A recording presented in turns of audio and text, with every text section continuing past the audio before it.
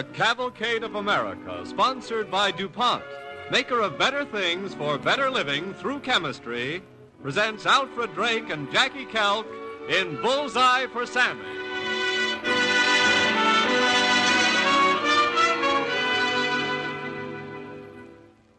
Scores of better things for better living are made by DuPont from salt, the same white crystals that you use 3 times a day on your dining table.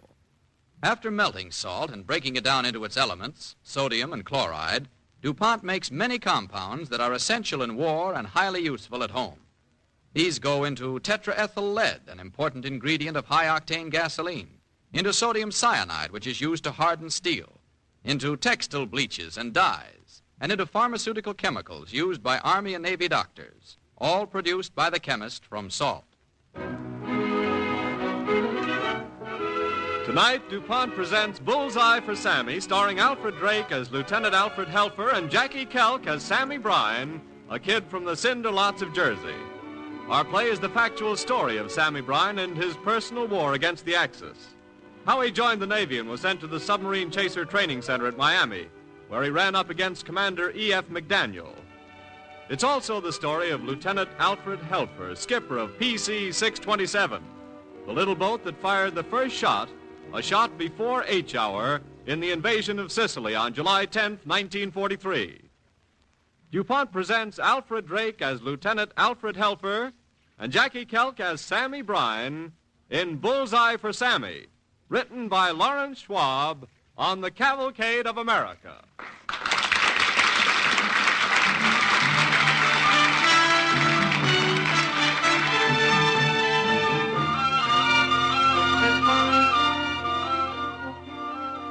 This is the Submarine Chaser Training Center on the Miami Bayfront. It is a Monday morning in March 1942. The new batch of men from recruit camp, Boots they're called, has just arrived. From schools, factories, farms, and pool rooms, they've come down here to the tip of Florida for their first lessons in seamanship.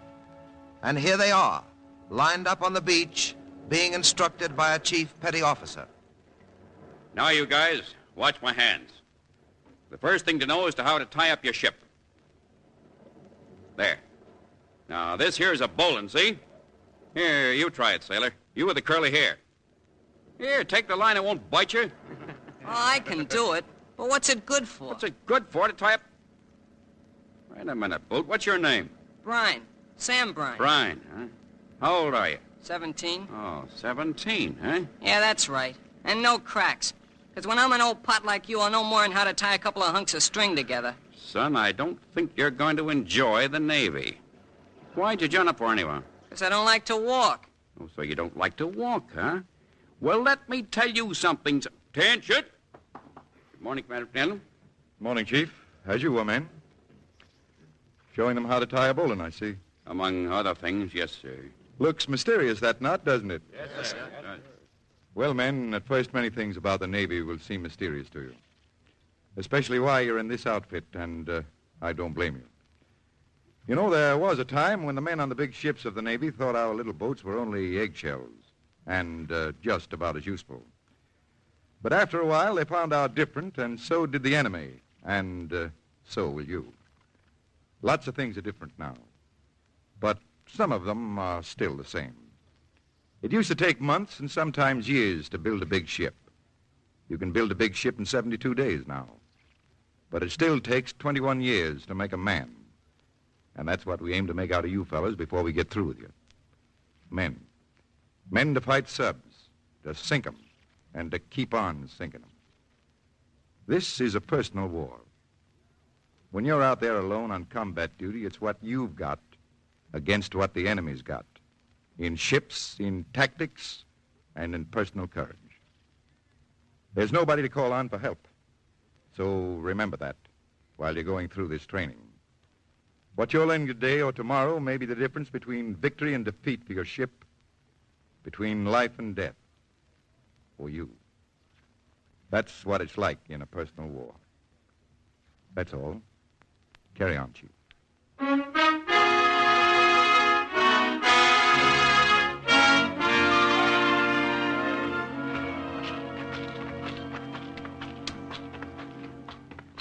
Hurry up, sailor. You'll be late. I'm in no hurry. What's your name? Brine. What's yours in case I should ever be interested? I'm Jenks. Tom Jenks from Indiana. Say, I hear that gunnery officer, Lieutenant Helfer's, done plenty of combat duty. Well, if he likes to fight so much, what's he doing here? I ain't never yet heard of a naval battle on dry land. I hear he's only here for a short while. Hey, pipe down. You guys are late. See me after class. All present, Lieutenant Helfer. Very well, Chief. This, men, is the breech block of your 3-inch gun. The gun you use against enemy subs on the surface. Now, this is the pointing mechanism, this the training, and into the breech goes this type fixed ammunition. What a pipe that guy's got. Get it Shooting the clear. breeze in Miami This while first us mopes section are is getting called the chock pointing full of mechanism. useless dope. This Just is to the go out and training. get shot at. Hey, Jersey, I want to listen. Breech. Besides, look at them ribbons. 3 engagements. So what? Pipe down, you men. If you don't want the dope, keep quiet while the others get it. You there, what's your name? Brine, sir. Well, Brian, read that sign on the wall out loud.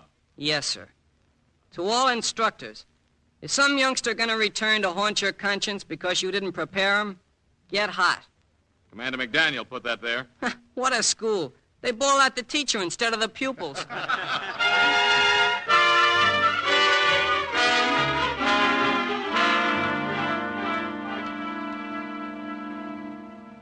4 weeks go by.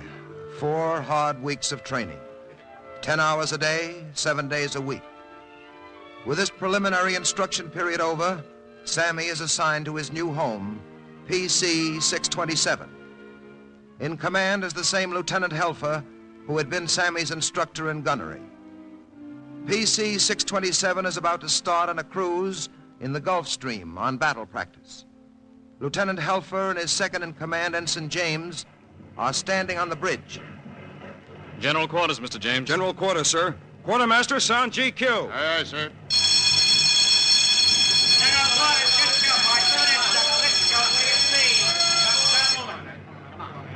Ready for action, sir. Okay, Mr. James. Everybody seems to know their stations.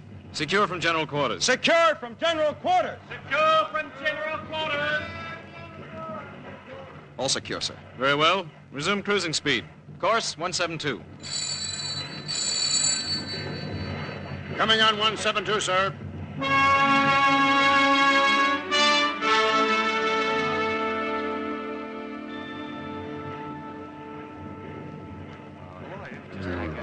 General quarters. A 4th time today, and yesterday, and the day before. Me carrying a 1,000-pound fuel drum around like I was a truck. And for what? Just so's the big gold-braided punk up there on the bridge can watch us sweat. I carry the other half of the drum. Don't forget that, Jersey. What do you think we have general quarters for? So we'll know what we're doing when we get the real thing. You just open your mouth too often, boy. Go lie down and cool off. That's what I'm gonna do, Farmer. Lay down right here in the sun till we hit the beach. Oh,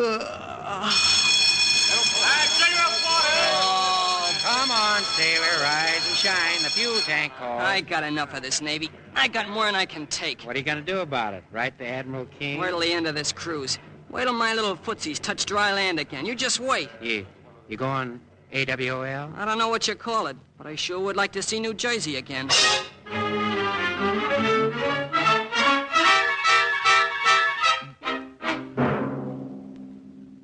And at the very next opportunity, Sammy Bryan went AWOL.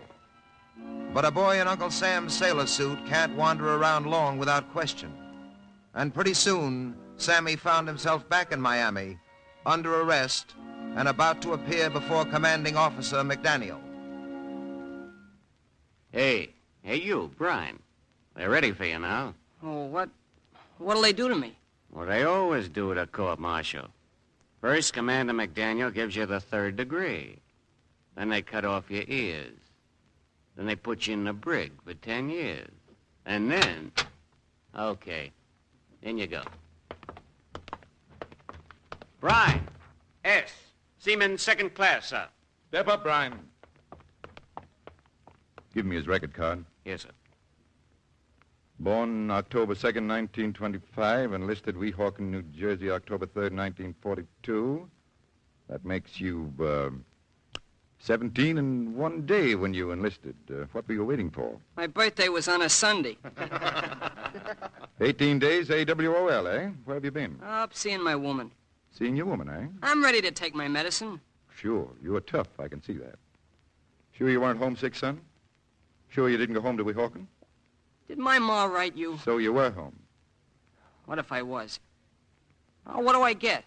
Well, since you came up to my office and asked for leave... Oh, but I didn't. Sure you did, sailor. Don't you remember? Guess I forgot to notify Lieutenant Helfer, your CO, that I granted you, let me see now. Oh, yes. I granted you 18 days. But you got back in time, didn't you? Here, take this money. Phone your mother. Tell her you're not in the brig.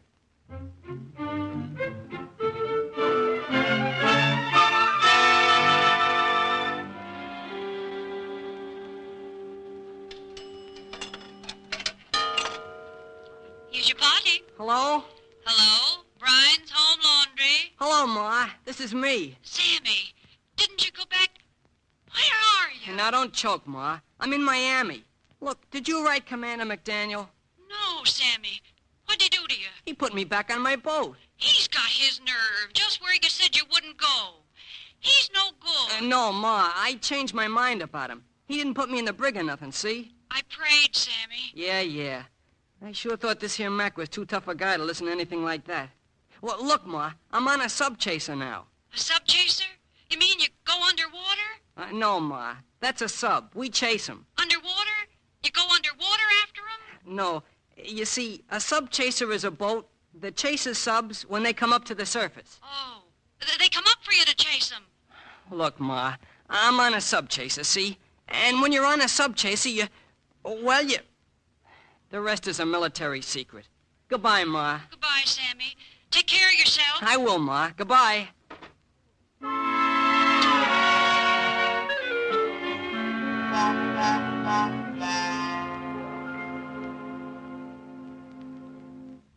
Lieutenant Helfer, skipper PC-627, would like to speak to you, Commander McDaniel. Come in, Mr. Helfer. Yes, sir. How's everything aboard? Shipshape, thank you, sir. Just one thing. I've got a tight little ship, and I hate to have anybody aboard that doesn't want to be there. Oh, yes. You mean Brian. Reported, has he? Well, yes, sir. He's sulking already. Look, Mr. Helfer, he's just a kid. Brought up on a beer bottle. Had to eat a lot of dirt on the way up, so he's bound to spit out some. But I think you can straighten him out. Say the word, and I'll try and spur him. Oh, well, I guess I'm stuck with him, sir. Thanks, Helfer. Here, take this with you. Orders. We sail tonight, huh? That's great. Hit him hard, Lieutenant. Then when you get sick of it, start all over and hit him again for me. Yes, sir.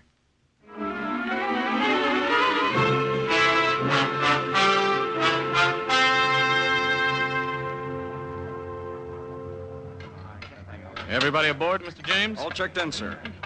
Here's Brian. Wants to talk to you. Hello, Brian. Welcome back aboard. What's on your mind? That's this, see? I don't like being no cook's helper. That's what they put me on. That ain't no man's work. Well, show me you can do better, Brian, and you'll be shoved up.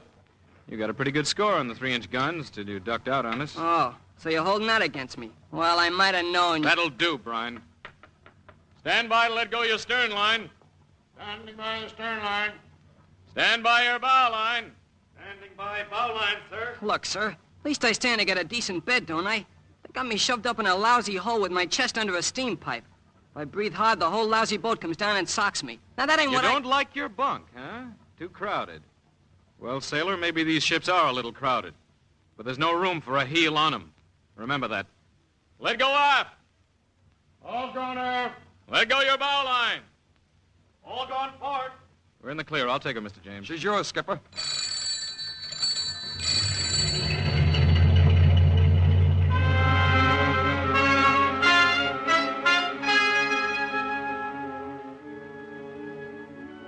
PC-627 is now at sea in the Mediterranean, where in July 1943, German subs were still taking their toll of Allied shipping. On the bridge, the skipper and Ensign James are munching away on the same old monotonous rations. Same chow again. You not only have to eat it till it runs out of your ears, but they make jeeps out of the cans and you're riding them. The crew's been griping too, as usual, but they've sort of rounded into a good bunch, don't you think, Skipper? Best crew I ever had, James. First and best. You know, that kid Brian's coming along, too. Yeah, Max said he'd be all right. He bellyached plenty about going below to his battle station when we got that sub, but he went. Well, that's the worst station aboard, down there in the hold by the gyro compass. Somebody's got to be down there. Hey, listen. Plain, sir. Bearing 315. I can just make them out. General quarters. Looks like bombers. Yes, sir. Quartermaster, sound general quarters. Aye, aye, sir.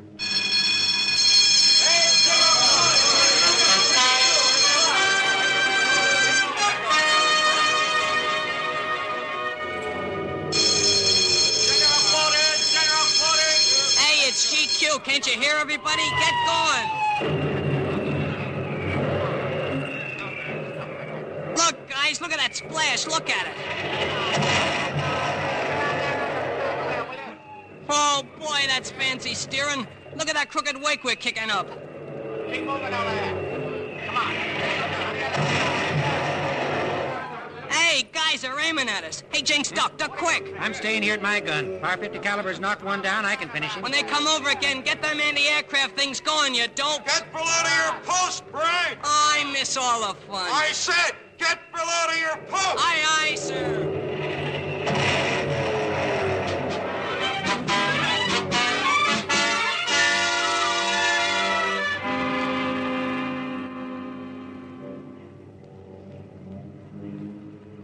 That's the end, I guess. We had plenty of luck that time, James. Sure. Skipper, you rode her like a bronco. Oh, here comes Sparks running with a radio message. What next? Radio, sir. Just came over. Thanks. Proceed at once to previously advised base to operate with fleet in landing operations. Landing operations? This is it, Mr. James. This is what we've been waiting for. Invasion.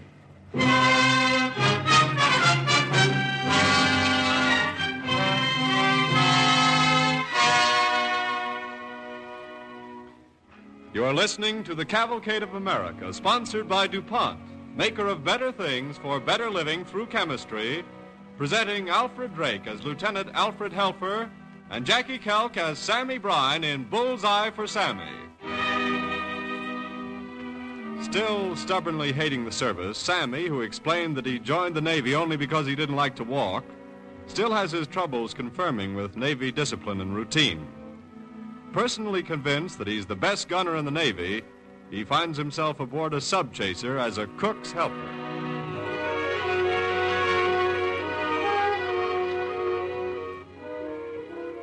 It is the night of July 9th.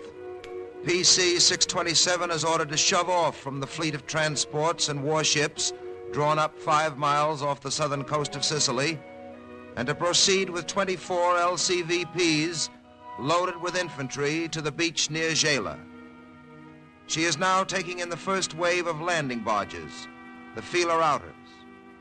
Lieutenant Helfer, her commander, is watching for fires on the hills, fires set by paratroopers who had gone over at midnight. These, scheduled for 0230, were to give him a landmark. It is now 0240. Somewhere forward out of the dark comes the voice of Ensign James, whose job is to keep the landing barges in line on either side. Easy! That's it. Easy does it. Hey, you, starboard 9, where do you think you're going? To fire? That's better. You're all in a row now. Gosh, it's dark. Look at down there, Jinx. Them jeeps piled in so tight they have to hold their guns in the air.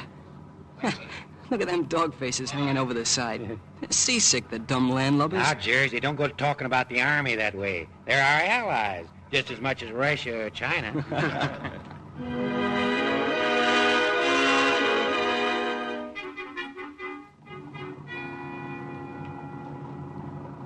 Keep a sharp lookout for fires, Mr. James. Yes, sir. Fires due at 0230. It's 0242. I wonder if those paratroopers... How are your barges, Mr. James? Under control, sir. Fire sighted. Where? Dead ahead. Up high. There's another one. There's another one. 3 fires. I see 3. Okay, I see them. We popped it on the nose, Mr. James. We're on the right beach. Get the crew into helmets, sidearms, and pass out grenades. Life belts, too. If they hit us bad, I'll run around the beach. We'll operate as rangers. Get every man at his battle station. Yes, sir. Battle stations, men! Battle stations! Battle stations! Hey, Skipper, can I come up and talk to you? Looks like you're here already, Brian. Skipper, we won't need no gyro compass in here by the shore. What? No, I guess you're right. What about it? Well, could I stay up on deck by one of the guns just in case? You're expected to stand by your station. Yes, sir. Oh, wait, Brian. Here, get on this battle phone to the engine room, just in case. Yes, sir. I'm on it, sir. Don't blow those life belts up too tight, men. You'll choke yourself. Watch it. Watch it. Hey, engine room. Hey, you black gang. This is your reporter, Sammy Bryan, broadcasting from the bridge. Pipe down, Brian. Yes, sir. Everybody at battle station, sir. Look, Jamesy. That searchlight. It's from their shore batteries. It's going over our barges in by the beach. Yeah. It's coming toward us. They'll get on us in a second. Here it comes. It got us in the beam. No, it's passing on. They missed us. The searchlight just passed over us, Black Gang. Hey, you hear me down there? They missed us. This is your ace reporter, Sammy Bryan. Stand by for more news. Shut up! Here it comes again. It's on the barges. They see him, Alfred. They must see him. Ready on the bow gun. Get a range on that light. Who's pointed there? Me, Jake, sir. Here it comes. Here comes the light again. It's on us. It's staying on. They got us full. And the barges, too. 0255, 5 minutes before H hour. Nuts. I'm not going to wait. We can't. Not with that light on. I'm going to commence firing. Bow 3-inch. Knock out that light. Fire at will. Come on, bear a hand, bear a hand. I said fire at will. Jenks can't move, sir. He's all tied up in his life belt. Yeah, his life belt's caught. His life belt's caught, sir. I told that idiot. James, we can't last a minute with that light full on us. They'll get the range. It might throw over the whole invasion timetable. Brian, get a man on that gun. Hey, what's the matter with me? Okay, but snap into it. I'm snapping. We better be moving out of this, Skipper. We're a duck. We're a duck sitting on And a... leave those barges unprotected? Don't be Ready on bow 3-inch, sir. Commence firing! The light's out! He got her, Skipper! He did it! Well done, Brian! Well done! And there it is, Jamesy, the fleet pouring it on. Just what we've been waiting for. That's us. H hour is here.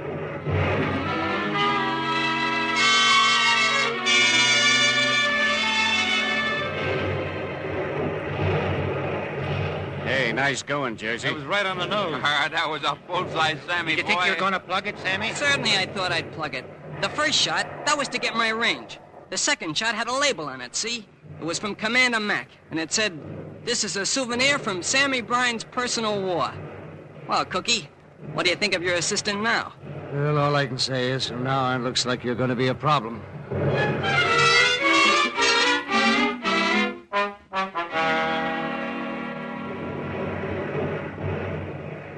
Look, Skipper, here come more barges in from the fleet. Oh, will you look at the tanks on them? Boy, they're loaded all right. Go on in, boys. The water's fine. Here come our barges back. Uh-huh, all of them. They made it. Yep, the army's ashore now on their own. EC 627. EC 627. Flagship calling you, Skipper. EC 627. Return to transport area. Pick up LCs. Proceed to beachhead. Over. Signalman, Yes, sir. tell flagship we'll pick up LCs and proceed to beachhead. Aye, aye, sir. Okay, back we go for some more army. Flagship calling PC 627. CO coming in. Well done, 627. That searchlight, I mean. That was good shooting. Very good shooting indeed. Say, that's the Admiral. Sounds like he's impressed. Yeah, I wonder how young Brian is taking it. Say, Jamesy, come over here quick. Yes, sir. Look down there, see him? Well, I'll be darned. That's Brian, all right. And you see what he's doing? Little punk is actually taking a bow. Just a minute, boys. He's going to make a speech. I thank you, Admiral. Gentlemen, I thank you one and all. All I want to say is, it was just my duty. Anyone could have done it, Admiral. That is, anyone with an eye like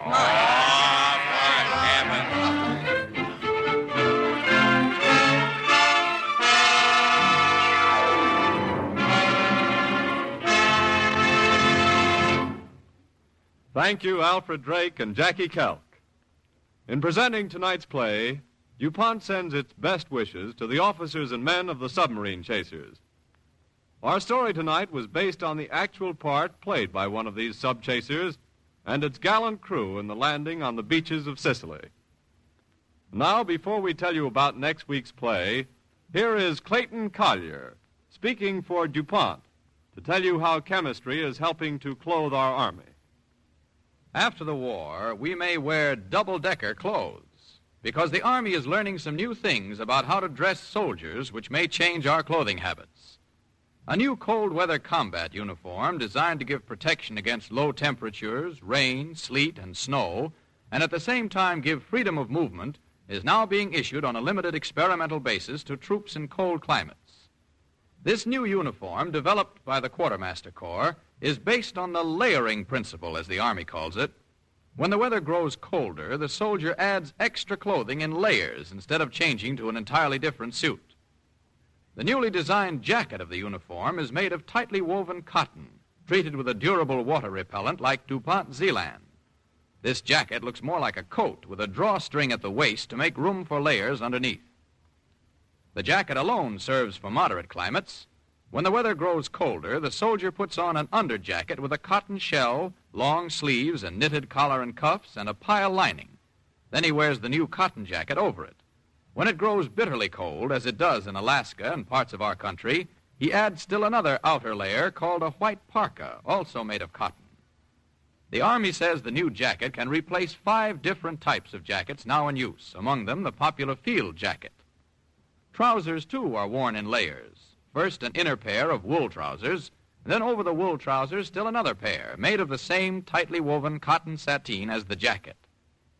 This sateen, says the Army, is light in weight, wind-resistant, and also has excellent water-resisting characteristics. The same DuPont Zealand which makes your jacket, raincoat, or your child's snowsuit repel water is adding to the all-weather efficiency and comfort of soldiers at the front. These durable water-repellent finishes are an important factor, enabling the Army to use cotton and introduce the layering principle in the new experimental uniform. After the war, all of us may change our clothing habits and wear in wintertime not heavy outer garments, but cotton outer clothing that will still provide warmth without weight, thanks to Zealand Water Repellent, one of the DuPont better things for better living through chemistry.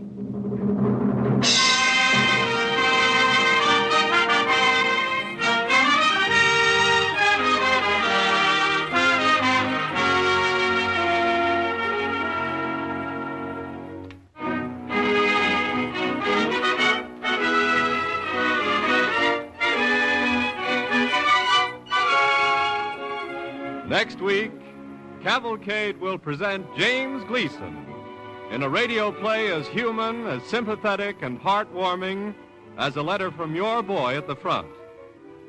Our play is adapted from the current bestseller by that ace war correspondent, Ernie Pyle, and stars James Gleason as Ernie Pyle in the dramatization of his best-selling book, Here Is Your War.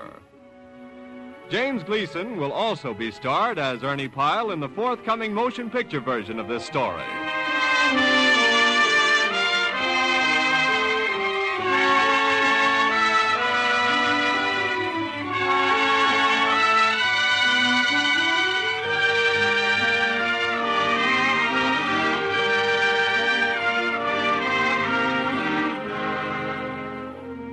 DuPont invites you to listen next Monday evening when Cavalcade presents James Gleason as Ernie Pyle in Ernie Pyle's Here Is Your War, a dramatization of the recently published best-selling book of the same name. Cavalcade is pleased to remind its audience that Alfred Drake, one of the stars tonight, is currently appearing in the musical success Oklahoma and is to be heard in his own radio program, Broadway Matinee, broadcast every weekday afternoon on another network. The orchestra and musical score tonight were under the direction of Donald Voorhees. This is Carl Frank sending best wishes from Cavalcade sponsor, the DuPont Company of Wilmington, Delaware.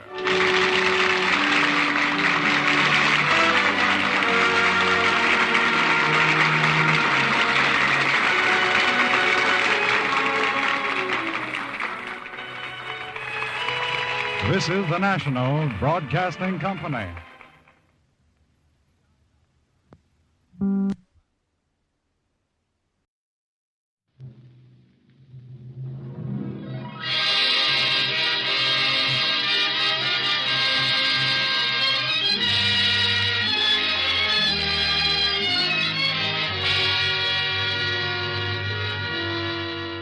The Cavalcade of America, sponsored by DuPont, maker of better things for better living through chemistry, presents James Gleason as Ernie Pyle America's best-loved war correspondent in Here Is Your War.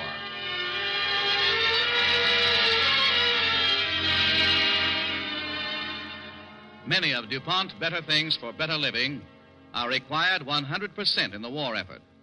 However, some products are still available for use on the home front. One of these DuPont better things is Speed Easy, the wall paint that covers wallpaper and most wall surfaces with one coat. It thins with water and goes on so easily you can apply it yourself. Speed Easy dries in an hour, saves time, money, and crucial material, thanks to chemical research. Tonight, we bring you a letter from the far-flung fighting fronts. It is a letter from your son, your husband, your brother, your sweetheart. The letter these men would like to write if they weren't so busy at the moment battling their way to victory. Yes, this is the letter the one you love would write if he had the experience, the broad sympathy and understanding of a veteran newspaper man like Ernie Pyle.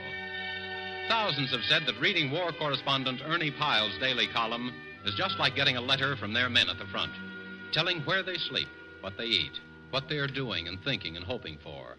All this and more, Ernie Pyle, Scripps Howard, United Feature Syndicate writer, tells in his new bestseller, Here Is Your War, published by Henry Holt. It is not a book about the war. It is the war. Truly a letter from the one at the front who lives constantly in your thoughts. DuPont is proud to present James Gleason in a radio story by Stanley Young, based on Ernie Pyle's new book, Here Is Your War, on the Cavalcade of America.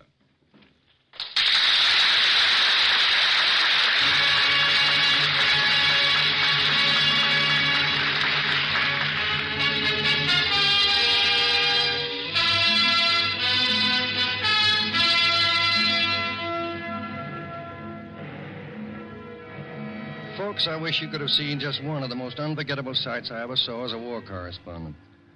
I was sitting among clumps of swordgrass on a steep and rocky hillside that we had just taken. A narrow path wound like a ribbon over a hill miles away, down a long slope, across a creek, up a slope, and over another hill. All along the length of that ribbon, there was a thin line of men. For 4 days and nights, they had fought hard, eaten little, washed none, and slept hardly at all. Their nights had been violent with attack, fright, and butchery. Their days sleepless and miserable with the crash of artillery. The men were walking. They were 50 feet apart for dispersal. Their walk was slow, for they were dead weary, as a person could tell even when looking at them from behind. Every line and sag of their bodies spoke of their inhuman exhaustion. On their shoulders and backs, they carried heavy steel tripods, machine gun barrels, leaden boxes of ammunition. All afternoon, men kept coming around the hill and vanishing eventually over the horizon. It was one long, tired line of ant-like men.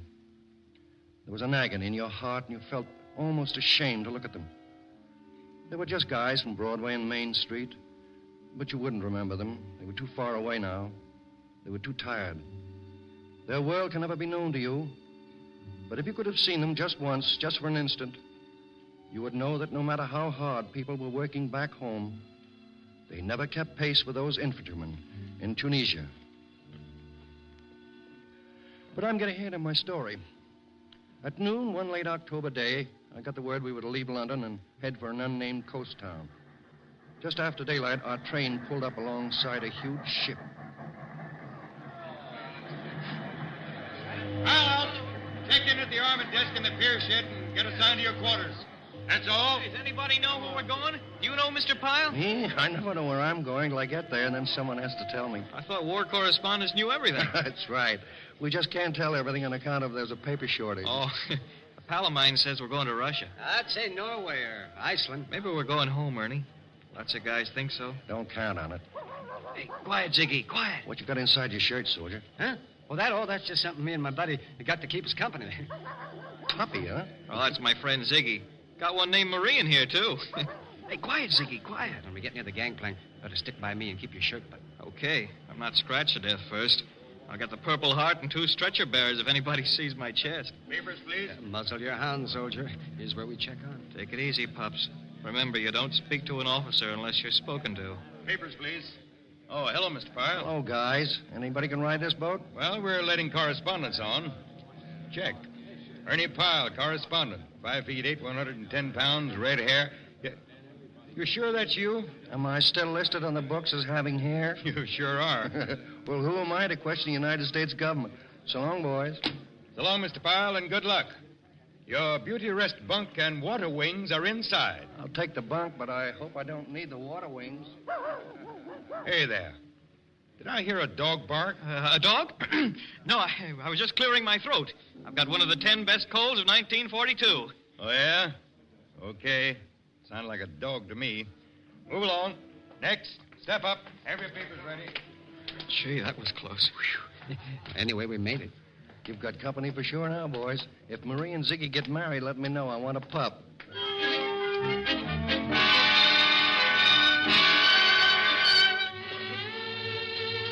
It's a terrific task to organize a ship full of troops. The trip had no sooner started than rehearsals for an enlisted men's variety show began. I believe you could take any 1,000 soldiers in our army and out of them create a good orchestra. The first show went over terrifically. Joe Comita, a hairy pauper from Brooklyn, did a striptease burlesque of Gypsy Rose Lee. His movements were pure genius. Take 'em off, Joe! Take 'em off! Wait for me at the canteen, baby. Oh, Joey, I never knew you were like this. When Joe was down to his long, heavy GI underwear, he swung to the front of the stage, lifted his veil, and kissed a front row colonel on the top of his bald head. The whole show was marvelously good, but there was something more to it than just that. There was the knowledge deep in everybody's mind that this was our night of danger. The radio had just brought word that Germany's entire U-boat pack was concentrated in the approaches to Gibraltar. Everybody knew we were on our way to Africa now. Yet with that knowledge of danger, the boys went buoyantly through their performances. A major turned to me as the show ended. Ernie, it's wonderful, those boys doing that when they're being taken to war. When you think of people at home squawking their heads off because they can have only 20 gallons of gasoline, it makes my blood boil.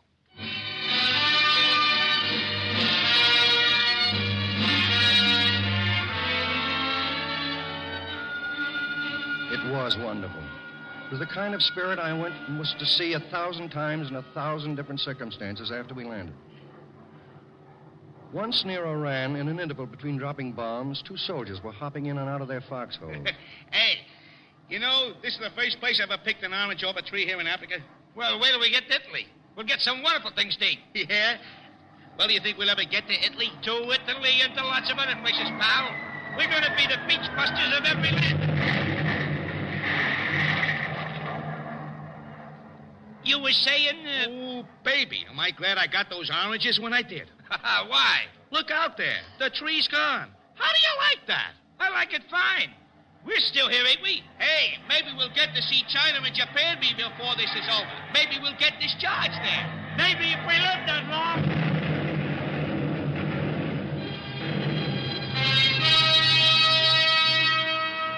If we live that long. It became an old refrain. I was to hear it again and again. I thought about it the day in Africa I met the remaining members of a gallant bombing crew I had known in England. It was the crew known as the House of Jackson, the one where everybody called everybody else Jackson. They were all living out under the wings of their flying fortress when I bumped into them. Fortress was called Devils from Hell. It had been a long time since I'd seen them, but they greeted me as if it had been yesterday. Time doesn't mean much at the front. Hi, Ernie. Want some chow? You fellas prefer sea rations to headquarters chow? Well, we like it better out here on the field. Nobody bothers us except bomb now and then. Yeah, what do you do about washing? We don't. Hey, by the way, what do you do? What do you mean? I put this shirt on clean 2 weeks ago. You're just about ripe enough for the House of Jackson. What's the news? You're asking us. I thought that was your business. I've been riding a Jeep for 2 weeks in the field. I lost my notes, my lunch, and 5 pounds. Bombing's safer. I don't think we got any news for you, Ernie, except we're alive.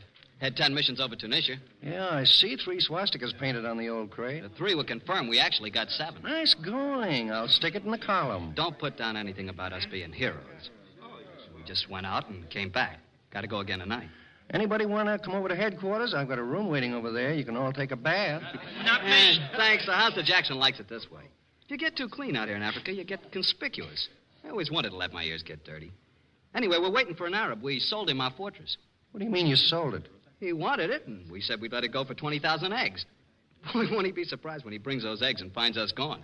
Not half as surprised as you'll be if he brings the 20,000 eggs. Oh, brother, what an omelet that would make.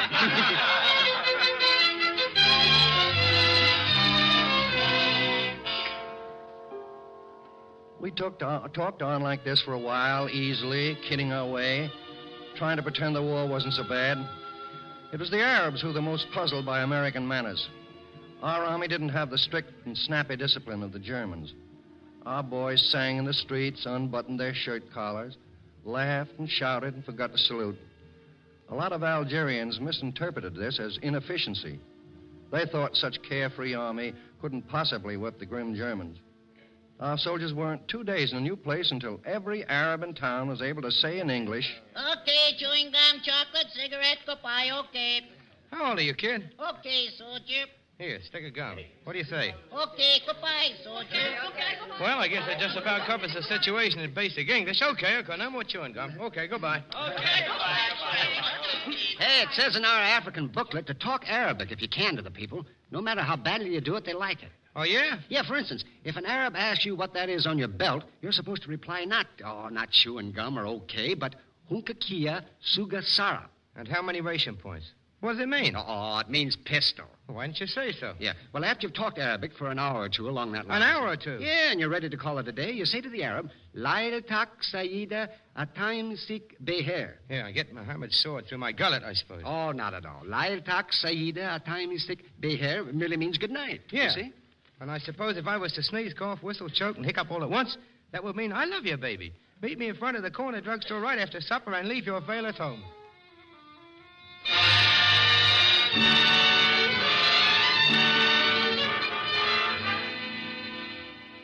One day I was out on the desert at a French garrison. There were several American mechanics and soldiers stationed around some wrecked American planes. We were all afraid of being strafed if the Germans ever came over and saw men working around the planes, and we wanted a nice ditch handy for diving into. The way to have a nice ditch is to dig one. We dug.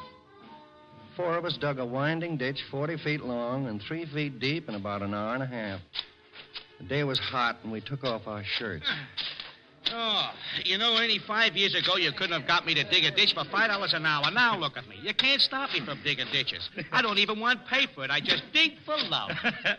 Well, I hope this digging today is all wasted effort. I never wanted to do useless work so bad in all my life. Anytime I get 50 feet from my home ditch, you'll find me digging a new one, brother, and I ain't kidding. I'm just like Joe here. I love to dig ditches. Well, I don't. What I'm looking for is a collapsible foxhole. The first guy that invents it is me. Right. Hey, did I ever tell you guys about my first bombing? Oh, only about 100 times. Here we go again. Well, I bet Ernie hasn't heard about it. Go ahead, shoot. Well, it was terrible. Yeah. I was never so scared in my life. As soon as those bombs started dropping, I dived into the nearest trench and landed right on top of a chaplain. So pretty soon I had an idea. I said, Chaplain, are you with me? He said, Brother, I'm ahead of you. So he went out of the ditch and took off for the mountains. Anybody who says a scared man can't make 50 miles an hour uphill doesn't know what he's talking about. Me and a chaplain can prove it. In the moonlight, the Jerrys picked us out and came down shooting. Well, I dived into an irrigation ditch full of water and went right to the bottom. After a while, I said, Chaplain, are you still with me? He says, with you? My boy, I'm under you. After this, from 6 p.m. on, my address will be the top of the farthest mountain peak. You sound a little like Sergeant Maple. Who's he? A sap? Stop it. No, he's the guy who's about 120% with his own outfit. The sergeant told me once that he fully intended to be a hero every time he was in battle. But somehow there was always so much suction in his foxhole he couldn't get out of it.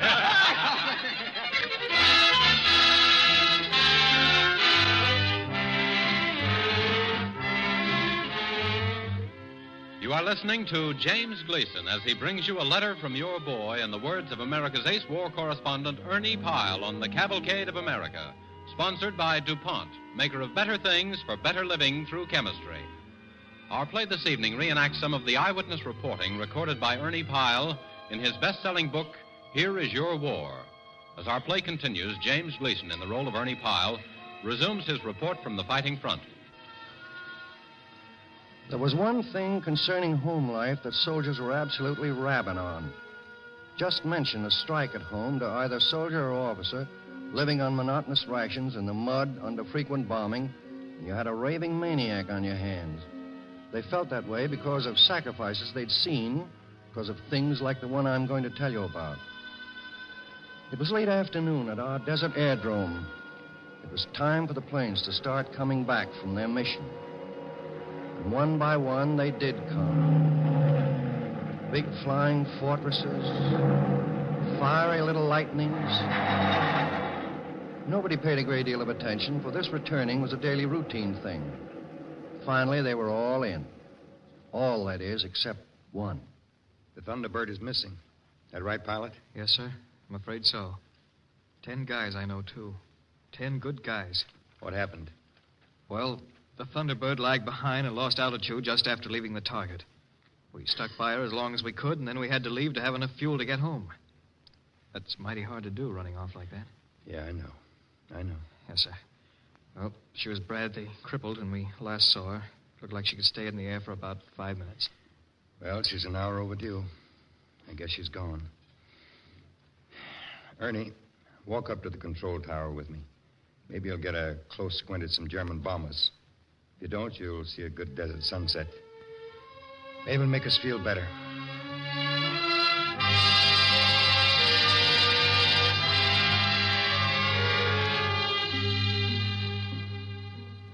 The sunsets in the desert are truly things with souls. The violence of their color is incredible. They splatter the sky and the clouds with a surging beauty. The mountains stand dark against the horizon, and palm trees silhouette themselves dramatically against the fiery west. As we stood on the tower looking down over this scene... Ernie, it's beautiful. It's almost too beautiful. Now, it doesn't make sense to think those 10 kids are never going to see it again. All veterans, weren't they? Yeah. Decorated for missions in Europe before they ever got to Africa. Ernie, look off there. That's a red flare. It sure is. You did see it, didn't you?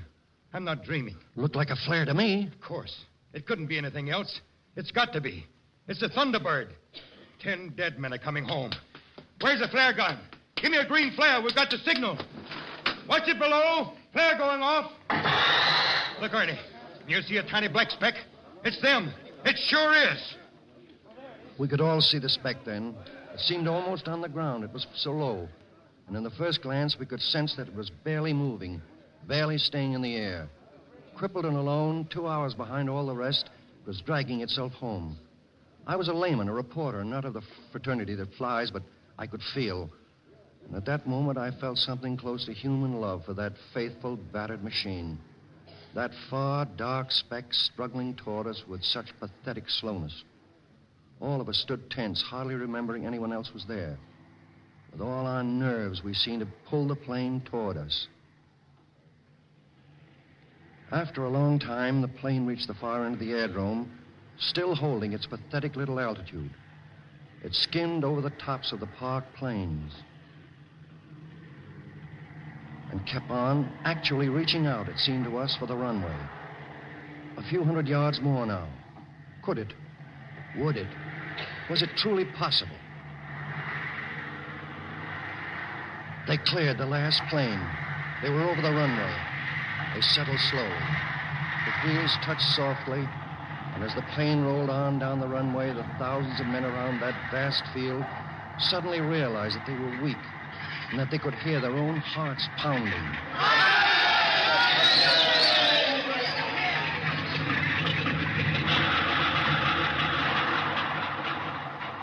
Hiya, babies. Boy, that's sweating it out. I bet you guys got our stuff divided up already. 2 motors, huh? Yeah, both on the same side. How do you like that? You were riding low, babies. How'd you get over that 1,600-foot mountain pass? Oh, we didn't come over the mountains. We came through them. Besides, Clark here was blowing on the windshield trying to push her along. Yeah, I just put my foot down and shoved her across that pass like a roller coaster. What happened, Skipper? Well, just about everything that could happen, sir. We got hit first just as we dropped our bomb load. One engine went out. Then a few minutes later, the other engine on the same side went out. You know what that means. Yeah, it means you shouldn't be here now. Right. Well, we were forced to drop down. Most of our guns were out of commission. We figured we were still more than 400 miles from home. Then the radio went out. We were losing altitude 500 feet a minute. Well, at 2,000 feet, I called the crew for a consultation, and I said, well, boys, you want to jump? And they said, let's ride this one on. That was how we decided, sir. And we flew on another 20 miles. And then a single German fighter appeared and dived at us. Its guns didn't do us any good, but it could knock us out of the air. Never for a second could we feel any real assurance of getting home. I think we just talked a blue streak all the time and cussed our way in. Congratulations, guys. You had me worried there for a minute. You know, Mr. Pyle, I wish you'd mention my name in one of your reports so my family will know I'm all right. Sure I will. What especially do you want me to say? Just say you met the old fool.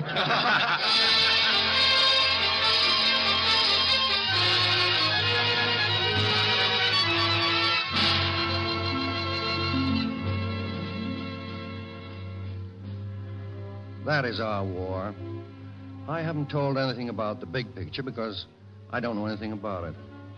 I only know what we see from our worm's eye view, and the reporter's segment of the picture consists only of tired and dirty soldiers who are alive and don't want to die, of long, darkened convoys in the middle of the night, of shocked, silent men wandering back down the hill from battle, of chow lines and atabrine tablets, and foxholes and burning tanks, and Arabs holding up eggs, and the rustle of high-flown shells, of jeeps and petrol dumps and smelly bedding rolls and sea rations, cactus patches and blown bridges, dead mules, hospital tents, and shirt collars greasy black from months of wearing, and laughter, too, and anger, and wine, and lovely flowers, and constant cussing.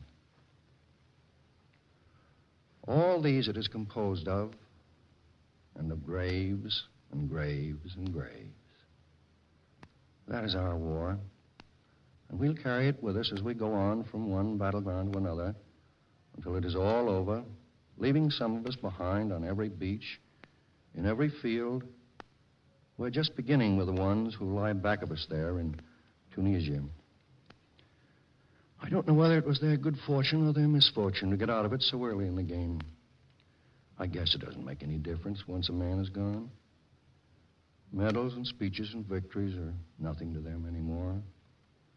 They died, and thereby the rest of us can go on and on and on.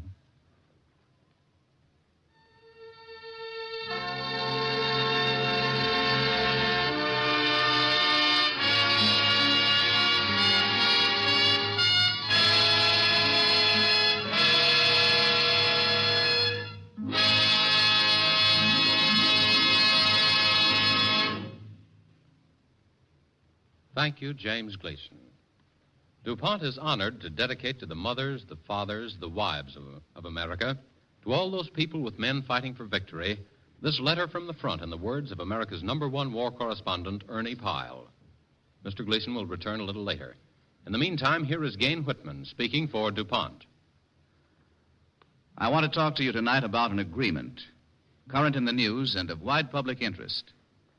This is the agreement which the DuPont Company has had for years with a British chemical company, Imperial Chemical Industries Limited.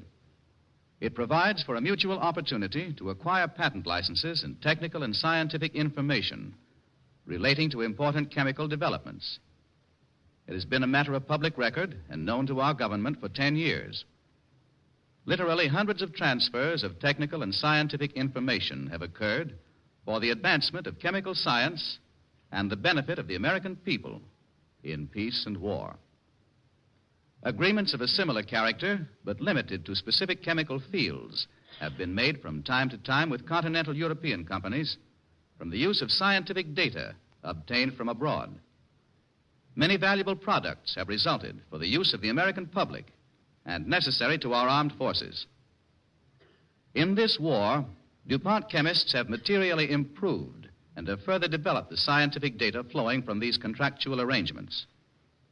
The scientific and technical information gained has contributed substantially to American progress and to the success of American arms. Many important products have resulted from these agreements, to which reference may be made without disclosing military secrets. Developments were made incident to synthetic ammonia, manufactured from nitrogen extracted from the air. Without this, we could not have smokeless powder and TNT in anything like the quantities needed. The development of methyl methacrylate plastic, used for the transparent enclosures to be found on every combat airplane, stems from these agreements. A new degreasing process, vital to quantity production of aircraft engines, urgently needed by the Army and Navy.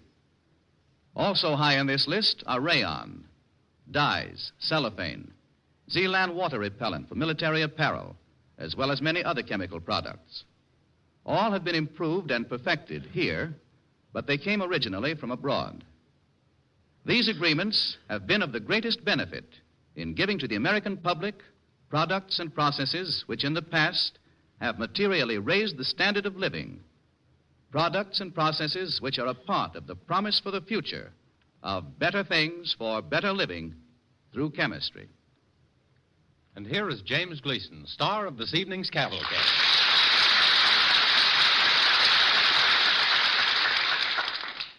Thank you very much, ladies and gentlemen.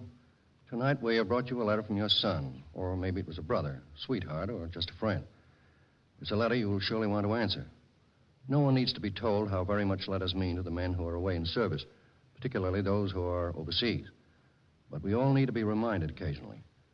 Won't you please just consider this a reminder from Ernie Pyle, who wrote this letter, to write tonight and often? Before we announce next week's play, the government has asked us to tell the young women of our audience, those from 17 to 35, of the United States Cadet Nurse Corps, which will give any qualified woman a complete course in nursing leading to the degree of registered nurse at no expense and with pay while studying. America urgently needs thousands of nurses. Your nearest hospital has complete information.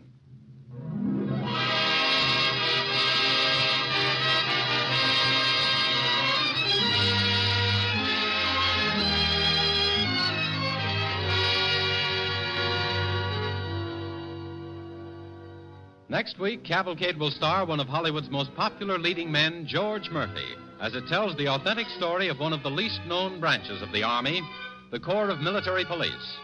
Our play is called Terrence OToole, M.P., and, as one might gather from the name of its hero, combines a warm human story with action and drama as we follow the military police on a surprise raid in the Mediterranean theater of war. DuPont invites you to be its guest again next Monday evening when Cavalcade presents George Murphy as Terrence OToole, M.P., a play as packed with action and drama as its young hero's name indicates. And if you think the Army's MPs are a bunch of brawn and beef bullies out to harass their fellow soldiers, you'll have a big surprise next Monday evening when you hear Terrence OToole, M.P., on the Cavalcade of America. Cavalcade is pleased to remind its audience that James Gleason, 20th Century Fox star, may currently be seen in Once Upon a Time. The musical score this evening was composed and conducted by Robert Armbruster. This is James Bannon sending best wishes from Cavalcade sponsor, the DuPont Company of Wilmington, Delaware.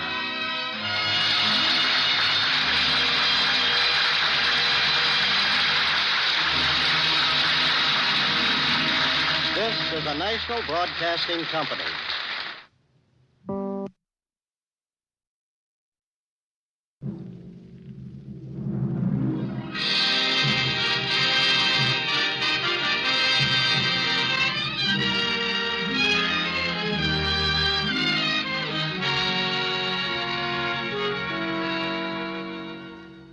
The Cavalcade of America, sponsored by DuPont, maker of better things for better living through chemistry, presents one of Hollywood's favorite leading men, George Murphy, as Terrence OToole, M.P., U.S. Army. Many of DuPont's better things for better living are required 100% in the war effort. However, some products are still available for us on the home front. One of these better things is Speed Easy, the remarkable new wall finish that covers dingy wallpaper with one quick coat. It thins with water and dries in an hour. Speed Easy comes in 8 beautiful pastel tints. 1 gallon does the average room. Try DuPont Speed Easy to brighten up your home. Tonight, Cavalcade presents the popular picture star George Murphy as Terrence O'Toole, MP, a play about a branch of the armed forces that the public is most aware of but knows the least about, the military police, or in GI language, the MPs, the blanket soldiers, so called because of the armbands they wear. These are the men seen on the streets, in railroad stations, on trains, or wherever military forces gather. They maintain order and discipline, keep military traffic moving, and check on personnel. But theirs is a far vaster job than most persons suspect. DuPont presents The Story of the Blanket Soldiers, written by Milton Wayne and starring George Murphy as Terrence O'Toole, MP, on the Cavalcade of America.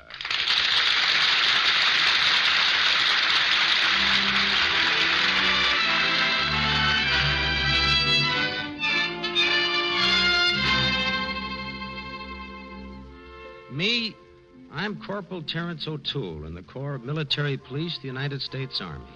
You can spot me quick by the blue band on my arm with the white letters MP. A blanket, they call it in the GI dictionary, and the guy wearing it is a blanket soldier. And that ain't meant for a compliment, take my word for it. So now you've got me pegged. I'm sitting in a train with my friend Kappa. We're passing through Jersey, and he's told me all about how he spent his furlough. So for a time, I'm just sitting there taking in the scenery, and then... Terry, what are you worrying about?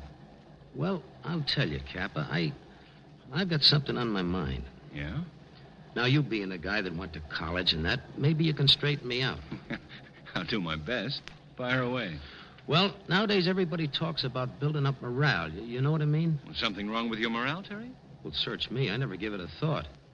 But my Aunt Bridget's morale, that's the big responsibility I got. When did all this happen? Just these couple of days while I was home. But I should have seen it long before.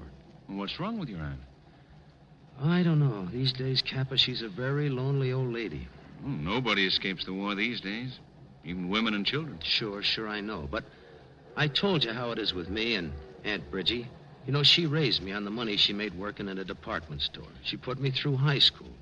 I felt kind of good when I got that job in the steel mill and started paying rent. I guess I got to be a big part of her life.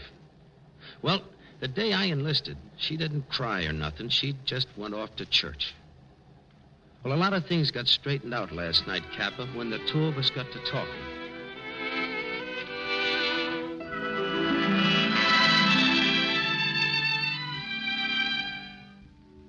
And that blue band with the white letters you have round your arm, Terry. What do those letters MP stand for? Military police, Aunt Bridget. Glory be, military police. There's been a policeman in the O'Toole family ever since your grandfather. Sure, I know it.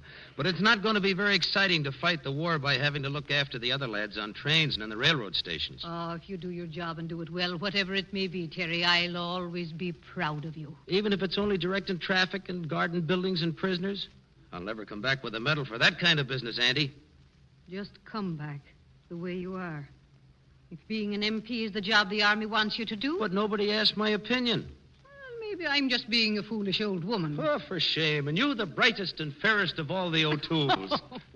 I'm serious, Terrence. I won't be worrying so much about you now. Not even the company I keep? I'll be coming out with a college education, you know. Now you're just teasing. No, I'm not. I mean it. Oh, this ain't like the last war when lots of the MPs were goons and bully boys. You know, all beef and no brains. No, now they train us for 5 months in a special camp. Say, guys who used to be teachers and lawyers, they're in my outfit. Well, your friend Kappa sounds like a fine man. Oh, he is a fine man. His real name is Henry Lessing. His real name? Well, yeah, you see, we just call him Kappa because when he went to college, he was called what they call a Phi Beta Kappa. They gave him a key. To the college? Well, no, it's just a little bit of a key. I don't think it would open anything very much, but he's a very smart lad anyhow. You know, he says you write wonderful letters, Auntie. Here, what's the matter, sweetheart? Well, we've never been apart, Terrence. And your letters... now, couldn't you tell me a little more about the things you're studying? The work you're doing, the men you're with? Sure, darling. Sure, I could and I will, I promise. And no more worrying about me, do you understand? I'll write you everything just like I'm sitting here now and telling you. Oh, thank you, Terrence. And bless you.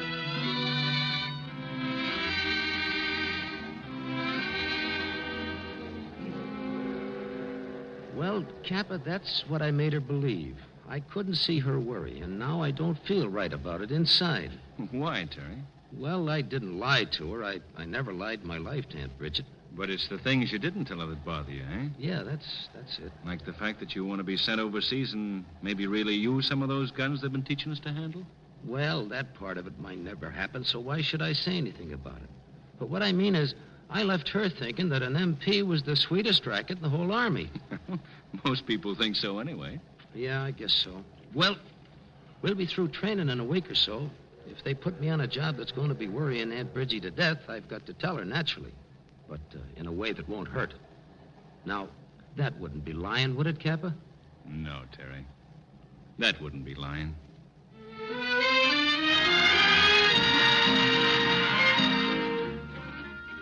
Dear Aunt Bridget, 2 weeks after we got back to camp, we finished our training, and now we're on a boat. I can't tell you what boat or where we're going to, but you can be sure for us blanket soldiers, it'll still be traffic to control and prisoners to guard. Plenty of them, I hope. I'll see another piece or two of this world, Princess, and all expenses paid. So don't you get to worrying too much about me, Makushla, because I'll know it if you do. MP Company, report immediately to Officers' Mess Hall, B deck. MP Company, report immediately to Officers' Mess Hall, B deck. And then, men, we shall proceed from England. Our ultimate objective will be North Africa. This MP Company has already had extensive instruction in gunnery, tactics, landmine detection, gas control, and taking care of yourselves generally. Now your training really begins.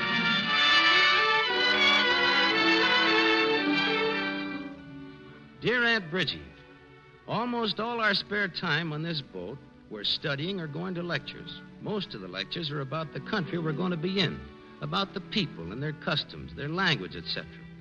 In a little while, the major's going to give us a talk on geography, which I should think would be very interesting.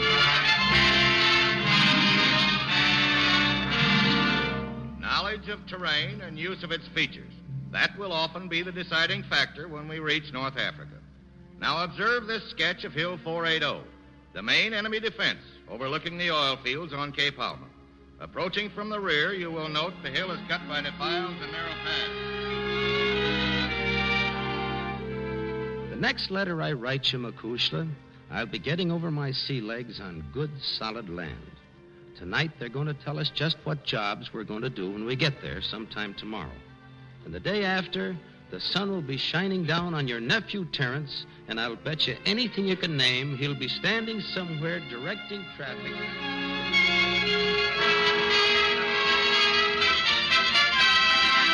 And now the cases. This MP Company has been divided into 4 groups, each commanded by an officer. This is the plan of operation for D-Day. At H hour plus 30, the first group is to enter the town of Halma, immediately head for the center of civilian government, and take over. The second group will be fire protection for the first. The third group will be held in reserve on the beach. The fourth group is to cut over to Cape Halma in support of a company from the 7th...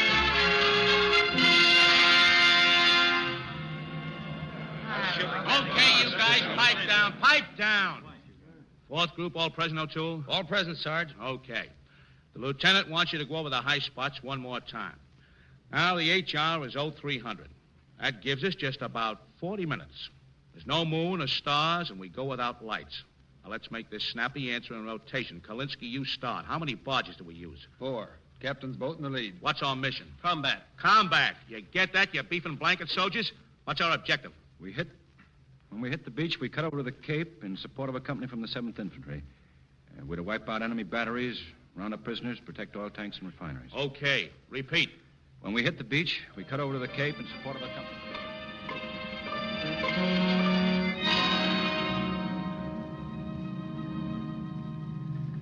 It's sure taking us a long time to get there. Take it easy, guy. Take it easy. Suppose you had to walk. Nuts. I'd call me a cab. Kappa, what do you think? I don't know, Terry. It shouldn't be much farther to the beach, according to the maps. Hey, you guys, listen to this. What? I just heard the Navy guy telling our Louis. He thinks maybe they got a wrong azimuth reading. The blind leading the blind. Destroyer dead ahead. Destroyer dead ahead. Down, everybody. There go the searchlights. Down, you guys. Down. Sergeant! Sergeant! Yes, sir. Take over. O'Toole, take my post. Right, Sarge. We're sinking! Sarge, we're sinking! Bail out with your helmets. No use, Sarge. Abandoned boat. Release your lifeboat triggers. Abandoned boat. Come on over to Sarge.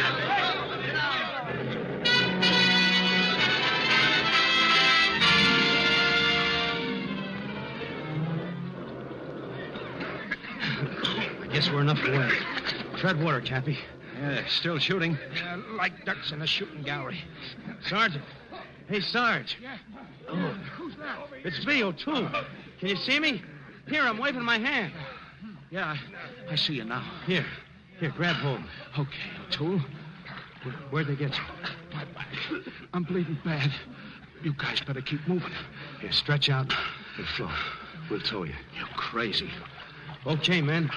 From now on, you're taking orders from me. Follow me, everybody. We're heading for the beach. Right now.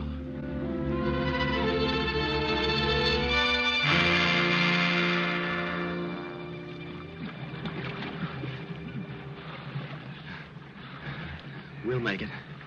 Take it easy on this beach. How much time before daylight? Too soon. Too soon. Pete, how's the sergeant? He's out cold. I'll take him up on the beach where it's dry. Here, I'll give you a hand. I can make it. Yeah, I'll okay. get him up there. Anybody got any idea where we are? So long as it's land, what's the difference? Oh. No, Mark. You hurt? Those rocks. It's my arm. My fingers won't close. Look. I fell it right through the sand. Beach is mine. Landmine. Hold it. Stay where you are, everybody. Pete must have stepped right into it. Wait, now I tell you. For what? Wait for what? Listen. Now, this is for all of us. We're in on something here, and the first signs don't look so good. If the beach is mined, it means they're expecting us. Now, maybe they heard that mine go off, and maybe they didn't. So what? What about Pete and the sergeant? Those mines go off when you step on them, and they go off to kill. There's only 6 of us now. We've come too far to die so cheap. You said it. It'll be getting light soon. Day'll come fast. I'm going up on the beach. Well, not you, Terry. We need those maps the sergeant was carrying. We need those cans of K-ration. Well, you're running the show now. I was just talking big before. The sergeant said for you to take over. I'll get the maps, Terry. Well, I'm not asking you, Kappa. Got any suggestions, Terry? Okay, kid. Find Pete's tracks. You'll have to go on hands and knees and feel for him. When you find them, stay in them. Backtrack the same way. Crawl right down past the water line. I'll be waiting. I understand. Be careful. Good luck. The rest of you, back into the water. Swim single file along the shore till you hit where those woods hit the water. Wait there.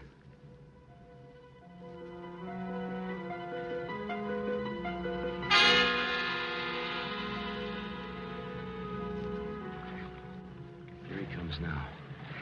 Come on, Kappa. Over here. Okay, Kappa, kid, okay. Yeah.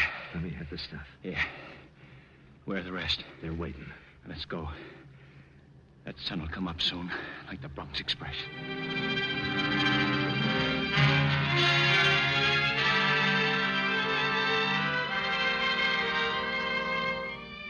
You are listening to George Murphy as Terrence O'Toole, MP. The story of America's blanket soldiers, better known as the military police, on the Cavalcade of Americas. As our play continues, O'Toole and a half dozen other MPs have just been forced to swim ashore from their landing barge destroyed by Nazi gunfire. They are huddled in the dark on an African beach, checking their salvaged weapons and food so that they can complete the mission assigned to them. What's the score, Rieger? Oh, our pistols are fouled. We got 4 grenades, 3 bayonets, a compass, a couple of knives, and a handful of rocks. Kappa, got us placed on the map yet? I think so. Here, take a look. We're between the town and the Cape here, but nearer the Cape. Mm-hmm. What about that road right above us? It runs from Helm to the Cape, branches out just before. Lower Fork leads to the oil fields, the Upper Fork leads to Hill 480. Oh, yeah. That's where the enemy batteries are placed. Uh-huh. Well, listen, men. Listen. Huh?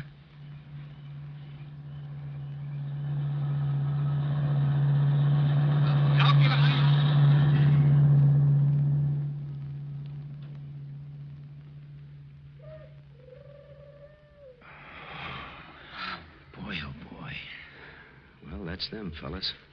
6 supermen in a Jeep. What do you think of them? If they're supermen, I'm Superman. Okay, now listen. I've got an idea those men are on patrol. That they go up and down on this road between the Cape and the town. We're going to lay quiet in these woods and watch. We'll clock them every time they go past. Kappa. Yeah? Open up some K rations and we'll eat. Right.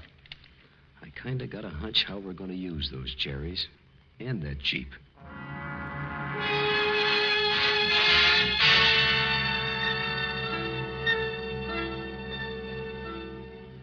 Well, what do you think? Can we do it? Well, I say, yeah, let's do it. Only one thing, O'Toole. Suppose our guys don't try the landing again tonight. Well, that was part of the plan they told us. Yeah, 2 days ago. If they haven't changed their minds. Well, there's nobody to sign any guarantee. From here on, we got to make up our own minds. It's fish or cut bait. Well, put me down for yes. Newmark? What good will I be? I should have stepped on a mine, too. Cut that out. A musician with one arm. I say yes. And that Jeep job's for me. I'll take it. O'Toole, I want it like that. Sure, kid. I'm only thinking. Can you do it? Well, I still got my right hand. I can drive it with one hand. Okay, Newmark. How long we got? An hour and a half till dark. Another hour for that patrol car to pass to the Cape. When they pass here on the way back, it'll be us or them. But my plan will work. I know it will. Okay, boys. Until they come, the time is all yours.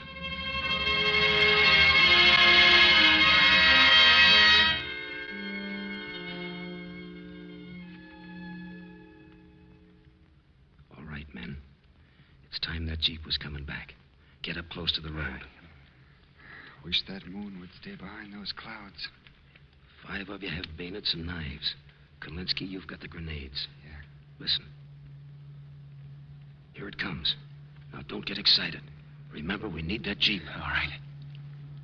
I see my marker. I'll start the count when the front wheels pass it. You set, Kalinsky? That piece of branch I put in the road? I'll lay a grenade right on it. Good boy, and at the right second. Remember, we need that Jeep. Hey, here it comes. Count. 1, 2, 3, 4, 5, 6. Go.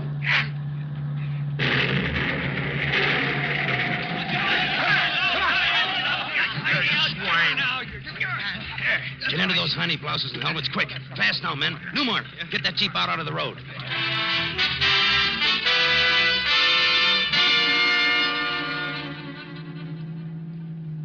Boy, did we strike it. A small arsenal in the car. Tommy guns, rifles, and grenades. Pass them around. Getting close to the Nazi barracks, Terry. Breaker, slow down. I got you.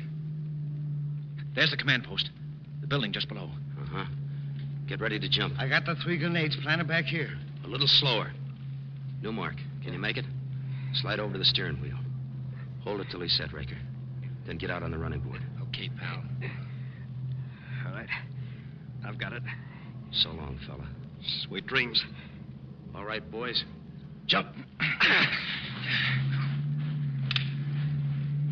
They didn't see us. Newmark's making right for the barracks. Goodbye, Newmark. He's holding the road all right. Just a little more, Newmark. Just a little more. He made it! Wait.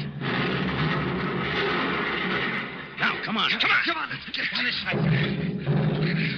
They're setting up a machine gun in the road. Do your stuff, Kalinsky. The rest of you start shooting. Come on.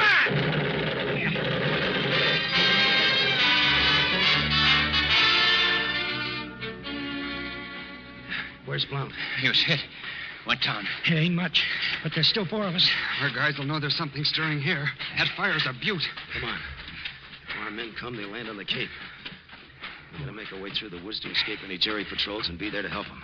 If they come. All right, you guys. Take it easy now. Ready? Single file and follow me.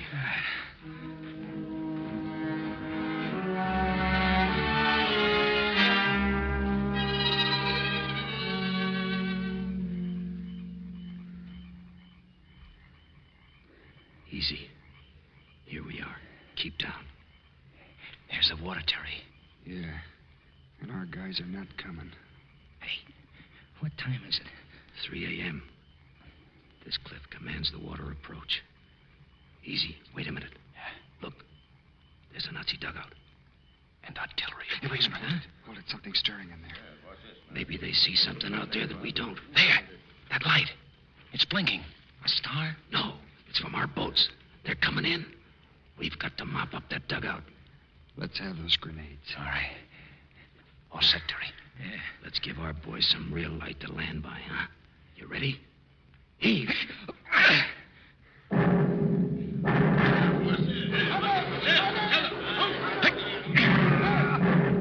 False. Toss him another one. Right. Yeah, got him. Come on, let's get out of here. Quick. Hey, Terry. Terry, are you hit? Is he hit? Yeah, I'm hit. My side. Yeah, take it easy. No, I got you.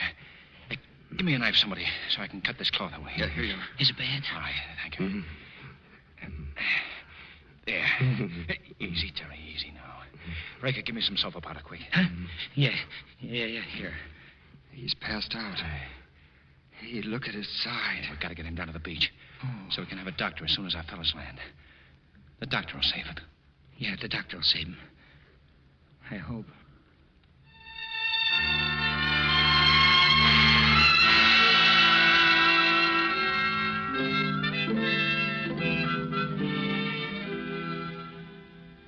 Dear Aunt Bridgie, I'm writing this letter from somewhere overseas. I got a little wet when we landed, and we ran into a little trouble there. But our boys straightened it all out fine. Incidentally, the socks you knitted me weren't hurt a bit by the water at all. I was knocked around a little and got a scratch or two, but after resting up, I'm back in business again. Most of my business these days is in a little town that looks like it's always early Sunday morning. And you know what I'm doing here?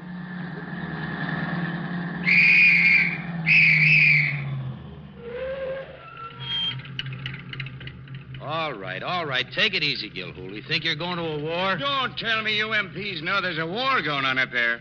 Oh, think of that now. Yes, we know about it. Yeah, somebody's been telling military secrets, and you MPs would never know about it way back here. Get going, Gilhooly. Is that an order, Corporal O'Toole? That's an order, Gilhooly, and here's something you didn't know. It's not Corporal anymore. You see those stripes? Yeah? It's Sergeant Terrence O'Toole, MP. Now get going. You're holding up the war.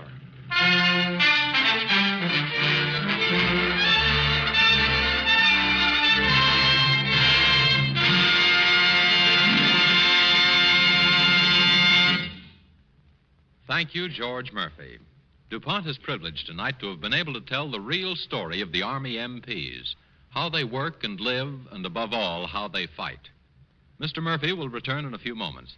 Meanwhile, here is Gain Whitman speaking for DuPont with some good news about food.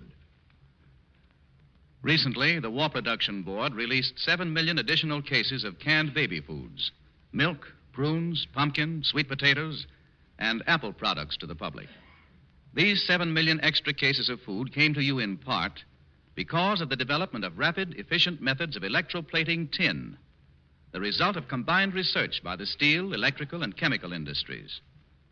The old method of tin plating food cans was to hot dip the steel from which they were made. But in the hot dip method, every unit of steel plate took about 1.5 pounds of tin. Now the Japs have most of the tin mines. So the problem was to find improved ways to plate the steel with only a fraction of the tin formerly used. And because of American resourcefulness and chemical know-how, it's being done. The new tin plate is rolling off production lines at the rate of 500 to 1,000 feet a minute. Here's a description of one steel mill's production line. It's 400 feet long. A steel ribbon more than 3 feet wide glides into one end. It runs through an alkaline tank that cleans it. It plunges through an acid to remove any foreign matter, such as oxide or rust. It gets sprayed with water and runs on through 12 cells of the plating bath. In the plating bath, an electrical system that can supply 120,000 amperes of current carries molecules of pure tin to the bright moving steel. Then the ribbon doubles over on itself, so that the plated undersurface becomes the top and gets plated on the other side.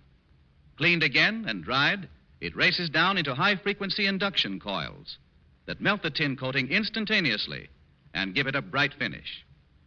Strips of finished tin plate come off the line in coils 5 miles long, weighing 25,000 pounds. They roll off at a rate of 5 to 10 miles an hour, many times faster than the old way.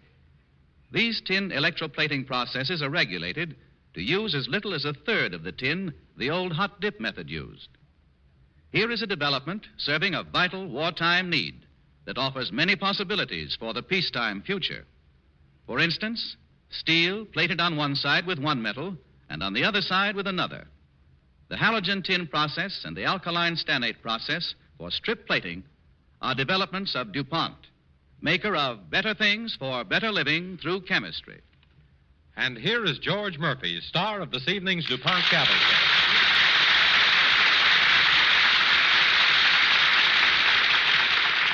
Thank you, ladies and gentlemen. It has been my privilege to portray a young man from one of the most interesting and important branches of our armed forces. I hope that by listening to this story, many of you have had the work and the duties of the military police clarified in your minds. That they are second to none in combat has, I think, been clearly demonstrated. More power to the Army's Corps of Military Police, and thank you very much.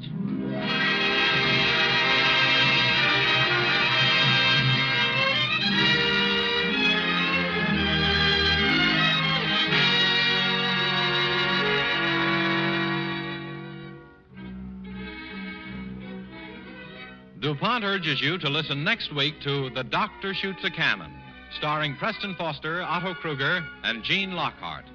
It is the story of the Navy's victory against the dread danger of flash burn, the searing wave of dry heat from exploding projectiles that caused a third of the casualties in the Coral Sea and the Solomons. Flash burn, unimaginable heat of 2,000 degrees, robbed of its potency by a little group of American naval doctors working with volunteer waves and sailors and experimenting with hundreds of formulas before they found the answer.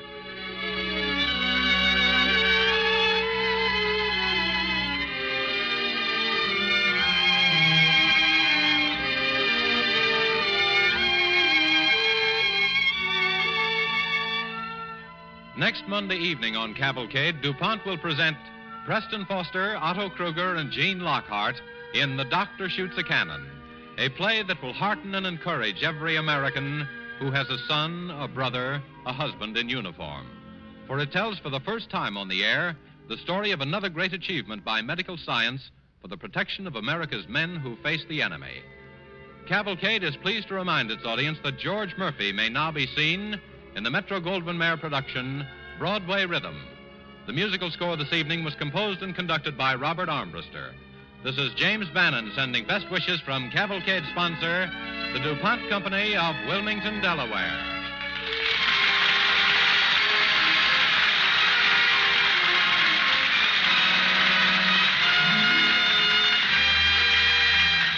This is the National Broadcasting Company.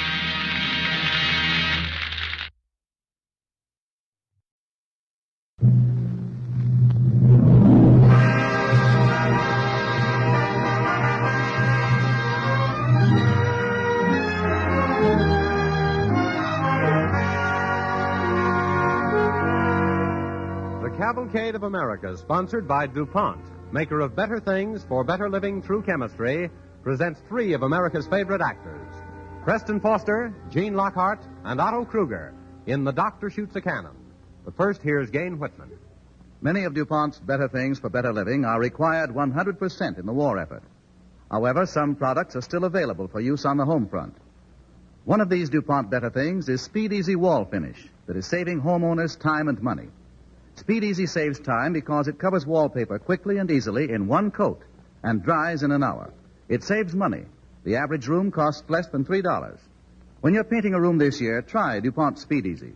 And so, with Preston Foster in the role of storyteller, Gene Lockhart as Dr. Andrew C. Ivy, and Otto Kruger as Dr. Gordon Foley, DuPont brings you The Doctor Shoots a Cannon by Paul Peters and Robert Tallman on the Cavalcade of America.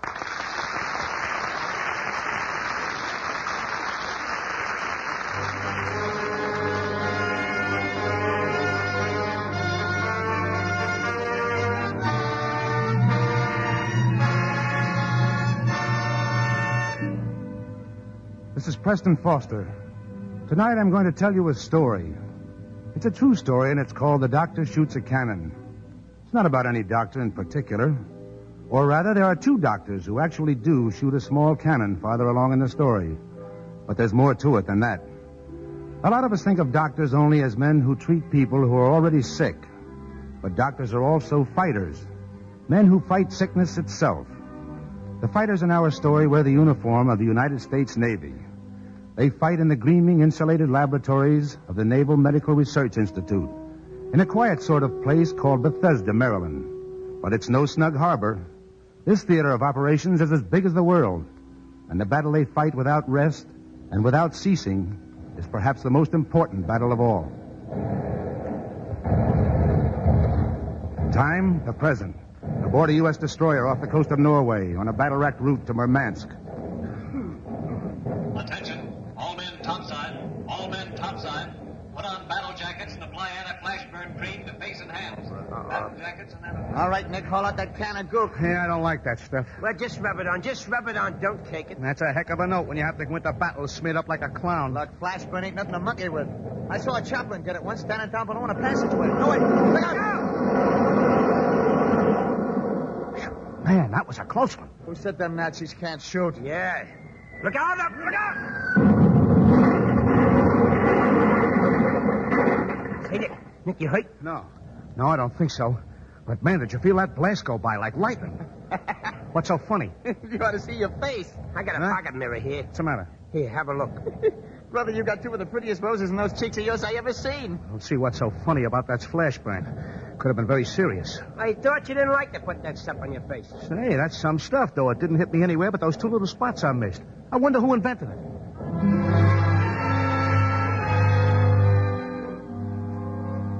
Battle jackets and anti-flashburn cream. A routine order. The men joke about it a little, but they know. It doesn't look like much of anything.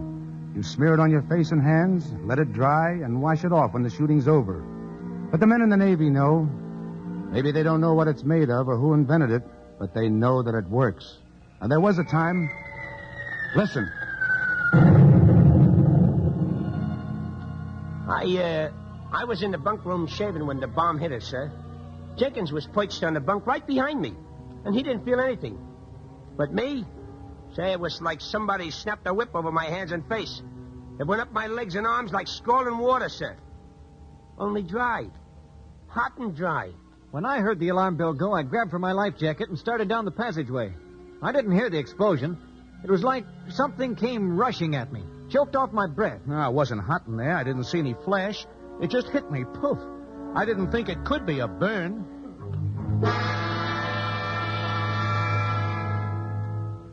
That's how it was.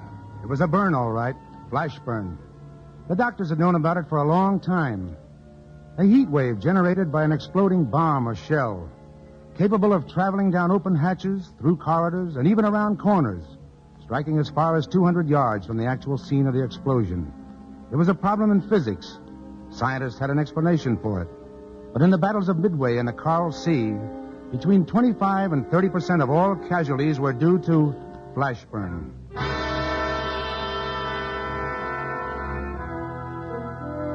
Dr. Ivy, report to Captain Hawkinson immediately. Dr. Ivy, Dr. Reeves. That voice you hear is coming over a loudspeaker in the library of the Navy's Medical Research Institute in Bethesda, Maryland. At the summons from the speaker, two of the doctors rise, cross to the shelves, and replace the books they are reading, then walk out. Dr. Ivy doesn't seem to be about. Oh, yes, here he comes now. He seems to be bustling along in a great hurry. Well, Dr. Ivy. I'll talk to you later, Dr. Foley. There's something I've absolutely got to do. Well, they were just calling you to report to Captain Hawkinson. I thought you might like to know. Thank you. I've been over at the hospital looking at some burn cases. See, did you read this latest report on flash burn casualties? Yes, and it's terrible. Absolutely terrible. 25 to 30%. Now, that doesn't seem possible. Doctor, I've been thinking... You've read those native bulletins about blood plasma and making a medicated ointment with one of the sulfur drugs, for instance? Now, wait a minute, Doctor. Wait a minute. Well, why not?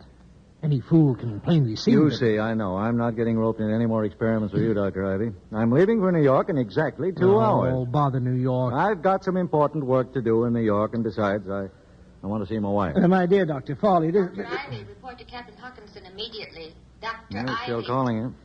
Well, I hope Dr. Hackinson hasn't another of those lifeboat ration problems for me. Look here, Dr. Foley. Why don't you take it over, eh? And leave me free to do the work on this ointment of mine. No, sorry. I'm going to New York, and that's final. Dr. Ivy and Dr. Foley. Report to Captain Hawkinson. Dr. Foley. Dr. Foley. So that's final, is it? Well, it looks to me as if you and I are going to study that lifeboat ration problem together. Come along, Dr. Foley. They're calling you.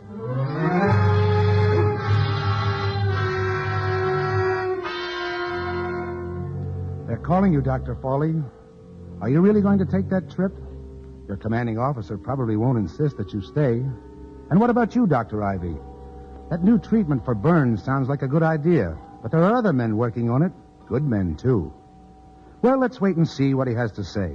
Here's his office. Open the door and go in. Good morning. Sit down, gentlemen. Yes, thank you. You know Dr. Coy, Dr. Greaves? Yes, Dr. good morning, Ivy? gentlemen.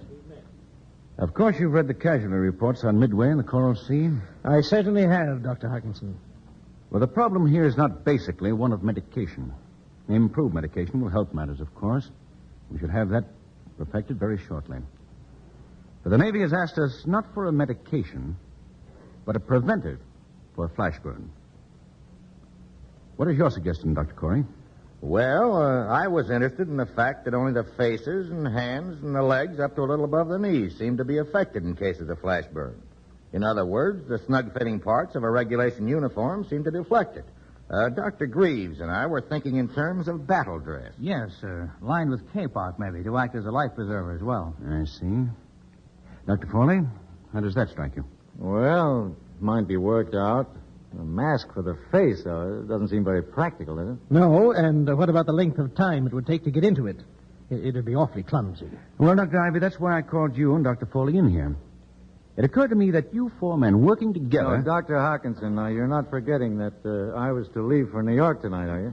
Work with Dr. Blair and his experiment? Oh, that's of the first importance. Oh, yes. And you, Dr. Ivy? Well, frankly, sir, I don't believe it's my cup of tea. It may not be an engineering problem, but I agree with Dr. Foley that it emphatically is not a medical problem. What about conversion of salt water to drinking water? Would you have said that wasn't a medical problem? Well, sir, that at least was a problem in chemistry, but designing a battle dress... Well, it seems to me, sir, that that's a problem for a tailor.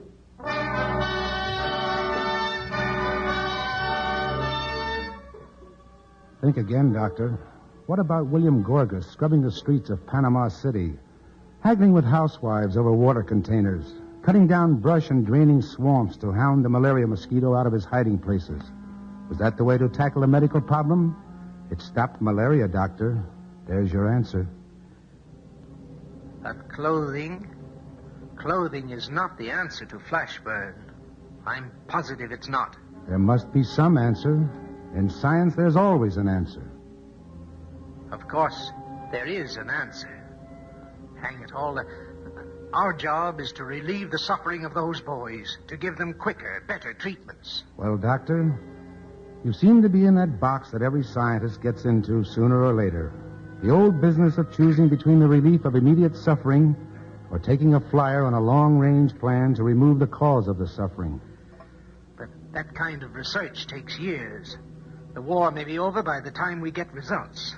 How do you end a war, Doctor? By sniping at the enemy with a rifle or by blasting his lines with a cannon? Cannon. Cannon? That's it. A cannon.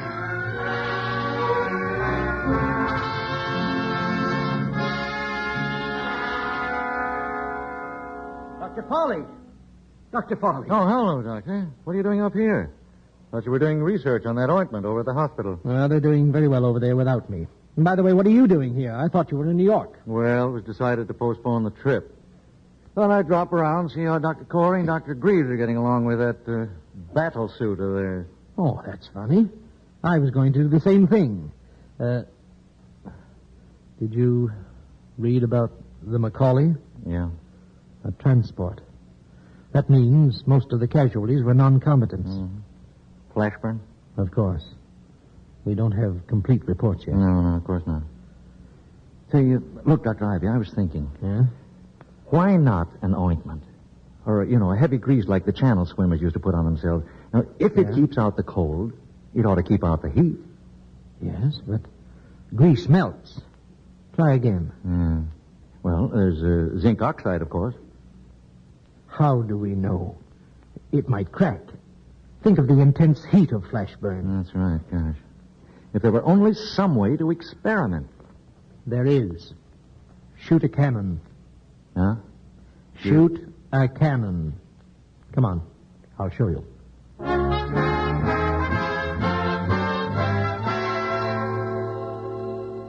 Now you're talking, Doctor. Let's have a look at that cannon. Well, Doctor, this is it. What do you think of it? Looks like a piece of junk to me. Who made that? I did. Does it work? Of course it works. It's a very efficient principle. Spark coil and generator. Early flivver period, yeah? Oh, of course, this is just temporary. Doctor, I'll tell you what we could do. We could set up a shop in the basement where the noise of the firing of the cannon wouldn't bother people. But there's just one bug in it. Yeah, what's that? I need something to restrict the area of the flash of the explosion. Well, what about that piece of asbestos board over there? Oh, excellent idea. Look here. I've even got a hole in it. About the size of a silver dollar. Here, Dr. Foley.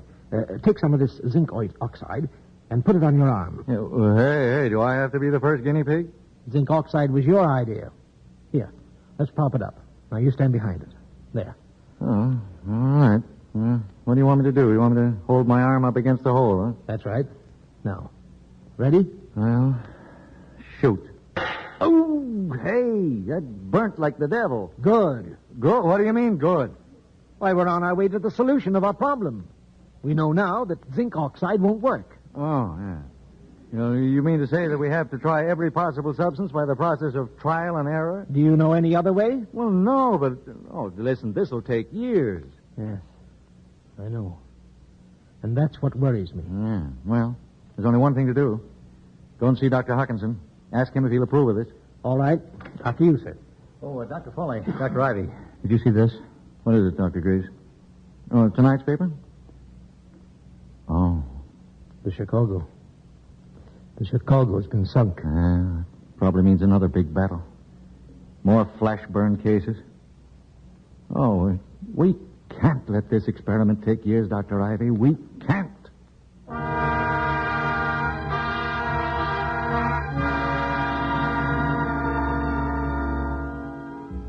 You are listening to The Doctor Shoots a Cannon, featuring Preston Foster as the storyteller, Gene Lockhart as Dr. Andrew C. Ivy, and Otto Kruger as Dr. Gordon Foley, on the Cavalcade of America, sponsored by DuPont, maker of better things for better living through chemistry.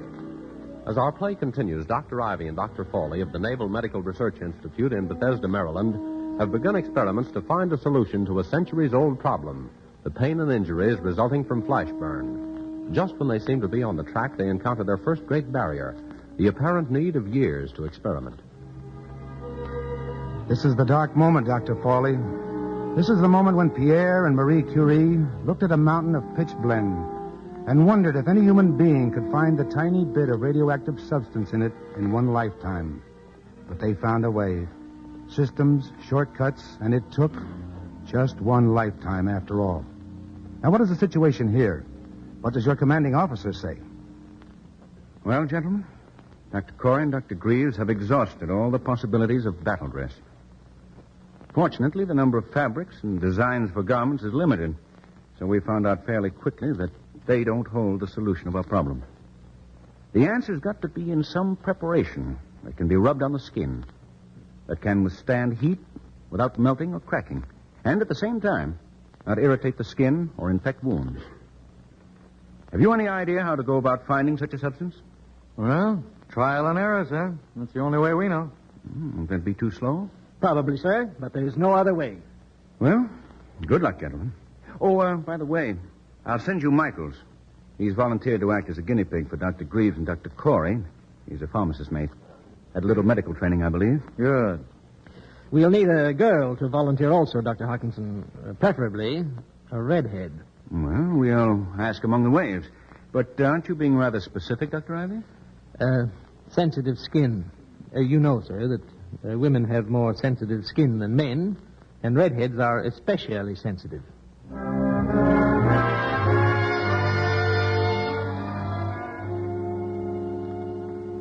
Well, I understand Dr. Corey and Dr. Greaves have willed you to us, Michaels.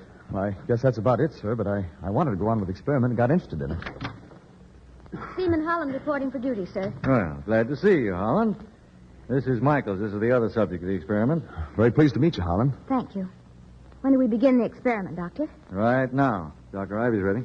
All set, Dr. Foley. All right, then. Now, Holland, you and Michael stand on the opposite side of that asbestos shield there, will you? And press your arms against these round apertures. Right here? Mm-hmm. Now, that blast will strike your skin in that restricted area, and that'll enable us to study the intensity of the burn.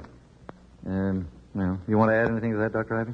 No, Doctor, that's about it, except that we've prepared 4 different ointments, which we'll put on 4 different spots on your arm. Well, then you're going to shoot 4 times? No, 16, Holland. 4 times 4 is 16, isn't it? Or have you youngsters changed there? Oh, are you going to shoot yourselves, too? Well, a good scientist always starts with himself. You see, Michaels knows. He's had 6 months in medical school. Yeah, a year, sir. A year, huh? New Jersey? Pennsylvania. All right, now, if this ointment works, there won't be any erythema. That means redness, Holland. I see. It was a year, Doctor. And if it doesn't, you'll report at the end of 24, 48, and 72 hours for observation and treatment. All right, you're the first victim, Dr. Ivy. You ready? Just a minute. Let me check. Formula A2, B1, C4, D8. All right, Dr. Foley, let it go. Burn? I'm afraid so. Oh. That scare you, Miss Holland? No. You'll get used to it. No? Go ahead, sir. Ready again, Dr. Ivy. Ready? Oh. Hurt? Not much. Next. How's that, Michael? Better. Shoot. I think D8 does it. No burn at all. Yeah? Well, let me make a note of that. Huh? All right, you ready, Miss Holland? Yes, sir. Shoot. Miss Holland, if this is hurting you too much... Michaels was right, sir. One gets used to it. Why can't you do hers on my left arm? She's got a very nasty burn there, sir. Are you trying to suggest I want to back out? Oh, no, but Well, get this straight. Whatever a sailor can do, a wave can. That's what you think. Dr. Foley. Michaels, be quiet. Get these ointments on your arms. A2 at the bottom and D8 at the top. Well, I'm ready now. Let her rip.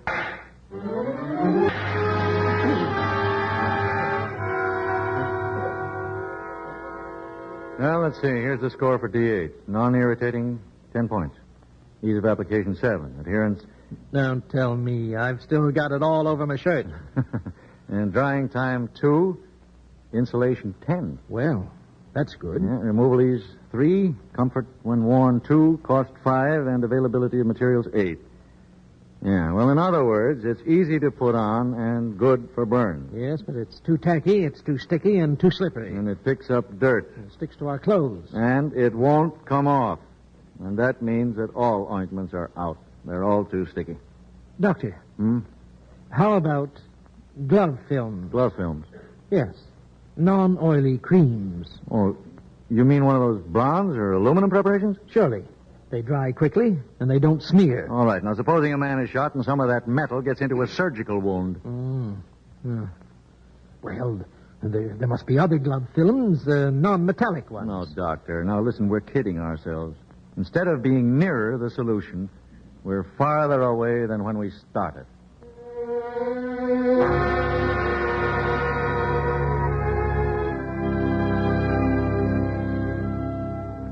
Perhaps you're right, Doctor. There's always a great time lag in science between theory and application.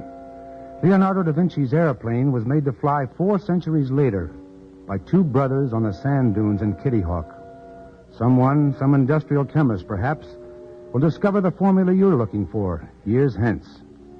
It'll be another case of the lucky accident, or spilling rubber on the stove, or something that just escaped your attention, like sulfa drugs, discovered 3 decades before their miraculous healing powers were known. But this involves no world-shaking principle. We're looking for a simple, quick-drying paste that will insulate the faces and hands of fighting men against flash burns. It ought to be easy. Just a matter of trial and error. Trial and error? That's how Ehrlich found his Formula 606, wasn't it? It might just as easily have been number 10 or number 10,000, but it was 606. We haven't time for 605 failures. We haven't time. Pick up that newspaper on the desk in front of you, Dr. Fawley. Another destroyer reported missing. More engagements with the enemy. The boys who went down with those ships have plenty of time. They can wait. Listen, Doctor. Hear that? That was a Jap bomb landing on the deck of the Aaron Ward. You'd better get going, Doctor. You'd better hurry. Formula H24. Ouch! That burns. Throw it out. No insulation. Formula J17. Why, that didn't hurt at all. Yes, but it won't stay on. Adherence, 0. Formula L39. Come on, Michael, stock up. All right, I guess. But I can't get it off. All right, use alcohol. Now for the film glove, M. Formula M42. Fine. I'd say that's pretty close. It won't do it, correct. Let's try a modification. Formula M70. Well, what do you know? I never felt a thing. Oh, this looks like something. Has all the properties. It dries in a minute. Sticks like paint. Comes off with soap and water. And this is it. This is it. Formula M70. It sounds very important, sir, doesn't it? Like a scientific discovery that's really big. Michaels, I don't think this is exactly small.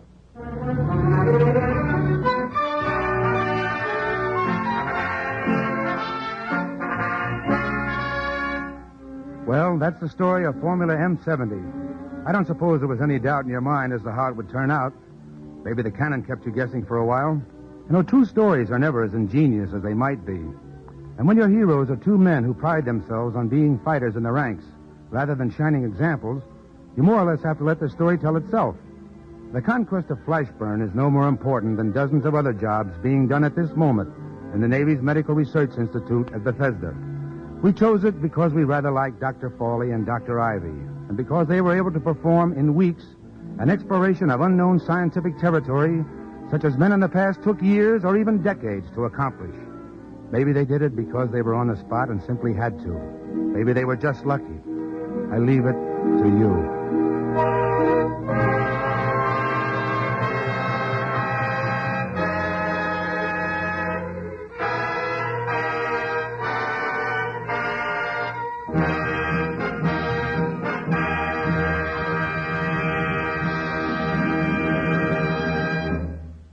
Our thanks to Preston Foster, to Gene Lockhart, and to Otto Kruger, our stars on this evening's Cavalcade. As an enterprise long dedicated to a policy of chemical research, DuPont is proud to salute the scientists who, by their skill and devotion, have again inched forward the frontiers of human knowledge, and thus been the means of saving countless human lives. Mr. Foster will return a little later to speak for himself and his fellow players. And now here is Gain Whitman to tell you about a product of chemistry used in the anti-flashburn cream you've heard about tonight. One of the ingredients used in the anti-flash burn cream is titanium dioxide. Titanium dioxide is one of the most versatile of the more than 4,000 chemical compounds manufactured by DuPont. If you visited a stockroom filled with samples of these 4,000 or more compounds, or even a few hundred of them, you'd find it difficult to tell them apart. Yet a single one of these compounds may have scores of uses in industry which no other can accomplish. Titanium dioxide is a white powder so fine that it would take 16 million individual particles of it side by side to make 1 inch. It's used by the armed forces in the protective creams that safeguard a man's skin against painful flash burns inside gun turrets, and in other creams that offer protection against sunburn and insects in the tropics. And this same titanium dioxide, coated on a welding rod, keeps the electric arc steady and ensures smoother and stronger welds. It is titanium dioxide that gives present-day white paints their extraordinary whiteness and covering power, and the lighter colors their clarity and resistance to fading. That's why practically all of the compound DuPont manufactures for paints is now going to the armed services for protective paint coatings and camouflage. Many peacetime products, such as white rubber and the best white leather, depend for their whiteness on titanium dioxide because the particles are so fine that they go all the way through. Linoleum and felt-based floor coverings owe not only their colors, but much of their resiliency and long wear to this compound. It reaches you in coated fabrics, even in soap. And titanium dioxide is handling a job in the field of paper manufacture that affects all of us at the present time. As you know, wartime needs for paper are so great that the government asks you to turn in your waste paper as a salvage. Books and magazines are printed on thinner paper. Even the writing paper you buy today is thinner. A few years ago, it would have been difficult or impossible to use such thin paper because the print or writing would have shown through from the back. But titanium dioxide added to paper keeps this from happening, and so conserves paper, makes it go further.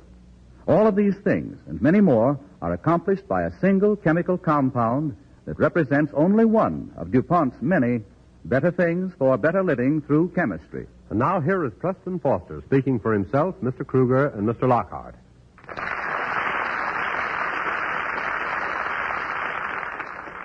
There's a world of hope and comfort and assurance in tonight's play, for it again demonstrates the concern of the chiefs of the Army and Navy for the safety and protection of the men who bear the brunt of battle.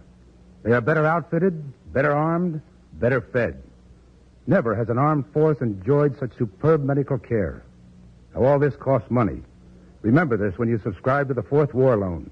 It is your investment in bonds that provides the extra protection and medical care, saves the lives of American boys at the front and at sea. Thank you.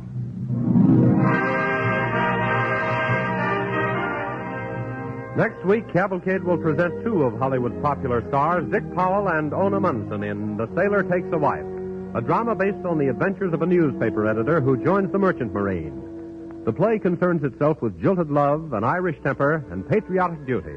It tells also of a girl reporter who gets her biggest story when her ex-boss makes his first convoy cruise in the merchant marine. DuPont invites you to listen to Cavalcade again next Monday evening when it presents Dick Powell and Ona Munson in The Sailor Takes a Wife, a page-one drama of a newspaper man in the merchant marine, America's new lifeline across the seven seas.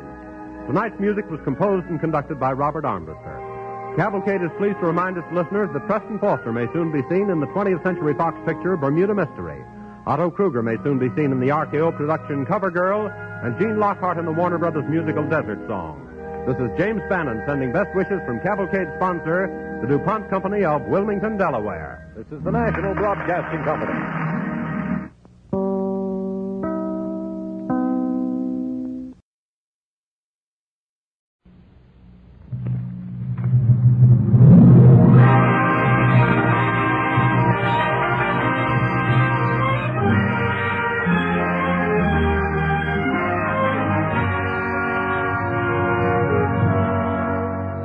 Cavalcade of America, sponsored by DuPont, maker of better things for better living through chemistry, presents Dick Powell with Ona Munson in The Sailor Takes a Wife. But first, Gain Whitman speaking for DuPont. One of DuPont's better things for better living is Speed Easy. Speed Easy wall paint makes redecorating an easy job. When you decide at the last minute to fix up a room for that special furlough visitor in your family, try DuPont Speed Easy. Choose from 8 beautiful colors, thin with water. Apply one quick coat over wallpaper or plaster.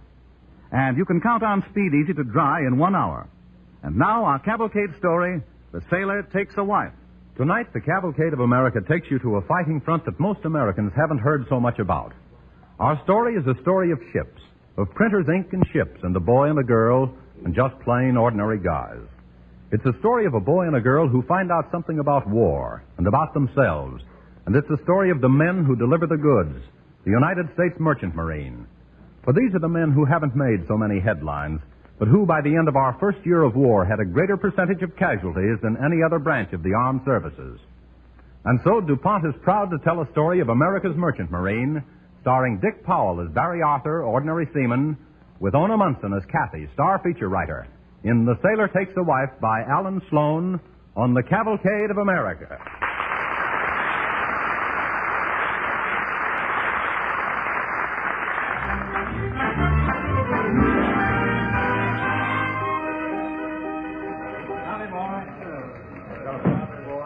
The city room of a newspaper. rattling, clacking, busy place. News, the pulse of a city, passing through the brains and fast-typing fingers of competent and unrattled people, coming out in marching words and headlines. Legmen, copy readers, photogs, and rewrites. And a city editor taking the master pulse. City desk. Well, this is the city editor. Okay, I'll turn you over to a rewrite man. Hold on. Hey, Buck, pick up this call on 3, will you? Okay, Barry, I got it. Oh, Barry, are you pretty tied up? Not for you, Kathy. Why? Well, what did you do with the snapshot of that Corporal Saunders, the one we ran with my story yesterday? Oh, it's around here somewhere. Well, I promised his mother I'd return it, and they haven't got it back in engraving, It's so I here. It's here. There. Oh, my Barry, you might have had them clean it up a little. She's lucky to get it back at all the way this paper's run. Oh, by the way, that was a swell yarn on that soldier, sweetheart. Nice. Lots of feeling. Well, that's more than I can say for you sometimes. Now, where did that come from? And don't call me sweetheart. Now, here, look, let's get this straightened out, honey. Buck, watch the desk for a while, will you? Okay, pal. Let's go back into my office, Kathy. I want to talk to you. In your capacity as city editor, Mr. Arthur? No, this is me talking, Kathy. Me, Barry. The guy you, Oh, well, skip it for now. Watch the door. Now, Kathy, honey, what's wrong with you? Or is it me, or what's bothering you? If you're sick, I can get you a couple of days off. Or... I am sick, Barry. Heart sick. A tough little reporter like you? And I'm sick of being a tough little reporter. Oh, Barry, that's all you think of nowadays. Reporters, bylines, headlines, deadlines. Don't you know there are people in the world? Well, Kathy, I know, honey. I've been awfully busy lately. We both have. Don't flatter yourself. I'm not thinking about me. I'm thinking about those kids. What kids? Those servicemen you've had me writing the feature stories about. Those poor, plain Main Street Johnnies that maybe won't come back. I know, yes. You've been doing a swell job, Kathy. Sure, worming my way into some soldier's family, trying to get a picture out of them for the paper. Wangling the worry and heartbreak out of them, just so you can make a Roman holiday and headlines out of, what those boys go through. Now, wait a minute. Don't you think the public ought to hear about those things? Don't kid me, Barry. You're not thinking about that. You're thinking about news, headlines, circulation. Kathy, that's not fair, and it's not true, and you know it. A newspaper man in wartime has a responsibility to let people know what those kids in the service are doing. To let people know the sacrifices and the hardships and the horrors they go through. We're doing an important job, Kathy. There's only one job in the world that's more important, and that's the job those kids themselves are doing. All right, if it's so important. Why aren't you doing it? Oh, so that's it. Well? Why am I sitting around here protected by a deferment? Where's my uniform? Is that what you mean? Oh, Barry, I didn't say that. Well, it's what you mean, isn't it? Isn't it? For you, I've got to be a hero. I've got to wrap myself in a flag and do something noble. Oh, Barry, please. It isn't that. It's just that... Oh, well, sometimes I wish you had a little more real feeling for what those boys go through instead of thinking of them as just good copy. And you think a fine way for me to get that feeling would be to go through a little myself, Okay. Why don't you come right out and say it? Oh, Barry, I don't want you to go rushing off to an induction center just to prove what a big boy you are. Induction center? Me? Hey, listen, Senator. I'd take more than you're needing to get me to an induction center. You couldn't get me down there in a straitjacket.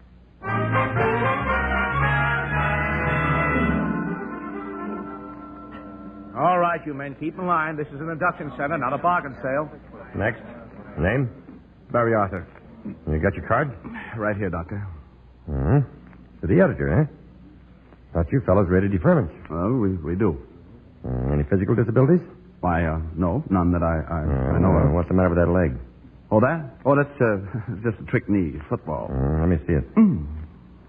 Not so good, is it? Well, I can get along in it, Doc. I get along fine. Can you? Here. Now, let's see you walk across the room. Sure. Well, Doc, what did you do to it? Well, just put a little pressure on it. Same thing you do to it about 15 times your first day at basic training. I'm sorry, son. You can't take me? With that leg? Not a chance. Okay, Next. you men who didn't make it over this way. No, they shouldn't turn me away. I got the right to join up. Oh, come on, Pop. You heard him. You're too old. Well, I wasn't too old to send my son to the army to worry about him, was I? Oh, no. They should take me. They should... Now, skip it, Pop. You tried, so call it quits. Yeah, well, maybe I ought to give up hating, too, huh? What do you mean, hating? What my boy's fighting, that's what I hate. Maybe I ought to call that quits, too, huh? No, you shouldn't. But where do you go from here, Pop? Where do I go from here? Back to the desk and sit the war out? Sorry, brother. Bad knee. Go home and knit sweaters. You're no good for the Army, the Navy, the Marines, the Coast Guard. Yeah, well, I still got my seaman's papers way back anyway. So what? Well, haven't you heard of the civilian Navy? What do you mean, the civilian Navy? Merchant Marine. Well, what about it? Who do they ever fight? Listen, the first year of the war, the Merchant Marine had plenty of casualties. Plenty. Don't you ever read the papers? Yeah. Now that you mention it, I think you've got something there, Pop. Those guys really are heroes at that. Well, I never heard any of them describe themselves that way, but... But they might take in a man who's too old to carry a rifle, huh? Could be. And a young fellow with a bum knee? Could be, son. Could be. And what are we waiting for? Come on.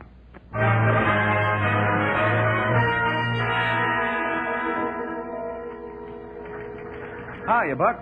How does it feel to be city editor at last? Oh, hello, Barry. We were just wondering what you were going to do now that... Yeah, now that I've been turned down. You heard, huh? Yep. Well, you can ask Kathy after I leave. After you leave? You heard me. Why, Barry, where's your straitjacket? Oh. Okay, go ahead, kid me. Kathy? Oh, Kathy, could we go someplace and talk? Well, what's the matter with right here? Oh, Kathy, I just wanted to tell you About that... your being rejected? We heard about it. Oh, listen, Kathy, I've signed up with something just the same. I did want you to know about it. It took me to the Merchant Marine. Oh, Barry, you didn't have to do that. Well, I'm in it. I'm in. All right. How do you want me to head the story? The city editor joins up. Isn't it wonderful? Well, what did you want me to do? I didn't want you to make a grandstand play to impress me or anybody else. Well, I didn't do it for that. I did it because, well, I felt that... Oh, I'm sorry, Barry. Maybe it's partly my fault, too. Maybe you will do some good somewhere, on a ship or something. Kathy, suppose I do some of this good you're talking about. Will you... Will I what? Barry, when are you going to realize that I don't count in this? That's what I keep trying to tell you. A real person doesn't go to war just to be a hero for a girl. The girl doesn't count. You count to me, Kathy. And I thought maybe I'd get to kiss you goodbye, but... Please, Barry, don't. Oh, all right. Let's drop the whole thing. I'm taking off now, and... Well, I wish you luck. Oh, in 2-3 months, I'll be at sea. A lot can happen out there. It's a good place for a newspaper man. I'll do all right. I do wish you luck, Barry. Oh, you poor, mixed-up guy.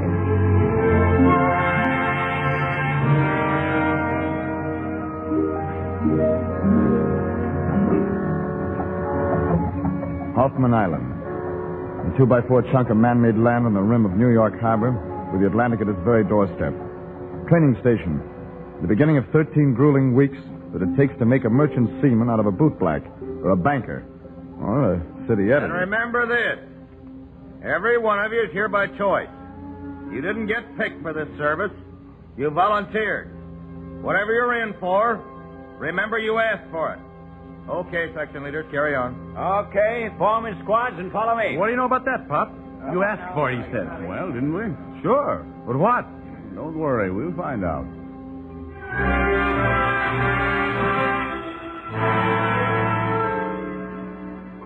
Drill and more drill. Climbing ladders, climbing ropes, toughening up. That's not easy on a man who's 50 years old. It's not easy on a man who's always earned his living behind a desk, like a city editor. There's no time to bellyache. There's too much to learn. Big things and little things. Okay, you guys have had enough time now. Hold up those sheepshank knots. Here you are. How's this, Bosun? Now, let me see. Now, look, fella. The loop wants to run over and through, see? Like this.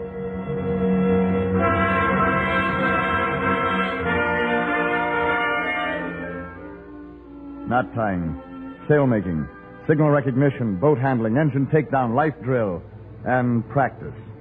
For a moment that may come to any merchant seaman, that every merchant seaman dreads the most. When you're on a tanker and she's hit, and all around the sea is covered with a flaming slick of oil and gasoline. At Hoffman Island, a squad of men are lined up at a diving board above a practice tank. Okay, light her up. Light up that oil slick. Boy, look at her burn. First man, jump. Feet first, hands over your mouth. Okay, Pop, here goes nothing. Stay under and swim. Swim. Hey, he made it. You're next, Pop. Okay. Keep those hands over your yap. Take a deep breath. Stay under the burning oil and swim, blast you, swim! Stay under and swim!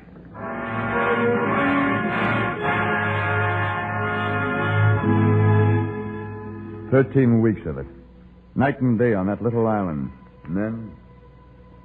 I do solemnly swear that I will abide by the rules and regulations of the service. That I will abide by the rules and regulations of the service. And obey the lawful orders of the persons in authority. And obey the lawful orders of the persons in authority. Pursuant thereto during my enrollment. Pursuant thereto during my enrollment. And I seek enrollment in the service in good faith.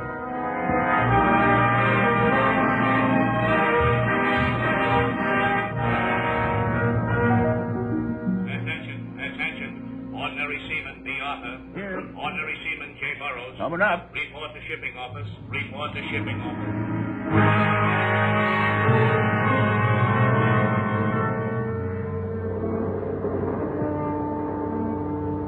Rendezvous, somewhere in the Atlantic. It's a long haul across the Atlantic in wartime. A nameless ship out of a nameless port, beating down the coast, heading for your rendezvous, waiting for your convoy. 2 days, 4 days, 5 days. Well, we'll be picking up our convoy about daybreak. How can you tell that, Mac? Fingers is the name, sailor. Call me Fingers. Okay, Fingers. How can you tell? Me?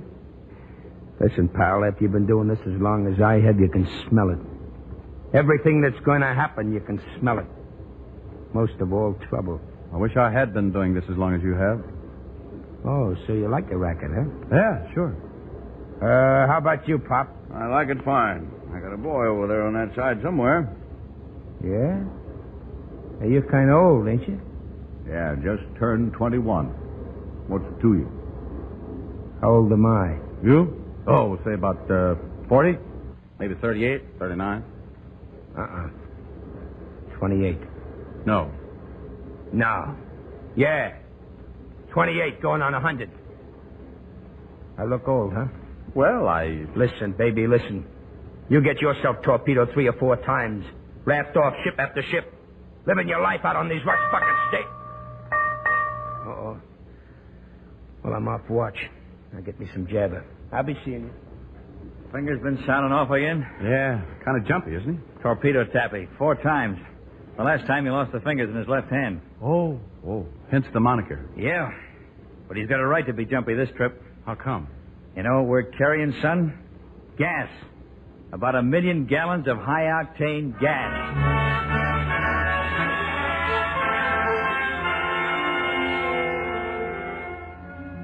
You are listening to Dick Powell as Barry Arthur, ordinary seaman, and Ona Munson as Kathy in The Sailor Takes a Wife on the Cavalcade of America, sponsored by DuPont, maker of better things for better living through chemistry.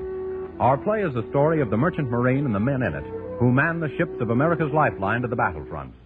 As the play continues, we find that Barry Arthur, a newspaper city editor who has joined the maritime service to vindicate himself in the eyes of Kathy, his star reporter, has completed his training, and he and his shipmate have received their first sailing orders and are aboard ship on their first cruise bound for a convoy rendezvous somewhere in the Atlantic. It's a long hauling convoy across the Atlantic. Speed held down to the pace of the slowest freighter. 5 days, 10 days, 15 days.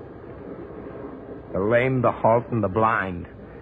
That's what they're giving us. The lame, the halt, and the blind. Ah, cut it out, Fingers. Yeah, well, you know as well as I do. What good are guys like him and Pop going to be to us if we get into a jam? Quiet down. Hey, what's going on? Say, what is this? Nothing. What's the matter? Is this a private argument, or can anybody get here? There wasn't no argument. No? Well, I'll tell him. Look at him. Look at him. The lame, the halt, and the blood. Listen. Listen to what? Don't you hear it? Don't you hear it, you dummies? Don't you hear it? I'm going below. What was the matter with him? Nothing. Just scared, that's all. Was he talking about us, me and Barry? Tell you, just torpedo taffy, that's all. A lot of guys get like that when they're sailing through the same waters where they were torpedoed a couple of times before. Yeah, there's more to it than that. It's right what Fingers says. Anything that's going to happen, he can smell it. Most of all, trouble. Listen. Yeah, it's a plane. So that's what was the matter with Fingers. Where is it? There, see? There it is. Plenty high, but it's up there. Well, what's one little plane got to get so excited about? Listen, son. Have you ever seen a vulture hanging around up in the sky waiting for some animal to die? Well... Now, that's what that plane is. He'll just watch us for days. And when we get near enough to those Nazi air bases, he tips them off. Then Bluey. Oh, a vulture. Yeah. Just waiting. Just waiting.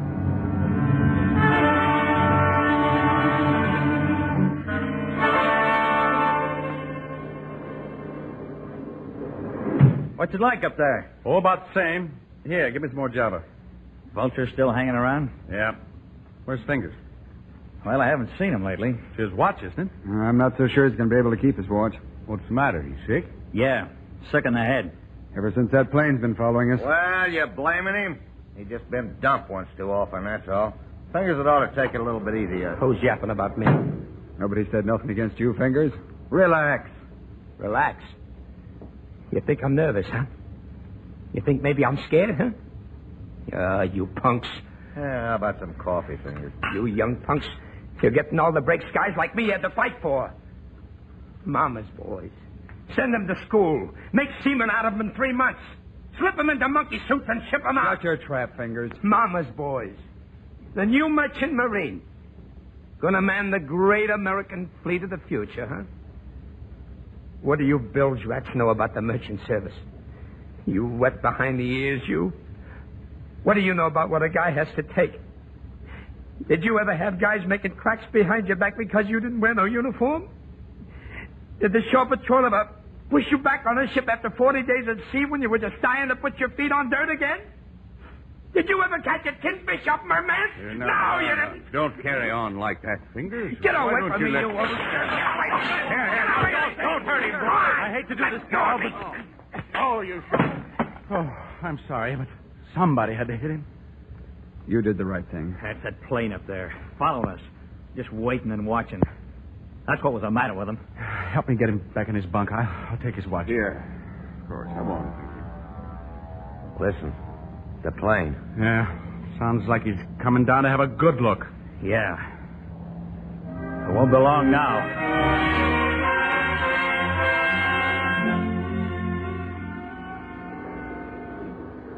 Hi, Barry, where are you heading? It's my trick at the wheel, going up to relieve Fingers. Well, how is he today?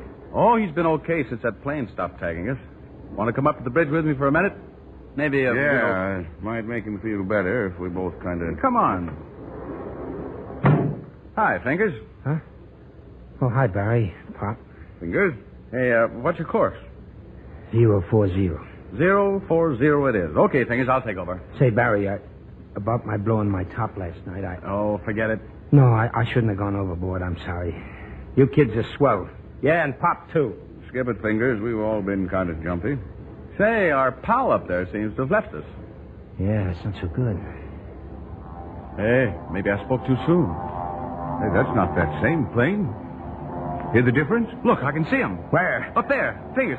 Well, they're dive bombers. Tell them to sound the alarm. Right. Look, Barry, 2 of them are dropping down on us. Oh, we're going to get it all right. Alter course 010, evasive action. Aye, aye, sir. Man your battle stations. Man your battle stations. Well, here we go again. Yeah. It's a funny thing, though. It's not so bad once they really come after you. It's the waitings that's murder. Yeah. Here comes the first one. Hit the deck.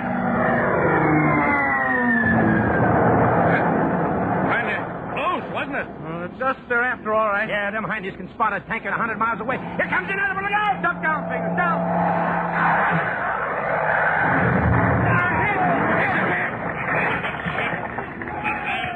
Come on, Pop. No time to get to the boat. Hey, where's Fingers? Fingers. Oh, there he is. He's hurt. Fingers, you all right? Oh, look. Come on, Fingers. Come on, we got to jump. Give me a hand with him, Pop. Leave me alone. Come on, stay here. Don't be a sap. You guys will never make it through that burning gas with me. Go ahead, jump. Leave me alone, will you? Go on. Go ahead yourself. Taking you. Here we go.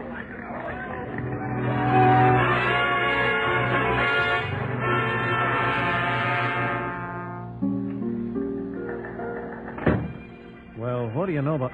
Hey, Kathy. Well, what's up, Buck? Anything hot? Yeah, I got a little job for you. Serviceman interview. Oh, please, Buck, I can't. Not... Maybe you'll like this one. Here, read the story. Just came over the ticker. Hmm? Mediterranean convoy. The tanker went down in less than 5 minutes. The lone survivor reached port today and is recovering in the Navy hospital, making headlines for the second time in his career as a merchant seaman. The first was when he joined the Merchant Marine 4 months ago. The former city editor, Barry Arthur... Buck! Is he... Sure, he's all right. Read it. He's burned some, but he's all right. Oh, Buck. I want you to go down and get his story. Oh, Buck, no. I couldn't. Not after... What's the matter? You wanted a hero, didn't you? No, not like this. Listen, Kathy. You go down and get that story. And that's an order.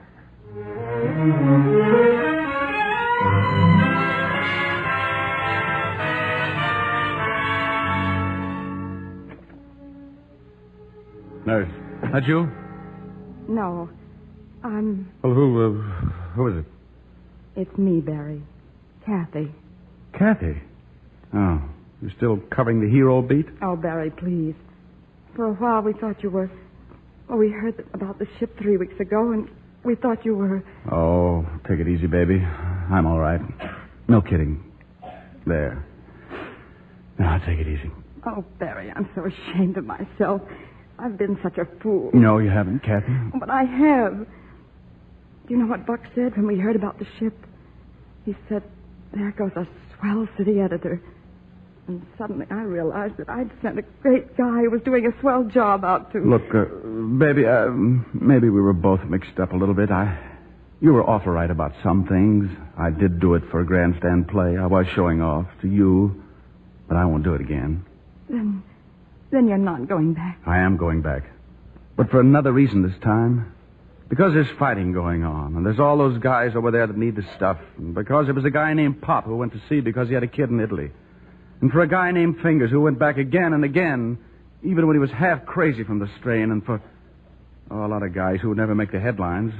Oh, Barry, I'm so proud. And Kathy, when I get back, your first assignment will be to marry me.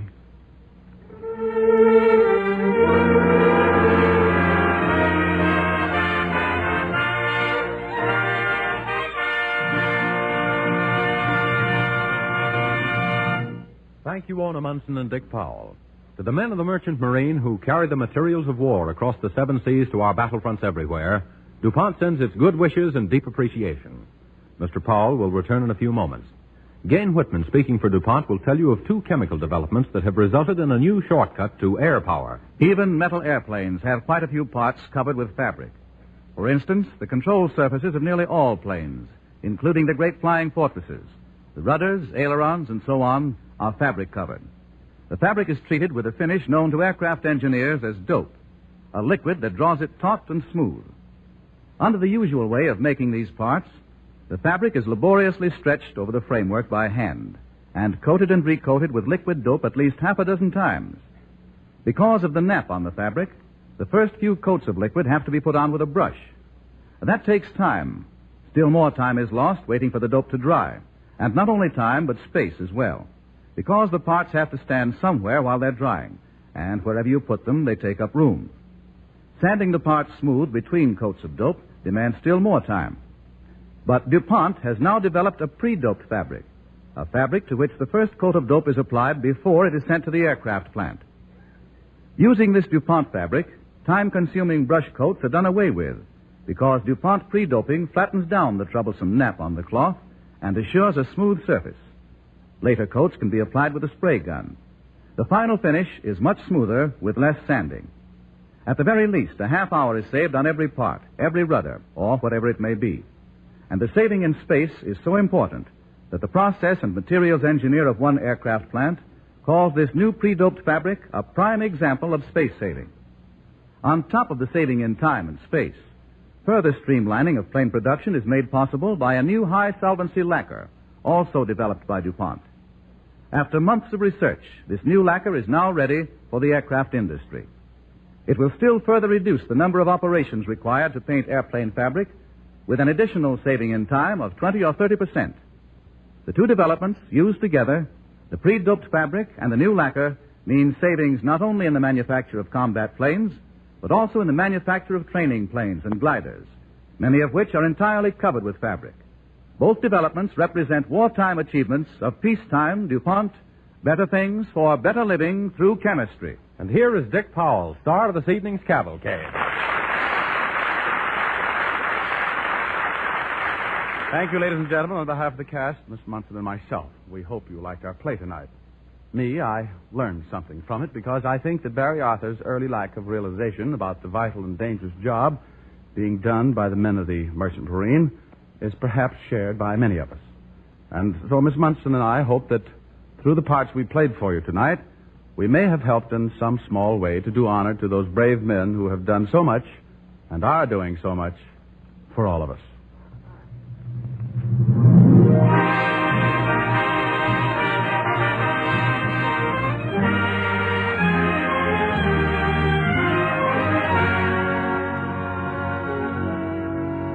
Next week, the DuPont Cavalcade joins the nation in celebrating Abraham Lincoln's birthday as we present Raymond Massey in a radio adaptation of E.P. Conkle's famous play, Prologue to Glory. The play reveals with wit and emotion the young Lincoln as he started up the road to glory.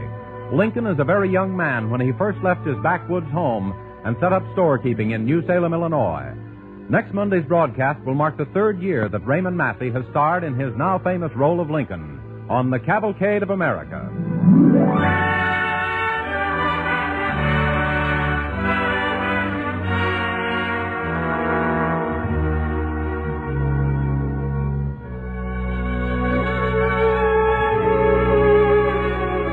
Cavalcade is pleased to remind its audience that Dick Powell appeared tonight through the courtesy of Paramount Pictures, whose current release is The Miracle of Morgan's Creek.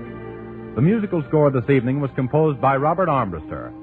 This is James Bannon sending best wishes from Cavalcade sponsor, the DuPont Company of Wilmington, Delaware, who invite you to join Cavalcade's audience again next week when Raymond Massey will be starred as Abraham Lincoln in a story filled with rich humor and romance that is also a stirring portrait of Lincoln's early years on the frontier of a new nation.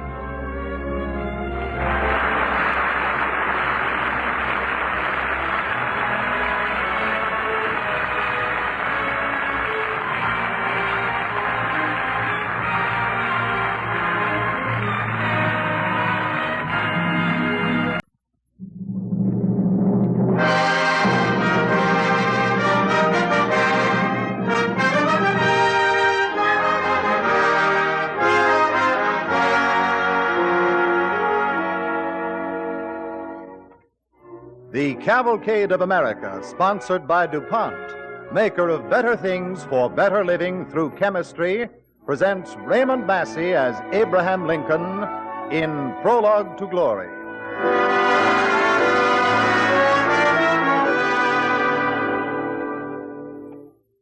Before we begin our play, here's a bit of friendly advice from DuPont to our listeners in these wartime days.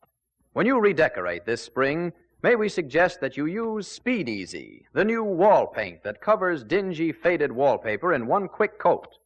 A new discovery of chemistry, DuPont Speed Easy thins with water and dries in an hour. It saves money, too. You can do over the average room for less than $3.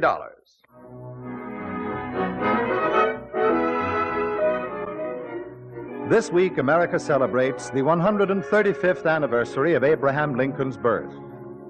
And in commemoration of this event, DuPont tonight stars Raymond Massey in a radio adaptation by Robert Tolman of E.P. Conkle's famous play Prologue to Glory, a rich and dramatic chronicle of Lincoln's years as a very young man in Illinois. Here is the young Lincoln that few men know, the lank, rugged young man whose giant frame reminded one Illinois citizen of the ground plan for a long horse. And here's the picture of Abe Lincoln against the homespun background of a frontier town. The story, not without humor, of a young man of 22 trying to see where he fitted into the scheme of things. DuPont presents Prologue to Glory on the Cavalcade of America, starring Raymond Massey as Abraham Lincoln.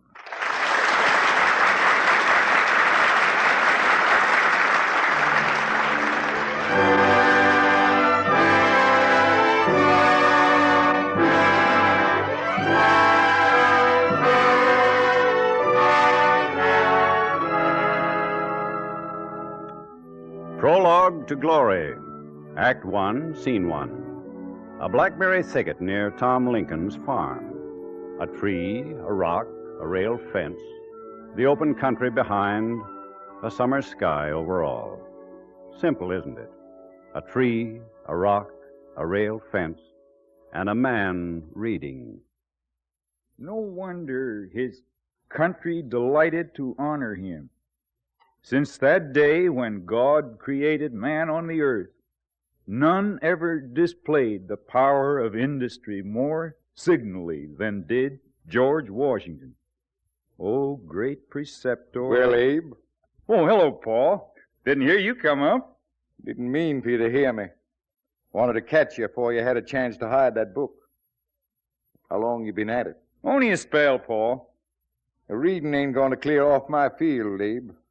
Thought I'd tell you. Thanks, Paul. Couldn't be you come up here to head off that stranger coming up the road, could it? Now, you could it? Stop a snickering, Abe. And remember, when that stranger gets here, you lay off them questions of yourn. Last stranger come through here, I never got a word in edgeways. Oh, ho there, critter. Howdy, mister. Well, how do, gents? How's things in these here parts? Things is coming to a setting down spell in Illinois, stranger. Now, right there's where you're wrong, sir. Things ain't come to a setting down spell at all. Why, man, you see them vistas of green yarbs, that virgin timber, that... Oh, pardon me, gents. My name's Denton Offutt. Howdy, Mr. Offutt. I'm Tom Lincoln. This is my son, Abe. Howdy, Mr. Offutt. Where'd you hail from, Mr. Offutt? From Indiana. Yes, sir, all the way from... How did Indiana come in, Mr. Offutt? Why, ain't you heard yet? She come in free. Glory be. But what I want to ask you, Mr. Offutt... Did you hear any talk about President Adams and this here Henry Clay? I mean... Abe. I'm sorry, Paul. With my son's permission, Mr. Offutt. Was folks talking about pushing on into Illinois here in any numbers? Why, Lord, yes, Mr. Lincoln. Why else am I here?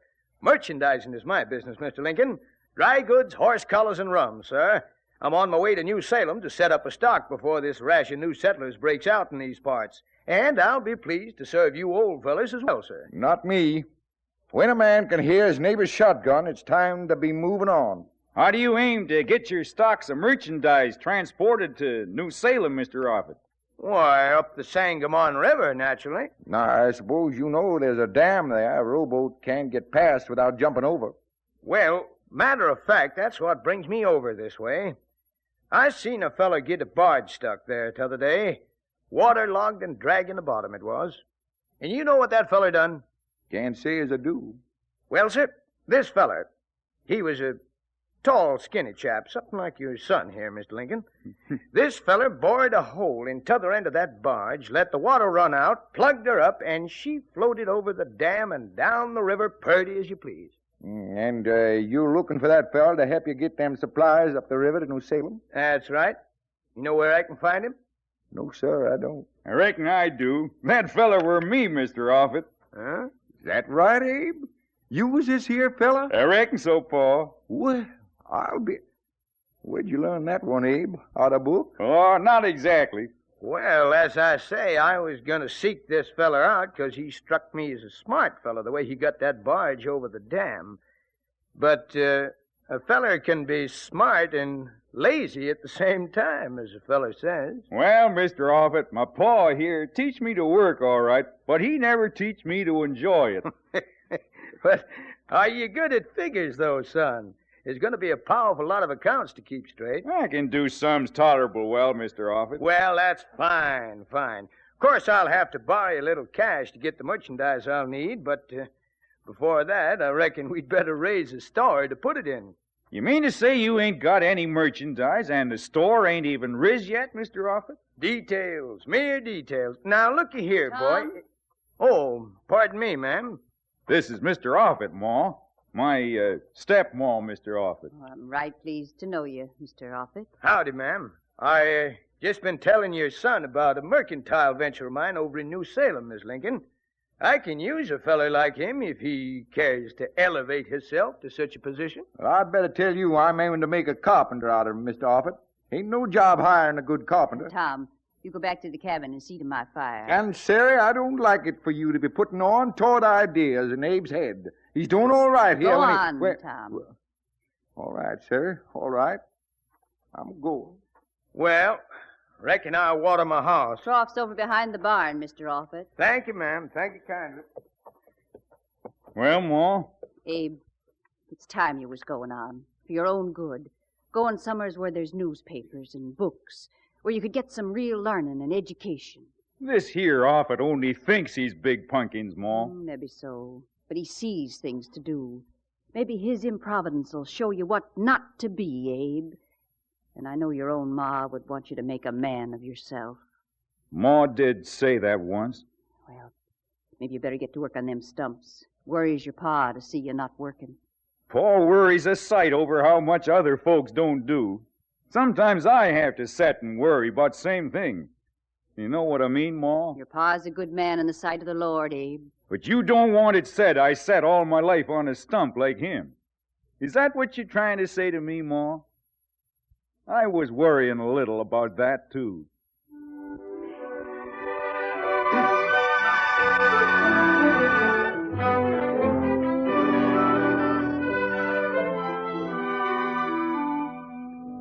Scene 2 in Prologue to Glory. Offutt's General Store in New Salem, several months later. A counter, a pair of scales, a stove with stools and boxes around it, a cracker barrel, and a man reading a book. Its name, Hamlet, Prince of Denmark, by William Shakespeare. Oh, what a rogue and peasant slave am I.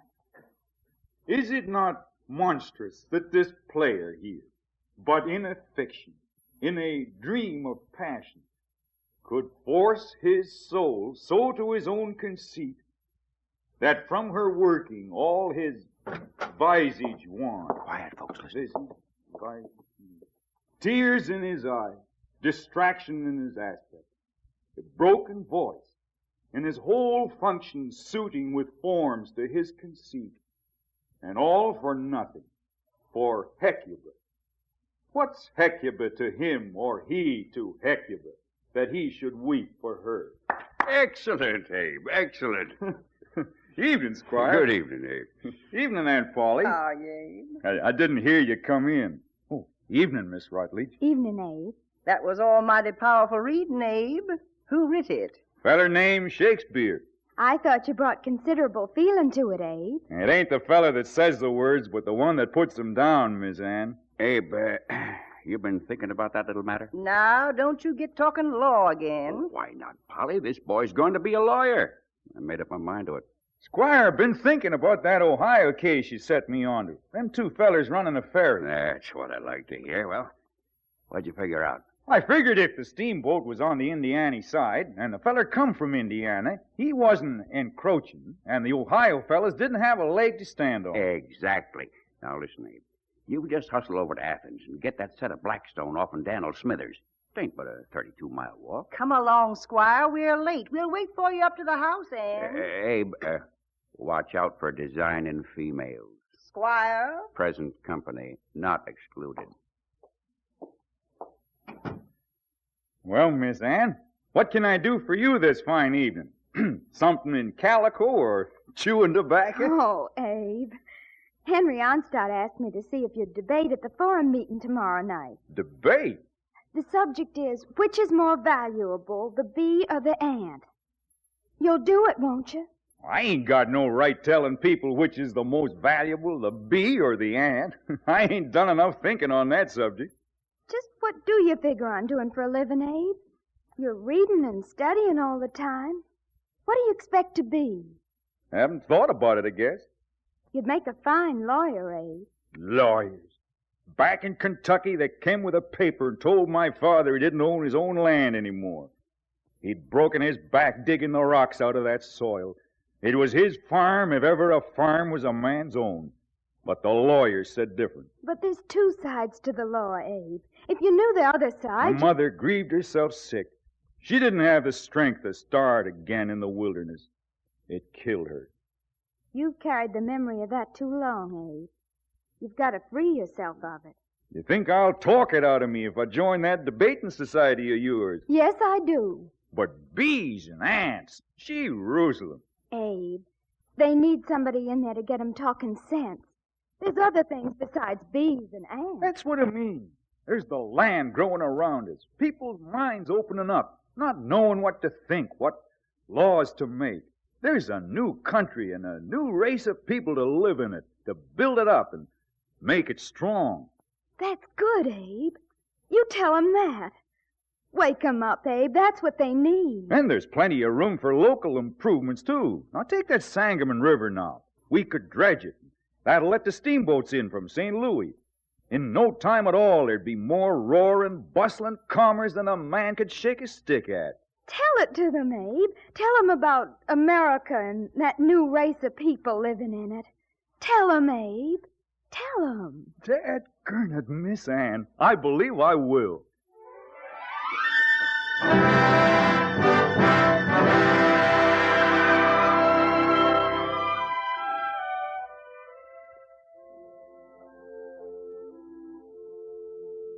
And so I say, ladies and gentlemen, the lessons which the bee teaches us are inestimable. The winter is on him, but his honey is in the comb. Therefore, I say, let us study the bee. Let us go to him and learn. And having learned, let us go and do likewise. And now the negative upheld by Mr. Abe Lincoln. Ladies and gentlemen, I probably won't show up very bright against an eloquent, polished speaker like the Honorable Positive. I should like to add my praise, sir, to the admirable way you handle those bees without getting stung. But I'd like to point out that no matter how much we pretend it's so, ants are not again bees, or vice versa.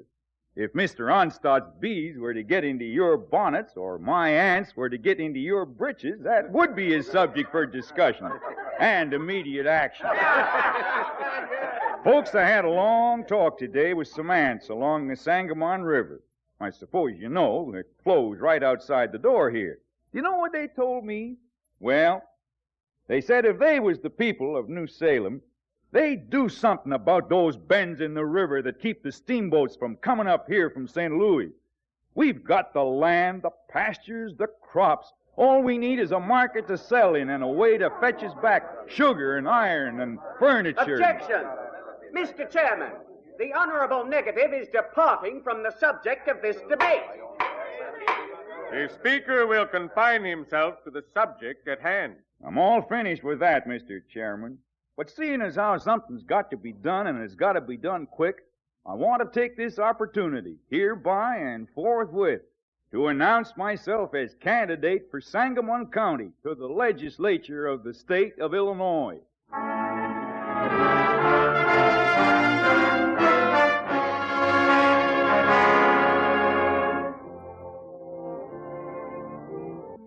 You are listening to the Cavalcade of America, sponsored by DuPont, maker of better things for better living through chemistry, presenting Raymond Massey as Abraham Lincoln in Prologue to Glory, the unusual and tender story of Lincoln's early years.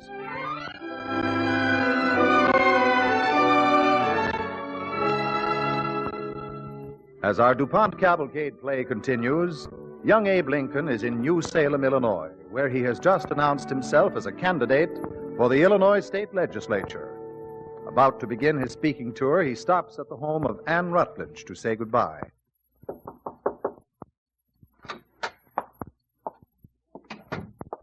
Morning, Granny Rutledge. Ann home yet? Abe Lincoln, let me look at you.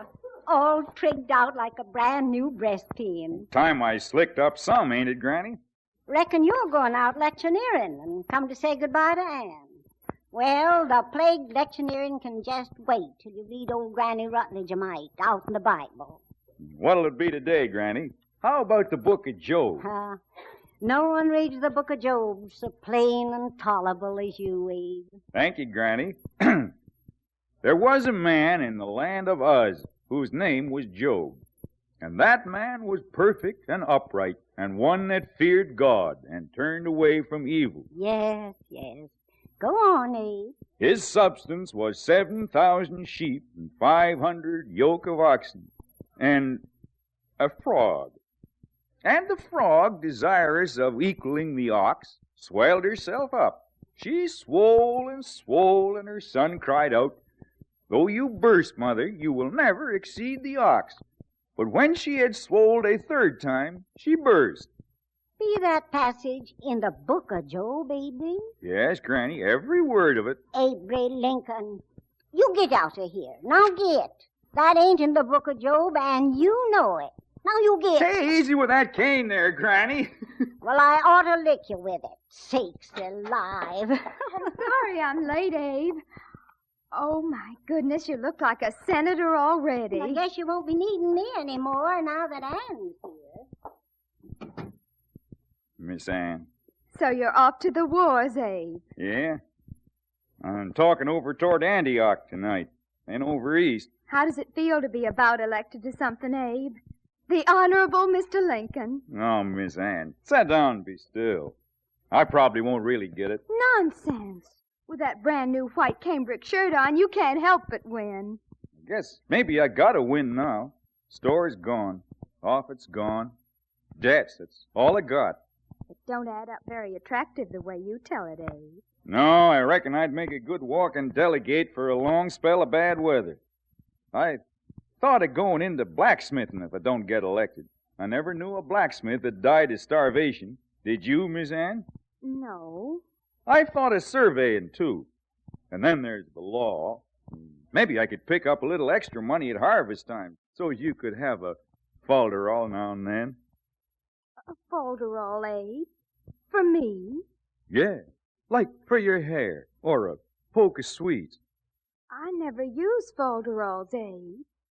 You could have some when we're married. Married?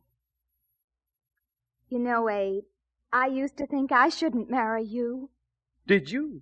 No, I was going to ask you. I knew it, Abe. I'm asking you now, Miss Anne. Will you? Yes. I think I will, Senator. Senator? Senator, did you say? From now on, I'm going to sit on the seat of the Almighty and consort with the Lord. But first, I gotta make me a speech over in Antioch. That'll hold me for tonight. Goodbye, Abe, dear. I hope you win. Goodbye, Anne.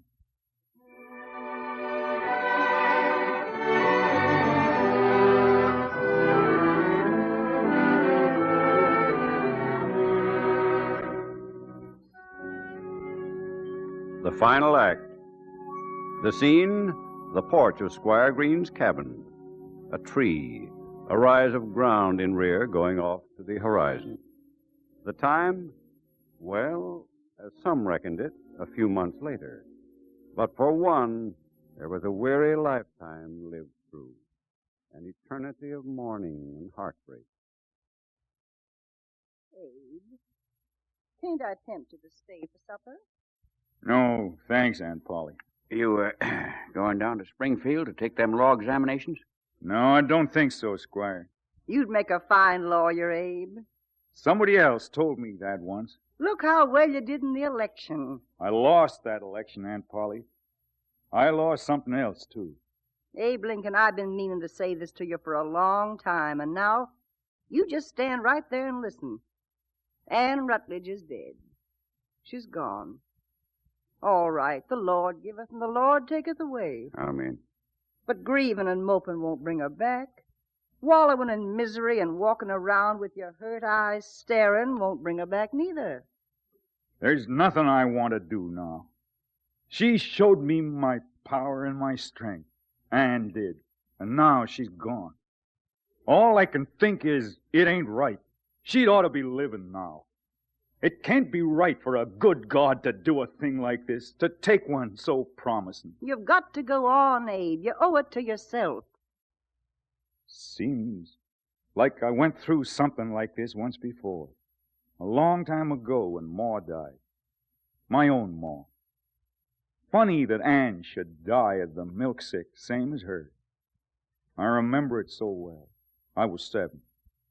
Ma knew she was dying, and on the 6th day, she called me to her bed. She talked of many strange things, things present and things to come. She told me to serve God, and that the way to serve God was to serve His people. She was among the lowliest of mankind. She walked the earth with her poor feet in the dust, her head in the stars. Pa took me down into the woods to make her a coffin. Pa was sawing, and I was hammering the pegs in. The hammer dropped at my feet. It was like someone was driving them into my heart. It's just going through all that again now. Well, I have respect for your feelings, Abe, but like Polly said, you can't go grieving your life away. Gosh almighty, boy. Go down to Springfield, pass them examinations. Go out and stand for the legislature again. Huh? What if he get another licking? Then bounce right back. And if you get licked again, run a third time. Get out and talk to the people. Wake 'em up. Talk to the people. Wake 'em up. Ann told me that once. Of course she did. Another thing. In all your grieving and misery, Abe, you've gone and forgotten just who you're grieving for. Ann wouldn't have been very proud of you moping around, questioning the wisdom of the Lord. She'd be the first one to want you to take up something. Yes. I reckon she'd not be very proud. Of course she wouldn't. Ann had her own ideas on the way I ought to live, the things I ought to do. They were good ideas, Abe. Good for me, I guess. Maybe I ought to try and live the way she'd want me to. You're beginning to see her again, Abe, as she really was. You know, Aunt Polly, Squire, it was only a year ago that Denton Offutt rid up on that sorrel horse and asked me to come to New Salem and keep store for him. A man can live almost a whole lifetime in a year sometimes. Are you going to Springfield, Abe? Yeah. I'm going to Springfield. I hear tell how there's a new country growing up around us, and how a lot of folks got ideas how it ought to be run. Well, I got a few of my own. Maybe they ain't worth much, but I reckon maybe I ought to be telling them.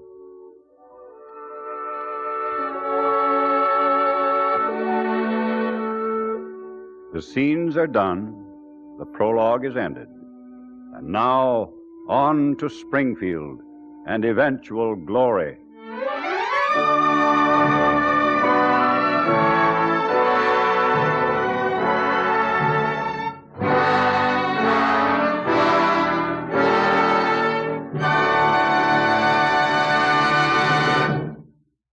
Thank you, Raymond Massey, for your participation in tonight's program, presented by Cavalcade in commemoration of Abraham Lincoln's birth. And now, Clayton Collier, speaking for DuPont, tells us of an unusual task cellophane is performing in the building of our airplanes. You might not think that the manufacture of airplanes has much in common with a package of frozen peas or beans you enjoy for dinner, but it has. Just as the grocer takes the frozen vegetables from his low-temperature case, so ice-cold rivets in cellophane are now served to aircraft workers from portable freezer cabinets. This novel wartime application of DuPont cellophane is saving bomber manufacturers precious time and money that once went to waste in resorting, reheating, and recooling aluminum alloy rivets. Unlike steel rivets, which must be hammered while they're hot, aluminum alloy rivets have to be driven while they are cold. Several types, after being heat-treated, are stored at sub-freezing temperatures in Freon refrigerated cabinets, the same safe Freon refrigerant that preserves your food. This storage keeps them from hardening before they are used. Here's where DuPont cellophane comes in. The rivets are chilled and delivered to the workers on the aircraft production lines in cellophane bags. The story of how cellophane was chosen for the job is what links the aircraft industry with the quick frozen foods on your dinner table. A few years ago, frozen foods were a novelty. Gradually, the stores began to offer more and more of them, from garden vegetables to fish. Today, you can even buy quick frozen chicken ready for the oven. So when aircraft manufacturers began to look around for the best way of chilling and delivering rivets to the production lines, they didn't have to look far. DuPont Cellophane's outstanding service in packaging frozen foods qualified it immediately. It was ideal. One aircraft plant reports that where it used to have to resort 15,000 pounds of rivets a month, cellophane has cut the figure to 600 pounds. To its wartime job of delivering foods on the battlefront and conserving frozen foods on the home front, DuPont Cellophane has added another wartime job, delivering frozen rivets on the production front. Cellophane is one of DuPont's better things for better living through chemistry.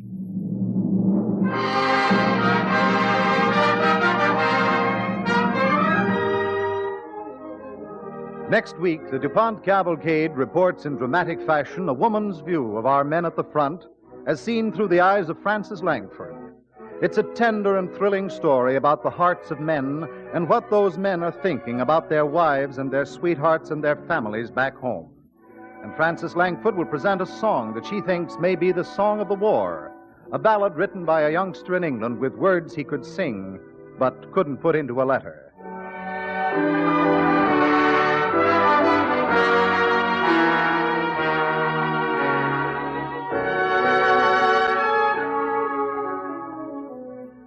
Cavalcade is pleased to remind its audience that Raymond Massey is currently co-starred with Katharine Cornell in the Broadway hit Lovers and Friends.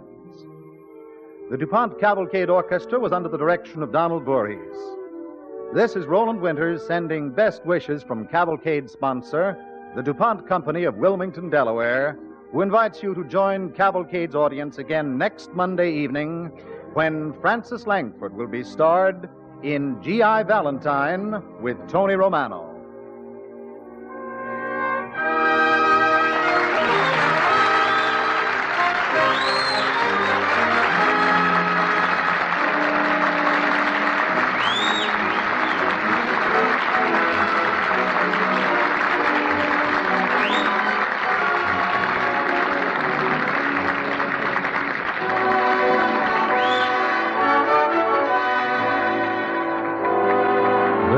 The National Broadcasting Company.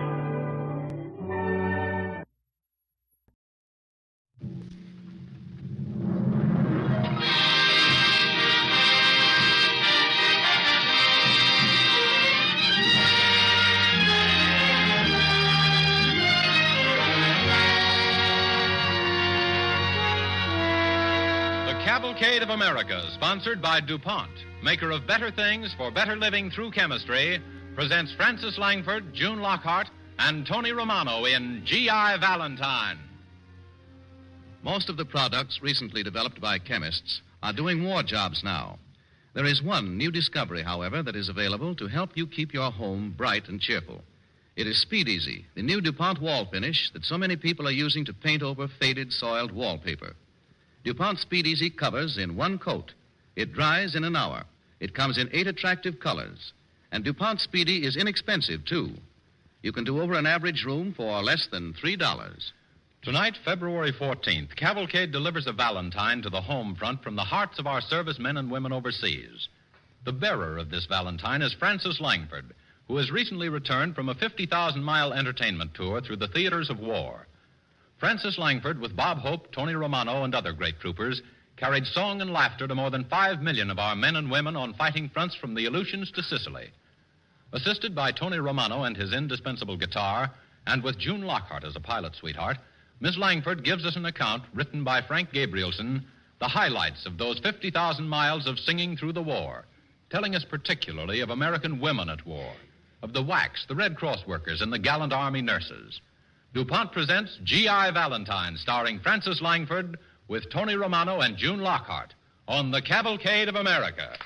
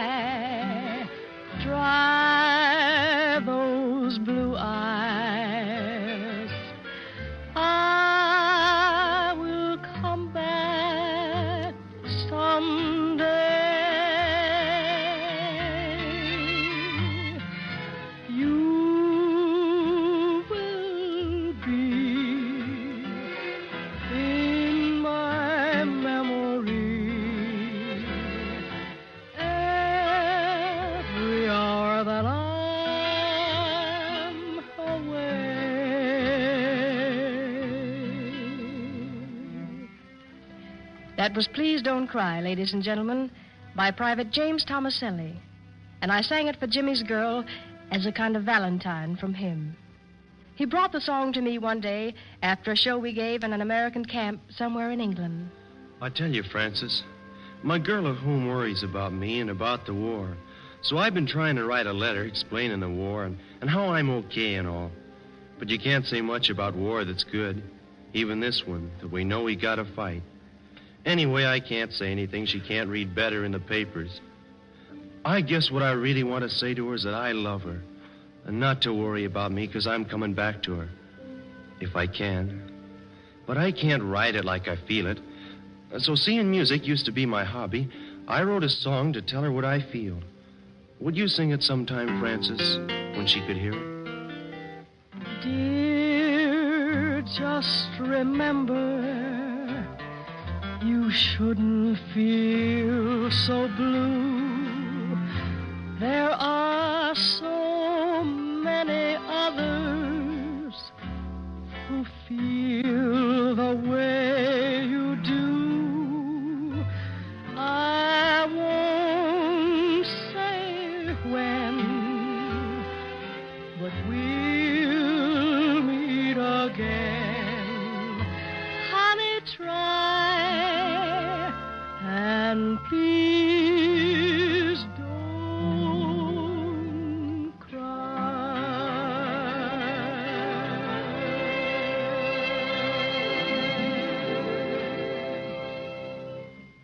Now let's go back to the summer of 1942 and a phone call.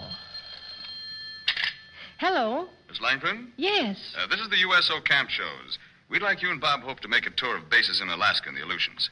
What do you say? What would any woman say? I'd love it. But what do I wear?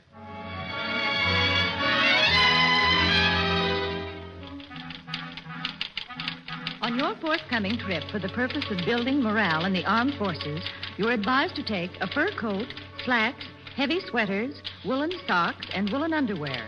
If desired, one heavy, practical, warm wool dress may be taken. So that was the wardrobe I took. And the first night we were in Alaska, we were asked to a party at the Officers Club in Fairbanks. They wore their uniforms, and I was the glamour girl who was supposed to uplift morale. I felt like Cinderella at 5 after 12. Seriously, though, it was wonderful to see those girls in their neat dress uniforms. That same afternoon, I'd seen them working endlessly in their wards. But tonight... You see, Francis, we work quite hard, and we don't get much chance to remember life like it was. And we hope it's going to be again. So when we get an excuse like this dance, well, we go all out feminine. Personally, I'm in this war so I can call my lipstick, as well as my soul, my own.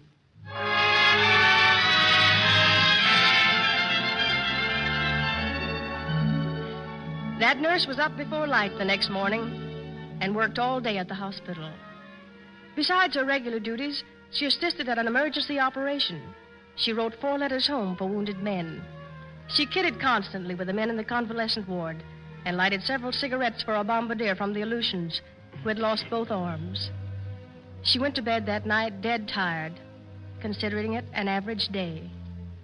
I don't think anybody's going to get her lipstick, and I know nobody will ever get her soul. We were in Alaska about a week, flying to as many camps as we could. We played to audiences of thousands, and we played to little groups of bearded men at out-of-the-way landing fields hacked out of the forests. In some of these places, the men hadn't seen a woman in over a year. From Alaska, we flew to the Aleutians, to Naknek, Coal Bay, past Dutch Harbor, on out to Umnak.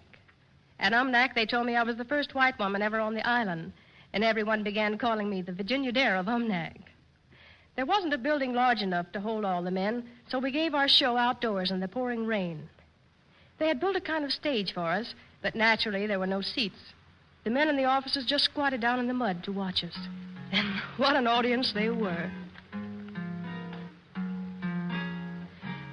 You made me sigh, for I didn't want to tell you. I didn't want to tell you. I yes, I do. Deed, I do. You know I do. Gimme, gimme, gimme what I cry for. You know you got the brand of kisses that I die for. You know you made me love you. Tony, that kid there, he's crying so. Homesick, probably. Bring him around afterwards, huh, Tony? Okay, let's take it again. A 1, a 2. You may.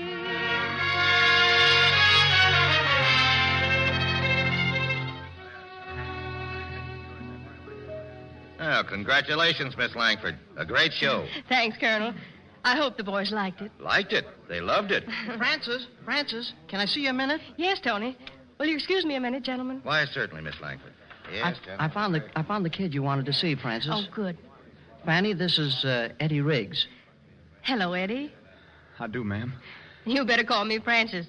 Ma'am really makes me feel like Virginia Dare. Yes, ma'am. You're in the Air Force, I see. Well, meteorology. We take care of the weather. You must have your hands full up here. This rain. 261 6/10 inches a year. Is it interesting work? Yes, ma'am. Francis. Say, where are you from, Eddie? Chanute, Kansas. You know, I'll probably be in Kansas this winter. We play camps all over the country at home, you know. Say, would you like me to call up your folks and tell them I saw you? Oh, that'd be a bother for you. Oh, no. I'm making calls for a lot of the boys. Well, if you really could, be fine. Just look in the Chanute phone book. Number's under Dr. George Riggs, and ask for Ma. Mrs. Riggs, I mean. I certainly will, Eddie. And I'm sorry my song upset you. Oh, I liked your song, honestly. What were you crying about? Sorry you noticed. Didn't think anybody would in the rain. Anything wrong at home, Eddie? No, everybody's fine. Otherwise, I'd got a letter from Ma. Of course, she's pretty busy, so she doesn't write much unless something special's happened. Of course, Pa hasn't got time to write his prescriptions, hardly. When I call your mother, Eddie, shall I tell her you might like a letter, even if there isn't much to say? Just say you saw me. I think a lot about home. That wasn't why I was crying. Why, then? Well, I guess it's just the idea of you folks coming all this way to make us laugh and feel better. It's great to know people at home haven't forgotten all about us.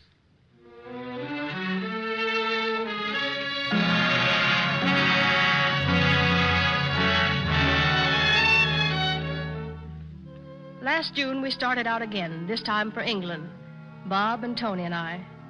We were there 6 or 7 weeks, giving shows at American camps all over the British Isles. For the first time, I had the sense of seeing a whole country at war. For every shortage we have at home, the English have a dozen. It's pretty hard to be complacent about a war when you've had it in your own backyard, and the English have. What I remember most vividly about England is a day we spent at one of the American air bases there. Before sunrise, we stood on the field and watched 45 fortresses take off on an undisclosed mission. We counted them out one by one as they moved down the runways and took the air. 45 went out. How many would come back?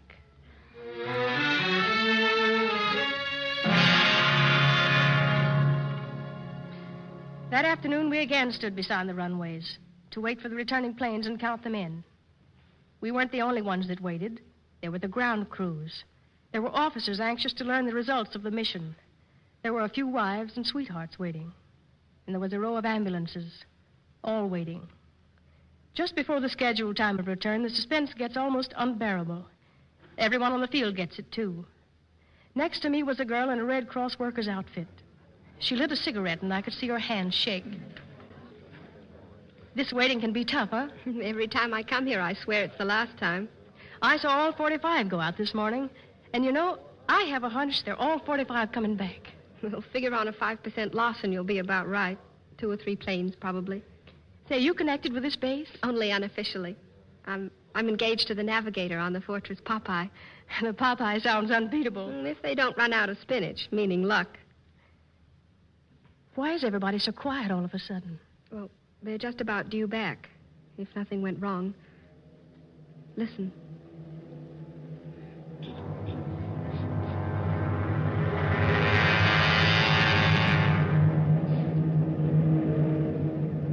And they were coming back, fortress after fortress. 1, 2, then 5, then 10 of them. Are any of those the Popeye? No. Then it was 20 of them, and 25, and 30. Is the Popeye here yet? Not yet. Then it was 32, 35, 37, 38.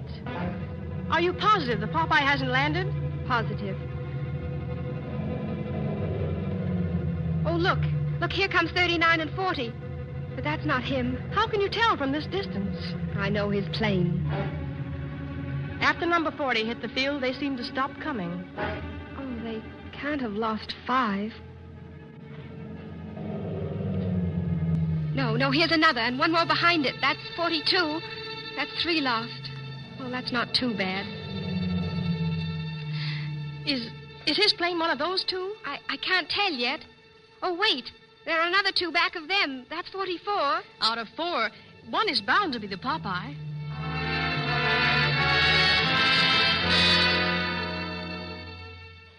Well, it looks like they finally ran out of spinach. Oh, come on. I'm sure they'll make it. Well, they'd have been here long ago. Anyway, they all don't come back. Well, thanks for waiting with me. I'm sorry.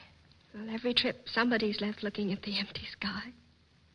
Why, 1 out of 45 is a very good percentage of... Listen, do you hear something? Oh, it's the Popeye. They found their spinach.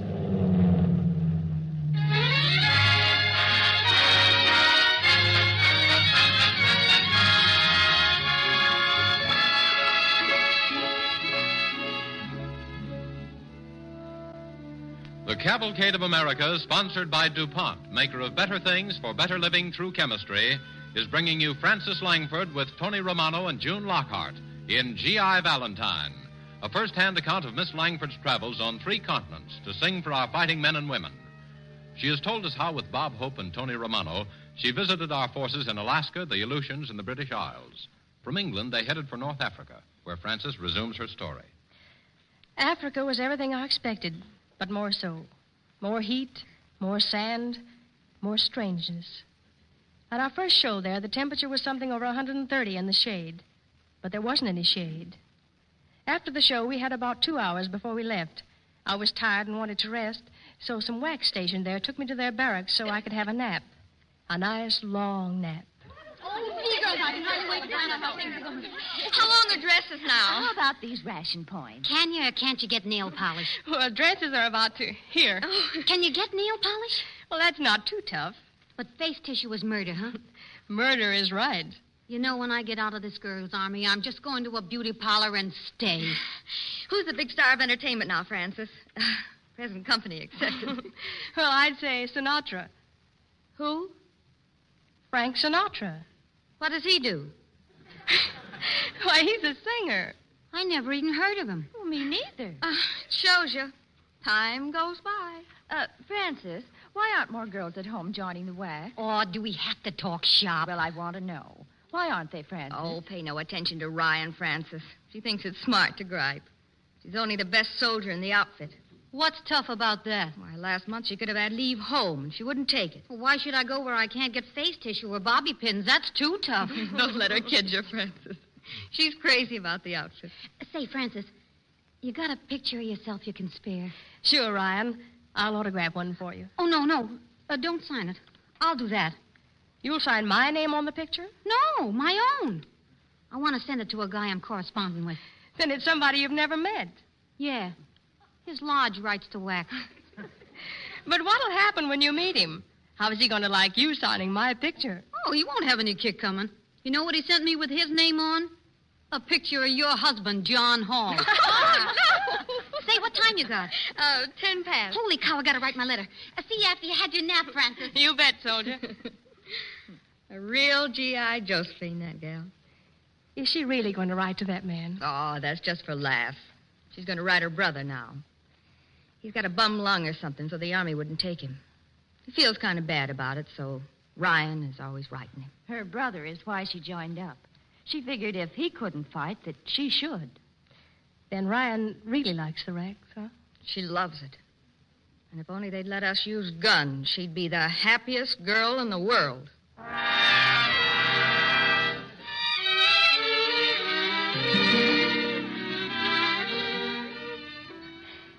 These three are strong, healthy women. Any war plant in America would pay them almost as much for a week as the Army pays them for a month. In this country, of course, they would have to face point rationing, gas rationing, shortages of non-essential goods, and the income tax. But they would be home and they would be safe. Instead, these girls, on their own free will, chose a job that brought them to blistering Africa and air raids and no extra pay for overtime. Private Ryan, even before you get to that beauty shop, you look mighty good to me.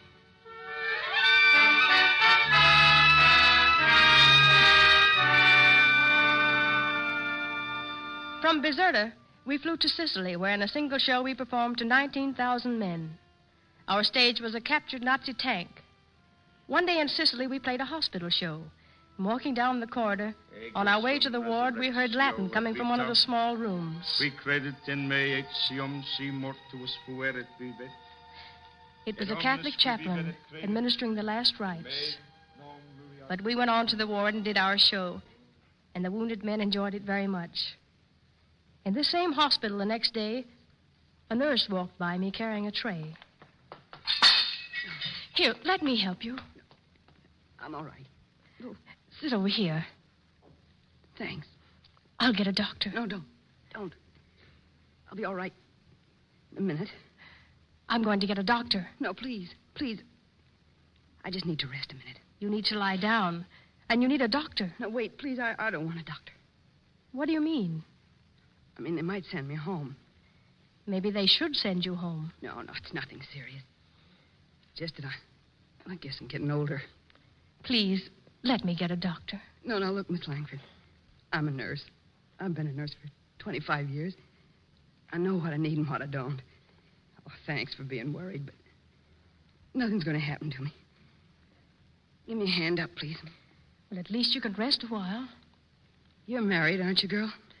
Yes, I am. So was I. My husband died in a French hospital in the last war. I don't know quite how he died, but maybe if he'd had a little better care, he wouldn't have. And if I sit here resting, well, what happened to my Fred might happen to some of these boys. I see what you mean. I talked with one kid in the ward who'd only been married a month before he came overseas. A month? Hey, Fred and I were married just the day before he sailed for France. Nice. Coming.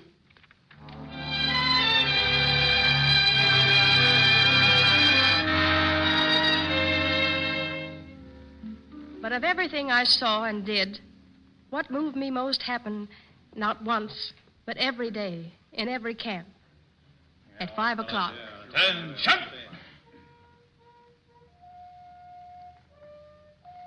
The flag was lowered. And in the faces of men, you saw what this was. It was home. It was Main Street. It was why. Ego sum resurrectio. No, that's not the Popeye. Nurse. Coming. Just tell Ma you saw me. So when we get the chance, we go all out feminine. She could have had leave, and she wouldn't go. I guess what I really want to say is that I love her, and that I'm coming back to her, if I can. Please don't cry. Dry those blue eyes. I will come back someday.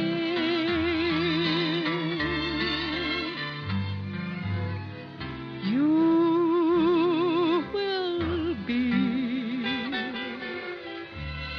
in my memory every hour that I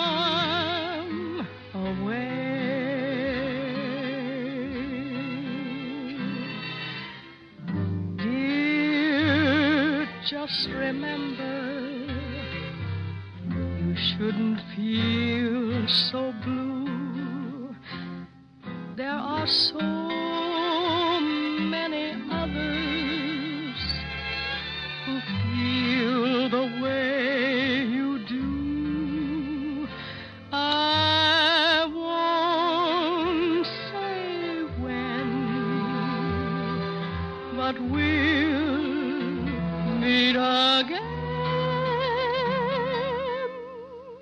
Baby, try, and please don't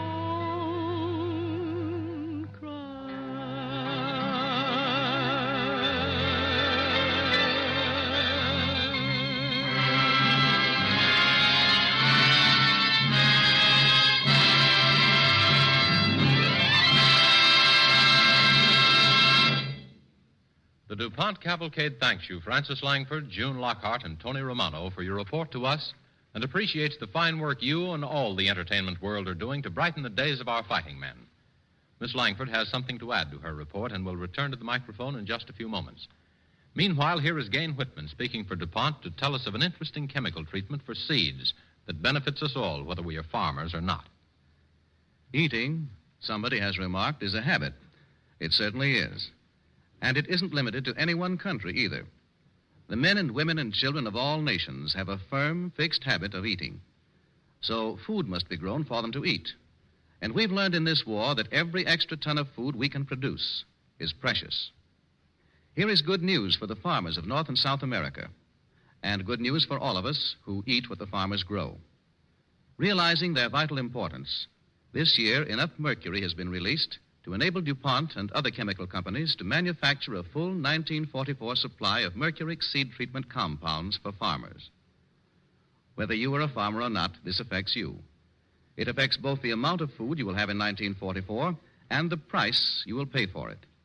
Take cotton, for instance. Cotton isn't a food crop? Oh, yes, it is. Cotton seed is every bit as important as cotton fiber, because cotton seed is used in manufacturing many cooking oils and kitchen shortenings. Cotton farmers can plant their seed earlier, getting ahead of their dreaded enemy, the boll weevil, by using a seed disinfectant like DuPont Cerisan, which gives the seed a protective coating. This coating safeguards the seed even in cold, damp soil in the early spring and makes it unnecessary for farmers to replant their cotton several times when soil conditions are unfavorable. Seed costs money. So does fertilizer. So does labor. All of them, in wartime, are hard to find. Seed treatment, treating seed with chemicals before it is planted, usually means bigger crops of better quality. Wheat, corn, beans, potatoes, practically every food plant known has its own diseases, carried in many cases on the seeds themselves. If nothing is done to combat them, these diseases reduce the amount of marketable food produced per acre. Now there are available not only different mercury seed disinfectants, but also a new seed treatment which contains an organic product and no mercury. This is Arasan seed treatment. Arasan is an effective product for peanuts, corn, and certain vegetables. More and more farmers everywhere in the world are learning the value of seed treatment. So it's good news that in 1944, enough seed-treating compounds to fill our needs will be available. Seed-treating chemicals help to increase the United Nations wartime supply of food, deserve honorable mention among DuPont's better things for better living through chemistry. And here is the star of tonight's cavalcade, Francis Langford.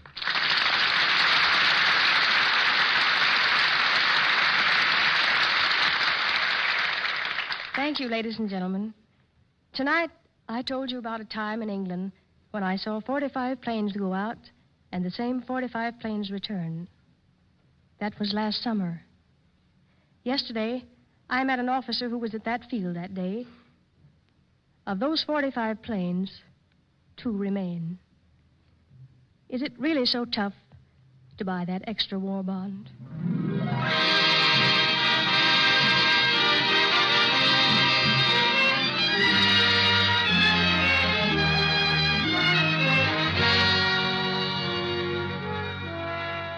Next week, on the eve of Washington's birthday, DuPont presents Guy Kibbe, Dick Foran, and Wendy Barry in The Purple Heart Comes to Free Meadows, the warmly inspiring story of a young sergeant just returned from the war and a New England village eager to honor the first village boy to win the Purple Heart.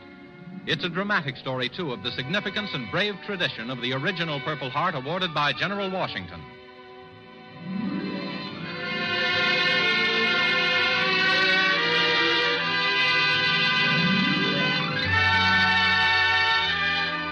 Frances Langford appeared on Cavalcade tonight through the courtesy of RKO Pictures.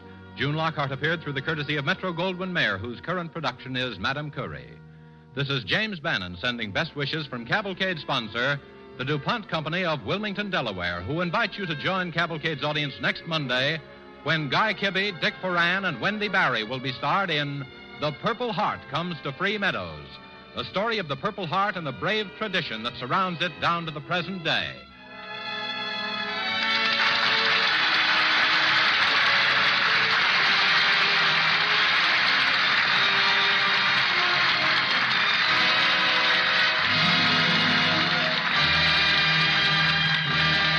The program came to you from Hollywood. This is the National Broadcasting Company.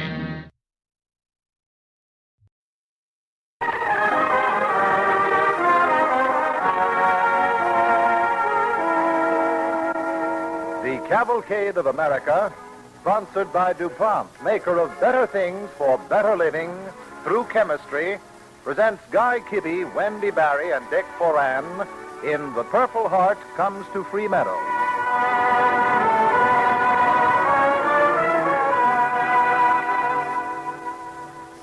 Before we begin our play, here is a helpful suggestion for homemakers.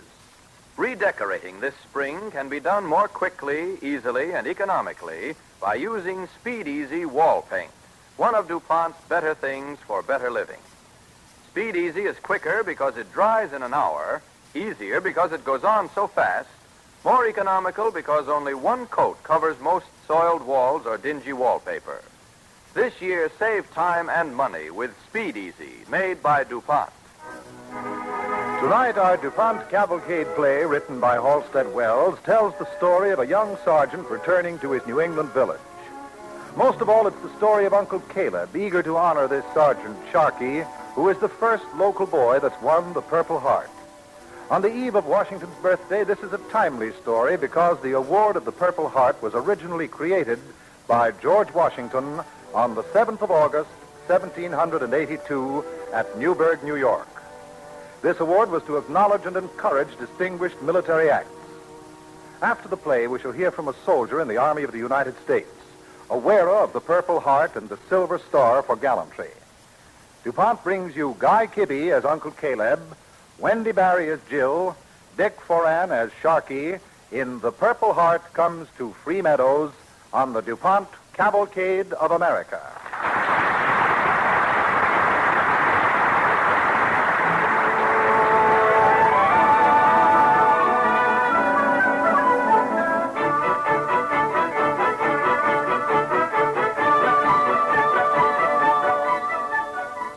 It's a crisp snow and sun Saturday morning. The houses are white. The winter trees are dark against the sky. It's a blue sky.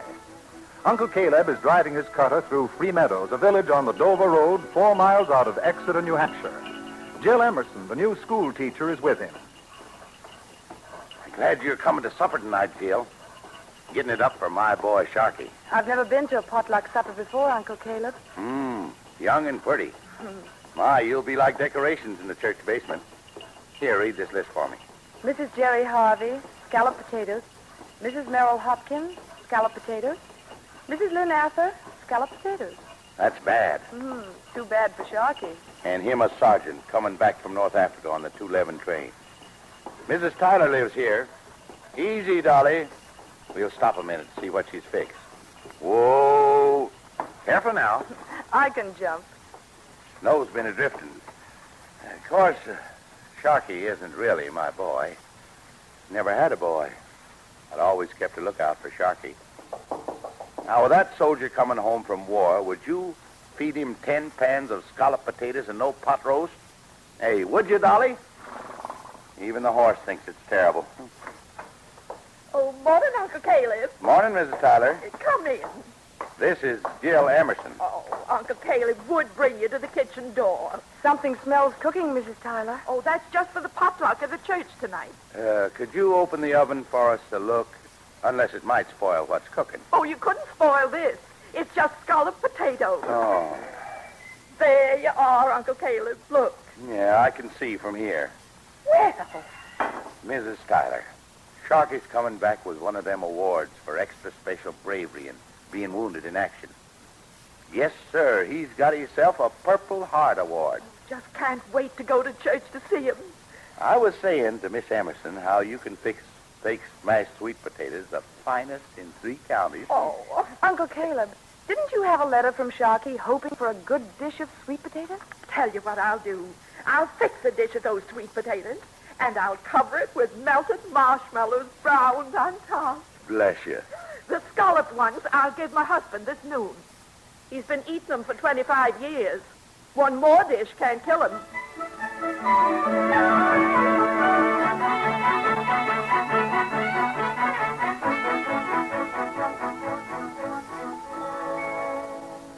This is Miss Thompson. Well, let's get out. She's the sourest old girl on the eastern seaboard. Be just like her to bring plain lemon gelatin. Better not stand there under the eaves. The icicles is dripping. Uncle Caleb. Hey? Look what's cooling outside the kitchen window. What? Lemon gelatin. Any bananas cut in? No. Oranges, maybe? No. Cherries? Not even nuts? It's just plain gelatin. You said it, Dolly. What are you after, Caleb? This is Miss Emerson. Saw you snooping at my dessert, Miss Emerson. Didn't it take your fancy? I was admiring how clear it was. Hattie Thompson, are you planning to bring that for Sharky? That's plenty good for Sharky. What's he done in the war, huh? Now, Hattie? Is he a captain of a PT boat? Is he a pilot on a bomber? No, he's been sitting under a palm tree, that's all. He has been fighting. Fighting in Tunisia. Fighting in Sicily. Hattie, there's just one thing that could make up for all he's done. What? Mince pie. I've only one jar of mincemeat left, and you won't get it. But this is Jubilee potluck with speeches. Sharky's going to tell about how he won the Purple Heart. And I'm going to tell about the very first Purple Heart. The only one in all existence that General Washington gave when he started the award way back in Revolution days. Caleb, I'm all alone in the world, and I've only got one jar of mincemeat. And who do you think owns this one and only Purple Heart? The Cincinnati Society, right next to her, just 4 miles away. Yes, sir, and I got permission to bring that Purple Heart to the church. You told me it was like this. I might have... But now I haven't time. Not even an hour? No. There's mending and darning for all afternoon. Miss Thompson, if I came next Saturday to help you sew, couldn't you? Would you work all day? Yes. Would you expect me to give you lunch? No. Then I'll bake the pie.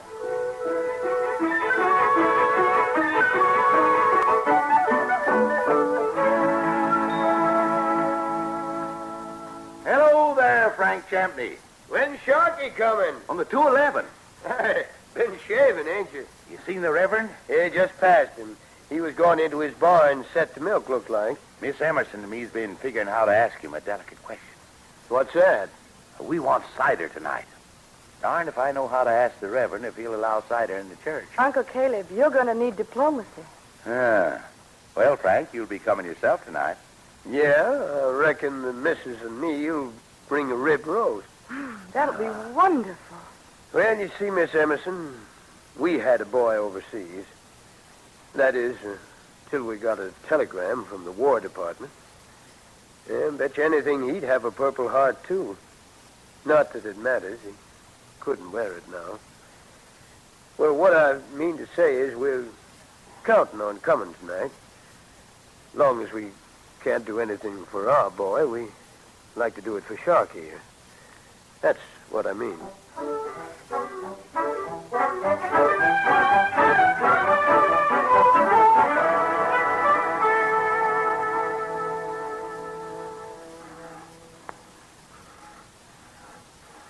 Didn't know you did your own milking, Reverend.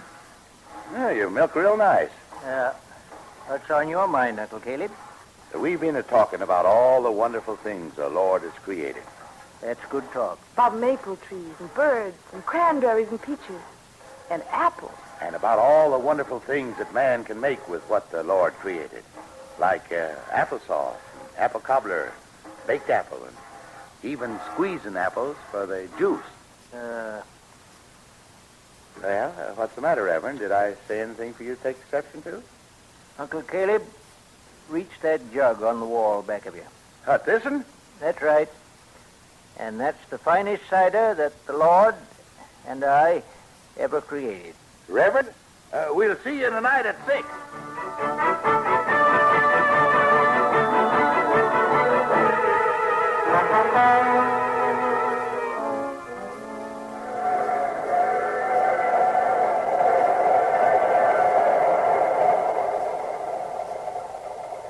Exeter, next stop, Exeter. Orangeade. Orangeade is a dime. A dime is 10 cents. Orangeade, soldier. How about your buddy? You use it. Hey, I know what that one ribbon's for. That's the Purple Heart. Hey, tell me, how are things over there? Over where? Over there. I'll write you. Yeah, I bet you could talk if you wanted to. Well, I don't, so peddle your juice. I envy you fellas a chance to fight like that. Every night when I get through this lousy job and get home to the missus, hear the kids and her yelling, it makes me want to fight. Too old. But I like to hear about it. Machine guns, bayonets, killing. Yes, sir. Orangeade is a dime. A dime is 10 cents. Get your orangeade here. Can you imagine that? It isn't bad enough to kill over there. You've got to come back and do it all over again for the folks back home. Exeter. Well, here's home. When I get home, I just want to sit, and sit. Well, all I want to do is see my Uncle Caleb. And maybe spear me an eel through the ice on Great Bay. And if the roads are blown clear, I'm going to ride my motorcycle. But as for talking war, not for me. Not by a long sight.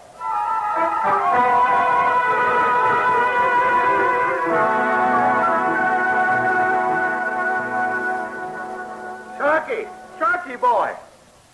Jill, before I forget it, I wouldn't say anything about that potluck tonight. Keep it like a surprise. Hey, Uncle Caleb. Oh, boy.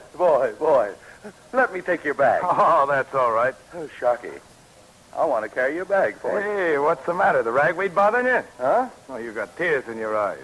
You're safe and home. Oh, I just can't wait to get back to the quiet of Free Meadows. Not to have to talk to anyone except you, Uncle Caleb, and... Oh, this is Jill Emerson, our new teacher. Pleased to meet you. Pleased to meet you. Say, you know, you add up to something pretty nice I hadn't counted on. Thank you. Well, climb in, Jill and Sharky. I'll tell you what we'll do this evening. What's that? You and Jill and me will come into Exeter and we'll have us a time at the Cozy Corner. 3 hours of ice cream and jukebox. What do you say, Jill? Well, I... Good. I know you'll come, Uncle Caleb. I just can't wait to see you dance. Sharky, I'm dancing right now. Well, look who's home. Hello, Miss Thompson. Made yourself the big hero, didn't you, Sharky? Oh, no, I just tried to do my job. Well, I'm coming to the church tonight to see you. What? Sharky, we're just having a potluck for you. Not for me, you want? Oh, come on, boy. Folks are counting on seeing you. Look at him, just itching to come and tell all about it. How's that? Your speech. Everybody's coming to hear you tell how you won that Purple Heart. Hey, did you say I'd give a speech, Uncle Caleb? Yes, but not... Sharky, wait. Don't go, Sharky. Thanks for thinking of me, Uncle Caleb. But if you'd have been on the beach at Salerno, you wouldn't want to talk about it either. Wait a minute, Sharky. Sharky, don't go. Thanks for the band. I'll see you tomorrow. Well, land of Goshen. The boy's right. I should have thought of it. Of course he wouldn't want to talk. But what can we do? Blind old Grandma Everett coming out in the cold. The Champneys coming with a roast for Sharky instead of their boy. Young Dave Peterson's coming to play the harmonica. The cider's coming. And Sharky ain't a-coming. Guess it won't be much of a jubilee.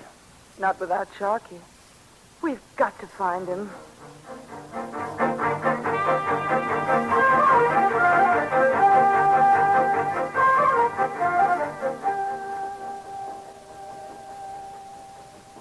Whoa, girl. See that fish shack out on the ice? Yeah? You wait here. I'm going out there. Oh, look. Someone's coming out of the shack. That's right, there is. But it isn't a soldier. Or maybe Sharky's inside. Hello! Hello there! Hello? Sharky there? Huh? Is Sharky there? No. Has he been there? Yep. Where'd he go? Back in Dexter. Caught 3 eels and went to have them cooked. What time is it, Jill? Oh, it's 4 o'clock. What time is it? Why didn't we pass him on the road? It's 4 o'clock. Well, we must have passed him on the road to Stratham. How about it, Dolly? 2 miles to Free Meadows and then 4 miles to Exeter. Oh, you shouldn't begrudge it, Dolly. Never made you plow, did I? And just figure this is your war effort.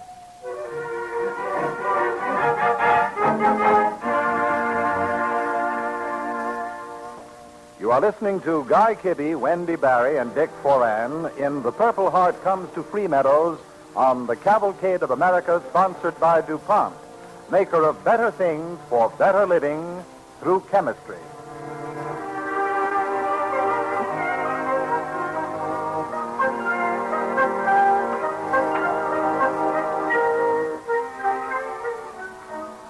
As our play continues, Uncle Caleb and Jill, played by Mr. Kibbe and Miss Barry, are searching for Sharky.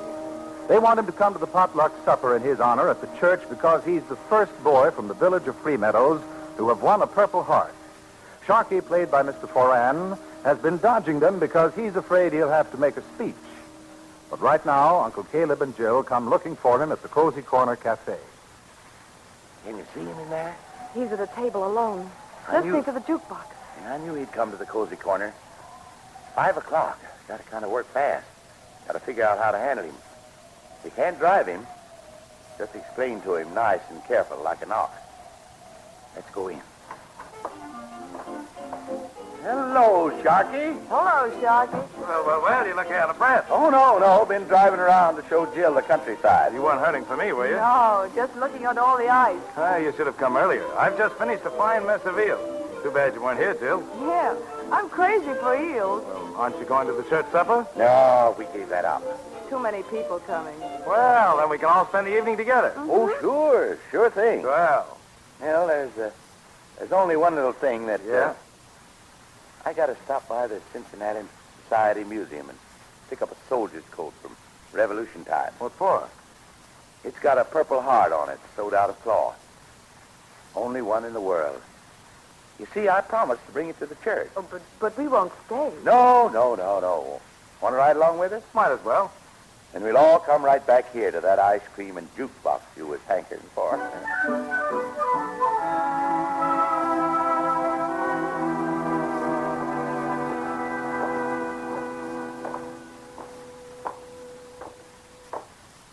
It's an old place.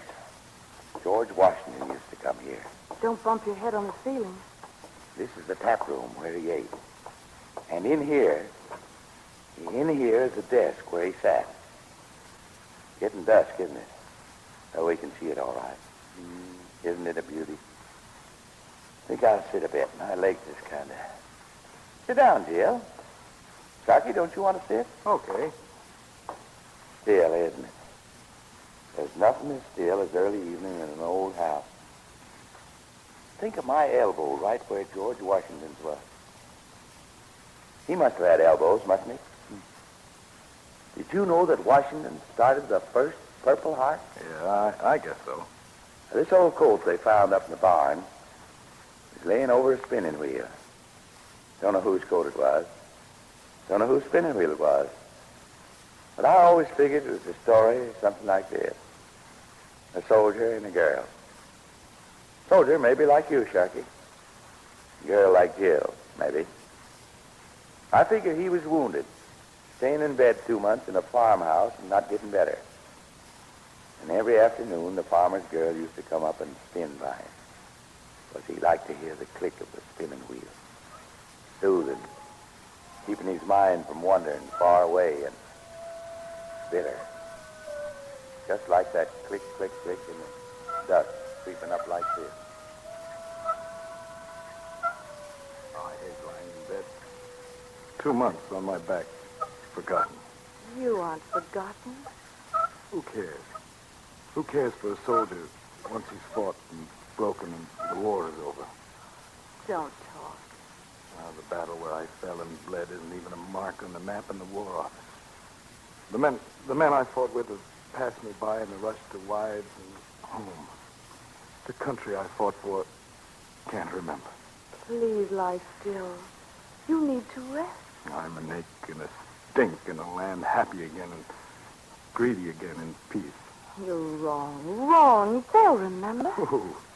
God and General Washington? No. They're busy playing games. I can't answer the things you say from fever. The bitter things. But I still hope. All these weeks as the slow days passed, one and then another. Another dragging by like wounded soldiers. I have hoped and believed that you wouldn't be forgotten. I still do. Oh, go on spinning. I'd rather hear the dry click of the wheel. The wheel is honest. It just says life passes. Life passes to nothing. Come in. I'm looking for a soldier, John Stevens. Here he is. He has a visitor outside. Bring him in. Bring him in. You seem excited. I just want to look out of the window. Oh, it's snowing again. It isn't always winter. You'll be up by spring. Come May, you'll sit out in the sun. Come June, we'll walk by the river. Come in. General Washington. Sir. I greet you with the gratitude of myself, Congress, the nation. What you did we knew at headquarters, but where you were, we didn't know until a letter came from, you are the girl. I took the liberty. Seemed right. Right and due. I have come, sir, to award you the badge of military merit, the Order of the Purple Heart. Thank you. I shall read the statement. In order to cherish virtuous ambition in the soldiers, as well as to foster and encourage every species of military merit, the Commander-in-Chief directs that whenever any singular meritorious action is performed, the author of it shall be permitted to wear on his facings over the left breast the figure of a heart in purple cloth or silk, edged with narrow lace or binding. The road to glory in a patriot army and a free country is thus open to all. John Stevens, do you accept? Thank you, sir. Is there a piece of purple cloth in the house? My best dress is purple. Perhaps from the hem of it you could... From the whole of it. I'll cut a heart as big as the flag.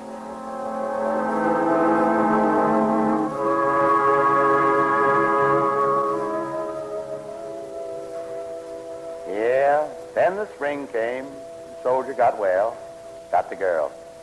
His bitterness went with the earth turning green. And knowing that folks remembered. It's a good thing, that Purple Heart. A proud thing to wear. And even to talk about. People like to hear. For instance, most of Free Meadows works over in the shipyards now, and if a sailor comes home, they want to know how the sailing was on the ship that they built. Could she take it and give it back double? They got a right to know. Of course, some folks ask foolish questions, but you can't hold back so many for the few. At least that's the way I figure. Uncle Caleb. Yes? What time is it? Almost 6. 6? Mm-hmm. Ought not to keep him waiting. Huh? Sharky. Yeah, if we're going to that church supper, we'd better stop talking.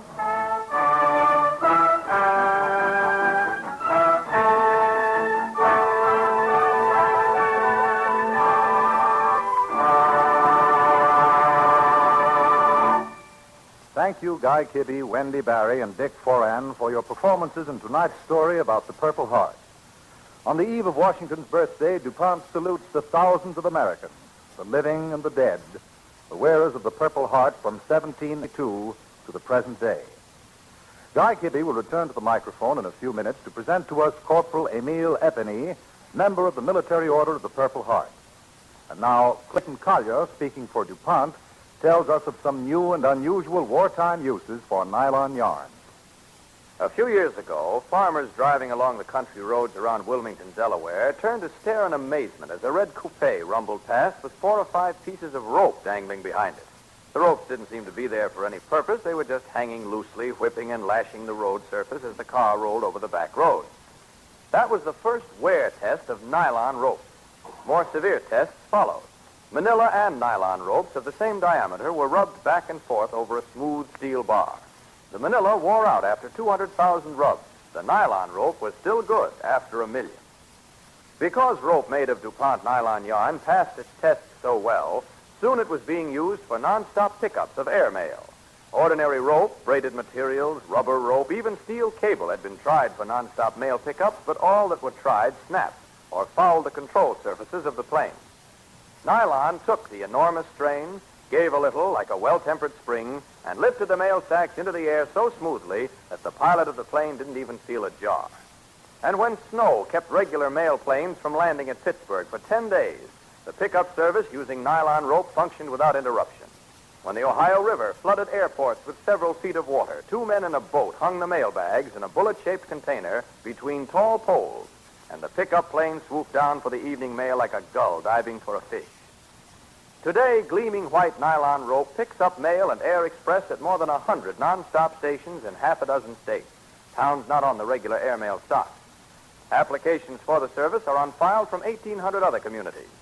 When the war is over, because of the pickup system, it may be possible to mail a letter in a small town in Maine and have it delivered the following day in another small town in California. But that will have to wait until the war is won. For today, the Army is using nylon rope to tow gliders. In a straight tow, such as the trip across the Atlantic, for instance, nylon rope helps to ease the jerks and snatches caused by bumpy air. Most of the glider operations so far, including the transatlantic cargo trip and the Sicilian invasion, have been straight tows, with plane and glider leaving the field together.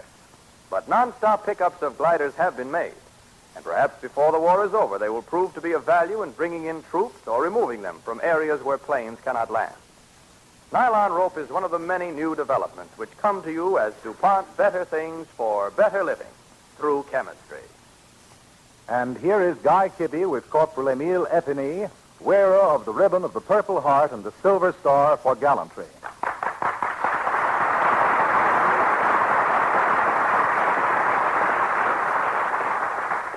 Corporal Ebony, welcome to Cavalcade.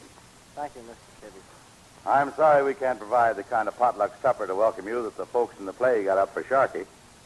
Something else happened to me the same as to Sharkey, and it's pretty important to me, too. And what was that, Corporal? Well, I found out just like Sharkey did that the first Purple Heart was awarded by George Washington. This medal sure goes back a long way. Yes, son, you're a part of a glorious tradition of our country. In what action did you win that decoration? In Tennessee, in the African campaign. And your Silver Star? I got that in the same show. Those are proud things to wear. We'd like to hear more about them, son. Well, you see, I was a liaison between the first aid station and the infantry in the field. The going was pretty hot and thick that day, and I got tagged by an 88-millimeter shell. And I guess that's about all. Well, son, I guess all you fellas are pretty much alike. You just can't get to talking about yourselves. But here, ladies and gentlemen, is a story as told by the War Department.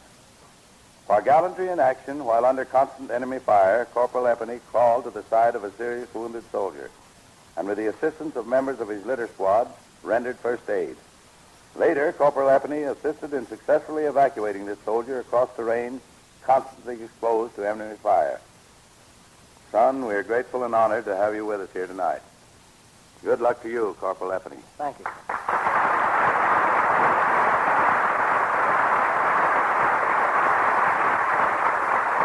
Ladies and gentlemen, this, the week in which we celebrate Washington's birthday, is being observed throughout America as Brotherhood Week, in order to realize again the spirit of unity among people of different races, cultures, and religions that makes our country strong.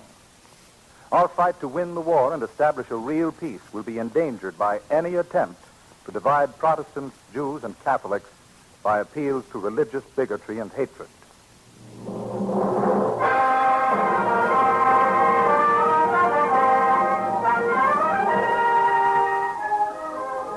Next week, DuPont presents Virginia Weidler and Jane Darwell in Junior Angel, a friendly, warm-hearted story of young Americans and their part in the war on the home front with Miss Weidler starred in the role of Ruthie Crawford, student nurse's aide, and Jane Darwell as Nurse Boyle. The play concerns in sprightly fashion a teenage girl and her fine and needed contribution toward winning the war by helping in our country's hospitals. It might also be the story of thousands of other young American girls of today who wait only to be told how they may serve.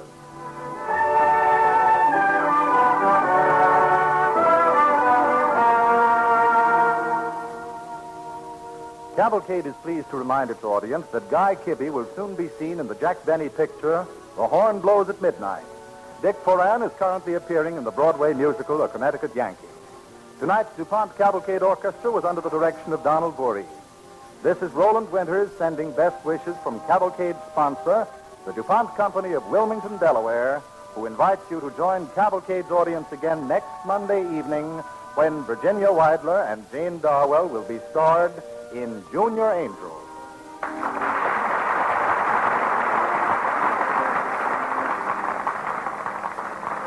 This is the National Broadcasting Company.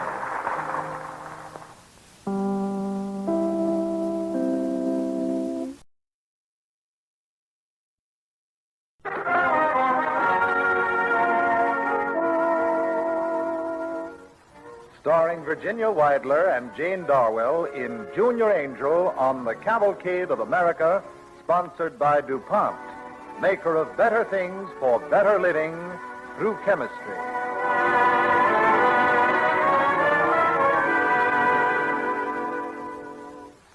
One of DuPont's many better things for better living is Speed Easy Wall Finish, the fast, easy, economical wall paint that is saving homeowners time and money.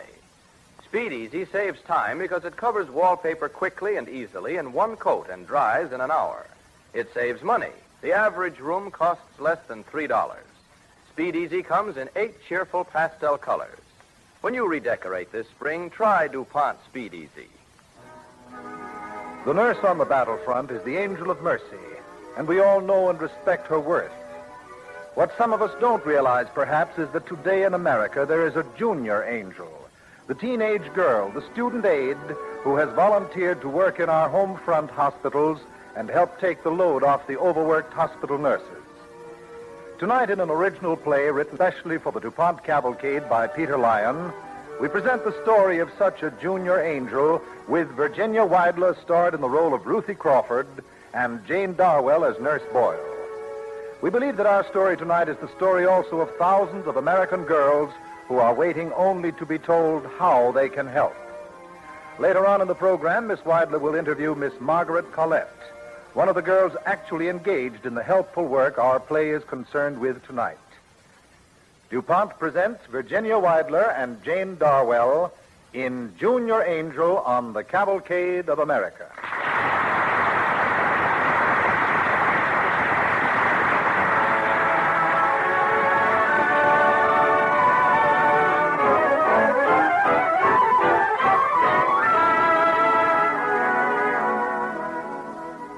We're going to spend some time tonight in a pleasant residential suburb of a Midwestern American city.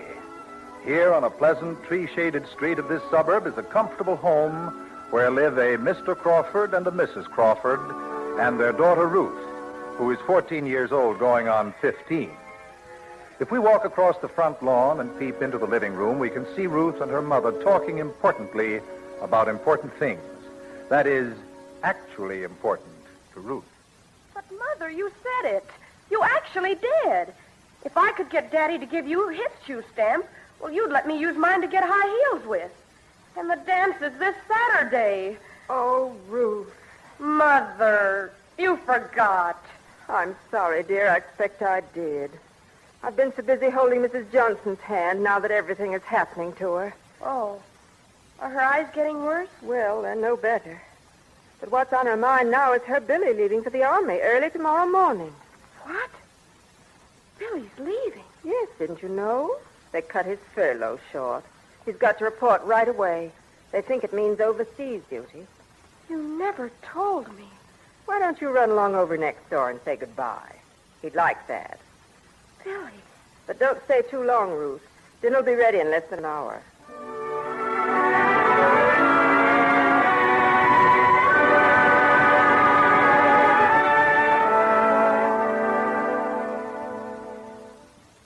Ruthie. Hello, Billy. I just heard you were leaving. Yep. Kept it quiet, didn't you? Didn't want to worry your mother. Yeah, that's right. Hey, Ruthie, throw me those brown socks on the bed there, will you? Here. Thanks. I think that was swell of you, Billy. Not to let on you had to leave, I mean. Billy. Yeah? What are you doing? I mean, tonight? Well, I thought I'd better stick around tonight, Ruthie. Be with Mom and Dad. Oh, sure. Now, where's my sweater? Oh, there it is. You're sitting on it, kid. Give it a toss, will you?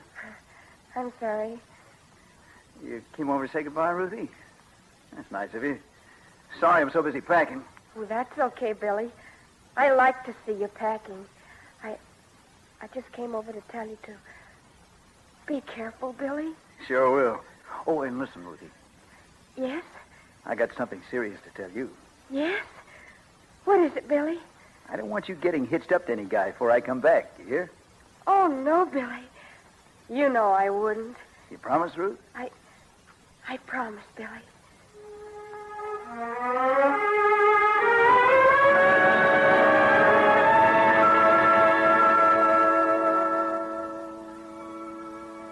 Ruthie, dear, your brown Betty's getting cold. Good Lord, Ruthie, you don't mean you're skipping dessert tonight?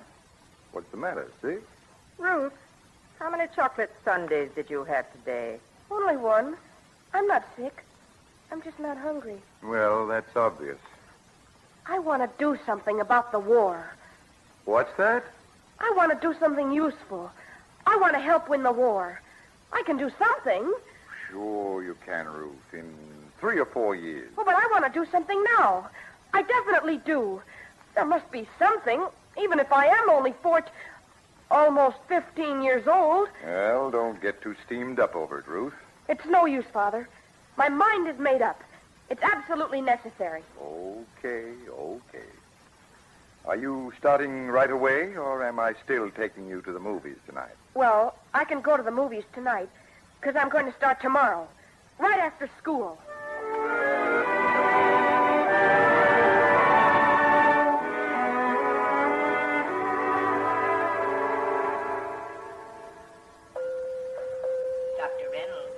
Dr. Reynolds wanted in the office. Dr. Reynolds. Excuse me. Are you Miss Boyle? Yes? The hospital superintendent? That's right. Well, I'm Ruth Crawford. Glad to hear it. I want you to give me a job here at the hospital. Well. A regular job, every day. I can come right after school and stay at least 3 hours, maybe 4. More on weekends. Miss Boyle, I'm serious. I definitely am. You definitely are? How old are you, anyway? 15. Well, what do you think you could do around the hospital? Well, I thought, like Florence Nightingale. Kind of smooth the patient's brows and... Smooth the patient? That's too much. Well, there must be something I can do. I can wash dishes or make beds or sweep the floors, can't I? Somebody's got to, and if you're so short-handed, why can't I? Yes, why can't you? What'd you say your name was? Ruth Crawford. Come along, Ruth. I'll get you a broom and a damp cloth and an apron.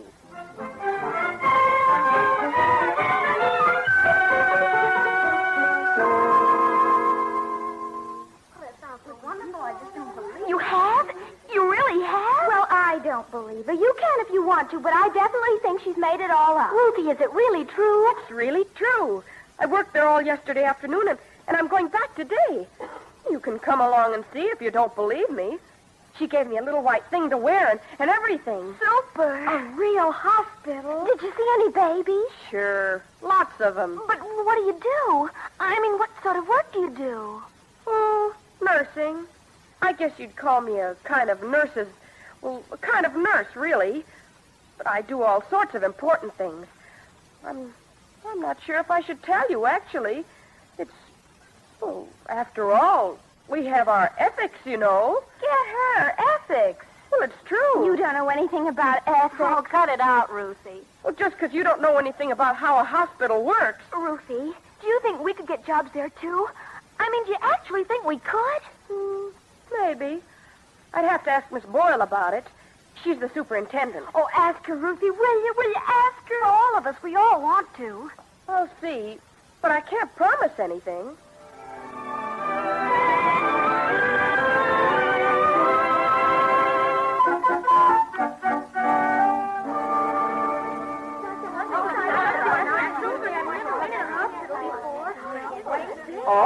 All right, girls.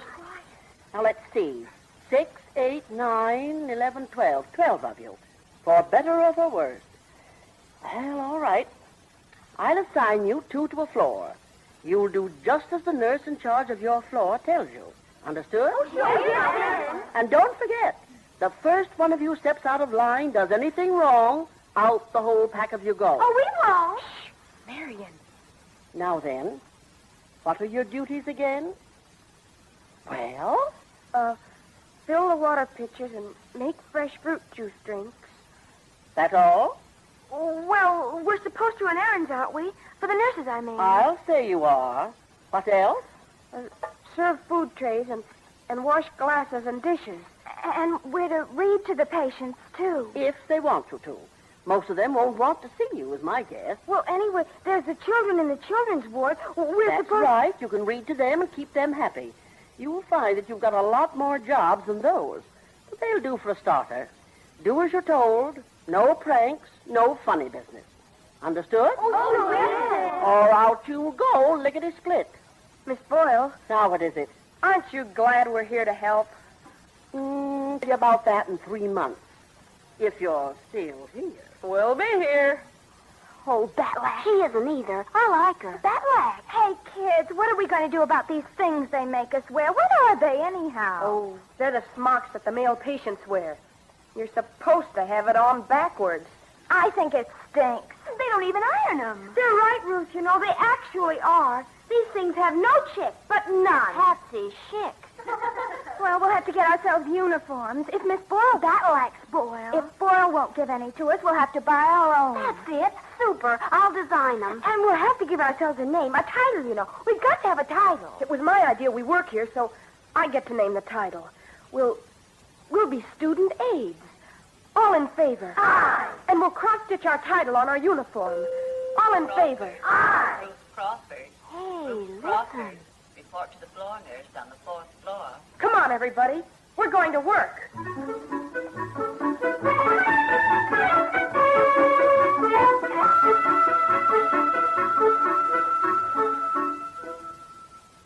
He didn't. He did so.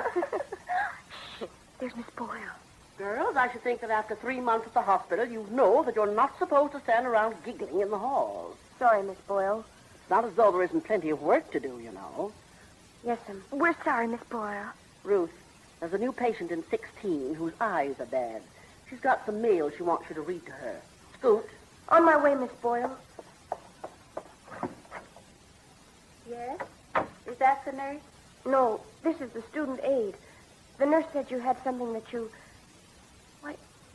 Why, aren't you Mrs. Johnson? That's right. Come in, Lucy. What? I didn't know you were coming to the hospital, Mrs. Johnson. Are your eyes worse? Well, I'm afraid they're no better, dear. Gosh, I'd have come down long ago if I'd have known you were the patient in 16. I mean, after all, living right next door, and besides, you're Billy's mother. Why, someday you might... Well, you might be... Billy is the reason I asked the nurse to send you in, Lucy. Oh, you mean he's written to you at last? Well, he writes at least once a week and has ever since he left, Lucy. He does? Gee, I thought maybe he'd been hurt or something.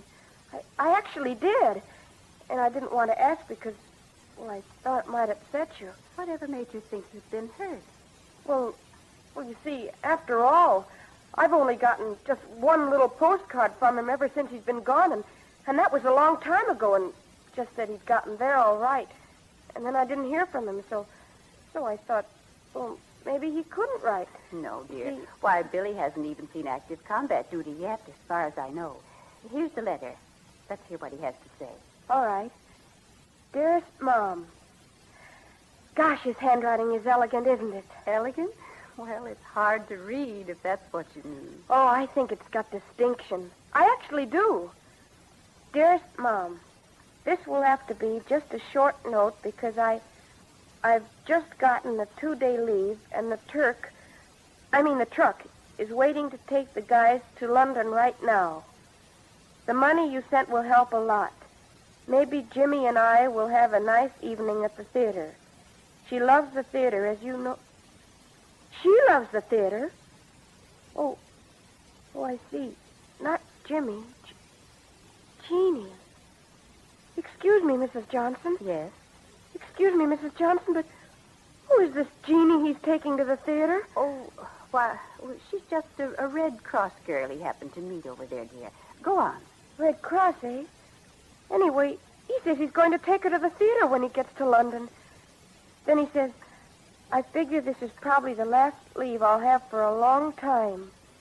Everybody over here is waiting impatiently for you-know-what to start. We talk about very little else, and most of our time is spent getting ready for it.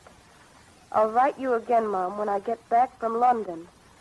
I have to close now because I can hear the sergeant tooting the horn of the truck. Say hello to Mom and Dad for me, and to anybody else you know would like to hear from me. All my love, Mom, and I know Jeannie joins me in that. She's still talking about what a honey of an engagement ring you picked out for us. Then there are a lot of X's for kisses, I guess. Then his name. I'm sorry, Lucy. Maybe I better take the letter. And he's got a postscript. He says, how's that little kid next door? Still carrying the torch for me? Say hello to her for me, too. That's all. Ruthie, dear. Listen, Ruth. Say, Ruth, come here a second. What's the matter? Nothing. Nothing, Miss Boyle. I'm okay. You're crushed. What did that woman in 16 do to you, anyhow? Nothing. Why don't you leave me alone? Well, what do you make of that? Come in. Ruthie? I'm sorry, Mrs. Johnson, if the student aide did anything Ruthie, that... No, I know Ruth very well. It was my fault. It's just that I shouldn't have asked her to read this letter from my son. You see, he's gotten engaged to an old sweetheart of his over in England. And Ruthie thought... Oh, I see. If you could do anything. I think I know how to take care of her.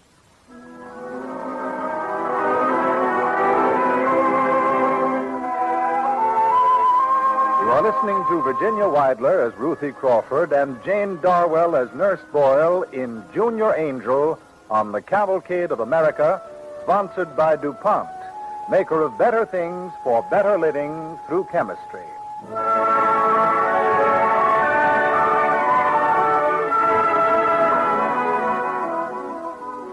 As our play continues, Ruthie has discovered that being a student aide in a hospital in an effort to contribute her bit to the war effort can mean interesting work, but also personal heartache. And Nurse Boyle's experience is the factor best calculated to help Ruthie in her trouble. Oh, Ruthie. Really, Miss Boyle? I'm all right. Oh, nonsense. I'm not worrying about you. There's too much else to worry about. Now, there's a very sick patient down the public ward, and it's getting on towards supper time. And I don't know where your friend Jean has disappeared to, and every bell is ringing at once. I just don't know what to do first. I suppose that woman in the ward... Oh, I can take care of her, Miss Boyle. Please, can I?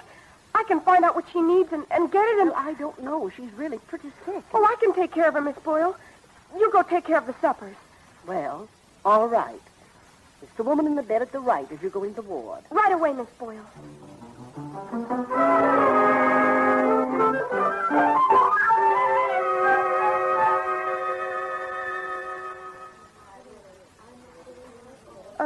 Excuse me.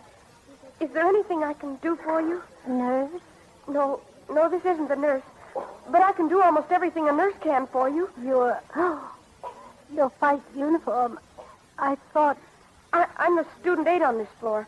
Can I freshen your pillow or get you a cold drink? No, thank you. Wouldn't Wouldn't you like a nice glass of orange juice? No, there's nothing, thanks. Nothing. You have a Bible here. Would you like me to read it to you? Oh, would you, child?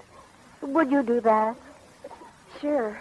Is there any special thing you'd like to? No. No, just anywhere. Oh, anywhere. Well, I'll just open it and...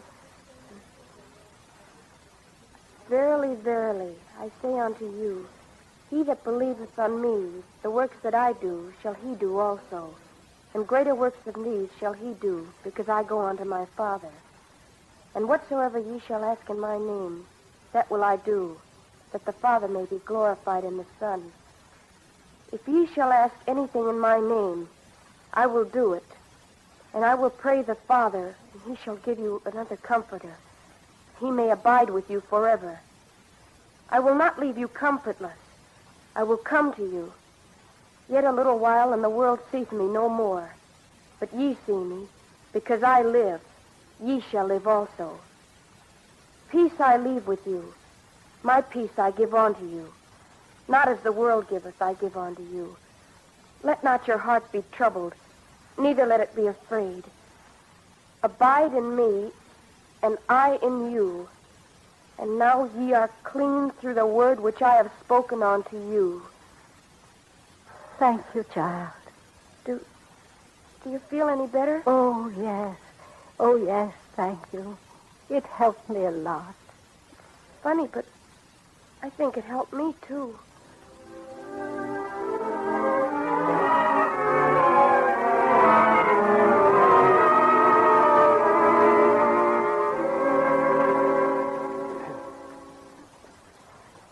Are you busy, Miss Boyle? I'd like to talk to you if you're not busy.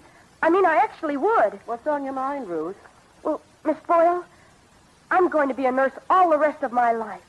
I definitely am. Miss Boyle, I've decided I'm not going out with boys anymore. I'm not going to go to movies or go dancing or anything. Not listen to bands on the radio or anything. Now, wait a minute, Ruthie. I know it's best this way, Miss Boyle. I know it's good for me. I've decided definitely. I'm going to devote my life to nursing. Well. Isn't it wonderful? Ruth, you've got a lot of time to make a decision like that. You're talking about a whole lifetime. And a lifetime, Ruth, can be a very, very long time. Ask me, I know. Don't you like being a nurse, Miss Boyle? Me? Well, right now I've been working for, 20 straight hours. So maybe you shouldn't ask me such a question. Why, yes. Yes, I like being a nurse, Ruthie. I wouldn't be anything else. But as for you, wait a while. I know. But I think not yet. You've got a lot of roads to go down, a lot of things to do, a lot of words to hear before you make your decision. And after all that, if you still want to be a nurse, well, then you'll be a good nurse, I guess. You've got the makings, I'll say that. You mean it, Miss Boyle? You definitely do? I definitely do. Oh, thanks, Miss Boyle. Thanks.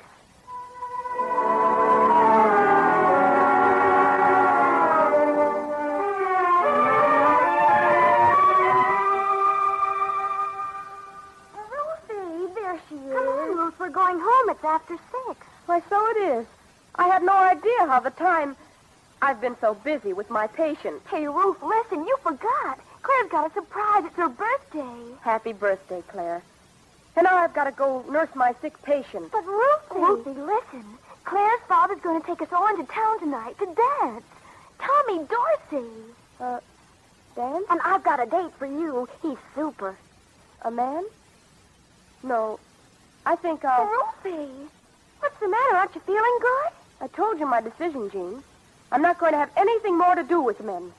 I'm going to be a nurse all my life. Like Florence Nightingale. It's more holy. Ruthie. But, Ruth, the date I've got for you is a lieutenant in the Marines. In the Marines? And we're going to hear Tommy Dorsey, Ruthie. Tommy Dorsey. Is he engaged? Oh, Tommy Dorsey? The lieutenant in the Marines. Him? Oh, no, Ruthie. He's just my cousin. That's the only reason he's coming with us at all. Mom made him come. We can stay till midnight, Ruthie. Well, where do I meet you? I don't suppose just going dancing once with a man would mean anything, would it? I mean, actually, it wouldn't.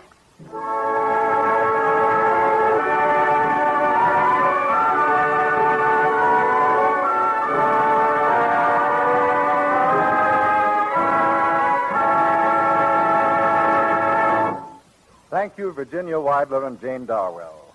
In just a few moments, our stars will return to the microphone with Miss Margaret Collette, who is actually engaged in the work that Ruthie Crawford began in our play. And now Clayton Collier, speaking for DuPont, tells us of one of the ways DuPont cellophane is helping in the important job of food conservation. We waste 15% of the food in our kitchens. It's a shocking fact. We, the people of the United States, waste 15% of all the food we take into our homes. The government asks all of us to help reduce this appalling waste, which has a direct bearing on the health and efficiency of our fighting forces. Where can you watch out for waste? Right in your own kitchen. Millions of Americans tomorrow morning will toast slices of bread as part of their breakfast. They'll go to the bread box or the kitchen cabinet and take out a loaf of bread they bought today, or perhaps the last slices of a loaf several days old. The bread will be either fresh or stale. If it's fresh, it'll be eaten. If it's stale, it will be wasted. Well, you say, what are 2 slices of bread? Only 2 slices. 2 slices of bread wasted once a week in each home equal 3 million wasted loaves of bread. 3 million loaves of bread will feed a lot of soldiers and sailors. The condition of those 2 slices of bread in your home determine whether they will be eaten or wasted. And their condition depends on 2 things: the way the bread is packaged and the way you take care of the package. Your baker is doing his part. Many bakers safeguard bread against mold with DuPont Mycoban mold and rope inhibitor.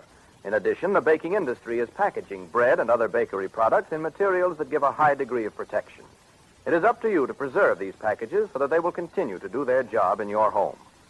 In the war against food waste, one of DuPont's products is playing a noteworthy part.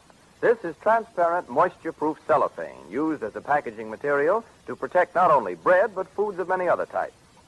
Helping to conserve those last 2 slices of your loaf of bread good to the last slice, is one of the ways that DuPont cellophane is helping. Using up these 2 slices of bread in your home, an example of the difference between waste and conservation, is one way you personally can help to win the war. By putting every morsel of food to work, you do your part. This reminder is brought to you by DuPont, maker of better things for better living through chemistry. And now here are Jane Darwell and Virginia Weidler with their guest tonight, Miss Margaret Collette, a teenage hospital aide.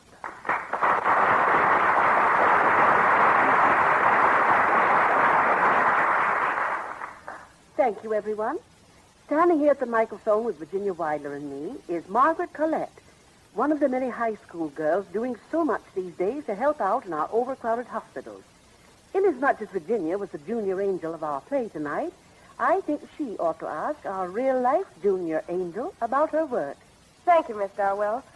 Tell me, Margaret, is it awfully hard work you have to do?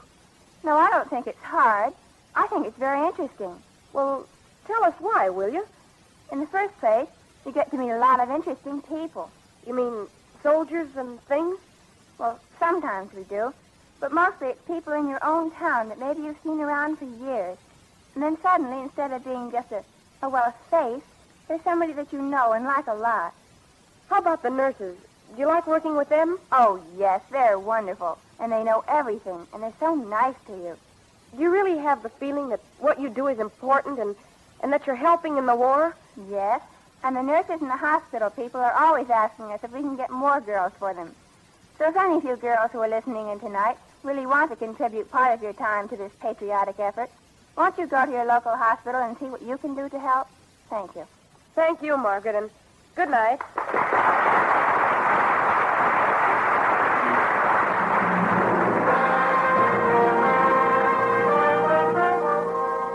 Our thanks to Virginia Weidler and Jane Darwell for helping us to bring the story of this important contribution by the thousands of schoolgirls who are doing such helpful work in the nation's hospitals.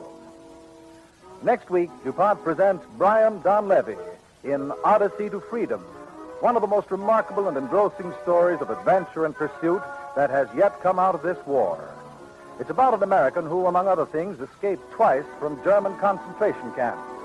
A man whose courage and resolve and love of freedom were so strong that he was able to surmount almost unbelievable obstacles.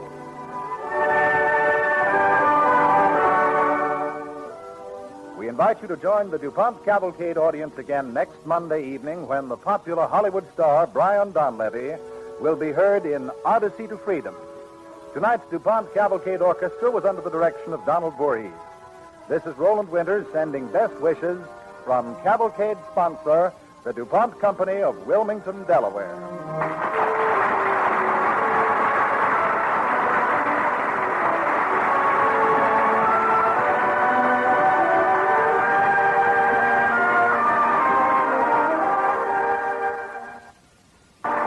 This is the National Broadcasting Company.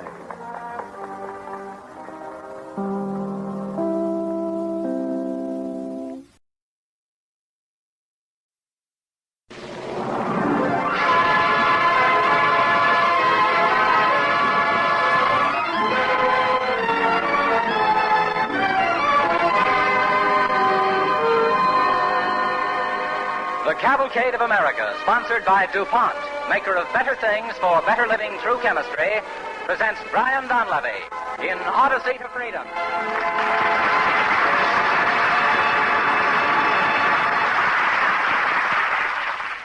Before we begin our play, here is a timely hint for those who plan to redecorate a room in their home this spring.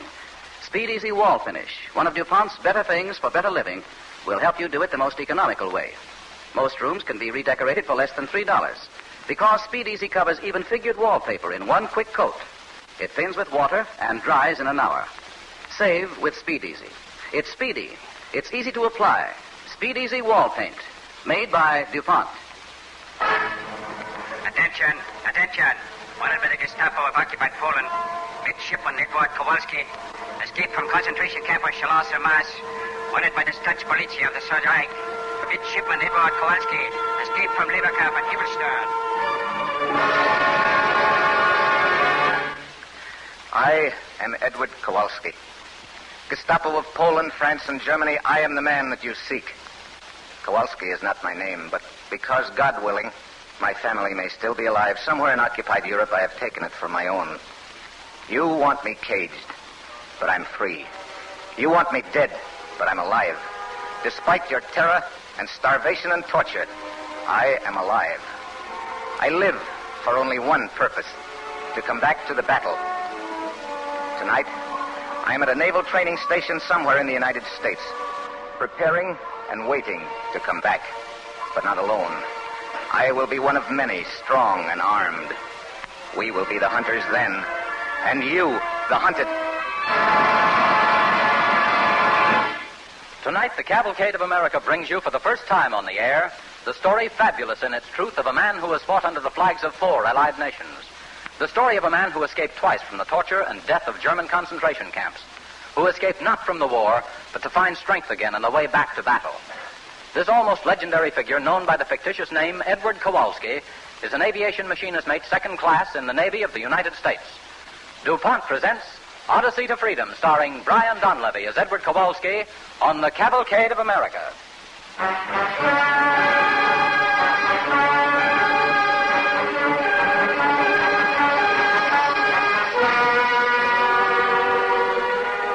Lisbon, Portugal, the last neutral outpost of freedom, the last hope of thousands of refugees from terror.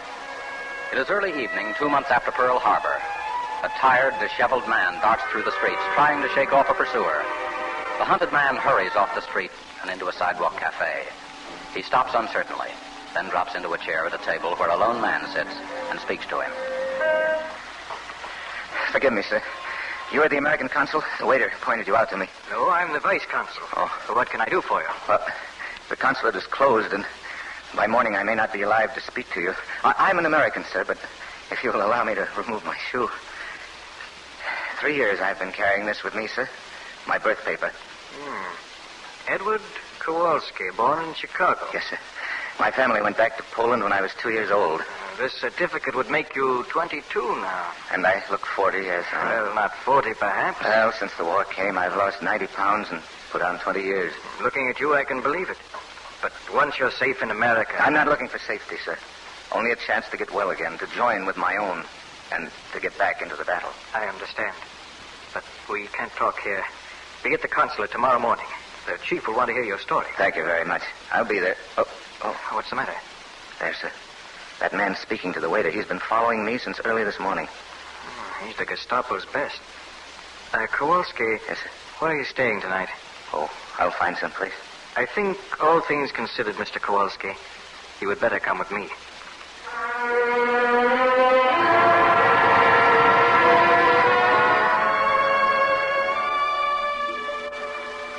We've cabled America, Mr. Kowalski. They'll check your references.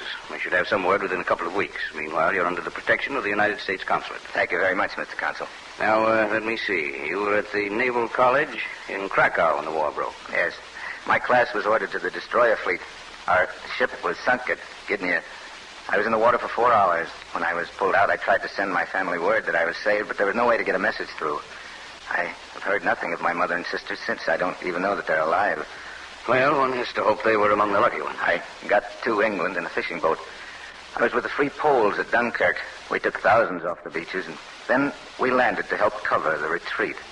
At first, we were hundreds, then dozens. In the end, we were only 6. Some of us whole, some of us wounded. We were left on the beach. For 6 days, the sun scalded us. We shook with the cold at night. There was little food and no water. Only one thought kept us alive. Switzerland. To get there and return to the fight.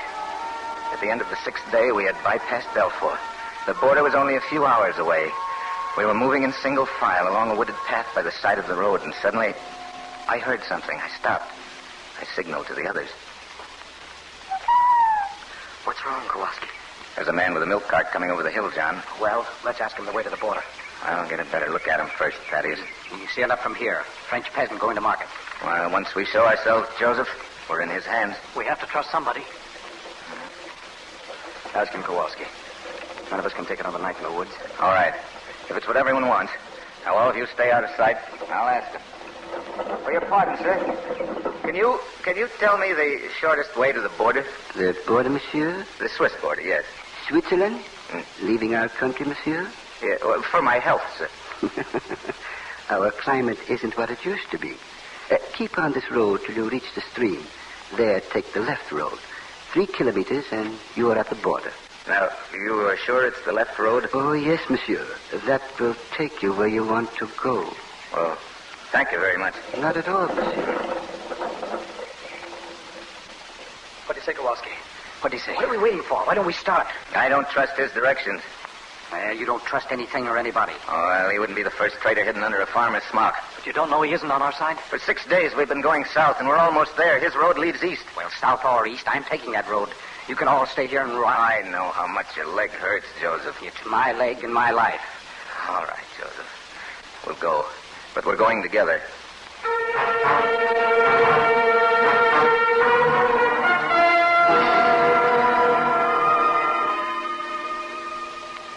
See? You're a fool, Kowalski. At the bottom of the hill. That's Switzerland. Look, fat cows just grazing. Nobody driving them to Germany. Yeah, tonight you could get drunk on milk, that is. But first a bed and chocolate. Oh, that peasant. He sold us. Remember, we're French. Sergeant, search these men for weapons. We have none. So, tourists, perhaps. That's right. And we must change your plans. All trips across the border have been canceled. You're under arrest.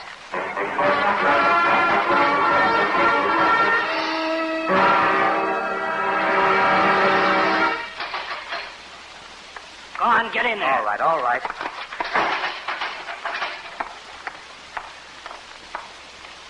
Thaddeus, are you all right? Did they question you, too? Yes. I told them I was French. They wrote it down. Why can't we be Poles? Here, Poles have no future but the firing squad. As Frenchmen, we have some hope. For you, there's hope in any case. You're an American. That's something no one else must know, Thaddeus. Look, if anything happens to me, destroy my birth paper, if you can. The Nazis would have good use for that. I promised that, Kowalski. And, Thaddeus, now we've got to learn to protect ourselves without weapons, with only what each man has inside. Inside? What do you mean? That questioning today was only the beginning. The next time the velvet glove comes off, after that, bribery, torture, anything. Anything that will turn us against each other. They find the weakest. And on your feet. Report your number. Report your number. You with the light hair. 5720. Now you. 4318. Here are your tags. What are they for? Put them on. I ask the questions. You're lucky, you Frenchman, but you don't know it. The Fuhrer has opened his heart to your country. Instead of dying in a concentration camp as you deserve, you're being allowed to volunteer for a labor battalion. You leave for Germany in the morning.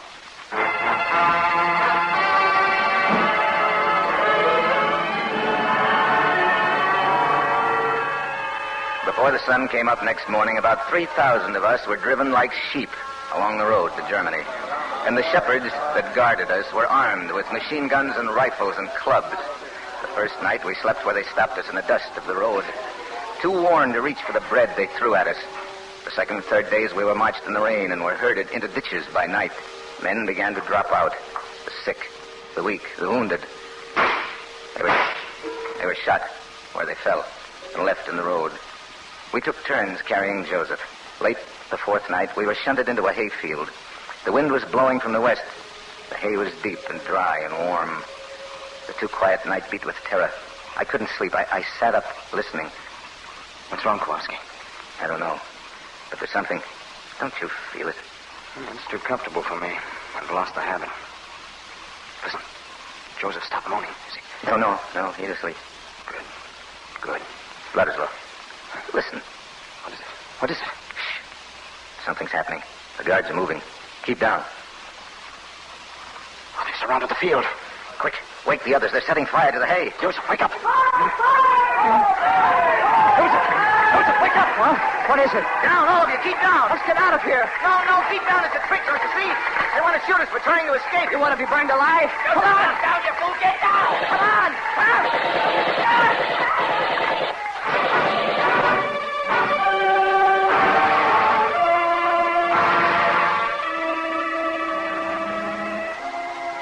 The hayfield was still smoldering when the guards rounded up the survivors and drove them into the road. The searchlights from the trucks were turned on us and a count was made. The burned, the clubbed, and broken. All of us were now less than half of the 3,000 who had started. Of the 6 of us Poles who had survived Dunkirk, now only 4 remained. Joseph had been shot. Vladislaw was burned to death. That afternoon we reached a railroad yard. There, each man was given half a loaf of bread and 3 sardines.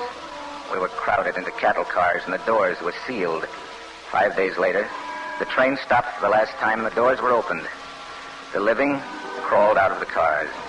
We were marched to the drill ground of the camp and lined up for inspection by the commandant. Wherever you have come from, you're in Germany now. If you do your work and behave, there will be no trouble. But any repetition of the kind of thing that happened in the hayfield, but some of you set fire to the hay in an attempt to escape. That's a lie. It was your own guard. It was your... Take him away. You have been sent here to work for the Third Reich. If any of you have any other ideas, get them out of your head. Our methods of dealing with such men are not pleasant. Lieutenant. Yeah, Commandant. Put them to work.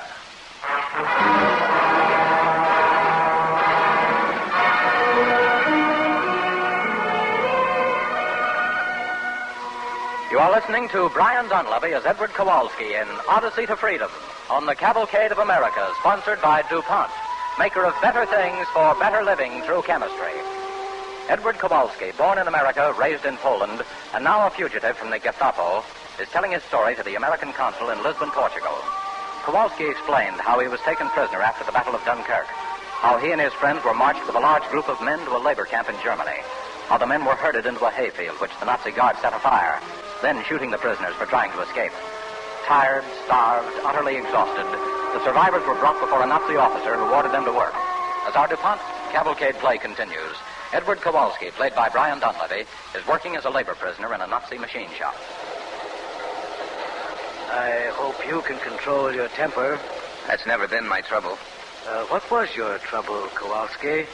I was taken after Dunkirk, Monsard. They won't all be Dunkirks. There will be victories, too. You and I are shut up where we can't help make them.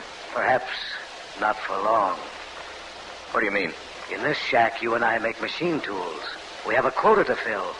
But time can be found for making other things, too. Making what, for instance? Making plans, for instance.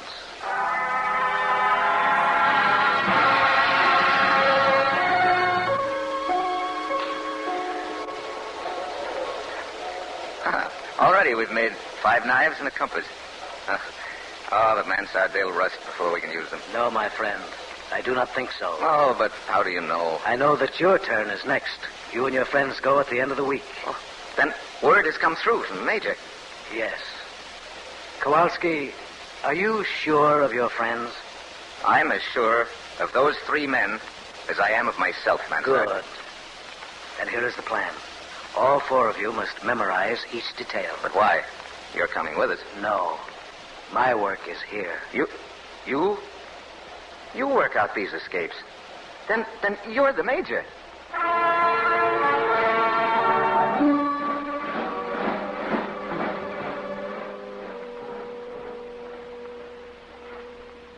The guard's passed. All right. Have you any questions? No, sir. It's all perfectly clear. Then swear to me that whatever happens, none of you will ever reveal how you made your escape. There will be others to come after you. We swear it, sir. You have another hour. We don't know how to thank you, Mansard. You can thank me by returning to the battle and by killing Germans.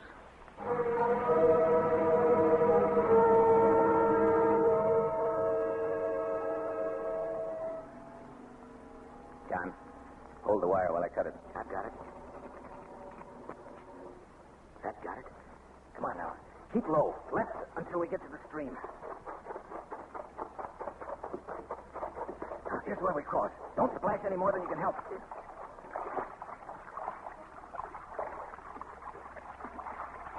Now, up the bank to the road. Hurry.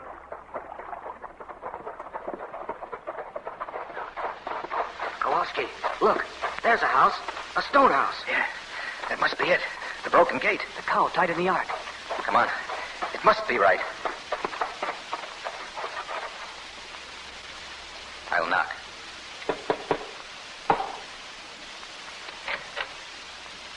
Well? The night is dark. The way is long. Thank you, friend. Come in quickly. Listen, they told us that you might know what was the best thing for us now. Yes. There is a prison supply truck about 100 meters up the road. There's a very bad stretch. He has to come almost to a complete stop. It'll be dark when he passes. Wait at the side of the road.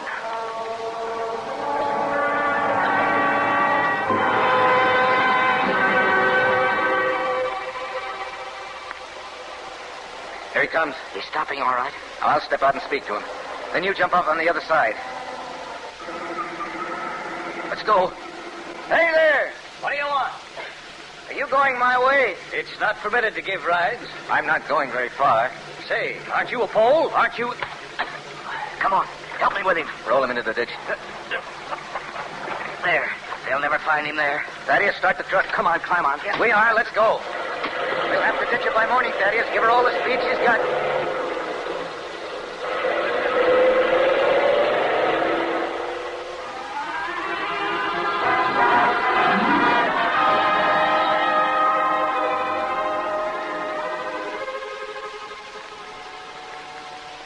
Do you think we're safe for a while here in these woods?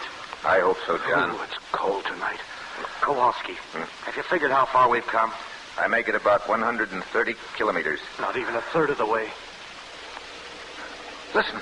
Wait, it's a motorcycle patrol. Look, there's only one chance. We've got to scatter. Casimir, you go north. How will we find each other again? I'll whistle. Get going. Right. Thaddeus, you go with Casimir. Yes. John, you go... Wait. It's too late now. Yes, keep down. Flatten out behind this tree. They're after Thaddeus. Or Casimir. Well, whoever it is, he won't have a chance. Well, what can we do? Nothing. Pray, that's all. Run, Casimir, run!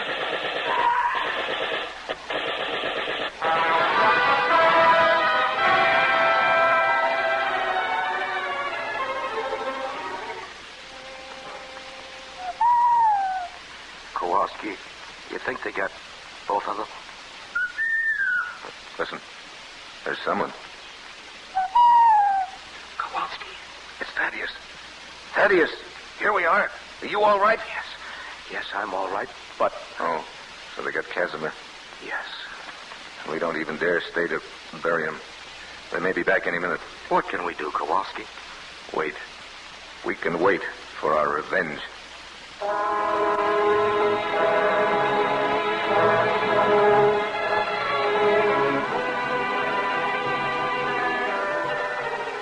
20 days out of Germany stretched into an unending chase. Our hunger, our weariness, our thirst became one pulsing ache to cross the border. To cross the border to freedom. On the 21st day, we crossed into France and walked like men again. But not for long. At a bridge, there was a gendarme. Your papers, monsieur. Let me see your papers. Our papers are lost, but we're French. This is occupied territory.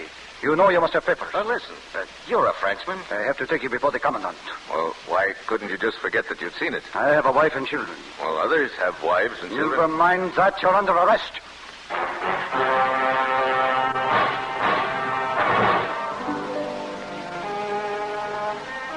On the Saturday of the 5th week in that Gestapo prison, help came to us from a man we didn't even know. A priest. A priest brought us money and sacramental wine to bribe the guards, who were very ready and willing to take them. Again, we became the quarry, but now we were not alone. We met an underground agent. He told us what to do. Until dusk, you will light in the woods, just this side of Free France. A young boy in gray corduroys will come by, gathering mushrooms. Watch him carefully. When the guard changes, there's one moment when the border is open. At that instant, the boy will set down his basket. Then, make your run.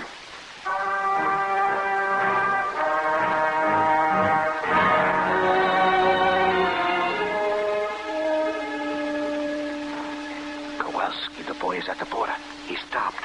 The basket. He put down the basket. Run. John, Thaddeus, run! We're coming!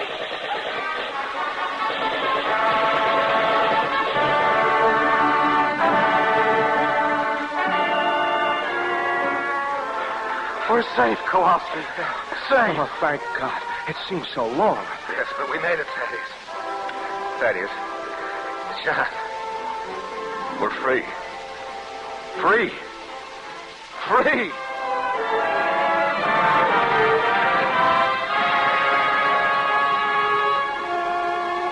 Unharmed, we crossed into free France.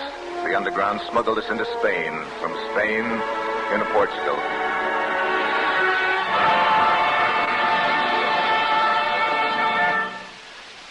Mr. Consul, the rest you know. That you're alive at all is a miracle. Oh, one more favor, Mr. Consul. My friends, they're not Americans, but anything you can do for them. Whatever I can. Is there anything more I can do for you? Just help me get to America. There, I can find the way back to battle.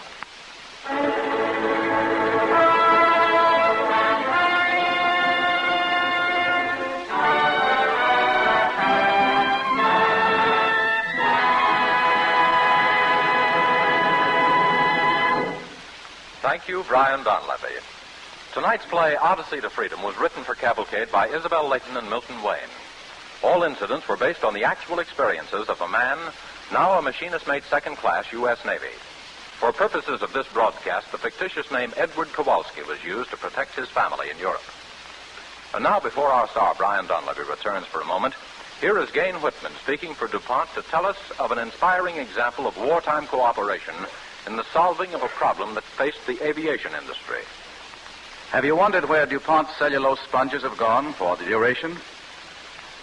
DuPont synthetic sponges were becoming an everyday household article before the war. People used them for everything from washing dishes to washing the family car. Nowadays, you see very few of them in the stores. They've disappeared for the duration. Where? Strangely enough, many of them have gone up into the air. The fuel cells of an American warplane, which carry the gasoline for the motors, are self-sealing and as nearly fireproof as it's possible to make them. So that they'll be safer still, many of them have their wings packed all around the fuel cells with DuPont cellulose sponge. If a plane's gas tanks are punctured by enemy bullets and some of the gasoline leaks into the wing, the sponge drinks it up and keeps it away from contact with the air, lessening still further the danger of explosion. It sounds simple, but the whole story is one of teamwork solving a complicated problem. The research work which ultimately solved that problem was pioneered brilliantly by North American Aviation, Bell Aircraft, and Wright Field.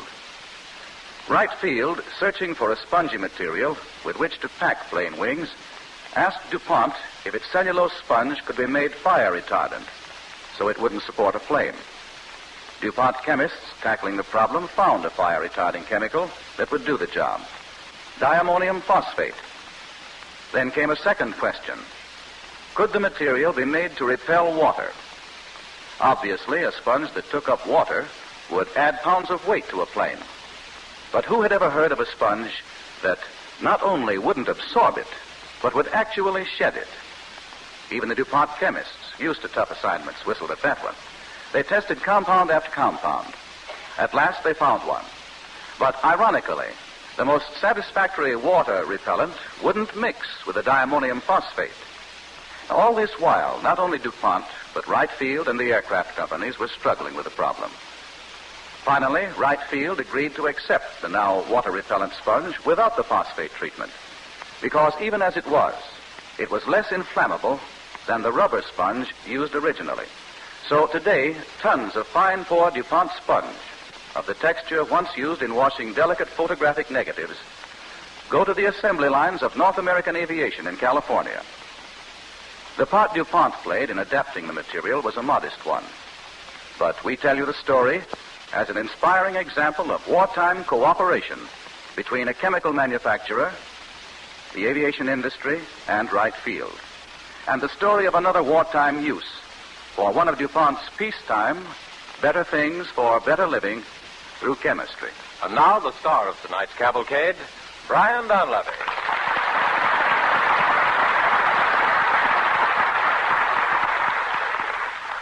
Thank you, ladies and gentlemen.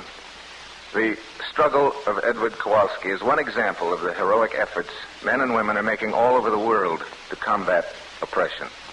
Kowalski's courage and resolve and love of liberty are a challenge to all of us to ask ourselves whether we are doing everything we can to preserve the freedom we all are fighting for. Thank you. Thank you, Brian Donlevy. Here in America, there is an increasing need for women in war work. Every woman can make an important contribution. Even if you have obligations at home, perhaps you can contribute part of your time to outside work. Go to the local U.S. Employment Service office and offer your services. You'll help to hasten the day of victory. If women workers aren't needed in your particular community, remember, from all over America, more women are needed for the armed forces.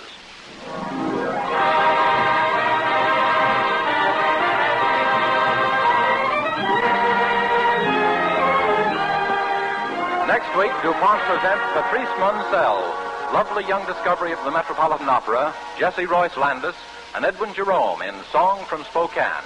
The story of a young American girl's rise to fame in this land of freedom and opportunity.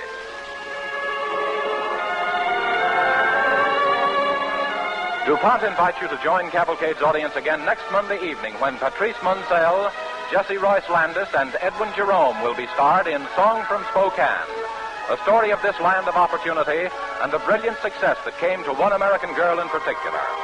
Music on tonight's Cavalcade was composed and conducted by Robert Armbruster. This is James Bannon sending best wishes from Cavalcade sponsor, the DuPont Company of Wilmington, Delaware.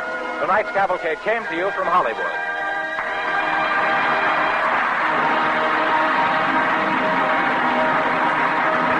This is the National Broadcasting Company.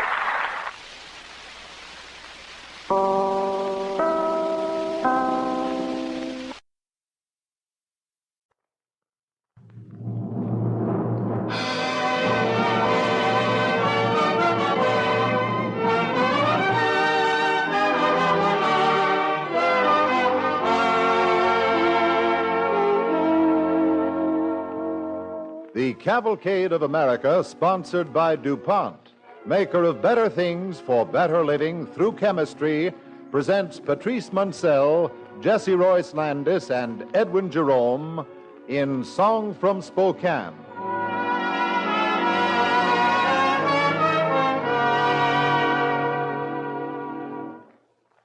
Before we begin our play, here's a word about a product that'll be brightening up many homes this spring. It's Speed Easy, the new DuPont wall finish that covers even dingy wallpaper with one coat.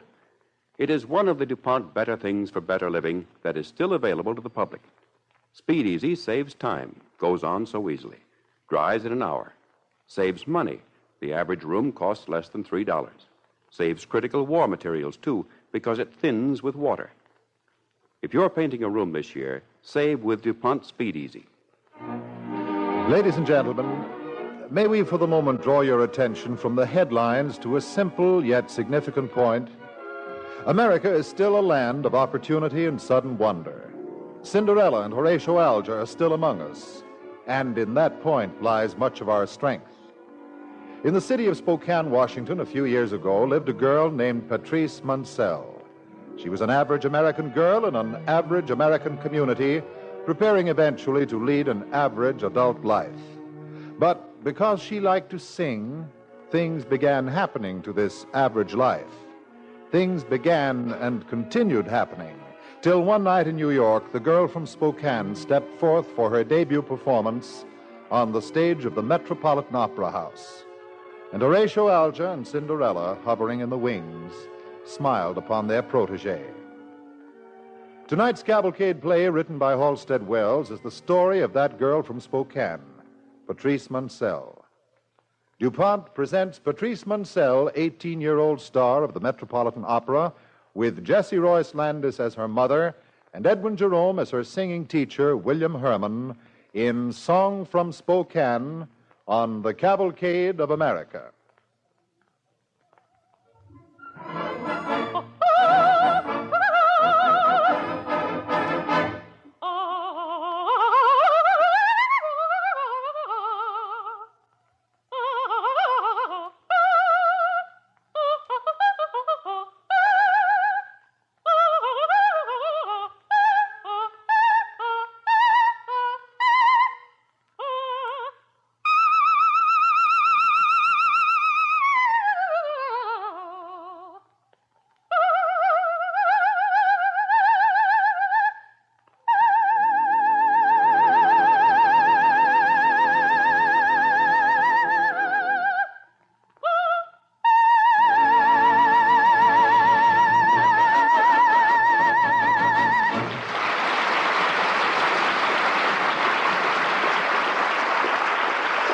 So ended an aria from the opera Mignon. Patrice Munsell had made her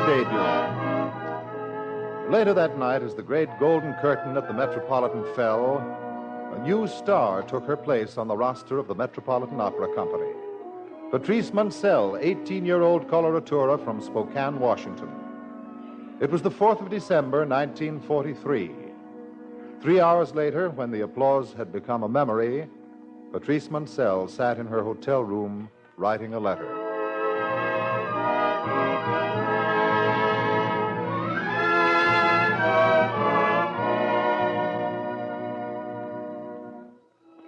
December 4th, 1943.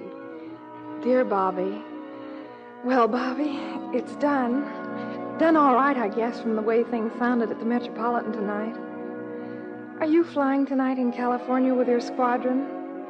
It's really December 5th here, but it's too early in the morning to be tomorrow. And anyway, I don't want tomorrow yet.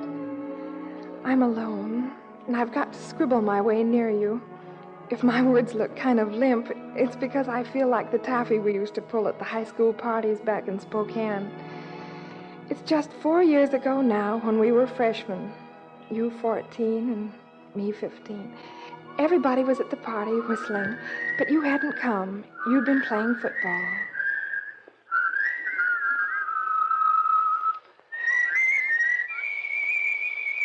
Hey, that was good. You know, if we keep on, we'll end up whistling birds for Walt Disney. Oh, not me. Whistling is okay, but it's what I call a limited sphere. Now, take me. I've been working up other things for extra power, like a loon crying over the water. Or under the water. Or a man sawing wood while a train starts. See what I mean about whistling, Pat?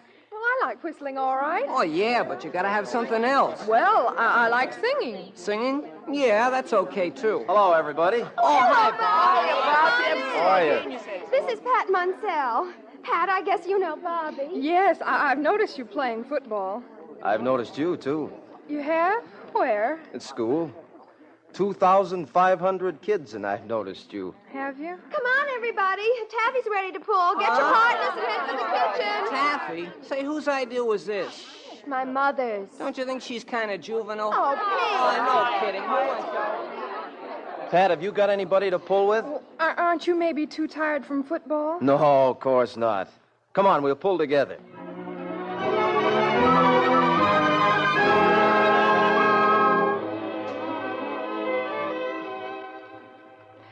Bobby, tonight at the Met, I could still hear you saying that. These 4 years, so many people have been pulling with me and for me. Most of all, of course, Mother and Daddy. I couldn't have done it without them, without you, without everybody. Big things help, and little things happen and help. Like my whistling teacher asking her brother to hear me sing in the Pirates of Penzance that freshman year. He liked me. And because he'd studied with a famous conductor, and because the conductor was giving a concert at the University of Idaho, that's why he could give me an audition. And that's why Daddy drove Mother and me the 85 miles from Spokane to Moscow, Idaho. Well, the conductor heard me. And then he said I must go to New York and study. He was wonderful. He seemed to feel so sure about me. We were so excited. Driving home that night, we stopped by the lake. How lovely the lake looks way below us. The lake's bigger at night, Mother. The mountains are taller. Well, from the way we've been talking, it looks as if the best thing would be for you two to go to New York. Take 8 weeks and try it. If it works out, then stay on. If it doesn't, Pat will still have time to get back for high school. I'd like to sing. Well? What do you say, Daddy? New York. Mother? New York. How about you, Pat? Which way is east? You're looking east. East it is. Beyond the mountains is Montana. Beyond Montana, Dakota, where I came from. Minnesota, where your mother came from. And New York is beyond. Way beyond. You'll go beyond where we came from. That's right. That's the way it should be. Isn't it, Mother? Yes, dear.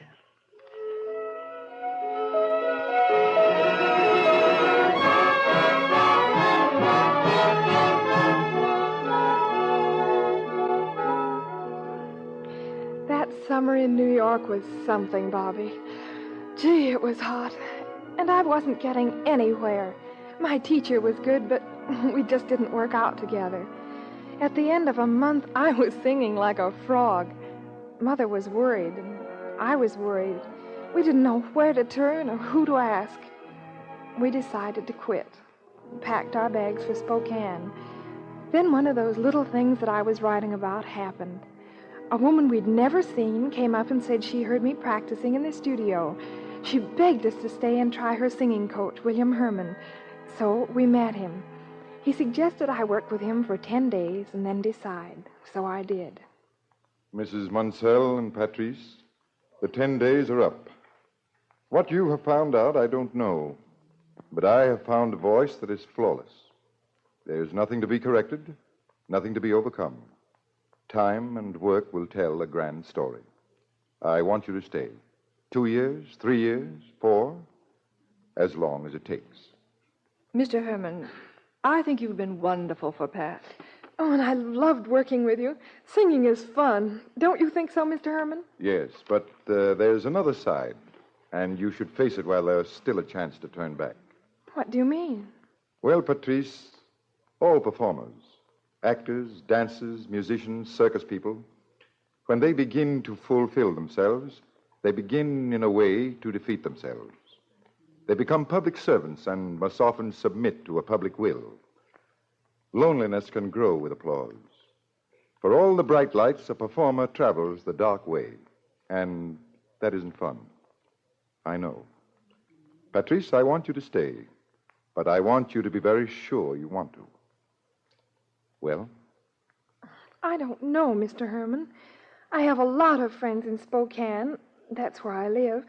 Maybe I'll give that all up and I won't be good enough. It's a tough decision, but it's for you to make. I've only had 1 year of high school, and school starts next week. Well, Pat? I like to sing, but I guess I'd rather be a sophomore.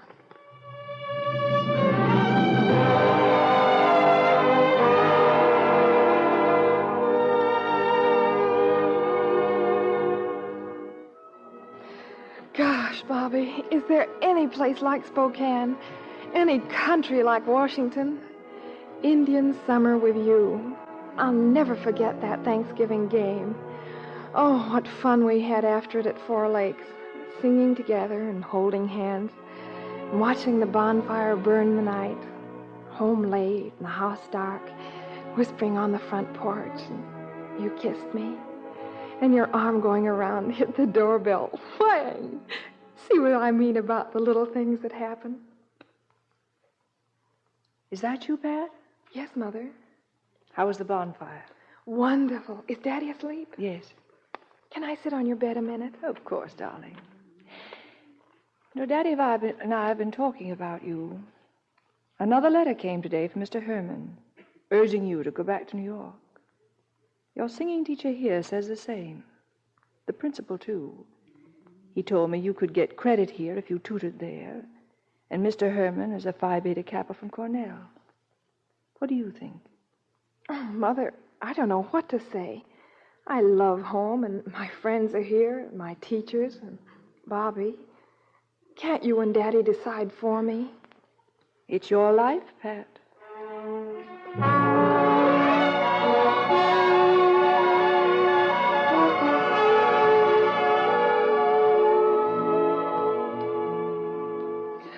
I wish they weren't going to ask me to sing. I just want to sit here by you. Yeah, me too. I wish we were alone. Oh, I wish we were too. Ladies and gentlemen of Lewis and Clark High, our farewell rally for our friend is just about over. Oh, Now, sitting here by a boy called Bobby is a girl called Pat. You've heard from Bobby. Would you like to hear from Pat? Oh, yeah. She says she can't say anything. I think she kind of hates to leave us, or at least leave Bobby. Shall I ask her to sing? Well, I guess we didn't get our wish, Pat. You better sing. All right, but this one's for you, Bobby.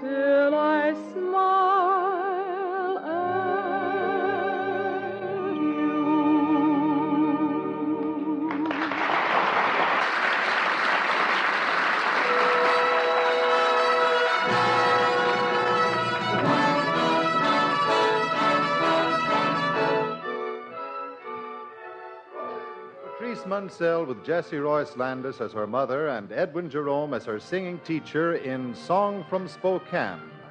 The story of the 18-year-old girl who is the Metropolitan Opera's newest star on the Cavalcade of America, sponsored by DuPont, maker of better things for better living through chemistry.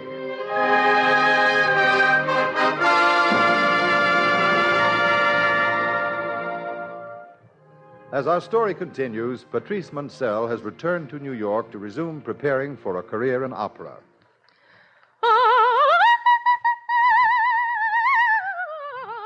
Keep the breath high, Patrice, high.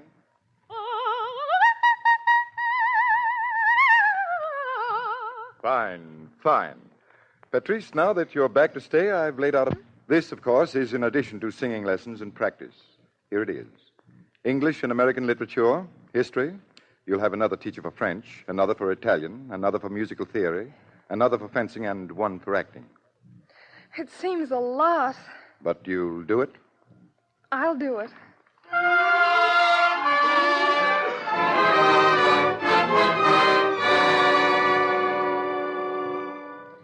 Two years of it, Bobby. But there were other things. I'd go riding in Central Park and think it was the prairie, swim in the hotel pool and make it the Pacific, and write you every night to feel you near. 2 years. And then a big thing happened. I sang on the Metropolitan auditions of the air. You can imagine how I must have felt when I heard the announcer. Ladies and gentlemen, these young people singing here tonight are singing to a nation at war. That we can sing at a time like this is a tribute to the power of our country and the power of music. For music fights too. Across the continent, singers and symphonies are proving that freedom has music and freedom is music. Our next contestant this evening is Miss Patrice Munsell of Spokane, Washington. Miss Munsell sings O Luci di quest'anima.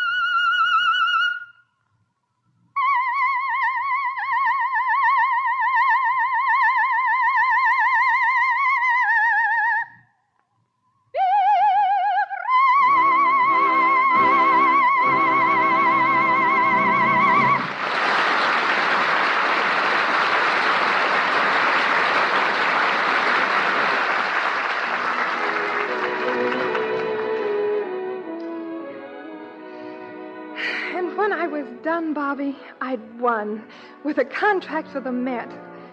Then Mother and I started home for a summer of rest. Did the train seem good? Did the West seem good? With all of us together again.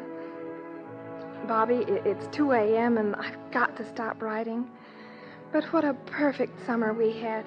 Right up until the end. Even the parting was perfect. But parting can be perfect. When you started for Texas in the Air Corps and I started for New York. Do you remember the last Sunday at our house reading the funny papers on the floor?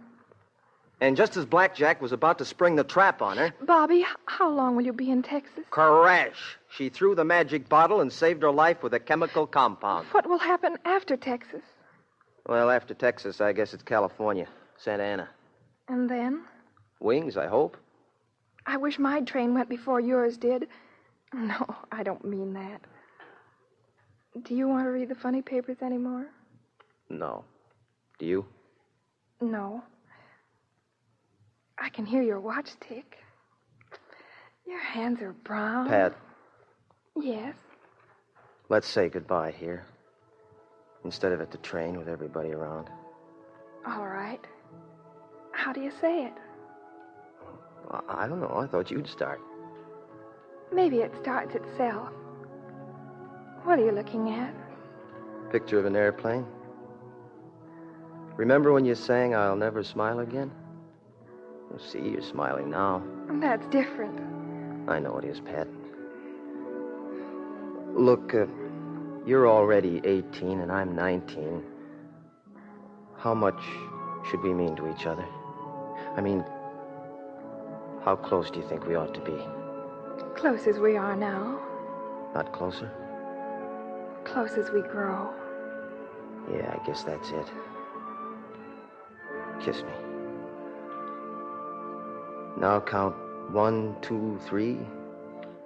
We'll say goodbye together. Goodbye. Bye.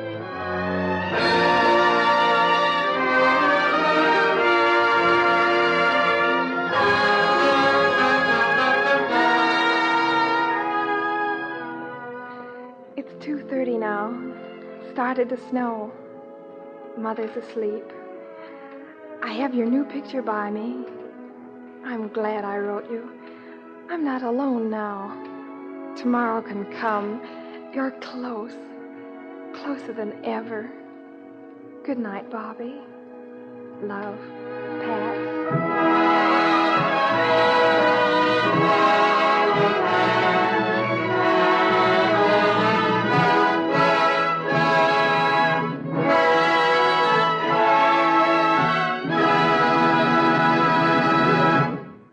Thank you, Patrice Munsell, Jesse Royce Landis, Edwin Jerome, and Richard Widmark.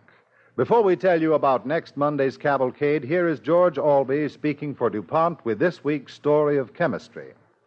Good evening. I've visited many plants of the DuPont Company for a number of years now, collecting facts for these weekly stories of chemistry. This week I learned how chemistry is aiding the farmer in his task of increasing the supply of poultry and eggs. Have you ever stopped to realize what's required to produce the dozen eggs you buy so casually at the store? What are the necessary ingredients? What are the things you have that have to be done before anybody can say a dozen grade A eggs, please? Well, first of all, there's the hen. The hen has to have a roof over her head and litter underfoot to keep her warm and dry. Believe it or not, hens catch cold very easily. Then there's the great amount of hard, painstaking work the farmer puts into caring for the hen house, raking the floor, disinfecting walls and roofs, maintaining a supply of fresh, clean drinking water. Finally, there's feed. Our poultry industry is what it is today, largely because so much scientific research has gone into discovering how to feed chickens efficiently. Included in the diet of hens are various grains, proteins, minerals, and vitamins. And one of the most important of these is vitamin D, the sunshine vitamin. A chick must have the sunshine vitamin in order to grow sturdy and strong. A laying hen must have it for health and egg production. A source of vitamin D that's scientifically controlled and always uniform has been provided as a result of 10 years of research. It's a dramatic example of chemistry at work. For this development of chemistry captures the vitamin D effect of sunlight. Great banks of ultraviolet lamps, supplying the same ultraviolet rays found in sunshine, are used to irradiate the raw materials utilized by this discovery. These materials are found within the boundaries of the United States. They supply the necessary chemical substances which are converted into vitamin D. Trademarked delsterol, deactivated animal sterol, this vital ingredient of scientifically balanced poultry feeds is one of DuPont's better things for better living through chemistry.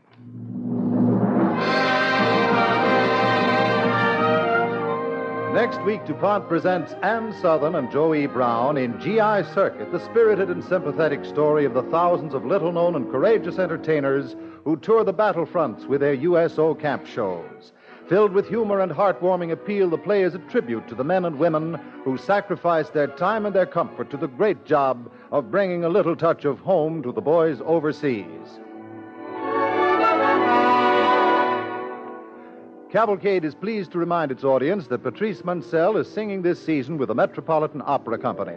Miss Landis is currently featured in the Broadway hit comedy Kiss and Tell. Tonight's DuPont Cavalcade Orchestra was under the direction of Donald Voorhees. This is Roland Winters sending best wishes from Cavalcade's sponsor, the DuPont Company of Wilmington, Delaware, who invites you to join Cavalcade's audience again next Monday when Ann Southern and Joe E. Brown will be starred in GI Circuit. This is a story of the men and women of show business who are touring the world's battle areas on the USO Camp Shows circuit.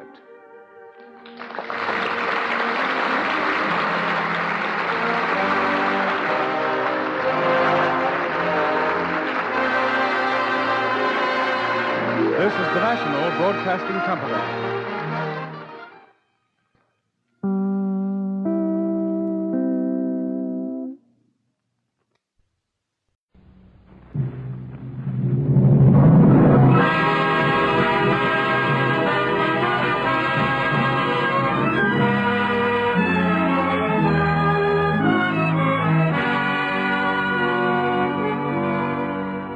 The Cavalcade of America, sponsored by DuPont, maker of better things for better living through chemistry, presents Joe E. Brown and Ann Southern in GI Circuit.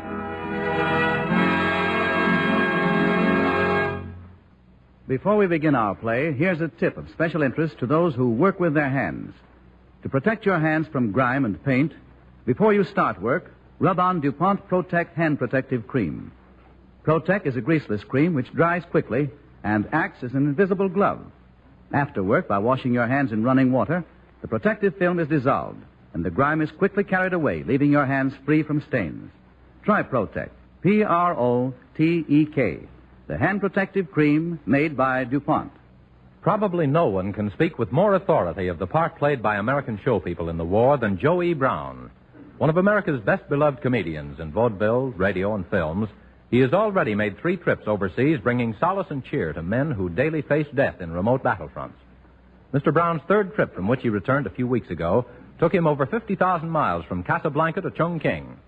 And now our radio play called GI Circuit, which was written especially for the DuPont Cavalcade by Paul Peters. DuPont presents GI Circuit with Ann Southern as Lily Valentine and Joe E. Brown as the narrator on the Cavalcade of America.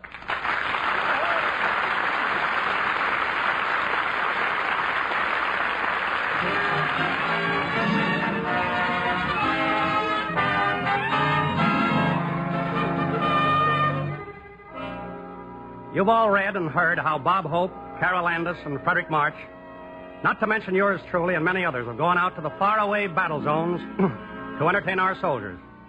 But few of you have ever heard of the little people, the rank and file entertainers, who've left the bright lights of Broadway and Terre Haute to put their shows on in the dripping heat of the jungle or in the blizzards of Alaska, who give 5 and 6 performances a day, dressed in GI uniforms, living on Army rations, crouching in slit trenches under the enemy bombs. These are the people I want to tell you about. And I want to tell you particularly about one. Her name is Lily Valentine. She plays the accordion. You know. She also makes with the feet.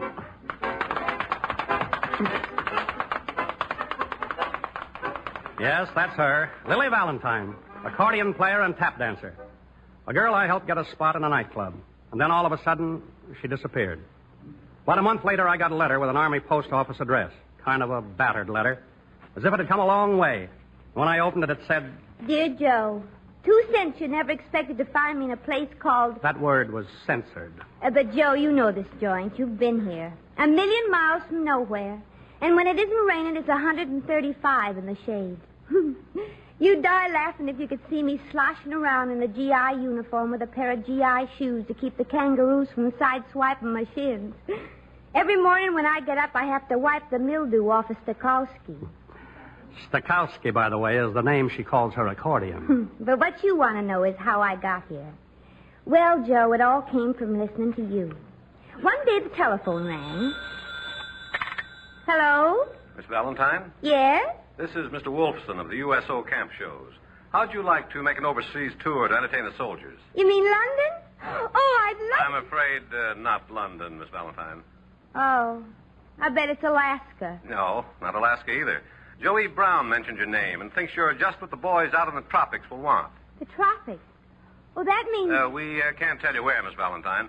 And to be perfectly frank, it will mean tough traveling and rough living. But from what I've heard of you from Mr. Brown... Oh, sure, I'd love it. When do I start? Why don't you come over and talk to me about it? How's 11 a.m. tomorrow?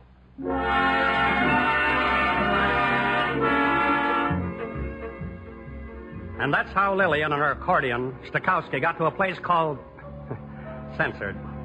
Where it's either raining or it's 135 in the shade, and where you wear GI boots to keep the kangaroos from sideswiping your shins.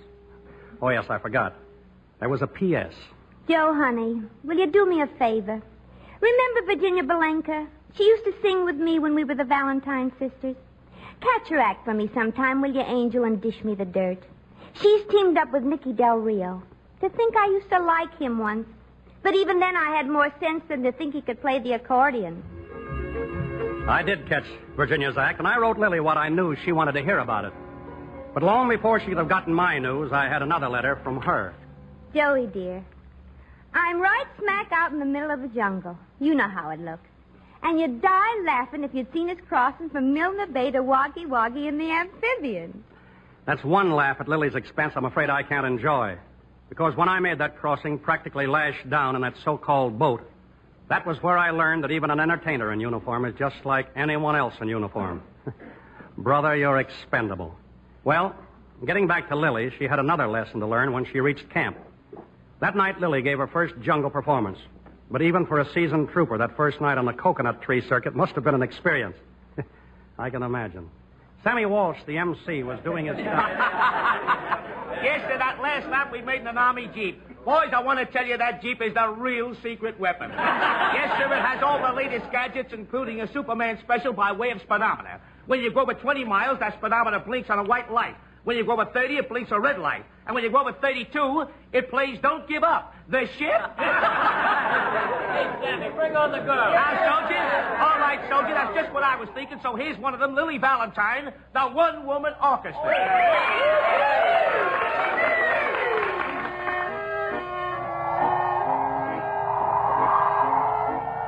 Hey, Lily, you better hold it. It's starting to rain. Hey, anybody got a raincoat, Mr. Kowski?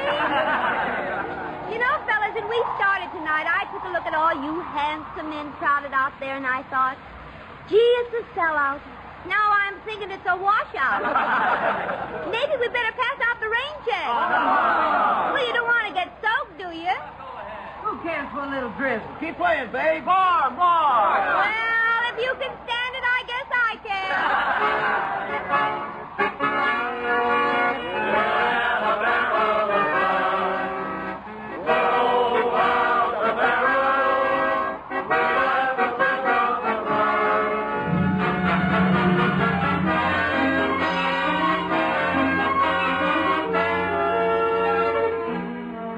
After the rain stopped, just as suddenly as it began, and after Lily had changed her dress and fixed her dripping hair, she danced with the boys. That's one experience that I didn't have. Well, as usual in Lily's letters, there was always that... P.S. Joe, honey, were you ever able to catch up with Ginny Belenka? Is she still singing with Nicky Del Rio? How can she stand that guy? Oh, yes, Joe. P.P.S. Give her my APO and tell her to make with the words, will you, honey? Would she go crazy to have an audience like this?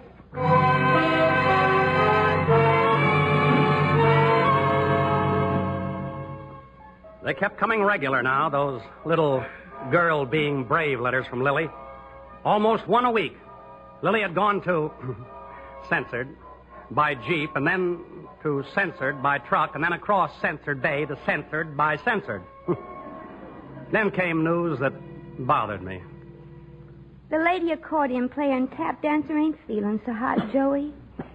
I wake up in the morning cold all over, and me with that iron Valentine constitution. But this is show business, honey. Besides, you don't have the heart to disappoint these kids. They're so wonderful, Joe. Sometimes in the middle of the show, I feel like I want to jump off the stage and hug them, every last one of them. Now, take this morning show, the breakfast review, we call it. At the hospital, Censored, Lily. Censored. We each took a ward, and just after I'd given them the works with as time goes by...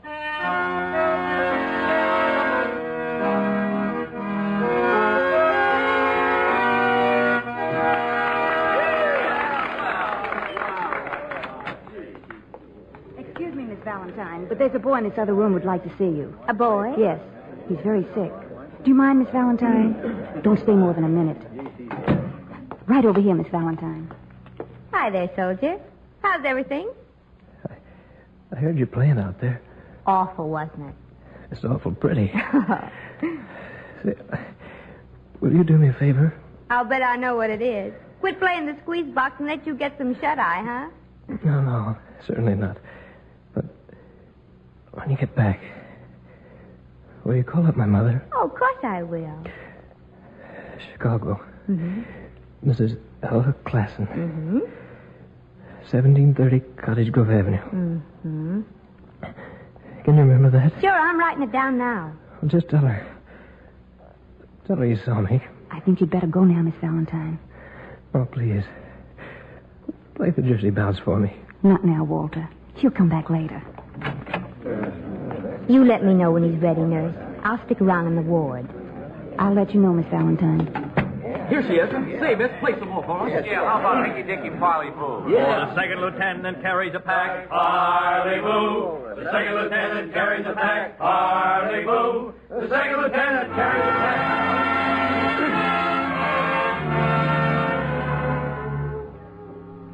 Well, Lily finished playing for the boys in the ward. Then she went back and found that nurse so she could make good her promise, play for Walter. That's one promise that Lily didn't keep. Walter was dead.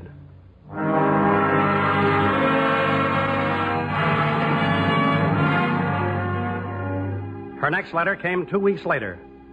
Bad news.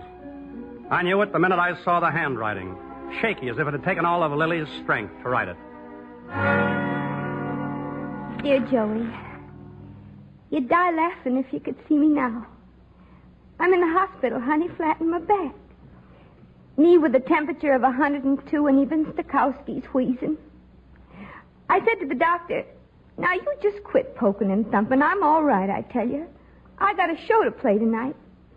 But he just looked at me with a fishy eye and said, Miss Valentine, you're going to bed. Oh, now, doctor, be yourself. I can't leave my unit. Who's going to play for Evelyn? Young lady, you haven't been wearing your GI uniform and boots, have you?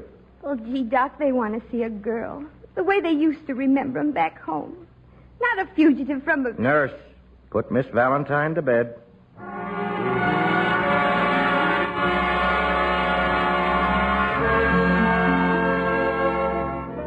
And so, Lily went to bed.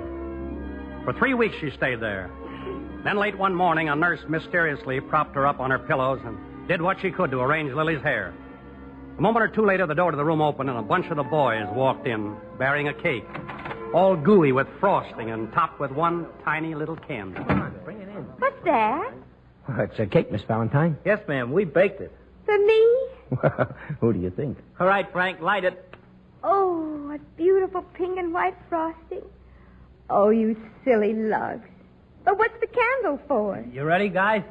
Happy birthday to you. Happy birthday to you. Happy birthday, dear Miss Valentine. Happy birthday to you. Birthday, but I... Yes, Sammy Walsh, the master of ceremonies, told us it's your birthday. It is your birthday, isn't it? Why, yes, of course it is. I plumb forgot.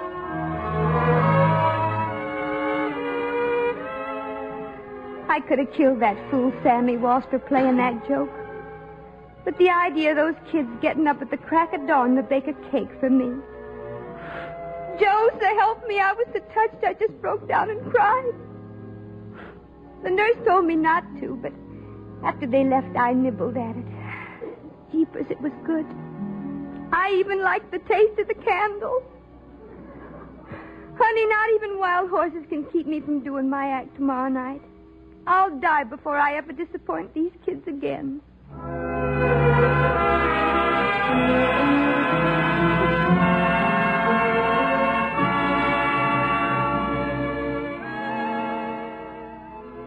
You are listening to Joey Brown as the narrator and Ann Southern as Lily Valentine in GI Circuit on the Cavalcade of America, sponsored by DuPont, maker of better things for better living through chemistry. Lily Valentine is one of that numerous and anonymous band of showfolk now serving in this war through the USO. Lily, a member of a troupe bringing song, fast patter, and nifty steps to the encampments of the South Pacific, reports her days and doings in letters to Joey Brown. As our DuPont Cavalcade play continues, Joey Brown is reading about Wash Machine Charlie, a lone Japanese raider, in another exciting letter from Lily, played by Ann Southern. As Lily says, you'd die laughing if we could hear her letter about Wash Machine Charlie. I had some experiences in Guadalcanal with Wash Machine Charlie myself. But let Lily tell about him. Dear Joe, the boys out here are so hungry for entertainment they die laughing at your jokes even before you tell them. Sometimes it's pretty gruesome, too. Because all the time you're performing, there's a line of soldiers in the rear facing the other way. Well, as the sergeant explained it to me... Oh, them? Well, they're guards, miss. They're there to keep the Japs from jumping out of the bush and cutting our throats. Out of the bush? You mean they're that close? Lady, you're playing to an audience that's like an iceberg. The biggest part is out of sight. Yeah, I played to that audience. That boy was right. Even though the Japanese are so close you can smell them, they managed to keep out of sight. Well, according to Lily's letter, Walsh was just finishing his introduction. And so here they are, boys. Miss Evelyn Priestley and the girl who'd like to squeeze you, but squeezes her accordion instead, Lily Bouquets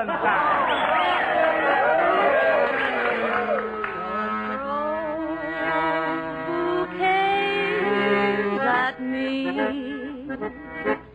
Don't please my folks. Hold it! Unidentified plane. Sergeant, is that a jab? You bet it is. Hey, that's Wash Machine Charlie. Red alert! Red alert! Split trenches, everybody! Dive for those trenches! All right, lights out. Get those lights out. Hey, wait a minute. What are we supposed to do? There's a split trench behind the stage. Evelyn! Evelyn, where are you? Sammy, we're right. Don't stand there yelling, you fool. Run! Go on! There's a split trench. Never mind who's in it. Just dive in it. Oh, hey, for the love of Pete, what do you mean diving in on top of me? Where's your own trench? Well, nobody gave me one. Jeepers. A girl. Hey, who are you? Where'd you come from? I'm with the USO camp show. Oh, yeah. Which one, the accordion player or the singer? Accordion. Oh, I heard about you. Well, didn't you see the show? Well, I was on duty, but I hear you're cute. Do you? Well, just now I'm scared. Don't let that worry. Everybody is. Do you mind if I hang on to you a bit? Are you kidding? Well, if it's all right with you, take that spiked heel out of my... What's that? Bump? Anti-aircraft. I don't like it. Just hang on. Tighter. It'll get worse when Wash Machine Charlie lets go. Who's Wash Machine Charlie? The Jap flyer. Oh. You ever hear his motor? Yum, yum, yum, yum, yum, yum, like a wash machine. That's why they call him Wash Machine Charlie. Oh. He takes a trot over here almost every night and lets fly with a few choice daisy cutters. Usually about 2 a.m. Just when you're settling down to a good, even snore. It's early tonight. What's a daisy cutter? And a personnel bomb. It's mean stuff. Mows down the grass in a 100-foot radius. Here it comes. Scared? Don't ask. Well, hold tight. get used to it. Feel better now? No.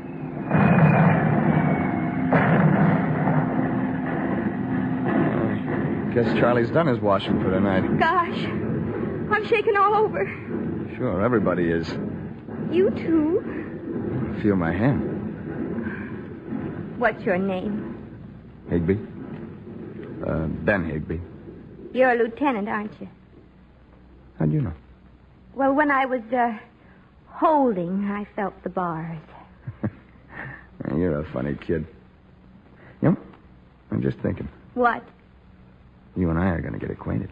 What are we doing now? Oh, honey, this is just the appetizer.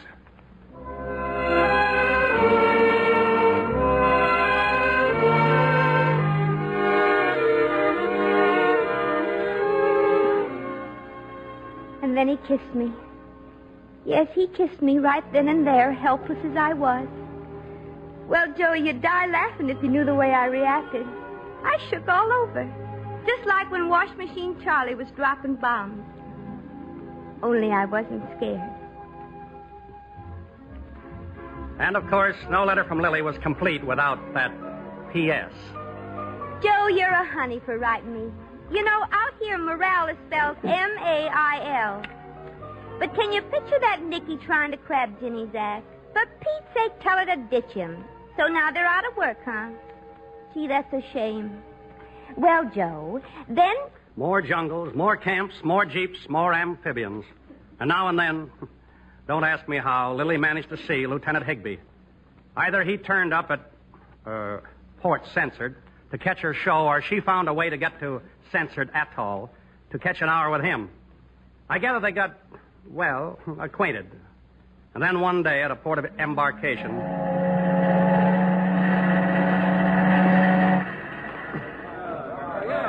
Platoon! Up! Okay, guys, grab your equipment off that pile there, get up that gangplank, and get on board now. Come on. Okay. Let's go. Gosh, Lily, it's a little rugged. Will you stop wasting sympathy on me and look for him? Ben! Oh, Ben! Oh, Sammy, if Ben gets on that transport without my seeing him... Hey, Lily, look, here he comes. Hey, Lieutenant, over here. Here she is. Gee, Lily.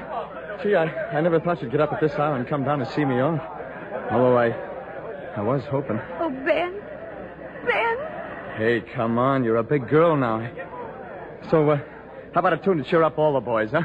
Well, Okay, Lieutenant, I guess I can take an order. Sammy, hand me that accordion. Here you are, honey. Thanks, Sammy. Now, Lieutenant, what'll it be? Oh, anything. Just strut your stuff, honey, the way you always do. And, don't look at me. Watch the kids on board.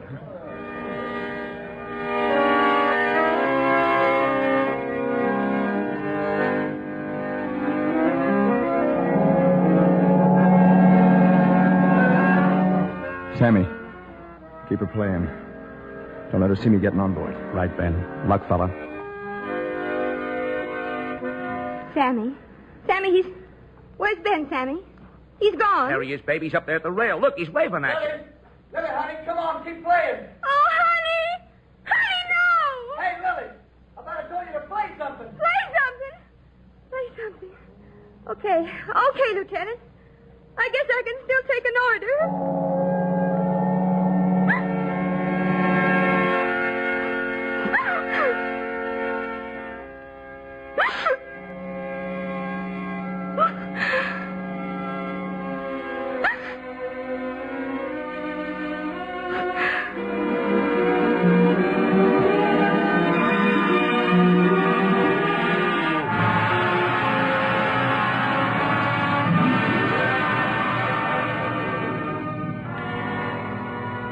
That was tough.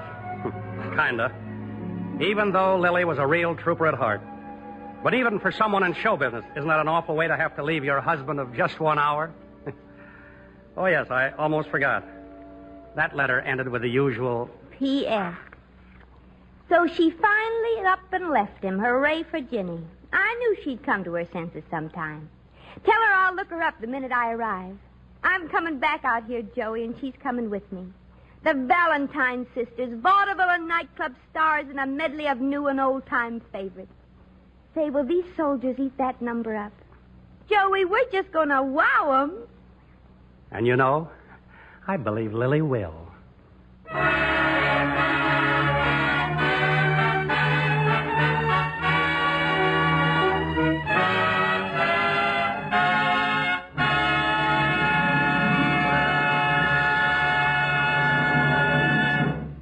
Thank you, Joey Brown and Ann Southern. Now, before Mr. Brown returns to the microphone with a personal message, here's Gain Whitman speaking for DuPont with this week's story of chemistry at work. The Freon refrigerants, which cool your refrigerator quietly and safely, are handling a surprising number of war jobs. Not just protecting military food supplies, although they do that too. I mean war jobs you'd never expect a refrigerant to do. For example, Freon is used by the Army and Navy in the war on malaria mosquitoes. When Freon is mixed with an insecticide, such as pyrethrum, it serves as the propellant. That is, it throws the insect-killing chemical into the air. Freon refrigerants are also used in the air conditioning systems of submarines. They chill stratochambers to 70 degrees below zero so that scientists can study the conditions flyers will meet at stratosphere heights. They cool mammoth wind tunnels. In industry, they find many, many uses. Shrink-fitting metal parts, stabilizing gauge blocks, speeding the heat treatment of steels and alloys. But these safe Freon refrigerants will return to their peacetime tasks after the war. And here's some news for you. The refrigerants used in almost all late-model home refrigerators are of the Freon family. Now, another Freon refrigerant has been developed by Kinetic Chemical Incorporated, which is jointly owned by the DuPont Company and General Motors. This is Freon 22. Like all Freon refrigerants, Freon 22 is a chemical compound which flows through the refrigerating machinery either as a liquid or a gas. And like all Freon refrigerants, when this liquefied gas changes its form from a liquid to a gas, it must take up heat. And it takes that heat from the foodstuffs and water in your refrigerator, cooling them. But this new Freon refrigerant lowers the temperature by many more degrees, makes it much colder than any other practical refrigerant so far. So after the war, using smaller and less costly compressors, manufacturers will be able to offer you an entirely different kind of refrigerator. For instance, a day may come when you will have in your kitchen a low-temperature refrigerating cabinet divided into two insulated sections. One section will be a compartment in which you will be able to quick freeze at low temperature, even as low as 40 degrees below zero, fresh vegetables, fruits, and meats, merely by turning a dial, like a radio dial, to a point marked green beans or strawberries. The other section may be a storage compartment in which you will be able to keep a year's supply of quick frozen foods at, say, 10 below. This new refrigerant that holds such interesting possibilities for your future, Freon 22, is a fine example of DuPont, better things for better living through chemistry. And now here is Joey Brown, co-star of tonight's DuPont Cavalcade.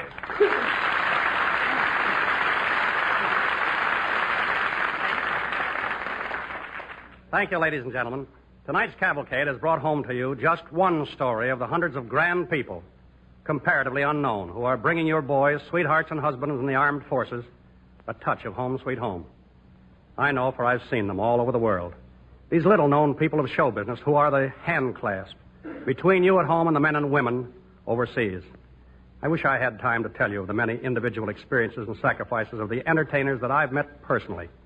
Wonderfully brave, hard-working boys and girls such as Bobby Gilbert, Edith Delaney, Johnny Marvin, Harry Barris, Norma Squires, and, so many others.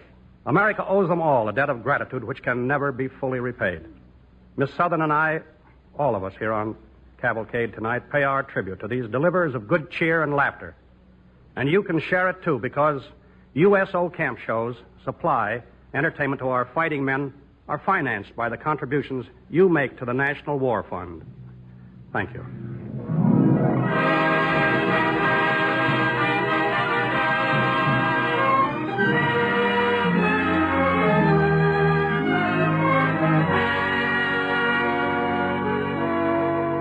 Next week, DuPont presents Pat O'Brien in So Sorry, No Mercy, the story of the American foreign correspondent Royal Arch Gunnison, who foresaw the war with Japan and warned the world, who escaped the March of Death in the Philippines and later in China, and came back to tell his story. Royal Arch Gunnison will also be on hand with a message of hope for those still under Japanese domination.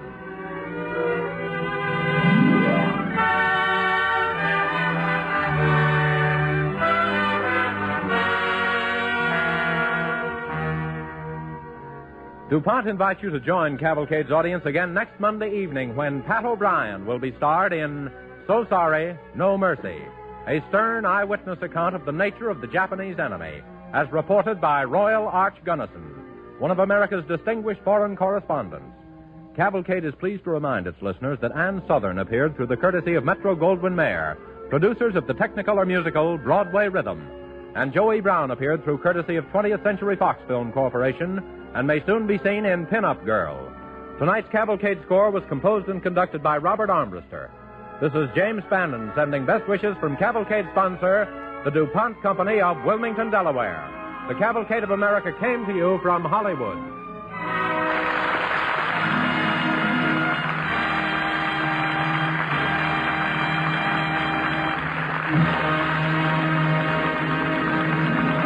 This is the National Broadcasting Company.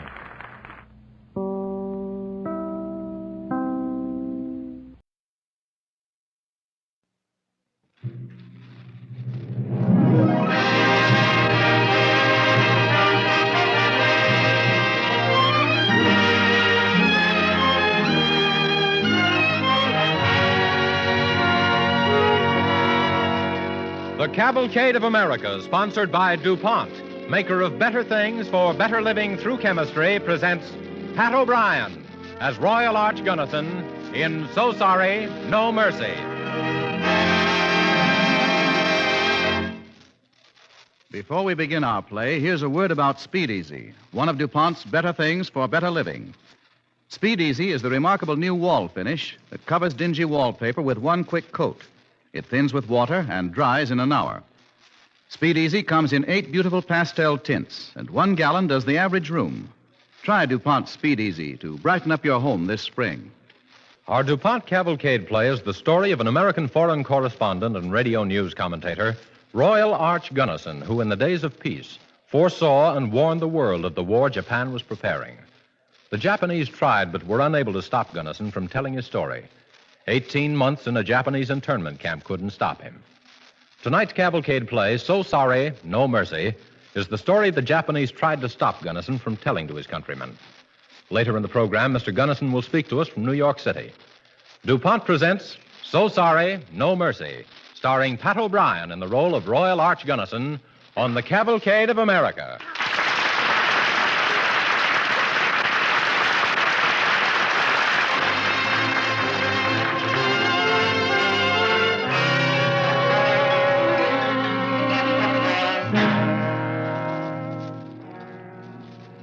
Yes, I was a prisoner of the Japanese. I never thought I'd return to tell this tale. I saw men beaten and was beaten myself. I saw babies, blue and swollen with hunger, dying in their mother's arms. I try not to remember, but remembering and reporting is my job. In December of 1941, I was in Manila, still writing, still broadcasting to you back here at home to wake up. Wake up! War was on our doorstep, and then it struck. War, terror, devastation.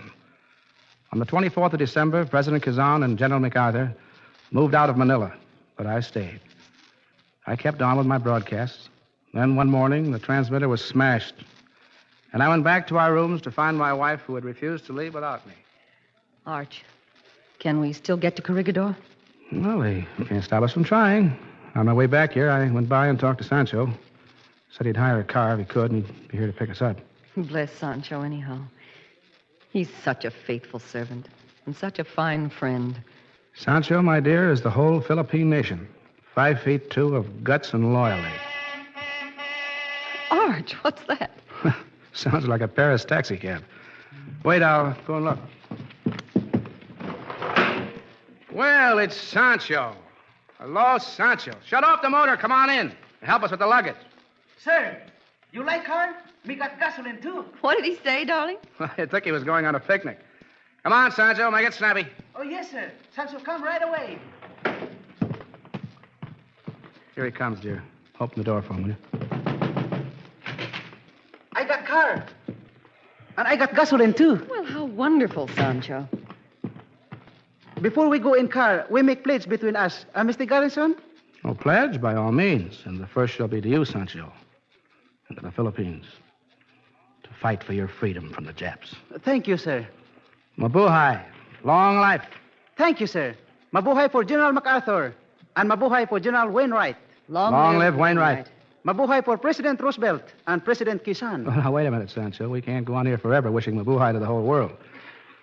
For one thing, we've got work to do, and, well, let's get moving.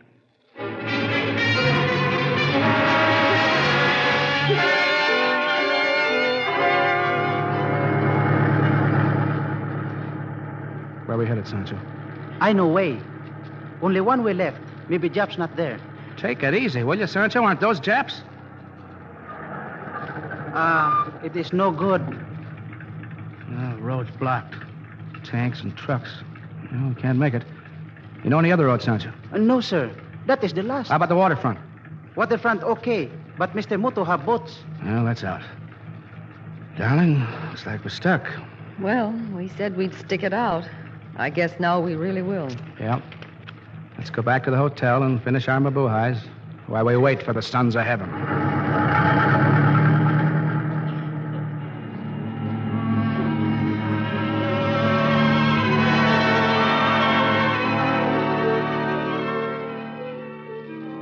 We waited all day. We never left the hotel. Saw a few of our friends and exchanged speculations. No one really knew what to expect. Some people were frantic, some calm. The Filipinos themselves were the most jittery. They knew the Japs. Late in the day, Sancho came to me. Sir, you help my people? Well, help them? How, Sancho? What can I do? What can anyone do now? I take you to the Japanese general. Japanese general? Well, I don't think it'd help to have an American go to the general. I'm a pet hate of the Japs. We all are. No. You try. You go. My people do not know what to do. They are sick with wondering what will happen. Marjorie, darling, Sancho wants me to walk into the lion's den. What do you think? I don't know. Maybe you could find out something to relieve the strain. Not knowing what's going to happen is the worst thing we face. Still, if you think it's dangerous... Oh, I don't know, Arch. Okay. I'll go. Be careful, darling, will you? Careful? Say, I'll be humble. You know me. One bow for the Emperor, one bow for the General.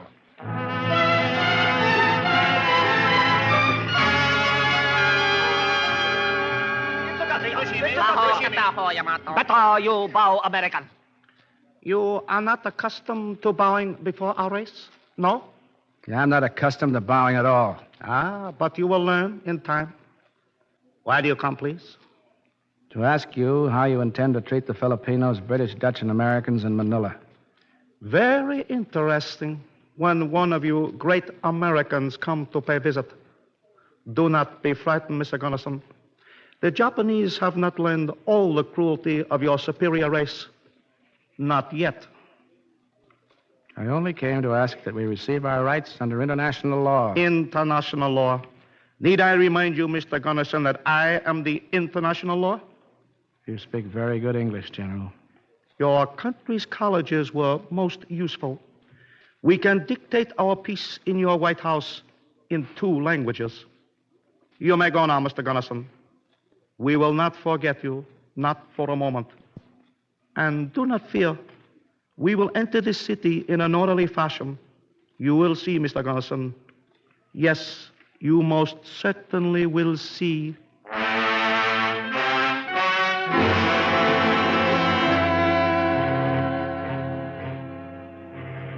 That very night, January the 2nd, the Japs marched into Manila. Those of us at the Bayview Hotel were put under house arrest. For 3 days, everything was orderly, as the general had boasted it would be. And then everything turned into a carnal hell of looting, murder, and worse.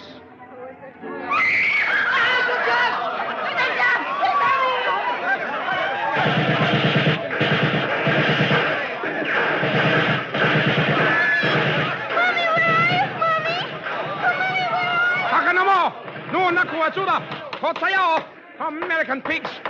Read proclamation. Read proclamation, American pigs.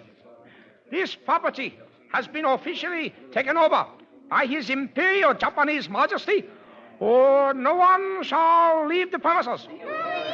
Mommy! Mommy! Mommy, where are you?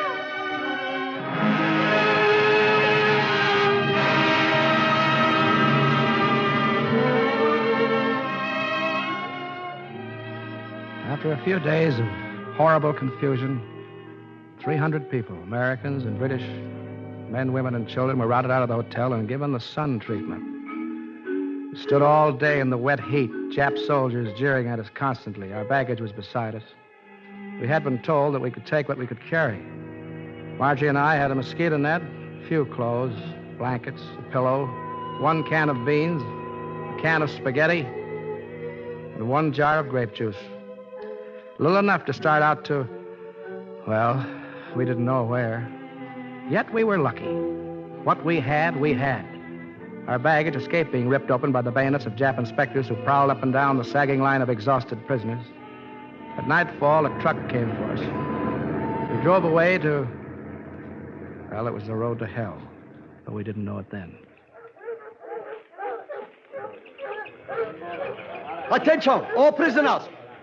All meetings forbidden. All protests forbidden. Escape is impossible. Death come to all who make trouble. Death come to all who make trouble. Well, dear, our new home isn't all it might be. No beds, no furniture, no food. Still, we're alive. Together. I'm glad we haven't children. Look at those poor youngsters. Oh, yes, the poor little devils. Wonder where we are. Santo Tomas University, my friend. Welcome to the halls of higher learning. My name's Twiller. Yanks, aren't you? I'm Arch Gunnison. This is Mrs. Gunnison. Awkward, isn't it? Well, that's one word for it. I came in 3 days ago. 2,000 prisoners here, all in one concrete building. 1 washroom, 2 showers. Well, how about food? Well, old boy, food's a bit thin, as we say. For breakfast, it's wormy, cracked wheat. For dinner, rice sweepings with maybe a piece of bloated buffalo meat. And that's all? That's all. And that doesn't come from the Japs, my dear. Comes from our good Filipino friends. Once a day, they're allowed to hand us a bit through that iron picket fence. And police dogs? In case we choose to leave our comfortable surroundings without permission. They howl all night. Very refined torture. Come along, I'll show you around. Might as well know the worst.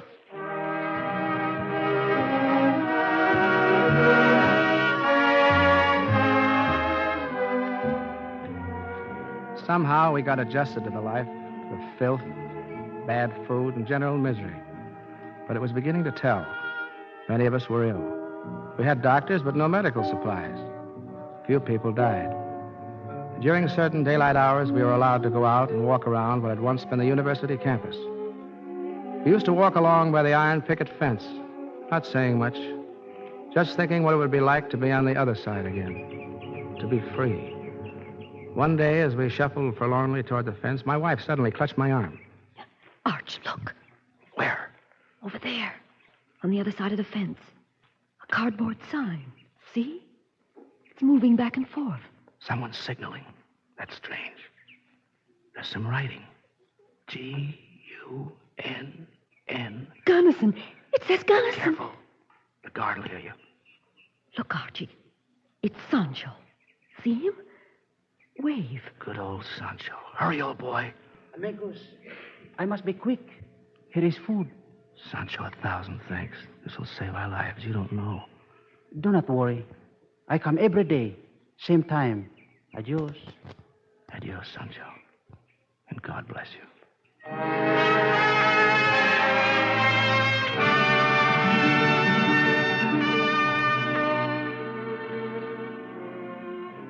And every day, Sancho did come. Every day for 8.5 months at 3 o'clock in the afternoon until one day... Here is small cake, sir. Hurry, Sancho. Hurry, the guard. Hurry, Sancho. He spotted you. Hurry. Run. Run. Was it Sancho, Arch? Yes. Oh, those stinking murderers.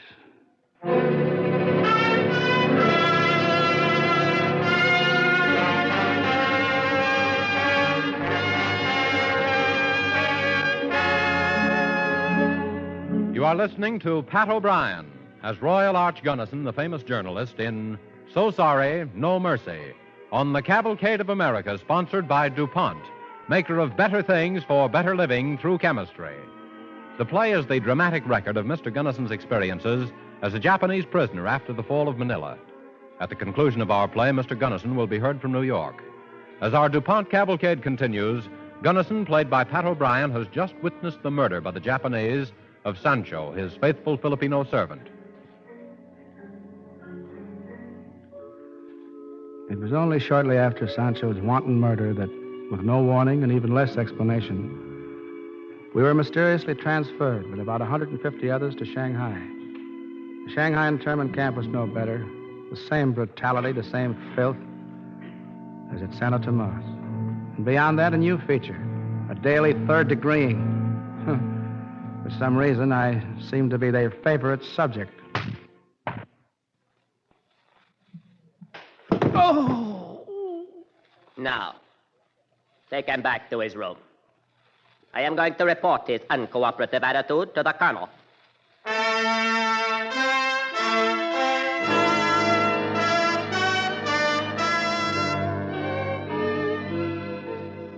Colonel, sir. Captain, you should be sent back to school again. Any officer who cannot make a dog of an American do as he is told. Well, it is not always so quick, Colonel. Some break in one day, or others in 2 or 3. And you have had a week to get Gunnison to agree to make that broadcast on the Radio Tokyo and say the things we have prepared for him. Colonel, I have always cooperated completely with our Ministry of Propaganda. Gunnison almost agreed to it today. One more treatment, 2 at the most, and I am sure... You are sure of nothing, Captain, except your excuses. And the only thing I am sure of is I shall take Mr. Gunnison in hand myself. Sergeant! Yes, Colonel. Bring Gunnison here to me at once.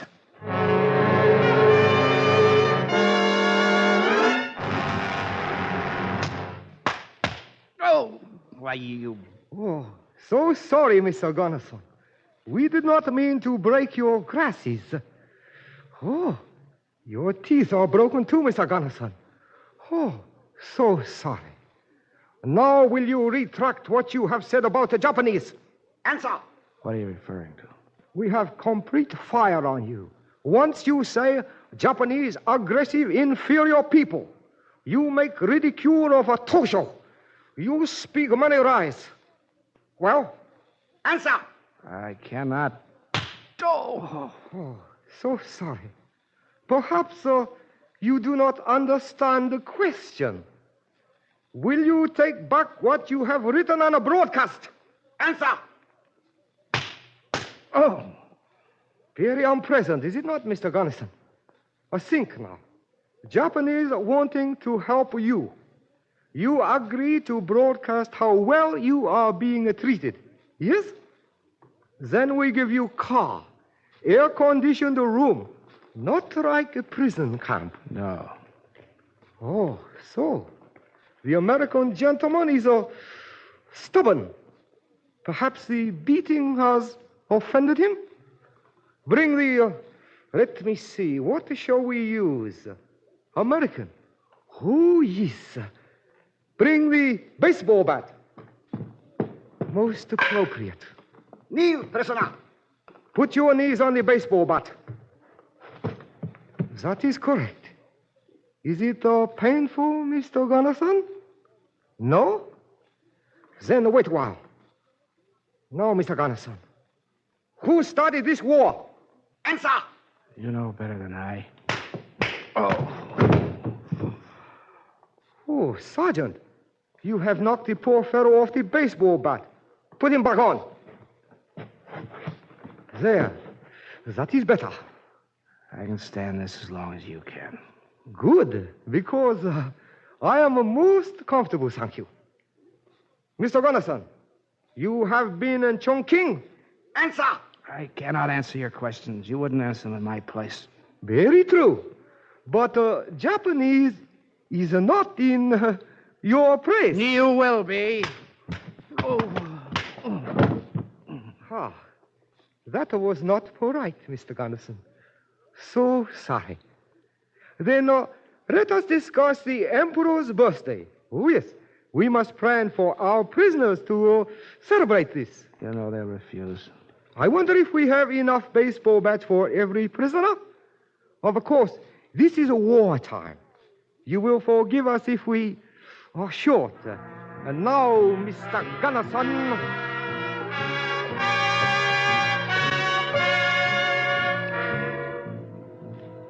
This questioning went on for hours. I was beaten again and again. I was obliged to continue kneeling on the baseball bat. I could barely walk back to camp when the grilling finally let up. The guards flung me onto the bare floor. My wife ran up to me. Darling, they beat you. Yes, a little. Where does it hurt most? Where, darling? My knees. My knees. I had to kneel on a baseball bat. Oh, my God. Darling, let me rub your legs. That help? Oh, yes. Thanks, dear. Oh, I hope they don't get poor Twiller in there. He's got a game leg to start with. We don't have to worry about Twiller. He's dead. Dead? When? While you were gone. He and 2 other Britishers tried to escape. They were caught. They gave them the water treatment and... Oh, it was horrible, Arch. The usual? Yes. Only before the whole camp this time. They pumped them full of water and beat water out of them. Then shot them. Shot them, Arch, in cold blood.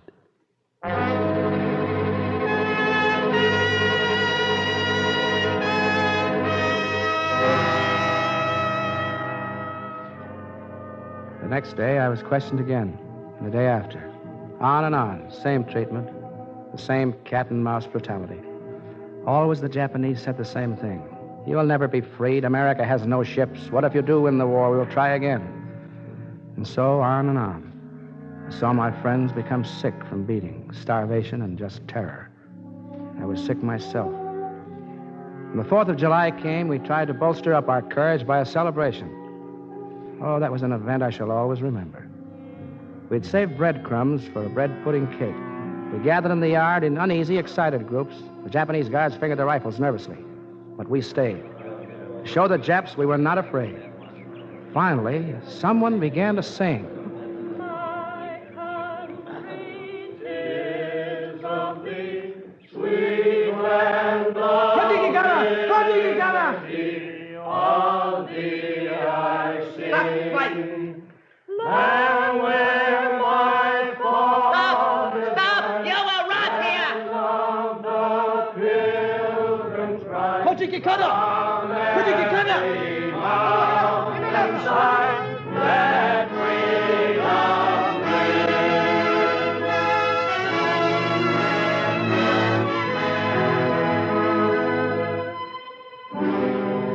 Yes, that's the spirit of your American brothers and sisters after 2 years under what the Japs were sure would crush them. For men and women like that, all of us must join in their cry. Let freedom ring.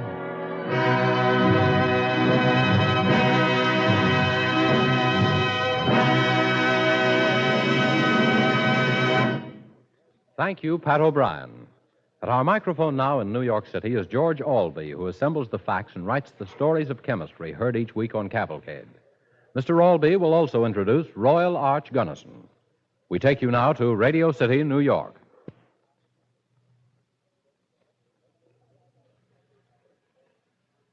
Good evening. Tonight I'd like to tell you about a report the DuPont Company has made to its 85,000 stockholders, because it has meaning to your future whether you're a stockholder or not. Research, of course, has an important place in the report. Research work in the company's 31 laboratories has been largely devoted since Pearl Harbor to problems connected with the war. Technical information and licenses under a number of patents were made available without royalty or any other charges to the Allied governments and to many companies that are DuPont's competitors in peacetime. Great amounts of finishes, paints, varnishes, camouflage coatings, were manufactured to protect military equipment. All 4 units of the government-owned neoprene plant, built and operated by DuPont, were brought into production, and production at a rate higher than was thought possible. The government says they're among the most successful parts of the entire rubber program. DuPont has supplied about half of all the dyes used by the Army, the Navy, and the other services for uniforms and other military items. Nylon production was stepped way up. As you probably know, all nylon yarn is going into parachute fabrics, airplane tire cords, glider tow ropes, and so on. Pardon me. Production of lucite methyl methacrylate plastic, used among other things for bomber noses, was 10 times what it was in 1941. Last year, DuPont manufactured in great quantities compounds to step up the efficiency of aviation gasoline and military motor fuel. DuPont made photographic supplies for the Navy, the Signal Corps, and the Air Corps. Cordura rayon tire yarn, materials for air conditioning, materials for tracer bullets and aviation flares, smoke screen ingredients, air conditioning chemicals for submarines, insect-killing sprays to combat malaria in the tropics, packaging materials, flame-proofing chemicals and water repellents for fabrics, vitamins, mold inhibitors for bread, ingredients for sulfa drugs. The list is a long one. 1943 was a year of full-scale production for war. For the future, I'd like to quote 2 sentences from this report. War demands have increased the output of certain chemical raw materials out of all proportion to previous peacetime requirements. It is possible, the report goes on, that new experience and new vision may find uses for these materials in quantities not heretofore deemed practicable. Unquote. There's little doubt that peace will bring better things for better living through chemistry. And now it's my pleasure to introduce the man on whose experiences tonight's Cavalcade play was based, Royal Arch Gunnison. Thank you, Mr. Albee. I ask you, people of America, do you now know your enemy, the dirty, tough, and treacherous Jap? Then you must fight him to the bitter end. The Japanese fights the war every minute of the day, regardless of whether he's a civilian or in uniform. He never relaxes this fight, never gives quarter, and asks for none. We must learn to fight him with his own methods. He's rough and cunning, and we must be rougher and more cunning. We must meet fire with fire and bullet with bullet, and only then will victory be assured. And my final word is to the thousands of American and British civilians who are still interned in the Philippines and China, interned to die a living death, victims of starvation, beriberi, scurvy, victims of beating and torture, victims of Bushido, the great Japanese code of honor. To them, I want to say, hold out a little longer, my comrades, for we are coming back. And to you, my good friend Sancho, and to the Philippine nation, I say the same. Hold out. We are coming back. Thank you, Mr. Gunnison. We return you now to Hollywood.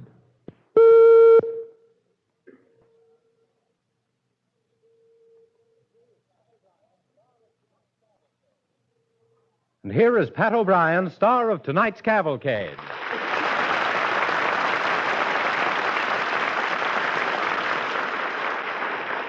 Thank you, ladies and gentlemen, thank you. It's been a great inspiration to enact the man, Royal Arch Gunnison, tonight. And I feel sure that tonight's Cavalcade has brought home to you the kind of enemy we're fighting and the need for all of us to take another hitch in our belts, to do our share in this fight for freedom.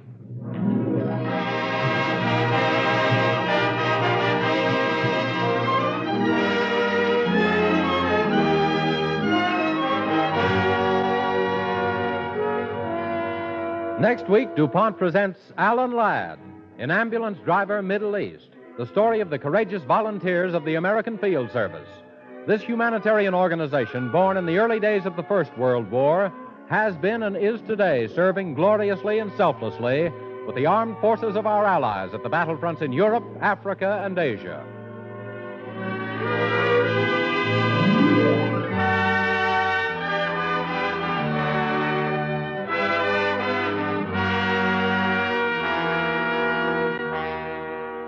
Cavalcade is pleased to remind its listeners that Pat O'Brien may currently be seen in the RKO picture, The Iron Major. Tonight's DuPont Cavalcade play was written by Joseph Ruskell and Stanley Young. Our musical score was composed and conducted by Robert Armbruster. This is James Bannon sending best wishes from Cavalcade sponsor, the DuPont Company of Wilmington, Delaware, who invite you to join Cavalcade's audience again next Monday evening when Alan Ladd will be starred in Ambulance Driver Middle East, the true story of the American Field Service in action today. The Cavalcade of America came to you from Hollywood.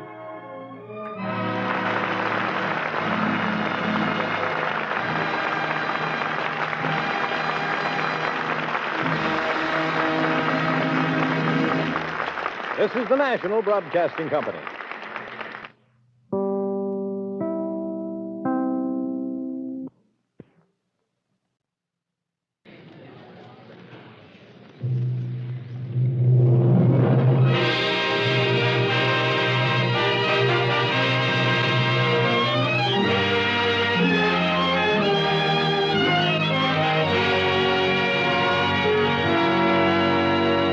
The Cavalcade of America, sponsored by DuPont, maker of better things for better living through chemistry, presents Alan Ladd in Ambulance Driver Middle East.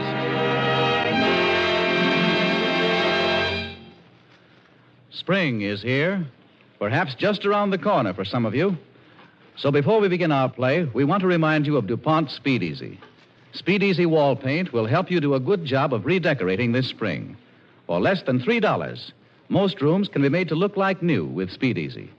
Just thin with water, cover the walls with one thick coat, and in 1 hour it's dry. Don't forget, Speed Easy, made by DuPont. Tonight, our DuPont Cavalcade tells the unusual story of an ambulance driver in Africa with the American Field Service. A story written by Arthur Arendt and based on authentic material cabled from abroad by Captain John Patrick of the AFS. William Prescott, played by Alan Ladd, is the counterpart of many other volunteer ambulance drivers overseas who are on call day and night. They never know from one moment to the next what dangerous assignment may come up.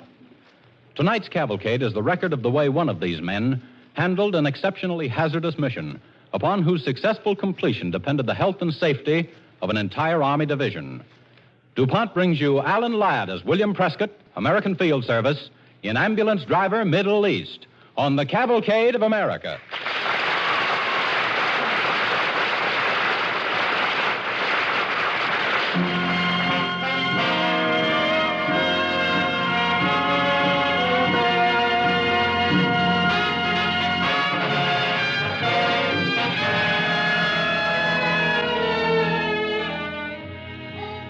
My name is William Prescott, ambulance driver with the American Field Service.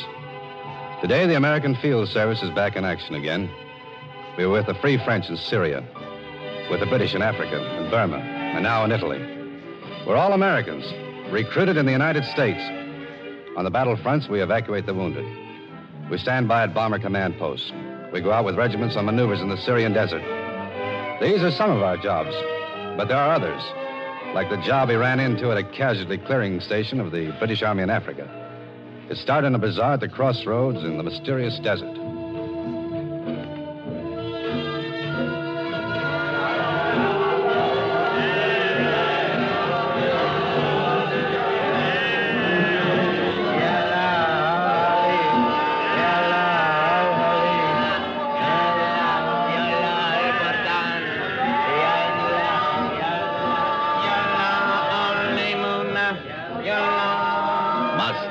Buy more less? Master, you buy more less, then I make price less. Hey, Prescott, why don't you answer the guy? You better get him while the price is going down. Master, you like less? Make price 1/2. Master. Look, my friend, you make the price 1/4, and then we'll start bargaining, huh? I say there. Just a moment, Less. sir. Less? You Yeah? Less? I'm looking for Mr. William Prescott, sir, of the American Field Service. Well, don't look any further, pal. He's your man. Hey, what's up, Sergeant? The colonel would like to see you, sir. Here's the trouble for you, bud. Oh, what's he want? He didn't say, Mr. Prescott, but confidentially, I think it's about the epidemic. What epidemic? The one the men aren't supposed to know about, Mr. Prescott. Well, is it very bad? Yes, very bad, sir. 4 men died this morning. The colonel said you were the one man who could help track it down. Okay, Sergeant, let's go. Epidemics in this country can spread faster than a prairie fire.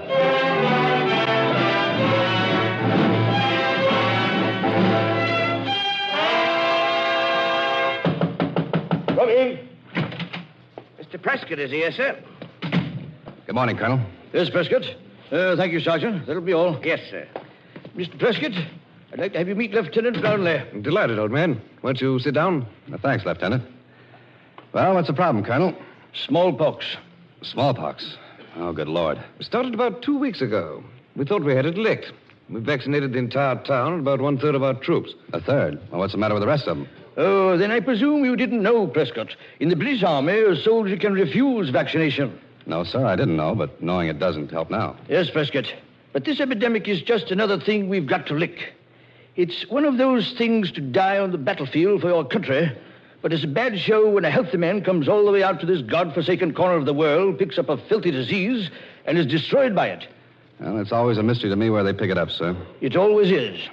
Well, there never was a mystery yet that didn't have a solution tucked away somewhere, eh, Prescott? No question of that, Colonel. Anyway, I'd like to have a try at it. Maybe we can get to the source of this smallpox. That's what I expected you to say, Prescott. We need a jeep, Colonel. You know, I say, these jeeps are something, aren't they? I fancy I'd like to own one after the war. Yeah? So would half of America. They're what you call the big dream back home. It used to be a chicken in every pot, now it's a jeep in every dream. Gosh, I wish I were back there just for a week. How long have you been out here, Prescott? Year and a half. Tunisia first, and now here. I just got back from an evacuation job. There's something I've been wondering about, old chap. Ever since I first heard about you and all you've done. Yeah, I know. How do I come to be in the AFS instead of the Army or Navy? Or any other place where they carry guns and shoot them? Well, Lieutenant, some guys happen to have a punctured eardrum, so they get turned down. Others have a sacroiliac, so they get turned down. Nobody has ever been admitted to the fighting service with either of these interesting imperfections, and I have them both. But we need you men, Mr. Prescott. Need you badly. Now, I've already arranged for your jeep. Sergeant Maccabee is standing by outside. I guess that's all, Prescott? Unless you have any other questions? No, I guess not, Colonel. Fine, fine. Lieutenant Brownlee will accompany you and be of any help he can. He's new out here, but I'm sure he can be of service. As you Yanks say, I'm ready, willing, and able. Luck now, Prescott. Thank you, sir. We'll be needing it.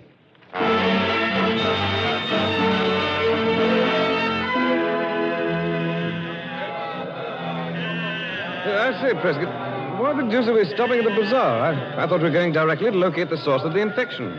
That's right, Lieutenant. But this is the Middle East. Everything you see, everything you touch, everything you smell, in short, everything, was at the bazaar before it got to you. Yeah, I see. Whenever you're looking for anything, look here first. Come on. Marhaba. Milk. Buy milk, master. Well, boys, have a nice cool drink. Marhaba. Milk, master. Milk, he says. The Yank's a little balmy, Lieutenant. Come on, quit stalling, take a glass of milk. Here, give my two friends some milk, will you? Now, come on, Prescott, we've got to be getting along. Lieutenant, do me a favor, will you? Just take that glass of milk and don't rush me. Here, master. Milk. Big glass. Of all the ridiculous ideas... Oh, by the way, have you seen many new faces down here lately at the bazaar? New faces, master? Yeah, you know, Bedouin, Sanusi. New faces come from hills? New faces. Yeah, that's right. Many come last week, the week before. Bedouins? Yeah. Sanusi? Yeah, that's right. They come in from hills, maybe. From hills. Milk, master, milk? Oh, never mind. I don't want any milk. If I drink any more, I'll turn into a bloomin' churn. Oh, wait a minute, Sergeant. I'll have some milk. Fill 'em up. Big glass. Yes, master. Milk. Big glass. Very big glass. Hey, that's not bad. Not as good as Connecticut, but not bad. Now, about those new faces. Bedouins, maybe. Bedouins? Many come from hills 1 week, 2 week past. Come here bazaar, sell many things. There you are, Lieutenant. Carry on. So they came down from the hills. Now listen carefully. Did you notice any soldiers, English, like me, at that time? I said, did you notice? He heard you. Why didn't he answer? Why does he talk to you and not to me? Milk. Milk? Yes, master. Big glass, very big glass. Very well. I suppose I'll have to submit to this blackmail again. There you are. You better drink it now. You hurt his feelings. Oh, really now, Prescott, must I? It's horrible stuff. Now, did you notice any soldiers? Soldiers? Many here. Many soldiers. British. Buy many things from Bedouins. I see. Now, one more question. And I have no intention of buying any milk. These Bedouins, Were they strong and healthy, or were they sick? Sick? Oh, sick? Yes. Yes, master. Very sick. Many die here in Bazaar. Uh-huh. Others go back to hills. Oh, yes. Very bad sick. Very bad. That does it. Come along, Lieutenant. We better report this to the colonel.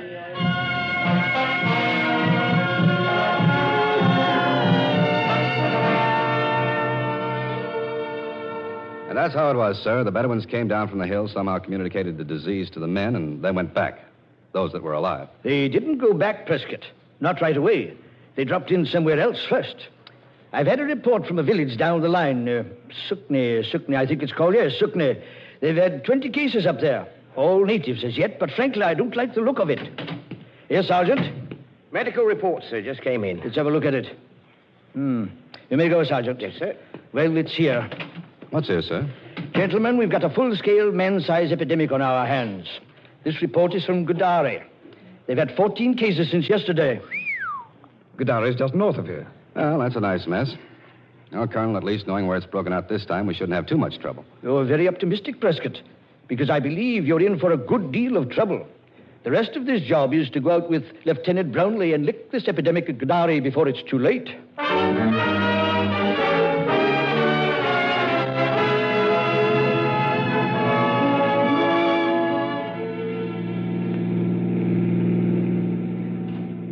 Wow.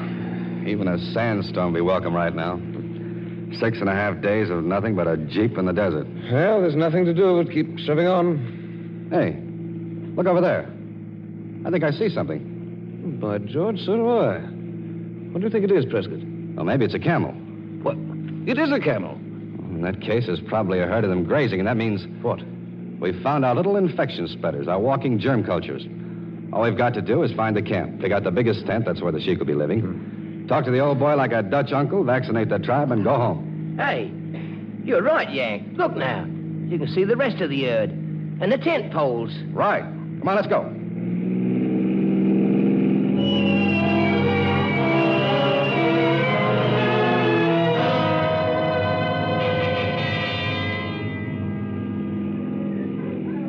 All right, hold it, Sarge. Slow down. Drive up toward that big tent up there. Stop at a respectful distance. Yes, sir. Sarge, we better wait here. All right. Lieutenant, let's get going. All right. I'm a little ashamed to admit it, Prescott, but those dogs make me a bit nervous. That makes two of us, Lieutenant. Well, the dogs barking is one way of being announced. Those Bedouins know we're here now. Well, they've known that for some time. Probably got lookouts all over the hills. Now, take it easy and let me do the talking. And whatever happens, don't shoot. We'll wait right here. What for? The sheik. Hey, looks like he's taking his time coming out. I don't know if that's a studied insult or he's getting himself all spruced up. You know, these tribes out here are hostile. Don't think much of us. They like the Jerrys better. They're impressed with their ruthlessness and cunning. And... Here he comes. Who's that with him? His sons. Looks a pretty venerable character. Maybe we ought to... Stay where you are. Let him come to you. Say, do you notice anything peculiar about the way he walks? Can't say that I do. Why? There's something strange about it, something. It looks all right to me. Yeah, and the way he holds his head, it's not natural. Well, it's not smallpox either. It's too healthy. Some of the others look like they have it, though. Quiet, here he comes. Marhaba, marhaba. Mahaba, mahaba. We are English, come from beyond the desert. Welcome, English. May Allah send you good health. And you also, sir. Good health above all things. Good health is a jewel that cannot be bought, a gift from God. Truly spoken. You have much sickness here? Much. It is the will of Allah. There is much sickness beyond the desert also. The black sickness. You have that here? We have it a little. Those beyond the desert have been saved. Allah has smiled upon them. They have good fortune. Yes, good fortune and good doctors. There is a medicine. Not one who has been given this medicine dies. And you have come to give it to us? Yes. You see, we are doctors. It is our wish to bring good health to you and all your tribe. This medicine you spoke of, it is truly a miracle? Yes, one of the greatest.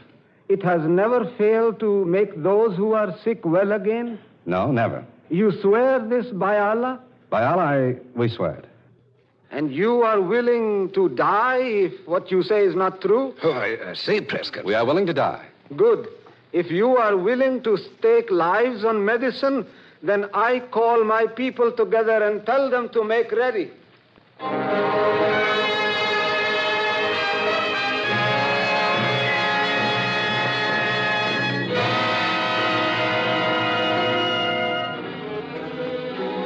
You are listening to Alan Ladd as William Prescott, American Field Service in Ambulance Driver, Middle East, on the Cavalcade of America, sponsored by DuPont, maker of better things for better living through chemistry. Better things such as Cordura rayon yarn, used in peacetime for sturdy truck and bus tires, and today in tires for bombers and Army rolling equipment, and the parachutes for flares, cargo and fragmentation bombs. Our play tonight is the story of William Prescott, an American Field Service volunteer ambulance driver serving with the British Army in the Middle East. A full division of the Army is threatened with a smallpox epidemic that has been traced to one isolated tribe of Bedouins. Prescott has been assigned the dangerous task of tracking down the unfriendly Bedouins who are spreading the disease and vaccinating them with the serum that will control the epidemic. As our DuPont Cavalcade play continues, Prescott, played by Alan Ladd, Lieutenant Brownlee, and Sergeant Maccabee have just talked to the sheik of the Bedouin tribe, who has promised to bring his people together for vaccination. Well, Prescott, you got your hypo and vaccine ready? The sheik made good. In comes his whole blamed tribe. Mahaba. Roll up sleeves, see? Roll up sleeves like this. Oh, there. I seem to understand your pantomime, all right. Wait till I feel the first jab of this needle. All right, there. You're first. Just hold your arm out. There. That's a good fella. All right, steady now. All right, Lieutenant. The alcohol. Right. That does it. All right, move along. You there. You're next. All right, Grandma. Just hold still. This hurts me worse than it does you. Almost. Got the alcohol ready, Lieutenant? Right up. Here we go. That's a good girl. Well, that's fine. All right, keep moving. Just step. Good Lord, Lieutenant. Prescott, what's the matter with you? You've seen a ghost? I wish it had been a ghost. Instead, it was a sheik. A sheik? I don't get you, old boy. Didn't you just see him come out of his tent, get down to the end of the line? Well, yes, but... Remember what I said before when we first came up, that there was something peculiar about the way he held his head? Yes? Well, I just found out what it is. As he walked out of his tent, the sun struck him full across the face, and I could see... Brownlee, that man is totally blind. Totally... Good Lord, Prescott. If you're right, this vaccine won't be able to cure his blindness. They'll tear us apart. They'll kill us. Well, I often learned how it would be to know you were going to be killed beforehand. Just the same, if they get us or not, we've got a job here to finish. Lieutenant, do you think you could give these shots by yourself for a few minutes? Yes, I suppose so, but... Good. Just keep vaccinating them so they don't get suspicious. But where are you off to, Prescott? Who, me? To the ambulance for some sponges. Just take it easy, and whatever happens, don't reach for your gun. You'd be dead before you got it out.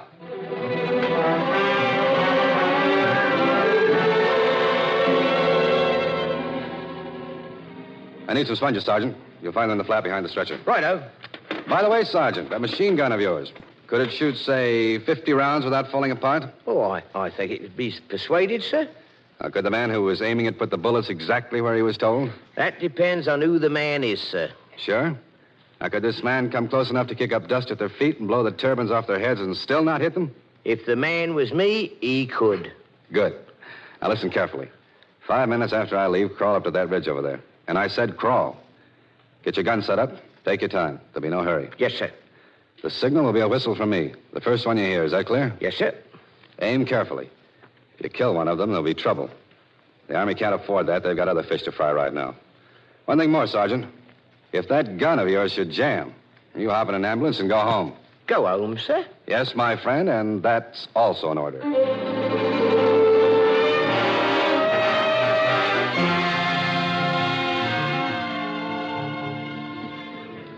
All right.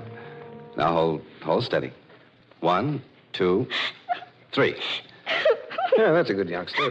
Now just toddle along to your mother and... Uh-oh. Look, Prescott. Look who's next. Huh? What'd you say?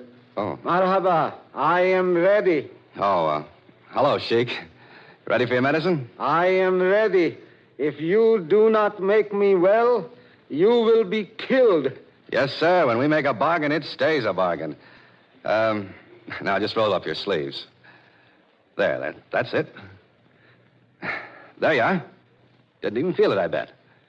I said I bet you didn't even feel it. Well, why doesn't he say something? I don't know, but I think we'd better just back away a safe distance and make as if we're packing up. Come on, Brownlee. Wait! You do not go! You wait! You will stay! You bet, Sheik. We're just getting ready to pack up and move on. Lieutenant, you better get ready to run and run fast. I don't know what's going to happen. No. Hey, you think a last will and testament written in the sand would stand up in court? Really, old boy, this isn't quite the time for your Yankee jokes, you know. Look, Brownlee, you see this hand of mine? Well, it's shaking a little worse than yours. Hey, I wonder how long they're going to let us wait before they start that shooting. What's he standing there with his eyes closed for? Why doesn't he open them and get it over with? Now we will test your medicine. Allah! Ah! Dogs! Murderers! Infidels! I am blind, still blind. Where are my eyes? Where are the eyes you promised? Get ready to run, Lieutenant, and Sergeant, get ready to listen. Where are you, Sergeant? Where are you? If that machine gun is... They're going to rush us, Prescott. We've got to get out of here. Oh, come on, Sergeant. Come on. Fire that gun, please.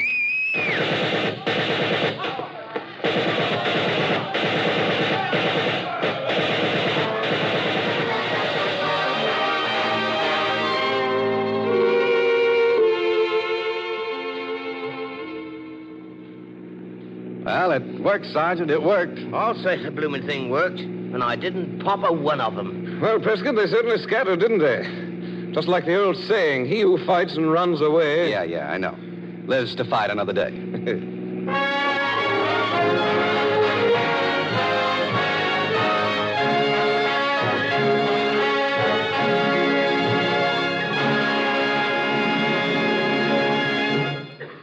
Thank you, Alan Ladd.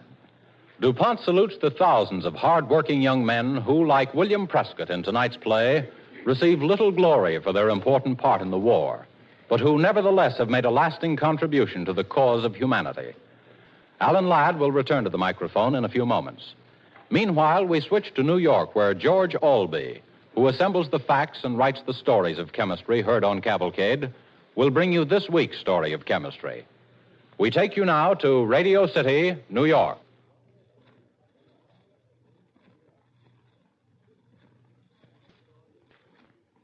Good evening.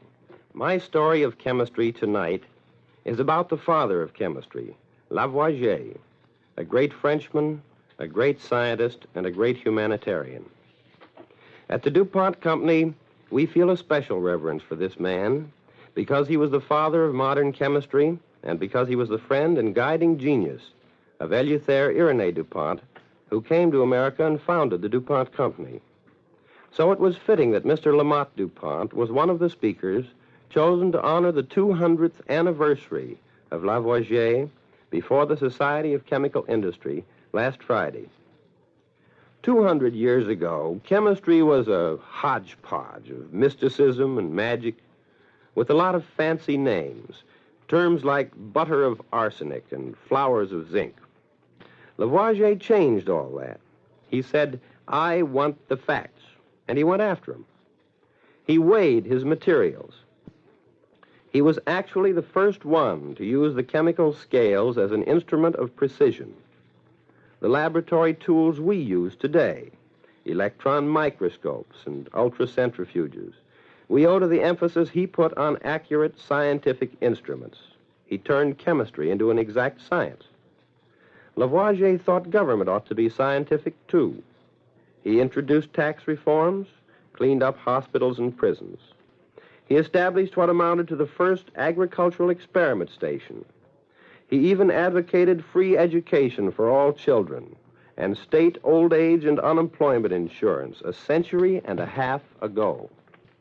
But in France, the reign of terror was on. This man, whose work was to do so much to free the people of France and the whole world from drudgery, was guillotined. 51 years old, at the very peak of his usefulness. But we've benefited immeasurably from his methods. Lavoisier was the man from whom we learned that science is international without political or geographic boundaries.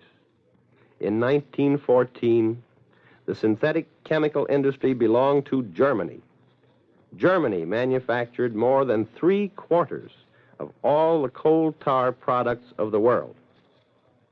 America learned her lesson the hard way, but she learned it well. our scientists began to gather chemical facts, as Lavoisier had done, from laboratories everywhere. And in 1941, when war came again to America, we had plastics and nylon and atabrine in production to take the place of strategic materials and silk and quinine. We Americans had neoprene rubber in production. We had Buna S rubber in the experimental stage. We had thousands of chemical products adaptable to war needs. Many of them originated here in American laboratories. More than half of the products made by DuPont, for example, have been discovered and developed in DuPont laboratories. But many other inventions and processes developed by American industry have been brought to the United States from abroad. Extraction of nitrogen from the air, 100-octane gasoline, tungsten carbide, processes for making magnesium and disulfide drugs, and many, many others.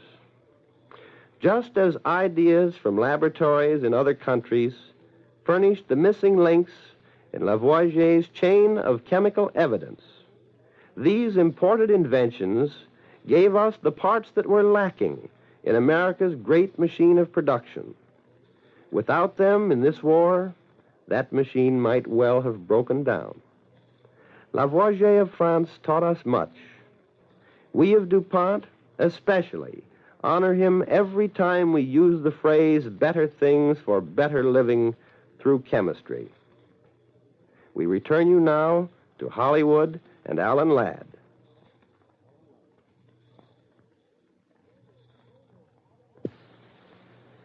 And here is Alan Ladd, star of this evening's Cavalcade.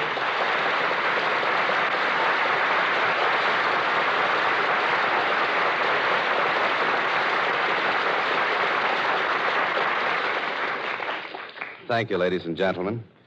Men like William Prescott of the AFS and ambulance drivers of the Red Cross are able to carry on their work only when they are supplied from home with the equipment they need. Part of their important equipment today is rubber tires. In this war, ambulances and combat vehicles are mounted on rubber. The need for tires is far heavier than anticipated. Despite the progress of America's synthetic rubber program, we still face a critical shortage of tires for civilian use. The only answer is strict conservation. Every car owner is urged to conserve his present tires to the utmost and to have them recapped as soon as they need it. Certainly, this is a small thing to ask when we compare it to what the William Prescotts of this war are doing every day. Thank you.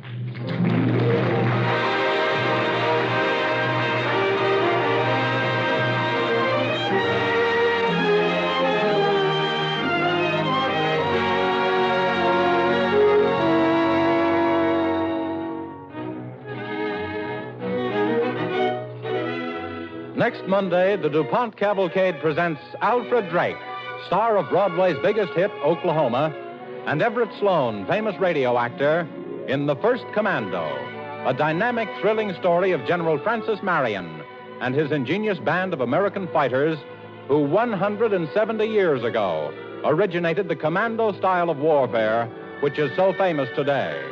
Our story is unusual. Its presentation, we believe, you will like.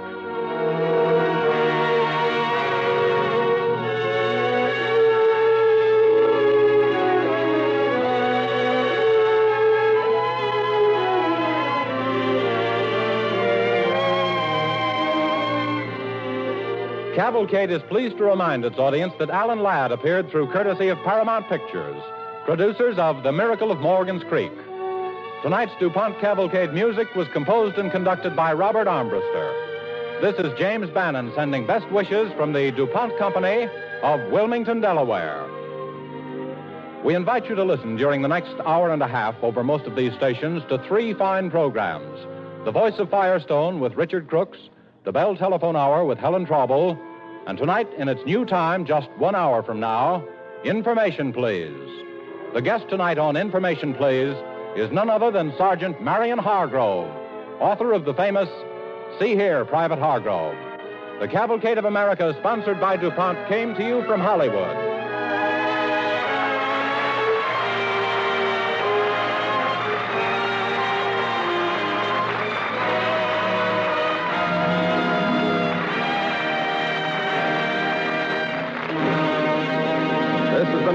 Broadcasting Company.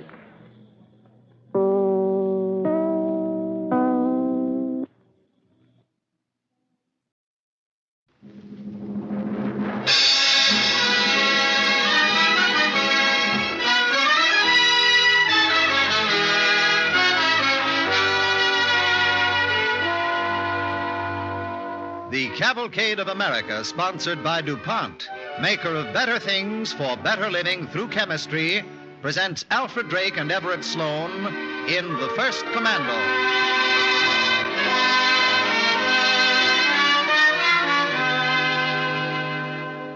Before our play begins, here is a springtime suggestion. If you're redecorating this month, you can do it more quickly, easily, and economically by using DuPont Speed Easy Wall Finish. Speed Easy is quicker because it dries in an hour. Easier because it goes on so fast. More economical because only one coat covers most 4 walls of dingy wallpaper. This spring, save time and money with Speed Easy, made by DuPont. And now for our play. The Marine Raiders of this war, the Commandos and Rangers, are fighting in a tradition which is as American as baked beans.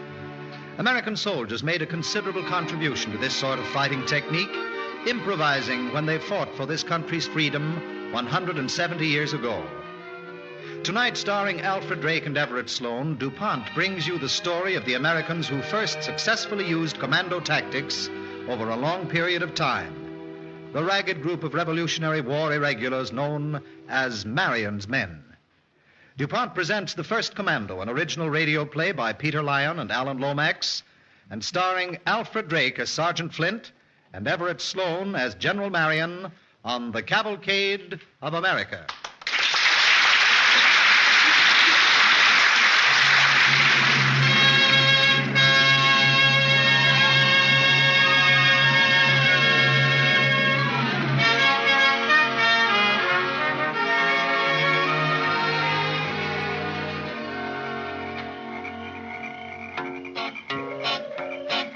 Swamp fox, oh swamp fox, what makes your teeth so white? I've been on the bottoms all of my life and I ain't done nothing but bite, bite. I ain't done nothing but bite. Swamp fox, oh swamp fox, how can you move so quick? I've been in trouble all of my life, and troubles wore me slick, slick. Troubles wore me slick. Yes, sir, I know these Carolina swamps. They're the palm of my hand. Don't often see folks in these swamps no more. That's why it's a surprise to me when I hear men coming through the swamp. Sounds like they're trying to be quiet about it, but they don't know how very well.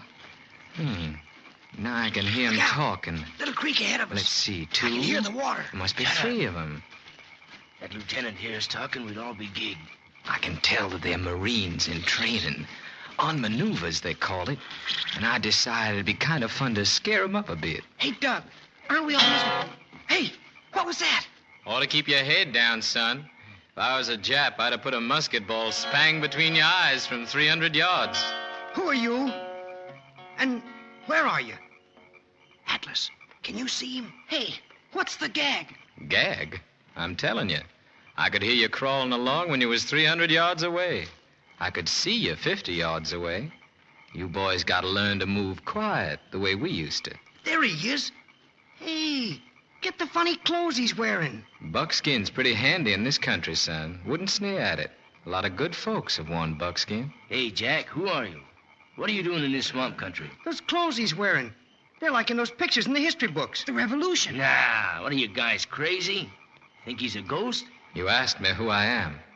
The name is Timothy Flint. I'm an American who knows as much about the kind of fighting for which you are being trained as any man...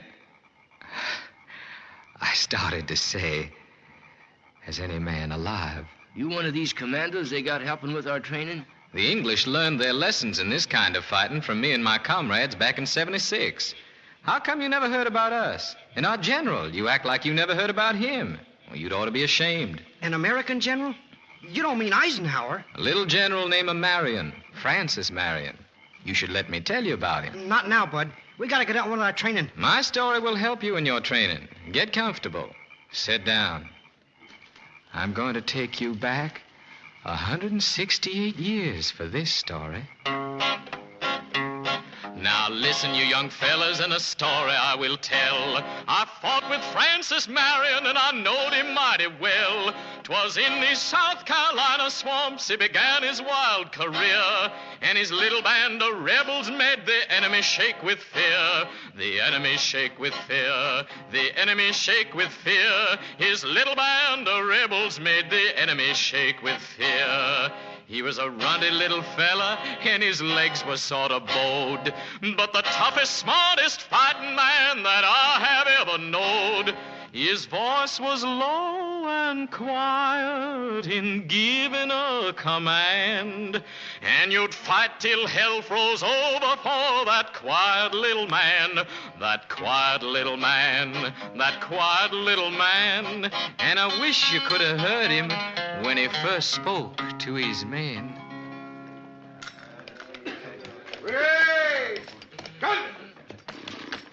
General Marion, this is your command. Gentlemen, we number less than 200 men. Less than 200 to carry the name of the South Carolina Volunteer Militia. I come here to Lynch's Creek today to tell you I've been commissioned your general. Our enemy calls us bandits, rebels. Our friends call us irregulars. I call us the sole remaining force of armed patriots within the borders of our state. Governor Rutledge has sent an order on the date of May 1777. It is very simple. It reads, "Be cool and do mischief." Let us obey that order from this instant. Our horses are rested. We have each 2 rounds of ammunition. Let us start today to show what sort of mischief we can bring on the enemy that would deny us liberty.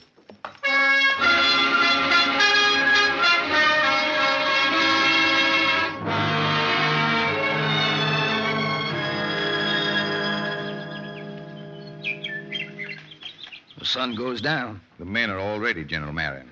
How many horses have we? Just under half 100. By morning, we shall have 100. Here, watch the lines I draw with this stick. Yes, sir. Here we sit by Lynch's Creek. Here is where the creek meets the PD River. Here, to the west, is Port's Ferry. An hour's ride from here through the swamps. Through the swamps, sir? In the dark? Yes, in the dark. Get used to it. The chief part of our fighting will be done in the night. For the next month, sir, you will be riding by moonlight and sleeping when the sun is up. Yes, sir. To proceed, here at Britain's Neck are camped 200 of the enemy under Major Gainey. It is 3 hours' ride from here. The sun is down now. We shall hit them as they reach their first deep sleep. With mercy this first time.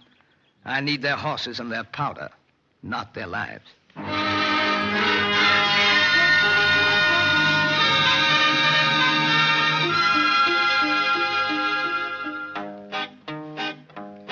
We slipped up on them and took their guns, and off to the woods straight where we run. The sound of the bugle made them hold their breath.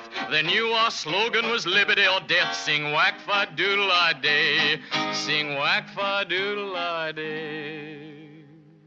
Yes, sir. That's what he said, General Marion. You hear that, James? What now, sir? We're getting honored. This boy is George Spidle, and don't let his youth lead you to underestimate his talents. He's my most valued spy in the whole country from the Santee north to the PD. He arrives to tell me that Cornwallis has issued special orders for my capture, that Colonel Talton is on our trail, and that we... He's offered 100 pounds for General Marion, alive or dead. Talton, how far away is it? 4 hours' ride, sir, and riding fast. General, we'll head for the swamp? Not yet, I think, Major. George, which road is Talton's? The High Bridge Road to the west, sir. Good. You go home now, son, and get some sleep. Yes, sir. Major? Yes, sir. Tarleton will never come into this country so near to dark. He'll be camping. And if I know my Tarleton, he'll make his bivouac by the Richardson plantation. Do you propose to attack him, sir? I propose to look at him, Major, and see.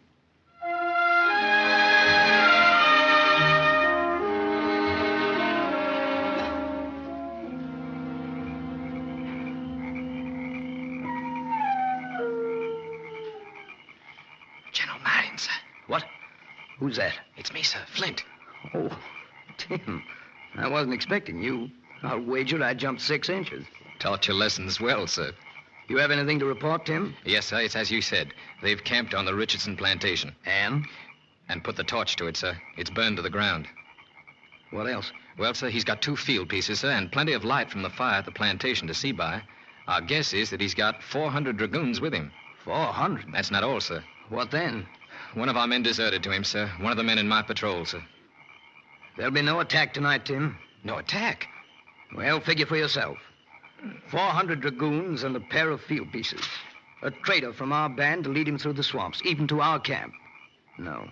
There'll be no attack tonight. But, sir, if we move fast, we can sweep down on him before he knows we're here. Let me suggest one lesson, Tim. It is our job to harass and destroy the enemy without loss to ourselves, if possible. It is our job to cut communications, raid supplies, take off horses, disrupt the enemy front, side, and rear. It is our job to be bold and to dare at all times. What I say, sir. And it is our duty to dare to retreat. See that all patrols get that order, Sergeant Flint.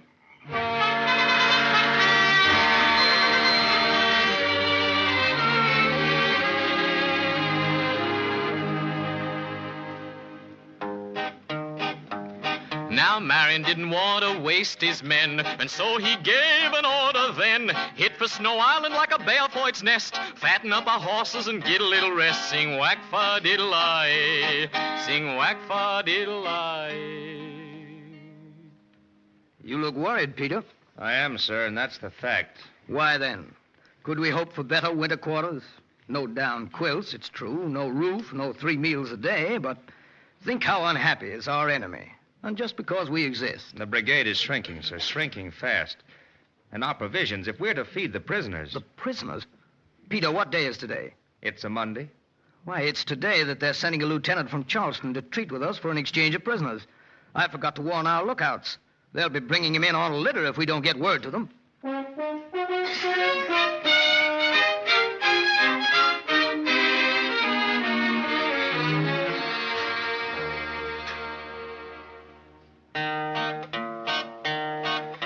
Lieutenant, he looked skittish when he saw our outlaw band. Our scalping knives and flintlocks were ready to our hands. Our buckskin clothes were ragged and our faces pretty grim.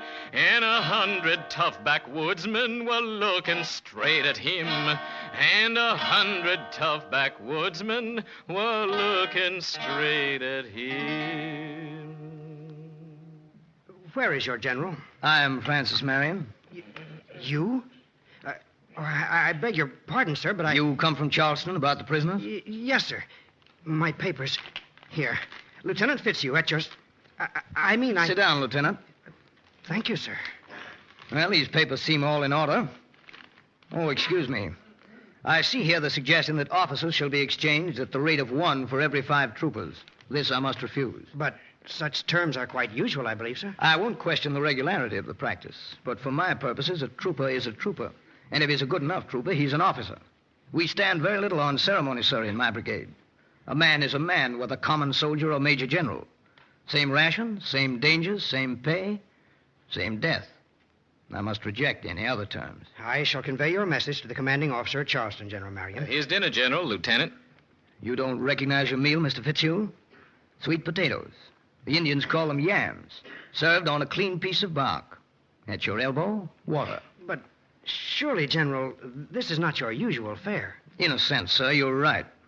Because you are our guest, we have broken into our last precious cask of fresh water.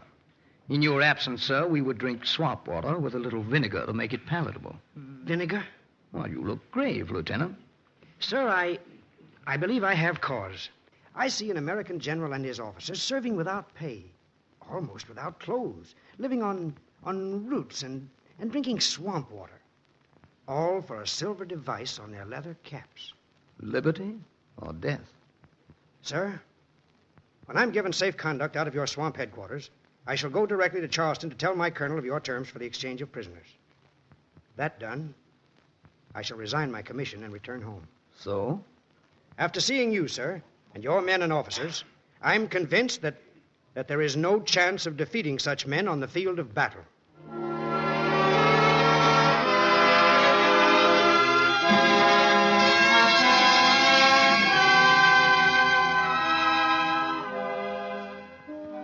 You are listening to the Cavalcade of America, sponsored by DuPont, maker of better things for better living through chemistry.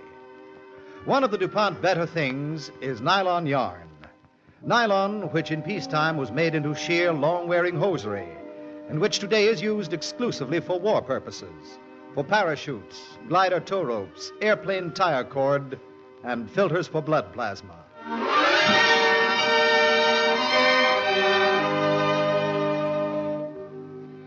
Our cavalcade play tonight, The First Commando, starring Alfred Drake and Everett Sloan, is the story of the lean and hungry band of men who wrote a new chapter in military history. It is the chapter which is the inspiration for the commandos and the Rangers of today, and it was well taught by General Francis Marion and his volunteers in the Revolutionary War. As our play continues, General Marion, played by Everett Sloan, is at his winter headquarters under an oak in the swamp wilderness of the Carolinas when his friend, Sergeant Flint, played by Alfred Drake, announces a visitor. General Marion, sir. What is it, Flint? Colonel Lowry's here, sir. Got something to tell you. Oh, come in, Peter. General Marion, I bring with me a complainant. May I present Mrs. Cross of Sampit Creek Plantation? Madam? General Marion, you know best how deeply we are indebted to you for the protection you've given us, but... Well, what is it, madam? The sergeant you detailed to guard our house while my husband is away has been expelled from my plantation by 2 officers of your brigade, sir. And the same 2 officers have ransacked my house. The senior of these officers has actually belted my husband's own sword about his waist. Peter, have you inquired about this? Do you know these officers? I know them, sir. Major Stewart and Captain Whitney. Sergeant Flint, take a detail of men with fixed bayonets and notify them that they are summoned to appear before me immediately.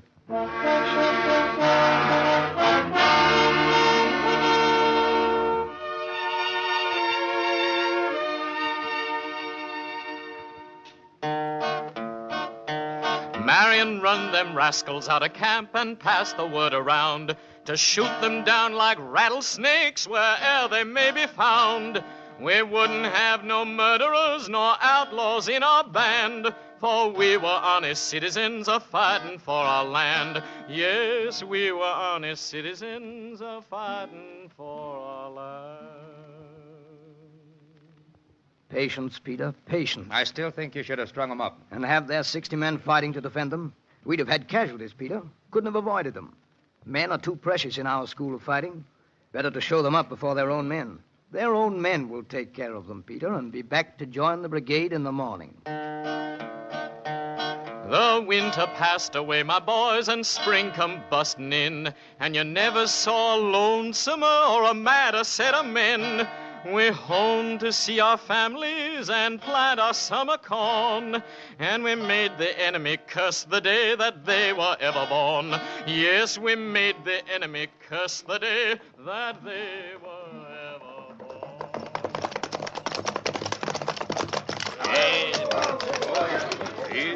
Up this way comes Colonel Boyle with another enemy regiment. They joined forces here, but... That would bring Watson down through Weeble Swamp. Peter, that's your job. What, sir? I want you to retreat. Draw them back down the road as far as Parker's Ferry. Here, see? Yes, sir. Once you get them down that road, I promise you, you can leave the rest to me.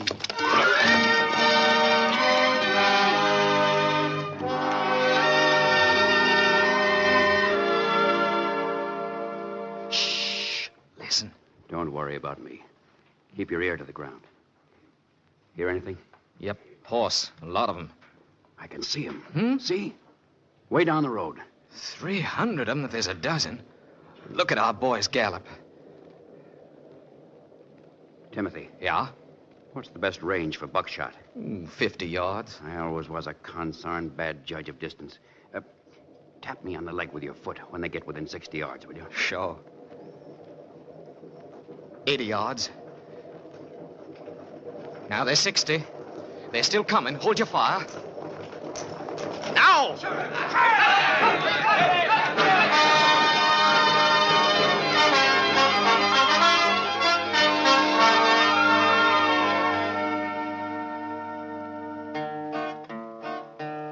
When the smoke had cleared away, my boys, we saw what we had done. 125 of them lay staring at the sun. 125 of them, we hadn't lost a man. We were Marion's ringtail screamers, a tough and hardy band. We were Marion's ringtail screamers, a tough and hardy band. It wasn't very long, my boys, till we saw them to their ships. We were glad to see the last of them, wished them a pleasant trip. Then Marion lined us fellas up on our last parade, and none of us shall ever forget the quiet speech he made.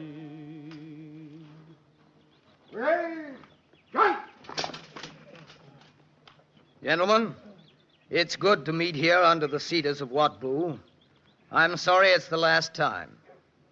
In disbanding my brigade, I feel as if I were cutting family ties. I do not propose to single out any of you by name. Each has fought far better than ordinary discipline would demand. It is only because we stand at this spot that I feel that I must mention the name of the man who fought with me from Palmetto in 1776 to this spot just a few days ago in 1782. Timothy Flint's grave is right here, beneath these cedars, close to this swamp which he knew so well. I feel he hasn't died. I am going home now, and so are you. The war under arms is over, thank God. The battle for the rights of every Carolinian has just begun. For the last time. Parade dismissed.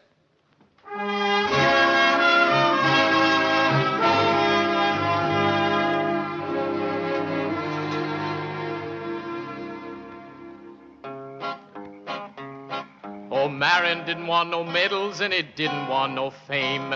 He knew his job and did it. He fought in freedom's name. He led us backwoods fighters through swamp and marsh and fen, and trained us all together as the world's best fighting men. The world's best fighting men. The world's best fighting men. And he trained us all together as the world's best fighting men. Quite a story you told us, Flint, I must admit. Sing pretty good, too. Is that the end of it? Hey, where'd he go? Huh? Did he go? He ain't there now. He was there just a second ago, but he ain't there now. I told you guys he was a ghost. Ah, you're off your top. If he ain't a ghost, he can sure move without no noise. That's what he was talking about. That's the whole point. We better be getting on for our objective. Hey, see that flashlight? That must be the lieutenant. Yeah. Well, let's get a move on. Yeah. Hey, remember what that guy said? Yeah. Quiet. Heads down. No noise in this underbrush. Listen to that breeze sighing through them branches. Sounds like music, don't it? Cedar's been here a long time. Tell you a thing or two if they could. Indians, maybe, or those guys who fought the revolution around here. Shh. There's the objective, you guys. Right ahead. Let's take it. Let's go. Swamp fox, oh, swamp fox, what makes your teeth so white? I've been on the bottoms all of my life, and I ain't done nothing but bite, ain't done nothing but bite. Swamp fox, oh, swamp fox, how can you move so quick? I've been in trouble all of my life, and troubles wore me slick, and troubles wore me slick.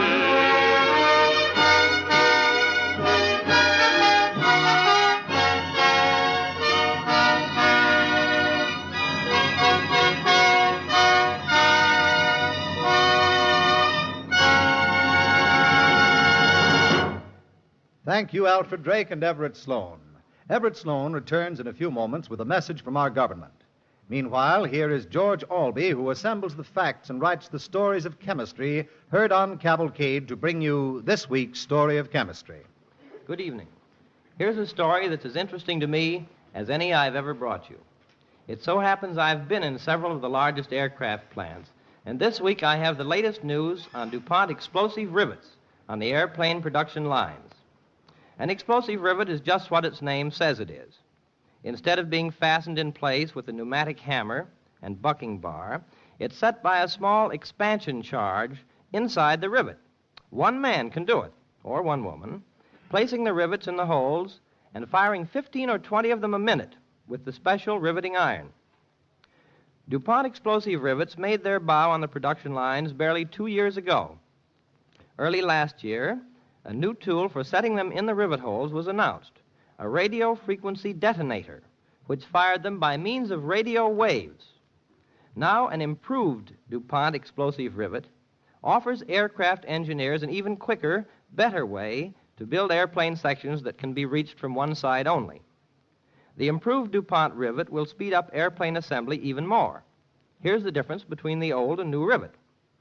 The old rivet carried the expansion charge only in the end of the body, or the shank as it's called. In the new rivet, the charge extends much farther into the shank. In practice, this means riveters on the plane production lines will now have to spend less time drilling holes of needlepoint accuracy because the entire shank of the rivet will expand and fill the rivet hole tightly. In this way, tighter joints can be made more easily, even with the hole slightly oversized. Many engineers believe explosive rivets will be widely used in industry after the war. They may prove to be time and labor savers in the manufacture of refrigerators, radios, washing machines, prefabricated houses. Nobody can foretell just where the list will begin or end.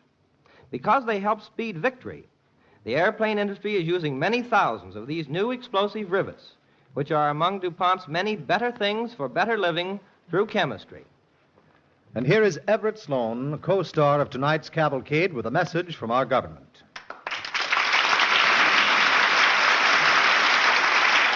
Thank you, ladies and gentlemen. Today, with the need for teaching greater than ever before in our history, thousands of classrooms are vacant because teachers cannot be found. The maintenance of schools is vital to America, for the future of our country depends on the education of our boys and girls in the principles for which our men are fighting overseas. If you are a teacher, you are doing your biggest job when you stay on the job.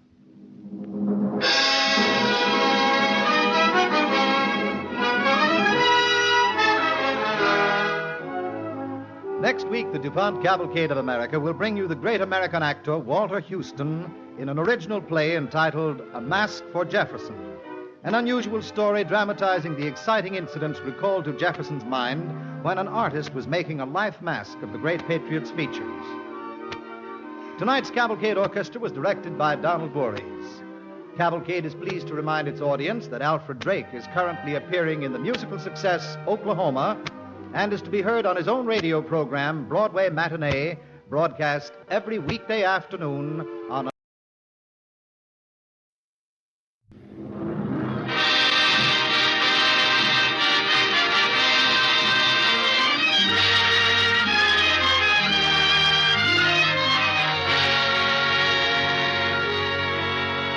The Cavalcade of America, sponsored by DuPont, maker of better things for better living through chemistry, presents Walter Houston in A Mask for Jefferson. Before our play begins, here is a practical suggestion. DuPont Speed Easy is the wall finish that covers dingy wallpaper and other interiors in one quick coat.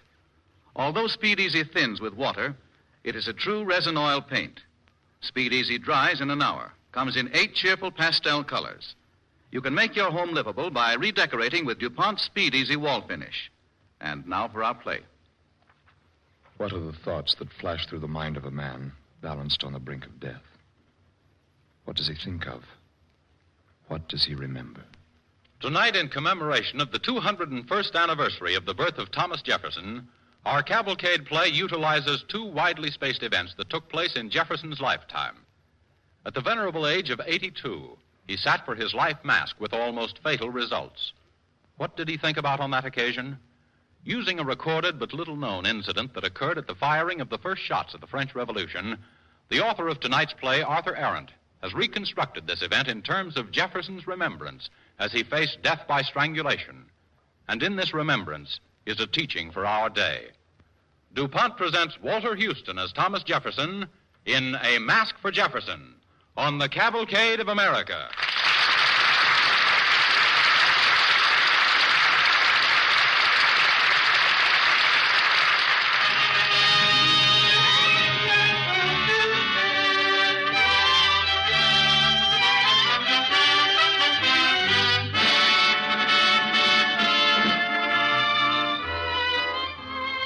There is today in Cooperstown, New York, a museum, a national shrine.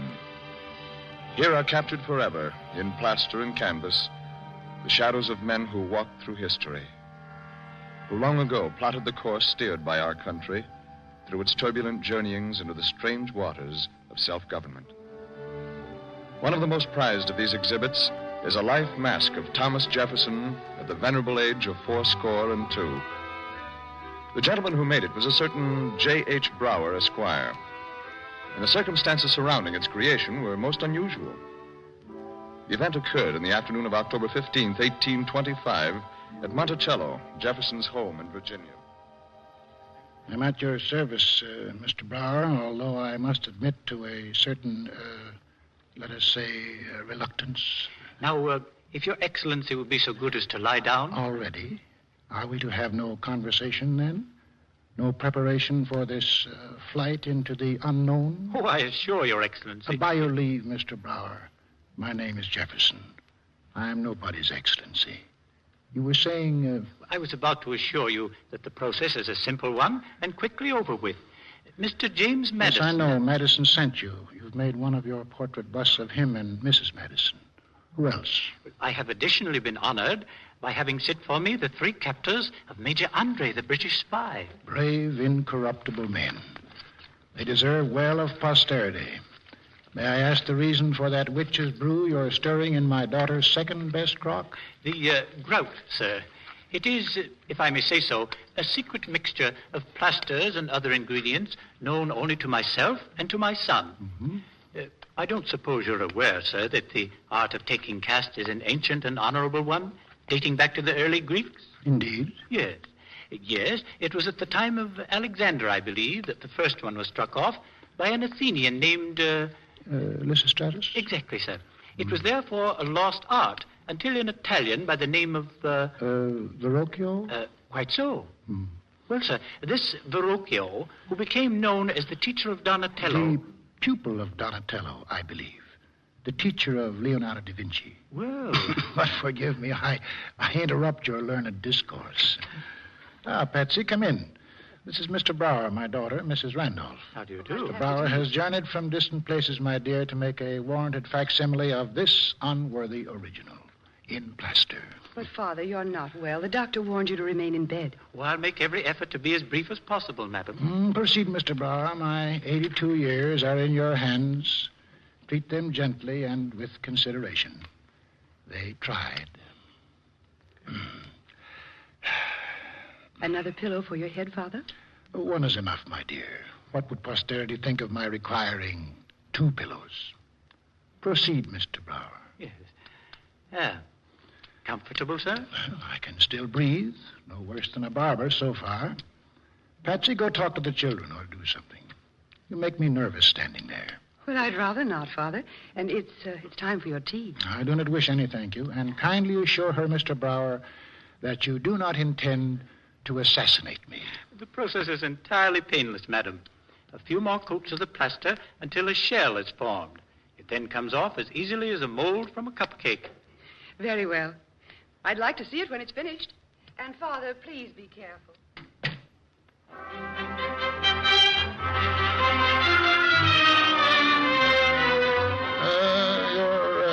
Your plaster is beginning to harden, sir.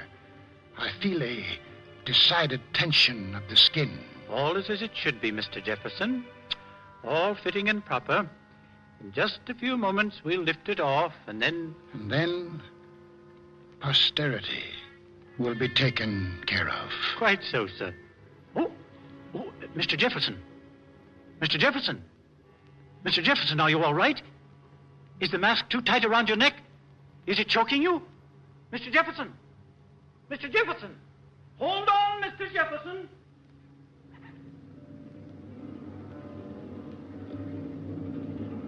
Yes, and then posterity will be taken care of. Yes, Thomas Jefferson.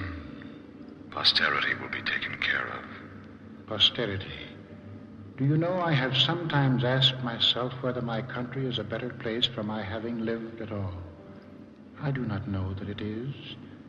I have been the instrument of doing many things, but they would have been done by others. Some of them, perhaps, a little better. But they will remember you, Thomas Jefferson. Author of the Declaration of Independence. President of the United States. Governor of Virginia. I wrote Virginia's law for religious freedom, the first in the colonies. Those are the things they'll remember me by. But there are others, Thomas Jefferson. Men you worked with. Giants. Giants, do you hear? Washington. Old Dr. Franklin. Madison. John Adams. Lafayette. Lafayette. A Marquis. And yet a Republican. I remember now. Posterity. Something posterity will never know. An intimate, personal detail. You're remembering now, Thomas Jefferson. You're remembering the moment the great French Revolution stopped. Stopped for you, Thomas Jefferson, as time itself stood still. To permit you to ride by in your carriage.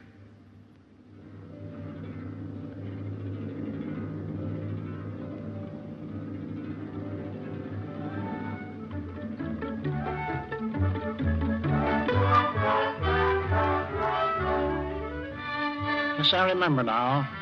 I remember Paris, 1789. Franklin had been minister to France. I succeeded him. Paris, 1789. Revolution in the air. Revolution. A day in July. Monsieur, the Marquis de Lafayette and 3 gentlemen to see you. My dear Jefferson, how good to see you. It's like old times, eh? In more ways than one, I take it. Oh. Mr. Jefferson, may I present Monsieur A, Monsieur B, and Monsieur C. Monsieur, Mr. Thomas Jefferson. How do you do, monsieur? As you suspect, this is not an ordinary visit, Jefferson.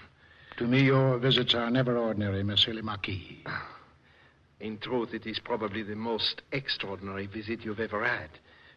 Sir, we come for advice on a most delicate matter. If I can be of service, gentlemen, you may rely on my discretion, even to the forgetting of names I have not been told. You have not been told them for good reason, mon ami. As I've said, this is a most delicate matter, but not for us, for you. Indeed. We are a committee, Mr. Jefferson, representative of the people of France who wish to achieve in our country those certain inalienable rights of which you have written. And realizing your position here as an ambassador, a credit to the present government of France, we do not wish to embarrass you. Thank you, Lafayette. I understand. What is it you wish? Above all things, Thomas Jefferson, we wish you were a Frenchman. And that being impossible, we come for the next best thing, advice. You have traveled extensively in our country, monsieur. What have you seen? This Republican form of government you have in America, will it work? And above all, monsieur, tell us what we must do and how we ought to do it. One moment, gentlemen, one moment, please. Mr. Jefferson, I must warn you again that what you're about to say and do would be considered a violation of protocol, and if discovered, sufficient reason for demanding your recall. Fair statement, Lafayette, and I thank you for it. Gentlemen, draw up your chairs. Wine? Lafayette? Merci. Wine, Monsieur A? Merci. Merci. The condition of your country is deplorable. When I succeeded Dr. Franklin as minister, I visited your people in the fields and in their homes. The country was new to me, and I gazed about with interest that rapidly turned into horror at what I saw. Of the 20 millions of souls in the French country, 19 millions were more wretched, more accursed in every circumstance of human existence than the most conspicuously wretched individual in all the United States. I said to myself, how little do my countrymen realize what precious blessings they are in possession of, in which no other people on earth enjoy. I have been shocked to the very marrow by the forlorn villages and the indescribable poverty of the peasants. All go about badly clothed. With certain exceptions, of course. The king has a number of friends. They all dress well. Your people are ground to powder by the vices of your form of government. I say that the mass of mankind was not born with saddles on their backs, nor a favored few booted and spurred, ready to ride them legitimately by the grace of God. Agreed, my friend. And now the streets of Paris are hushed with the calm before the storm. The king walks about the gardens of Versailles, his chin dangling. Only the queen... Never mind, the less said about our charming madame, the better.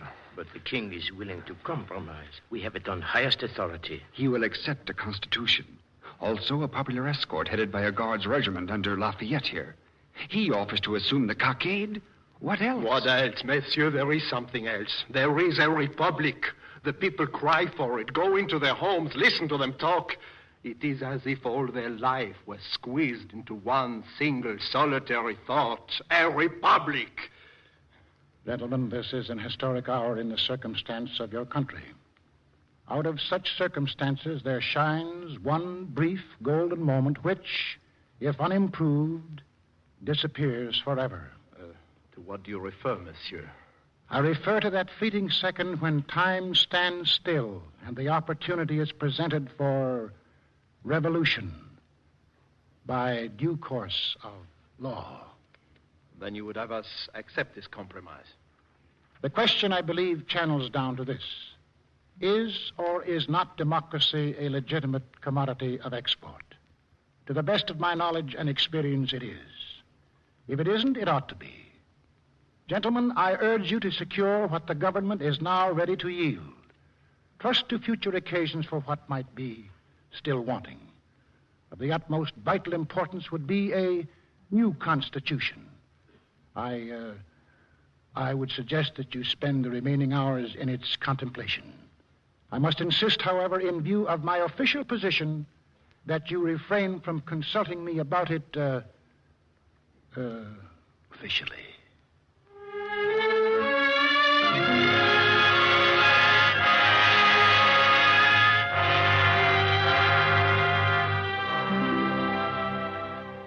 You are listening to Walter Houston as Thomas Jefferson in A Mask for Jefferson on the Cavalcade of America, sponsored by DuPont, maker of better things for better living through chemistry. Among these better things are fabricoid-coated fabrics, which are now doing a war job in the form of mountain tents, jungle hammocks, and emergency sails for rubber lifeboats. When peace comes, DuPont Fabricoid will again come to you as attractive and serviceable handbags, upholstery, and bookbinding. Thomas Jefferson, in his 82nd year, has been persuaded to allow a life mask to be taken by a sculptor named Brower. The plaster is applied, and in the process of the mask making, Jefferson's breathing is slightly cut off, and he's in danger of strangulation. While efforts are being made to remove the smothering plaster, Jefferson's mind ranges over his past. As our DuPont Cavalcade play continues, Jefferson, played by Walter Houston, is remembering an incident which happened to him in Paris in the year 1789. His friend Lafayette and several political acquaintances have just finished an important meeting. It all comes back to me now, clearly. Through the night we labored mightily, and with the dawn there had emerged a new constitution for the government of France. The following morning, as I was practicing a sonata, Patsy came into the room.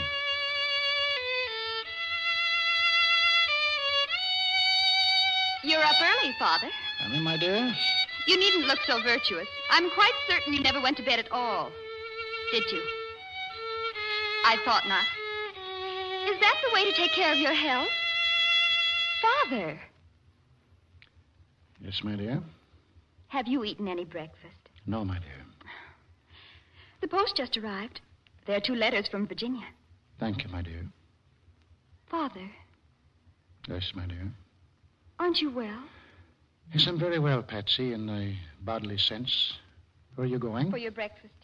I often wonder what would happen if you didn't have me Wait around. a moment. Patsy, there are times, as you'll find out one day, when zeal and enthusiasm obscure the dictates of wisdom. It happened to me last night. Last night?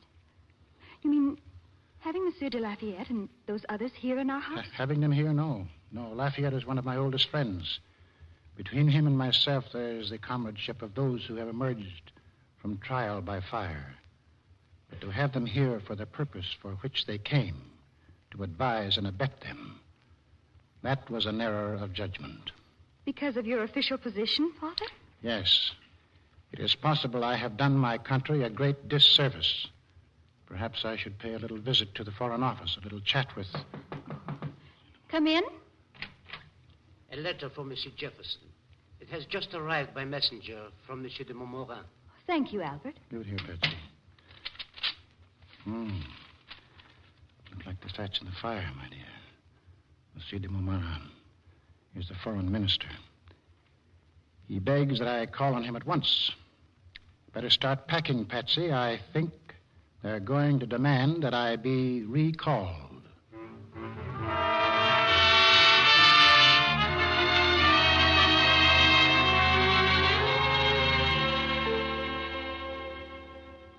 And that, Your Excellency, in all truth and candor, is how it happened. It was in my mind to pay you a visit when your message arrived. Let it be understood, monsieur, that I retract nothing and regret nothing as a private individual. As an official of my government, I fear I have been indiscreet. Monsieur Jefferson, it is with much pleasure that I have listened to what you have told me. Such of it as you have seen fit to mention. I'm in honor bound, monsieur, not to betray... But of course, you have told me nothing, except that a meeting took place at your home. A somewhat irregular meeting, but I was aware of that, monsieur. And now permit me to tell you something. The decisions you arrived at, the plans you contrived, the constitution that you helped create will never emerge from the paper they were written on. It is I who am sorry for that. I beg your pardon? Yes, Monsieur Jefferson. We had high hopes of that meeting in your home. Revolution is not an end in itself, but the means to an end. And the more violent the means, the more likely the end is to be obscured.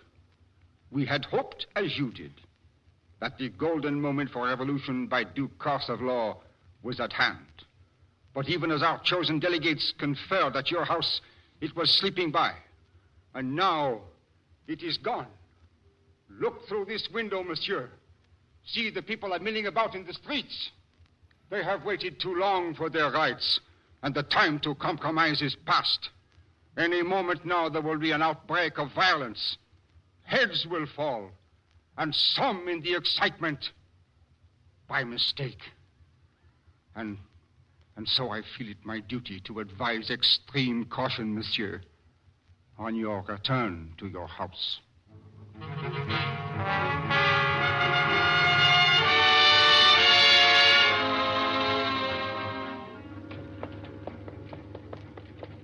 It's absurd. You're coming to fetch me this way, Patsy. I'm in no danger. But, Father, the mobs are loose all over the streets. I've heard there's an angry crowd outside the Bastille. They are Americans, my dear.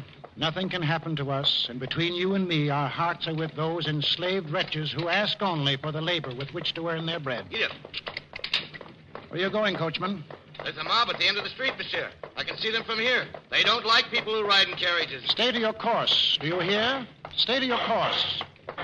Father, they're firing on the barracks. See? Do you think it would be better Stay if... to your course, coachman. Where are we, Patsy? In the Place Louis Can, I believe. Look about you, then. This is an historic moment. The opening gun in mankind's struggle for his birthright on the continent of Europe. Drink it in, my dear.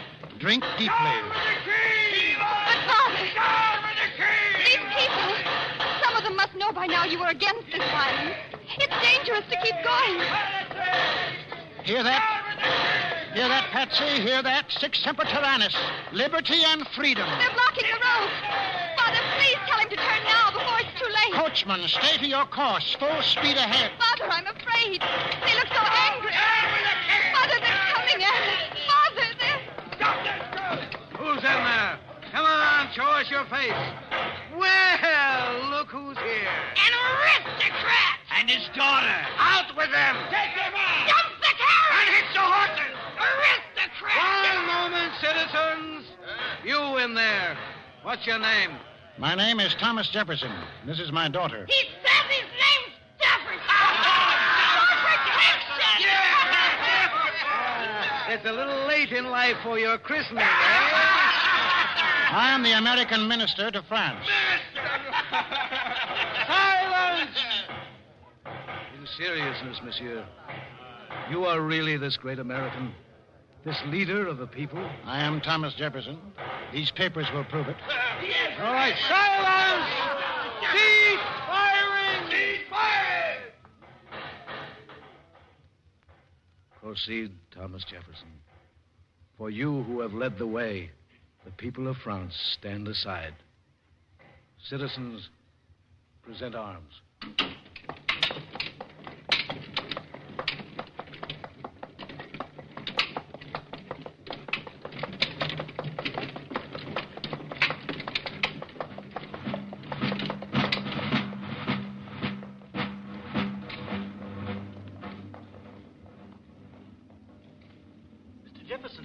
Mr. Jefferson, sir.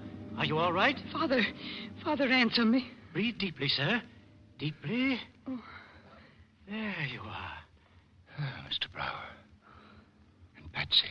Oh, Father, I was afraid. I was afraid you... Afraid that I was dead? Not yet, my dear. I insist upon dying of old age, although Mr. Brower seems to have other ideas. What happened, sir? The plaster hardened too quickly in the region of the windpipe. You were almost strangulated, sir. I shudder to think of what posterity would say if we... Posterity, Mr. Brower. Sir, I do here and now bid adieu forever to all busts and portraits. Posterity, eh? Well, there's one for them to remember. What did you say, Father? An intimate personal detail. Could I have averted the French Revolution? Of course not. Nor would I have wanted to. When the people wish to speak out, no man's hand can stay them. Still... Father, are you all right? Those Frenchmen who stopped my carriage, had they really ever heard of me, or were they merely being polite to a foreign gentleman and his daughter? Mr. Jefferson, sir, shall I summon a physician? Physician? Certainly not. Mr. Brower, your visit, apart from itself producing a new memoir for posterity, has stimulated my appetite. Will you join me? Patsy, tea.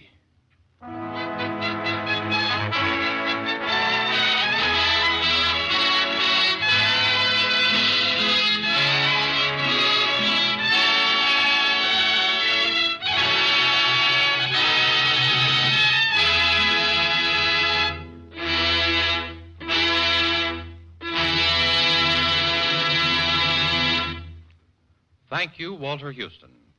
Ladies and gentlemen, our star, Walter Houston, will return in a few moments. In the meantime, here is Gain Whitman speaking for DuPont to tell you this week's story of chemistry. So many new materials have been created by chemistry in the past few years that some people think that's all chemistry does. Makes new plastics, new textile fibers, and so on. Here is a story of how DuPont chemists made new materials out of old by improving the old ones. After the war, you may have new furniture, even floors, of beautiful woods that could never be used for furniture or floors before because they were too soft. DuPont chemists have recently developed a new process that makes wood so hard that it's much more resistant to scratching and denting. In this process, chemicals are forced into the wood. Once inside the wood, they change to resins. They don't merely soak into the wood and fill the cells, they combine with the components of the wood itself. Actually, the product is no longer wood as we know it. It has less tendency to swell and shrink. Water doesn't lift the grain. It is much harder, stiffer, and denser. It can be given a high polish, and its strength is much greater. What this DuPont process means in practice is that a manufacturer will be able to take a wood as soft as poplar, or say pine, and make it as hard oak or maple. Its hardness and resistance are so increased that the treated wood may even be substituted for steel in certain textile machinery parts. That's how hard it is. So there's good reason to believe that after the war, woods like poplar and redwood and cypress, which have beautiful grains but have always been too soft, will be used for tables and chairs, radio cabinets, desks, even floors. For several years now, many articles which formerly were made of wood have been fashioned out of plastics or metals.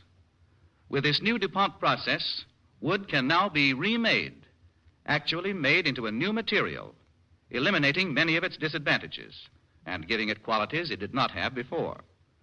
Of course, all of us will go on calling this chemically treated wood, wood, because that is the traditional name under which wood has served us so faithfully for thousands of years.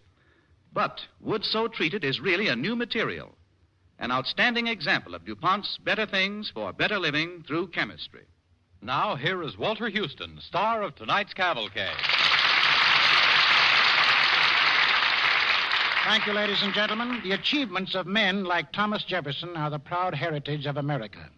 We preserve and cherish the documents that carry this heritage. In this connection, it is important to all of us that Princeton University is at present engaged in the preparation of the definitive edition of Jefferson's writings. Perhaps some of you among Cavalcade's listeners have in your possession or know the whereabouts of letters written by Thomas Jefferson. If so, I would like to urge you to communicate with the editor of the advisory committee on the papers of Thomas Jefferson at Princeton University, Princeton, New Jersey. Thank you very much.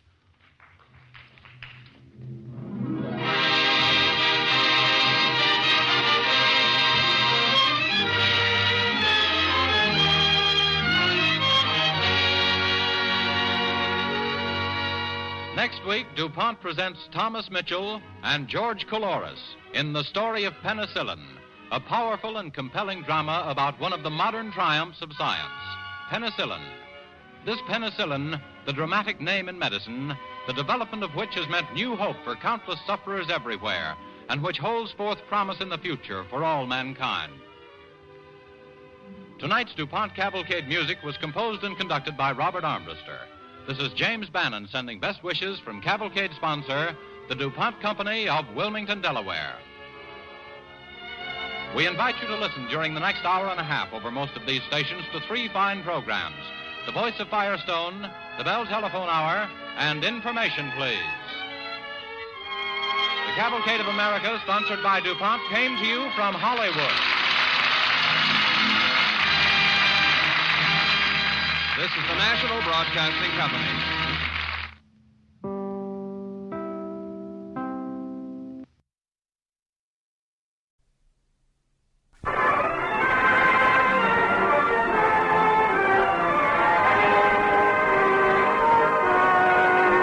The Cavalcade of America, sponsored by DuPont, maker of better things for better living through chemistry, presents Thomas Mitchell and George Couloris in The Story of Penicillin.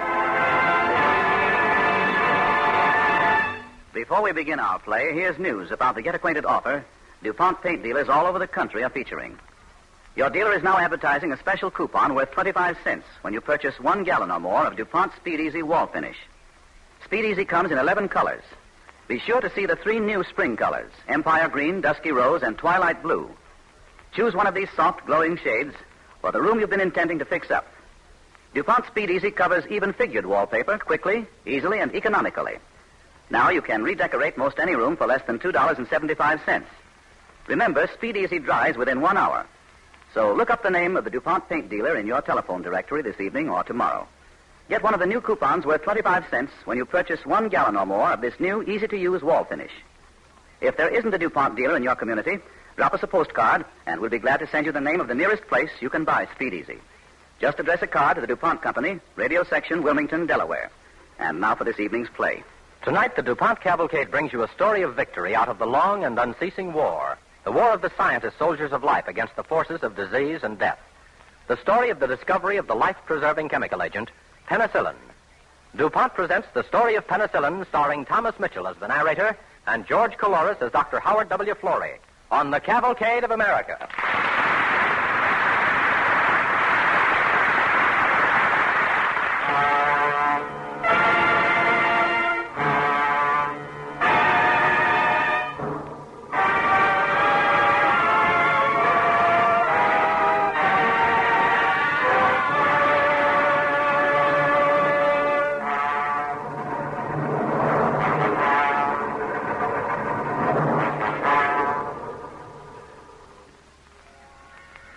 I am come this time only to tell a story.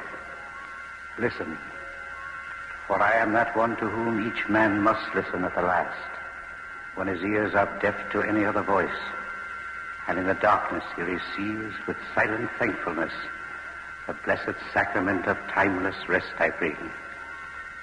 And yet, to delay my coming for a little time has been the immemorial struggle of mankind, wherein there have been heroes, traitors, and a few great leaders towering above all the rest. Of such a leader I speak now.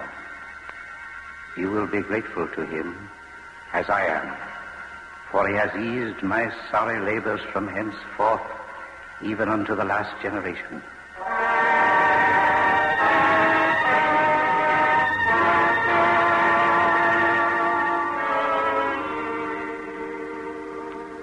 Doctor, please.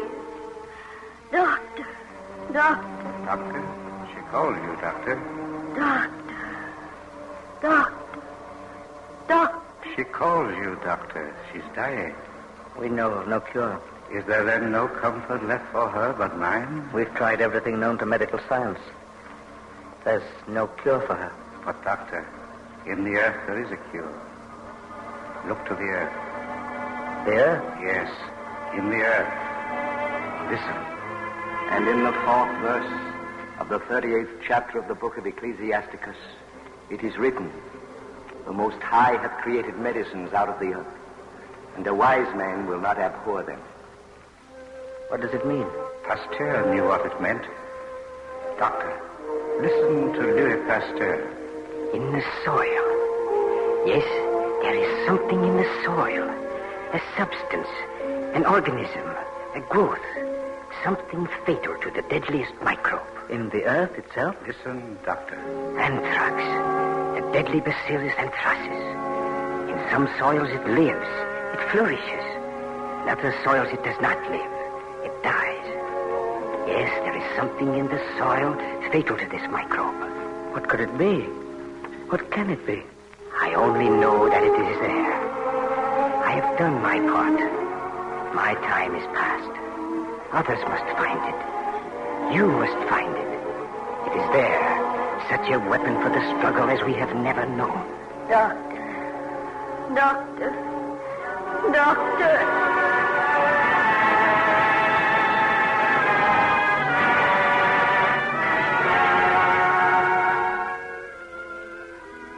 Look to the earth, Dr. Florey. Your cure is there. With all your skill and all your knowledge, and all the wondrous instruments of your science, seek it out. And quickly. Work quickly, Doctor, for the time is running short. We stand no longer now at the bedside of the peacetime sick. We stand amidst the wreckage of bomb-shattered London.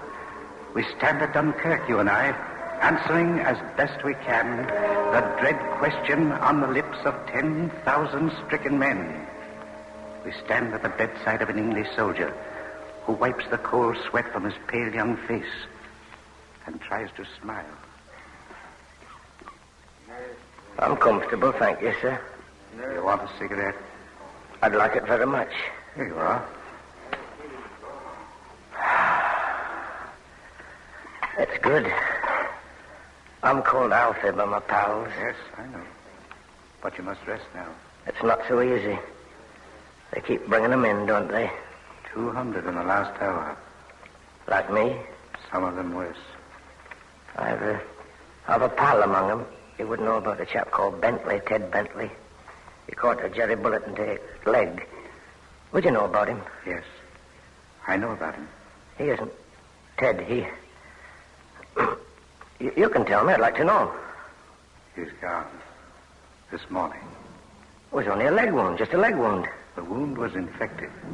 Blood poisoning set in while he was waiting to be taken off the beach. Poor old Ted. Why did it happen? I saw them give him sulfur on the beach. Didn't it work? No, Alfie, it didn't work. It's a good medicine, isn't it? That's what they say. Yes, Alfie, it's a fine medicine. One of the best there is. One of the most powerful. But there are some germs it cannot kill. Germs that get into wounds and bone cells and bring on poisoning. Is that what those lads have? Poisoning? Yes. They call it septicemia. Well, maybe I've gotten a call to ask, but you seem to know quite a bit about all this. What are the odds for them? Must I tell you, Alfred? I wish you'd tell me. It's a war. You don't keep back such things in a war. What are the odds? 7 out of 10. 7 will lose. Only 3 will win. Even with the sulfur drugs? Yes, Alfred. Before the sulfur drugs, the odds would have been 9 out of 10. From septicemia, Alfred. Thank you. Now, will you tell me... If you want to know. What are the odds for me? What have I got? Septicemia, Alfred. Oh.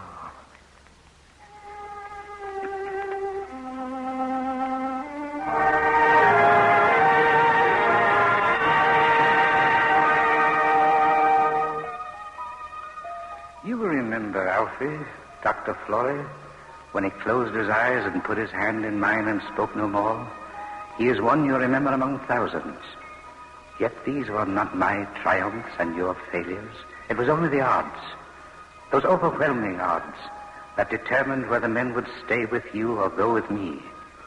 And only a miracle could turn that fateful mathematics to your favor. And yet that miracle had already come to pass. Do you remember those words that you were to discover? They were the words of Dr. Alexander Fleming of St. Mary's Hospital in London 10 years before Dunkirk. I stood at his side, too, as I've stood by yours. I had great hopes. Today I found my culture of Bacillus staphylococcus contaminated by a small spot of green mold. I was about to destroy the culture and begin again when I was struck by an odd thought. The staphylococcus is the most fatal of the septicemia or blood-poisoning bacilli, one of the deadliest germs known to science. Yet in this culture, the green mold lived and grew. It's a strange phenomenon.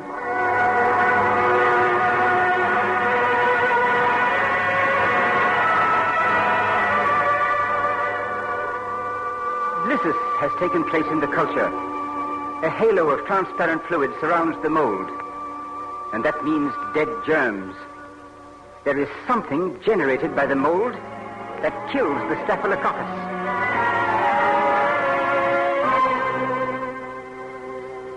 I have made a filtrate from the mold, and it definitely kills staph, strep, and pneumococci.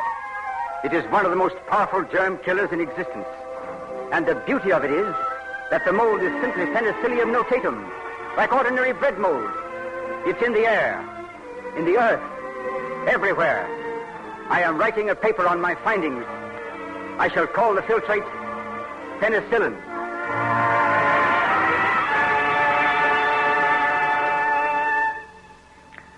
And so we stand at Dunkirk, Dr. Flory, and by the bedside of 10,000 stricken men, a decade after the miracle had come to pass.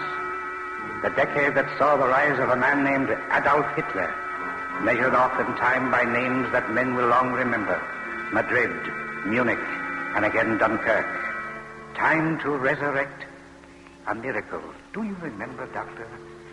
Time to start the work that was to bring forth one of the greatest miracles in all medical history. Gentlemen, we're after the killer bugs. Every bacteriologist in England is now at war against the wound infectors.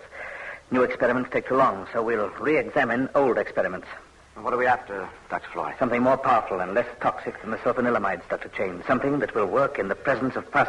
That's a pretty tall order, Dr. Flory. A pretty tall war, Dr. Abraham. I'm not complaining, but where in heaven's name do we begin?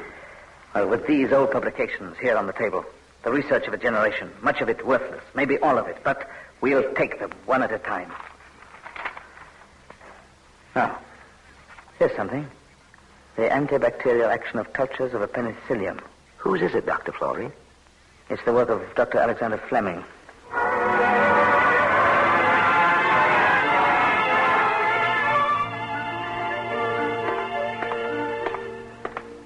Our guinea pigs this morning, Dr. Chain. I'm just going to check on them. If they're not all dead by now, it really will be a miracle. Well, Fleming's discovery worked in the test tube. It might work with animals. How did you divide them up? Evenly. They're all thoroughly infected with streptocilli. The 25 of them have been given penicillin. The other 25 haven't. Well, here we are. Afraid you're right about that miracle, Doctor. The ones in this cage are stone dead. They're the ones that didn't have the penicillin, though. Doctor, look here. The others. They're all alive. Then the penicillin works. Not only alive. Why, they're as healthy as though they'd never seen a strep bug. Florrie, I know I ought to lose my head. I've seen so many experiments turn sour, but I can't help it. I'm excited. These 25 had enough bugs in them to kill a Nazi army, but they aren't dead. The stuff is working, and it isn't toxic. We're onto something. I think you're right, but I'm trying not to be excited. Our next step is, let's see. Penicillin is non-toxic to guinea pigs, right? Right, you are. Well, we'll keep on with another batch if we continue to get good results. Well? We'll try penicillin downstairs. In the clinic? Yes, on the cases for which they hold out no hope. Now we're getting somewhere. Yes. If penicillin works for human beings, then we have seen a miracle.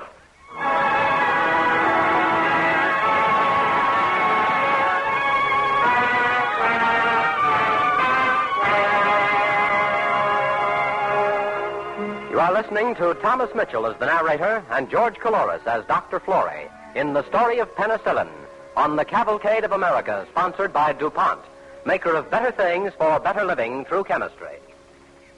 One of DuPont's better things, which will help you to raise a better victory garden, is Semisan seed treatment for vegetables and flowers. Treating seeds with Semisan helps to destroy many of the fungus and bacterial organisms on the seeds. By reducing the possibilities of thin stems and weak or stunted plants, DuPont Semisan helps produce better yields. The story of penicillin is the story of the long search for a life-saving agent against the death brought by sulfur-resisting staphylococcus infections. It is a story of the unceasing war of science against the ageless enemy, disease. It is a story of hope that arose from the battlefronts of this war. As our DuPont Cavalcade play continues, a play starring Thomas Mitchell as narrator and George Coulouris as Dr. Florey, an American doctor who has heard about Florey's search for a new and more powerful medicine than the sulfa drugs begins an experiment suggested by a pamphlet published in 1929. My baby isn't going to die, Dr. Graham. My baby isn't going to die, is she, Doctor? Please, you mustn't hope too much. We've never tried this treatment for this type of disease. You can't tell me I mustn't hope. She's in a coma, as you see. But she's still alive. I know. But I can't deceive you. The odds are, well, the infection has spread from her spine to other of her bones. It's in her bloodstream now. Isn't much we can... Oh, I know. I know. I've stood over her crib watching to see if she's still breathing. Only last week she was in my arms. She was smiling. She's only 2 months old, but I tell you, she was smiling at me. Now she isn't smiling, is she? Try to understand what I'm going to say. The drug we've used on your baby has barely been tested. We still don't know what it'll do. There's a chance that it might do the wrong thing. You have to know that. I've given you my permission, Dr. Graham. Do anything you want to. Don't be ashamed. If you want to cry, let go. Cry if it'll help you. I can't. I mustn't cry. But Dr. Graham, I'm so frightened.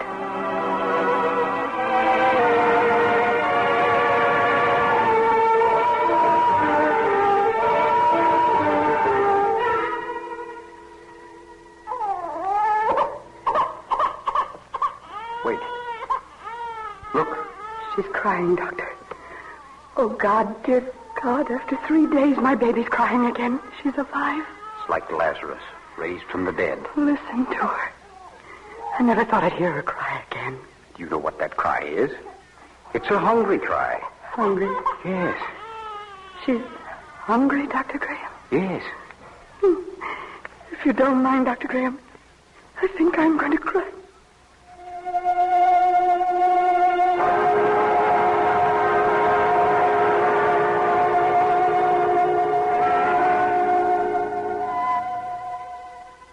Penicillin.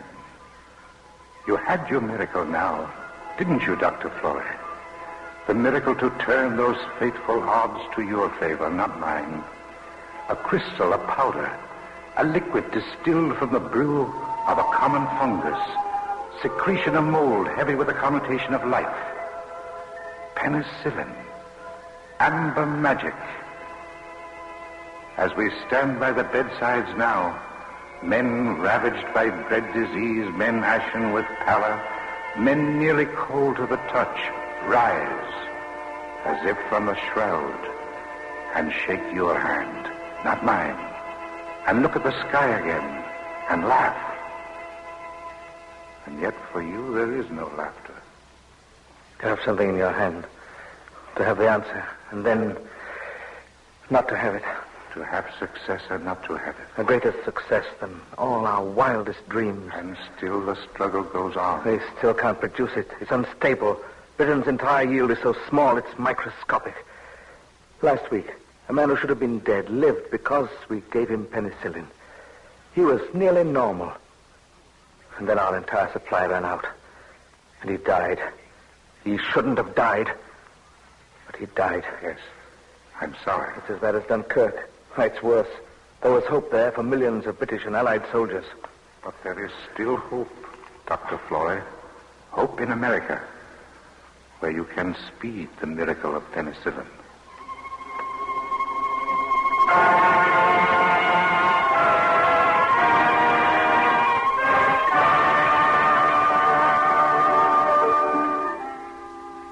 Yes, in America you had your miracle now, Dr. Florey. The miracle of production. And for the first time in all those weary months, you could look at me and smile. Smile as we watched the haggard, hopeful men in 1,000 laboratories across America, fighting by your side to produce that yellow magic. The magic which has the power to lighten and delay my endless, inexorable toil. And you could smile at the words of a man who spoke of an ancient curse. We have established that penicillin will cure gonorrhea in less than 15 hours and syphilis in 8 days. This may mean the eventual extinction of the social diseases from the face of the globe. But at this time, our first concern is for the men at war, casualties of battle.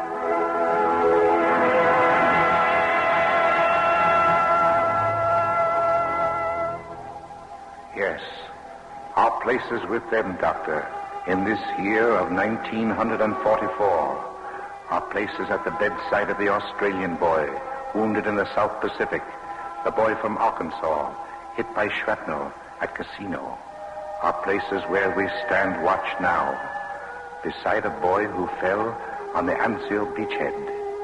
A soldier swollen with fever, his thigh bone angry with infection. For 3 days now, an amber fluid has been dripping into his veins. And now he sleeps, quietly, untroubled. He sleeps like this for a day and a night. Now he stirs, and his eyes open with a returning relief. They didn't amputate, did they, nurse? They didn't take my leg. No, Corporal, they didn't. Just reach down and feel it. Still there. I was scared they would. How do you feel? Fine, I think. You know something. What? I'm hungry. Well, that's wonderful. I want a big, juicy steak. So thick. You've practically come out of a coma. And French fries. A pot full. 2 days ago, your temperature was 106.5. And some string beans. Cooked a little salt pork. And yesterday, your pulse was 128. And a salad. Nice and green. Corporal, you've had septicemia. Maybe some ice cream for dessert. Big glass of milk. Corporal, you're still delirious. Now, if you're good... Yeah? You can have some tea and toast. Oh, I want a steak. Tea and toast. You think I got shot up for tea and toast? Doctor's orders. No steak. You're lucky to be alive. Now be a good boy and do what the doctor says. Well, he didn't cut off my leg, so okay. For now. I should have croaked, shouldn't I? You can thank the stuff in this bottle for that. Yeah? What is it? Penicillin. Saved your life. And my leg. That's important, my leg. It's pretty wonderful. You bet. A lot of guys like me won't be using crutches, huh? A lot of guys like you. That's good to know. Awful good. It's pretty funny, isn't it? Out of the war, this thing. And kids who would have died are going to live. I wonder who ever thought of that. The men and women who've made possible this modern miracle of penicillin, to those who've gone before, to Pasteur, to Fleming, and to those tireless workers who still carry on, my thanks a small reward. But you will be remembered in the years to come, and your reward will be the thanks and gratitude of all mankind. Yes, Doctor. In the years to come, men will remember how you ease their hurt and earn their gratitude. And I will remember, for you have eased my sorry labors from henceforth, even unto the last generation. And you have earned my gratitude, the gratitude of death.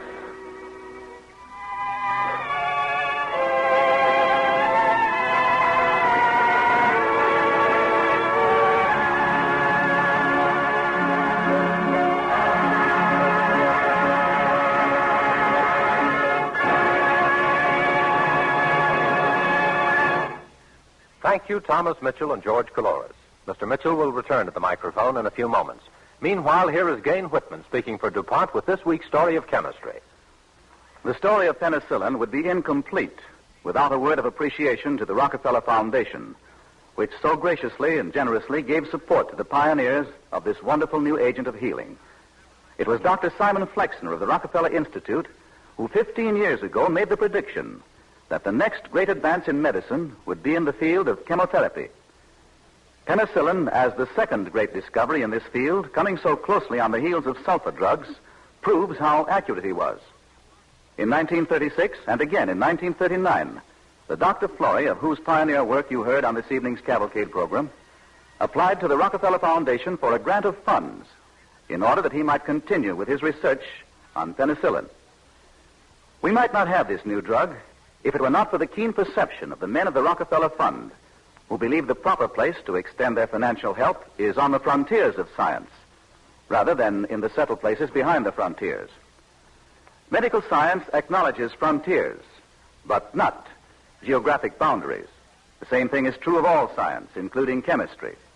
American industry must give credit to the chemical scientists of other countries for Buna S. rubber, processes for making ammonia, tungsten carbide, explosive rivets, rayon, cellophane, and a number of other discoveries, which, though they were further developed here, originally came to America from abroad. Because men of science realize that people of all nations benefit when scientific information is freely exchanged, we have these discoveries, which are of so much value to us in wartime, and which will continue to be of great usefulness in peacetime. Among these are many of DuPont's better things for better living through chemistry. And now, here is Thomas Mitchell. Thank you.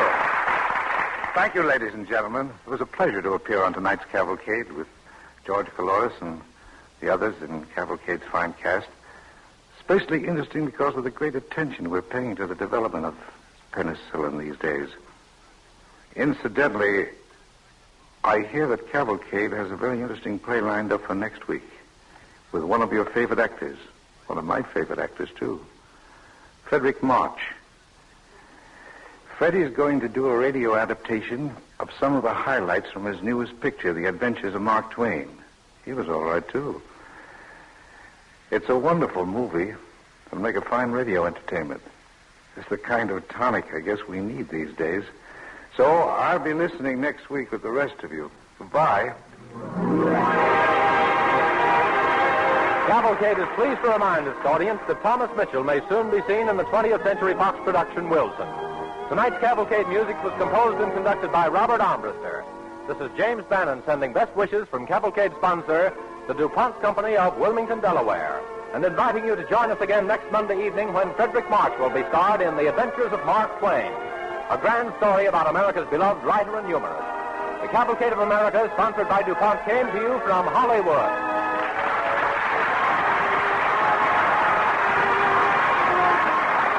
This is the National Broadcasting Company.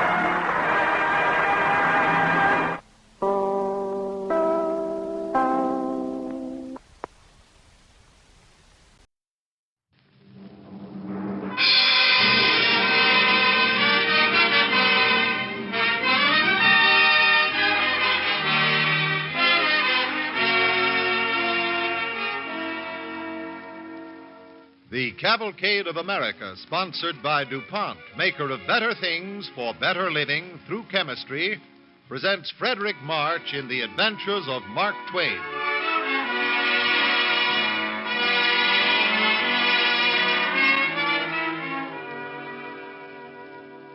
One of DuPont's better things is self-cleaning house paint.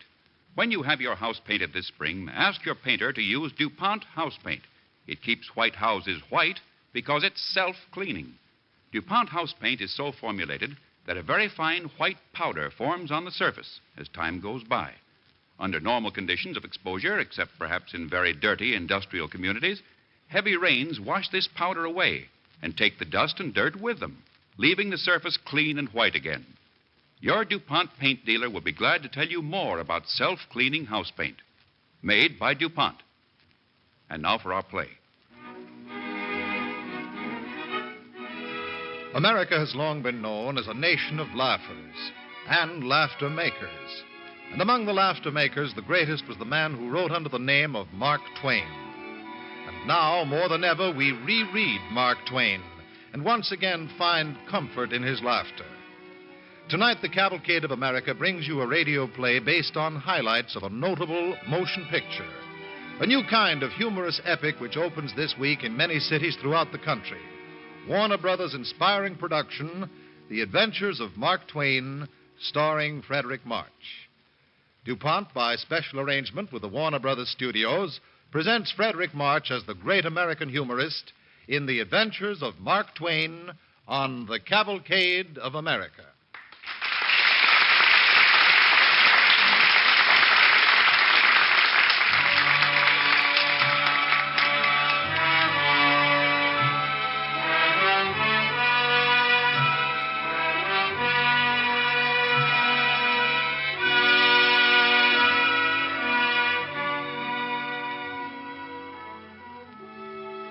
When I first arrived in this world, I hadn't any hair, hadn't any teeth, and I hadn't any clothes.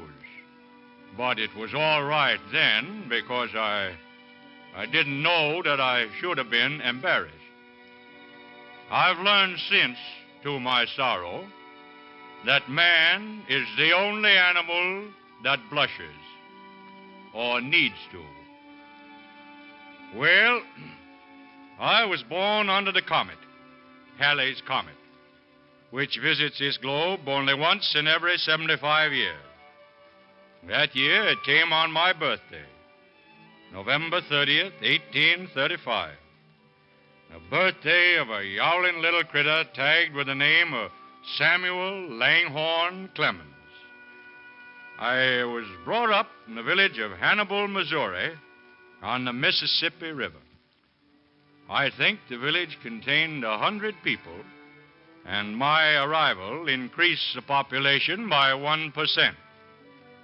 That's more than some of the best people in history have done for a town. Life unfolded gently there in Hannibal, and the Mississippi was more important than the 7 seas. Oh, how I loved that river. Sometimes I guess I loved it too much. And fearing my mother's wrath, I would slip home at night, shinny up the porch roof to my room, open the window, creep into bed with my clothes still wet. Sam. Sam, is that you? You needn't play possum, Sam. I heard you come in. Oh, Ma, I was just playing down on the river with Huck and Tom. Oh, you know perfectly well I ought to tan you, Sam Clemens. Do you realize that for 4 long hours I haven't known whether you were alive or drowned? Oh, Ma, I never really drowned. Only because you were born to hang, like all that river riffraff. People without homes, carousing around in that Mississippi mud. Oh, nothing ever happens around this old town except down at the river. Sam, I want to see you make a fine, cultured man like your father was. Won't you try just once more to stay in the print shop and learn the trade? For me, Sam. Won't you, son? Well, I'll try, Ma. I'll try.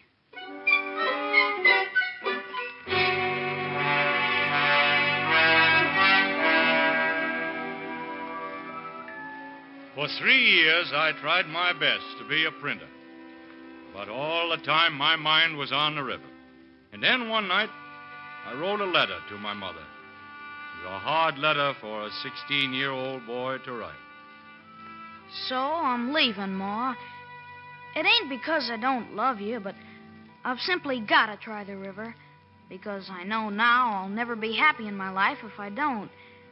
Your faithful and obedient son, Sam.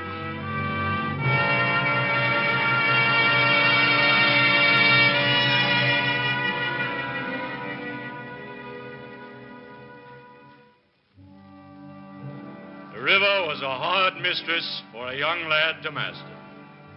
But bluff old Horace Bixby, pilot of the steamer Paul Jones, made a mighty good teacher for a Tyrol riverman.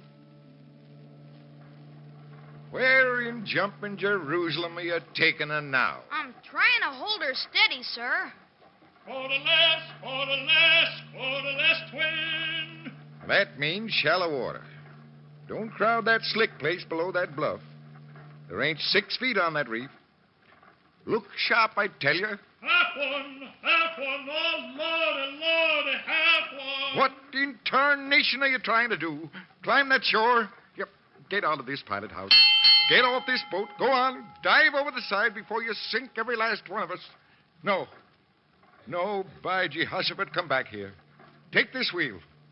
I said I'd learn you the river. And when I say I'll learn a man the river, I'll learn him if it kills him. Mark Twain, oh, Mark Twain, safe water. Well, there's one call you'll never forget as long as you live. Mark Twain, safe water. The welcomest call in all the world for a riverman.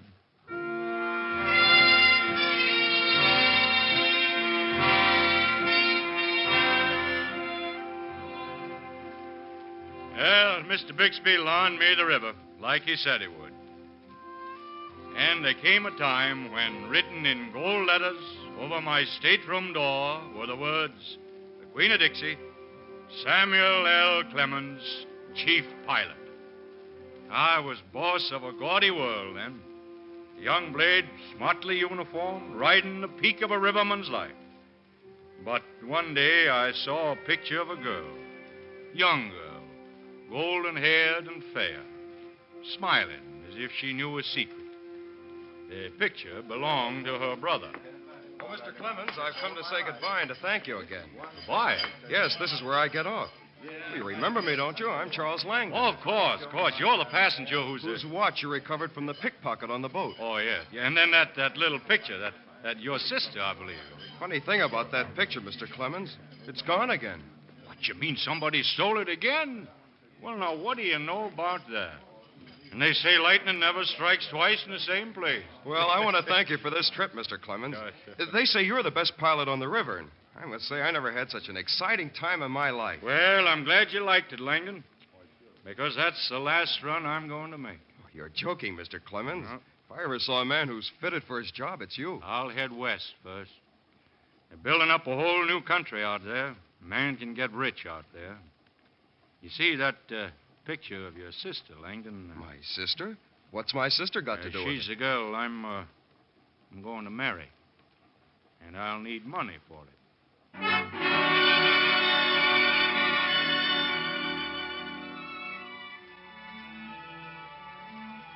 The West. The great golden West. And I struck pay dirt. I struck it above ground, though, on a table with a pencil instead of a shovel in my hand. It was a piece I wrote one day, a little story about a frog called the Celebrated Jumping Frog of Calaveras County. Since I was ashamed to sign my own name, I wrote under it in big black letters, by Mark Twain.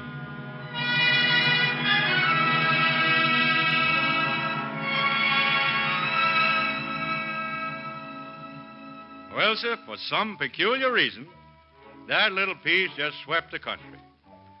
And the next thing I knew, I was in a place called Cooper Union, New York City. Signed, sealed, and shackled to deliver a lecture. Somehow all those fine city folk took a shine to me. After it was over, they crowded up on the stage. Oh, Mr. Twain, you were most amusing. Thank you. Oh, excuse me, please. Langdon. Charles Langdon. Sam! I knew you the minute you walked on the stage, Sam. Oh, Livy, I'd like to present Mr. Clemens or Mr. Twain. This is my sister. Well, I knew you the minute I saw you, too. You knew me? We hope you're going to make an appearance in Elmira, Sam. Why, thank you. That's mighty kind. Come soon, won't you, Mr. Twain? You bet I will, Miss Langdon. We'll have to run now to make our train. Run? Well, come on then. Come on, let's run.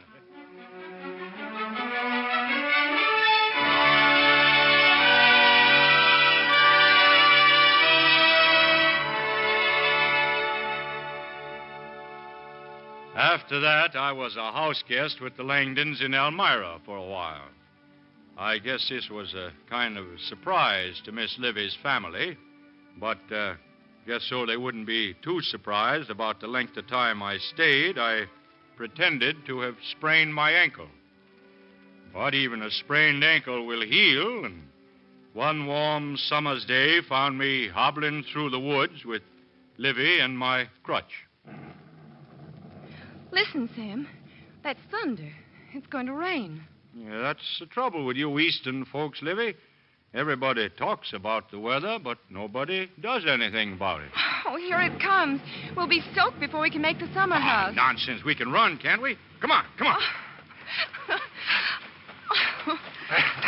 Well, it's safe now. How wet are you, huh? Oh, Sam. What? Do I look as funny as all that? Your crutch, Sam. Oh, yes. I guess I dropped it. I knew you were fooling all the time. You didn't care? No, I didn't care. But your father would. Maybe he would. I'm not sure that matters to me anymore. Livy, you know what I see when you smile at me like that? Somebody I've known a long time. Somebody who's been close to me for years. And now that I've found you, well, I reckon I can give you back something that doesn't rightfully belong to me. Well, that's my picture, Sam. Where did you get it? I stole it from your brother when I was pilot of the Queen of Dixie. I don't suppose anybody ever held on to anything harder, Livy. Then you came east, Sam, to look for me. Silly of me, wasn't it? I could never support you. Your father has made me see that now. Haven't you forgotten somebody, Sam? Forgotten somebody? Yes. A writer named Mark Twain. Oh, him. I don't reckon he's worth much, Livy. You're wrong, Sam. Dead wrong. I believe in you. I believe you're going to write wonderful books. I've believed that from the first moment I met you. You see, I love you, Sam.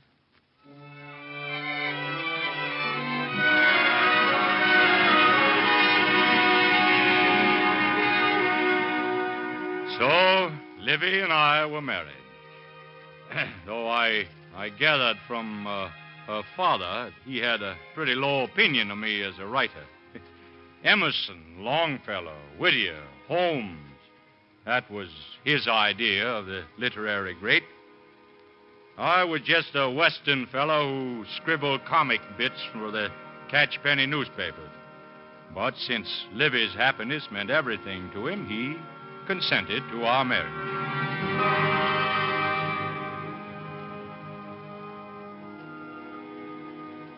Our firstborn died when he was 1 year old.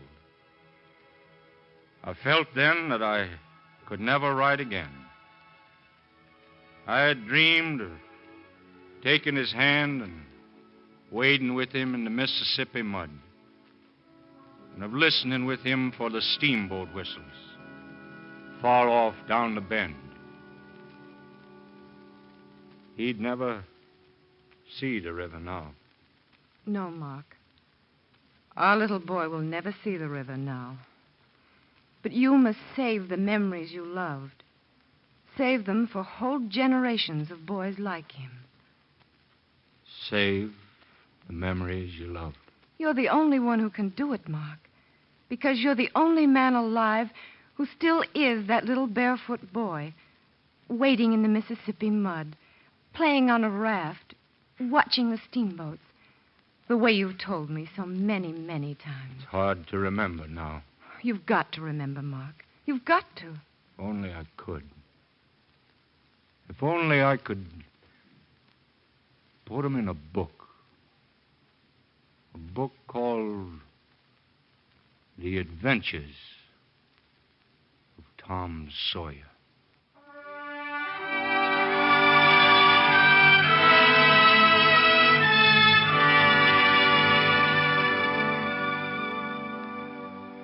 You are listening to Frederick March as Mark Twain in The Adventures of Mark Twain on the Cavalcade of America, sponsored by DuPont, maker of better things for better living through chemistry. One of the DuPont better things is Zealand Durable Repellent Finish. Zealand treated fabrics shed water and resist stains. And most important, the Zealand protection doesn't come out in washing or cleaning.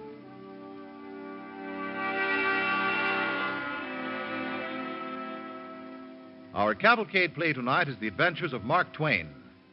As a youth, Mark Twain, with the Mississippi in his blood, became a riverboat pilot until he met and married Livy Langdon. As our play continues, Mark Twain, played by Frederick March, has just finished The Adventures of Tom Sawyer and is showing the manuscript to Livy. Oh, Mark, it's beautiful. So human, so real. You think anybody will ever read it? Read it? The whole world will read it. Oh, sure. 1,000 years from now, they'll still be reading it. You know what you've done. You've captured youth. You've given eternal youth to every living soul that can read. Livy, if you like it, that's all I care about. Youth. That's what you are. I'll never think of you as anything else.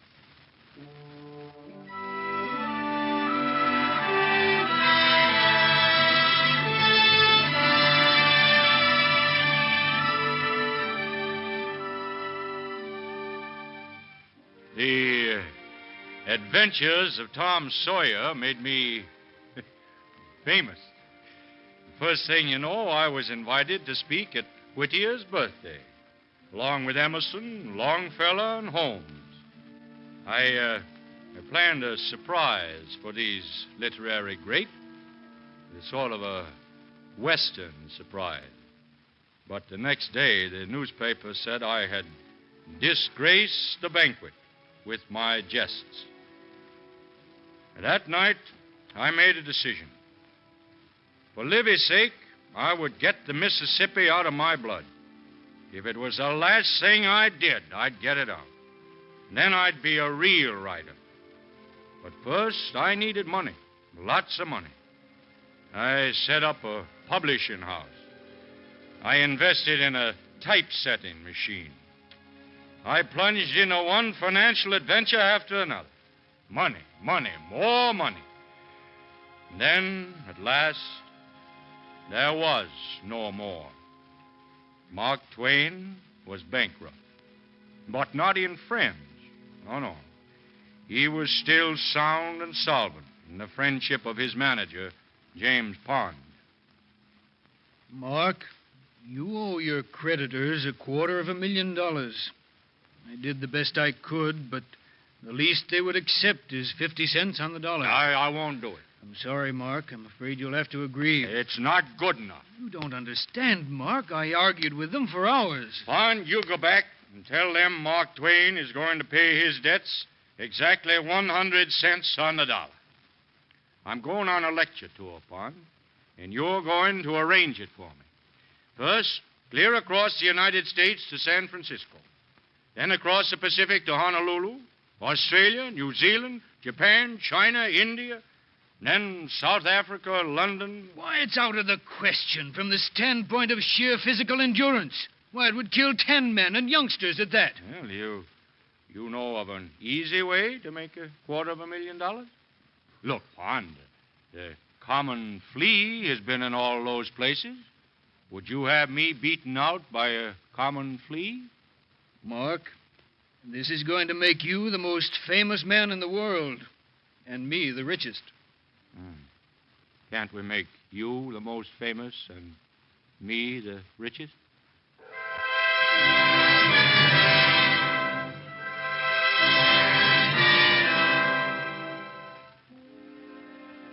Sometimes it seemed I couldn't cook up one more funny story to throw at all those faces that stared up at me from the lecture halls of the world.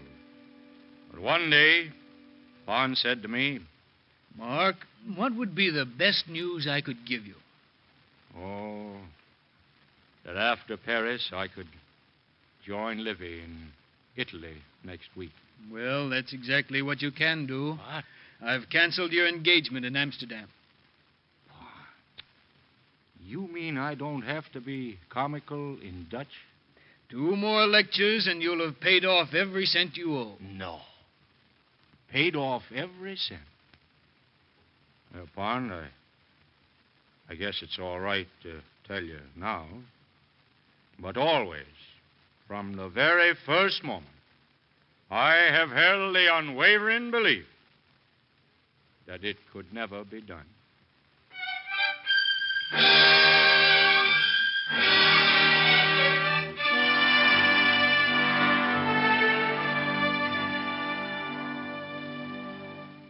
Livy was dying when I reached her at Florence. I didn't know that before. She didn't want to worry me. She held a letter in her hand, smiled like a little girl who knows a secret. Mark, what will it take to make you understand that you are the greatest writer of your time? Maybe the greatest writer America ever had. That's something I've known a long time, Mark. All our life together. Livy, you make me feel I could count on one vote, even if I ran on the Republican ticket. You struggled so hard to get away from the wonderful thing you were, to change your name, to be something else, to get the Mississippi out of your blood. But, darling, the Mississippi wrote your name in the everlasting stars. This letter is from Oxford, Mark. They've sent for you. They want to give you the same honorary degree they gave to Wordsworth, Tennyson, Browning. There isn't any higher honor or glory in the world. The name of Mark Twain is now among the immortals. Do you really believe that, Livy? With all my heart, darling.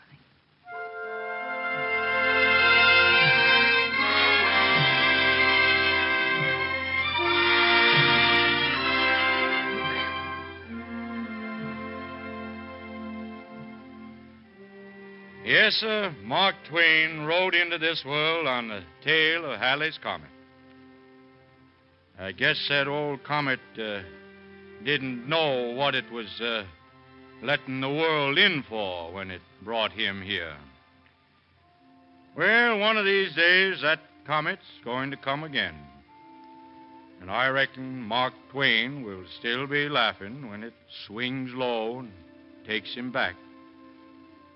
But you know, there's one thing that science can't explain. It's why that comet wants to come back after taking a good look at us.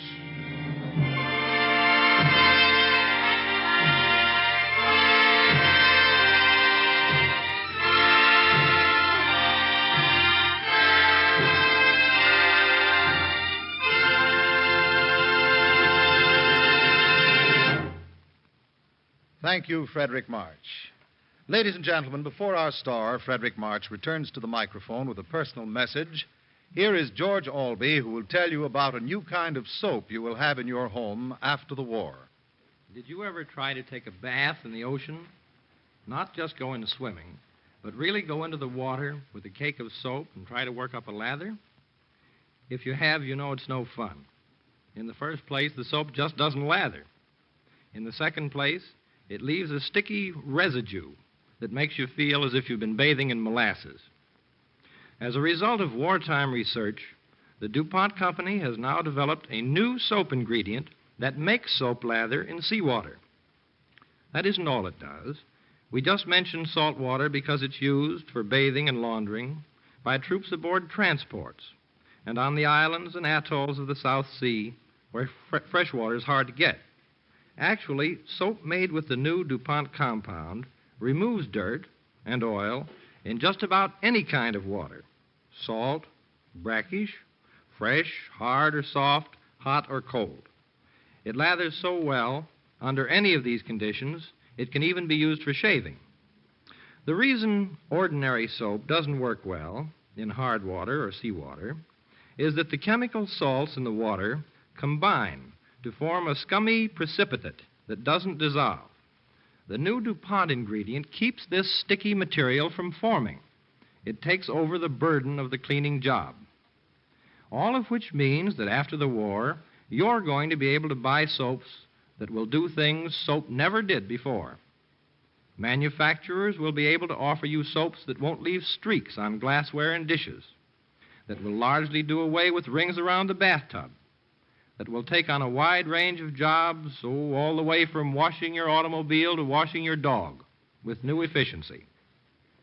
Here's a development of wartime research by DuPont chemists together with the armed forces and others, that will make a direct contribution to your own comfort after the war. This new soap ingredient is one of DuPont's better things for better living through chemistry.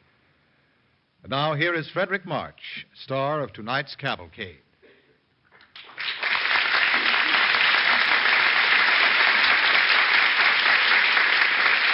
Thank you, ladies and gentlemen. When I undertook the film role of Mark Twain, I felt a very natural trepidation in portraying a man of Twain's stature. In doing the part, I became very conscious of the persistent truth of Twain's famous remark, "The report of my death has been greatly exaggerated." Mark Twain today is still alive, more so than ever, perhaps. If I have been able to renew your remembering of the man, then in a small measure I have fulfilled my own debt to Mark Twain.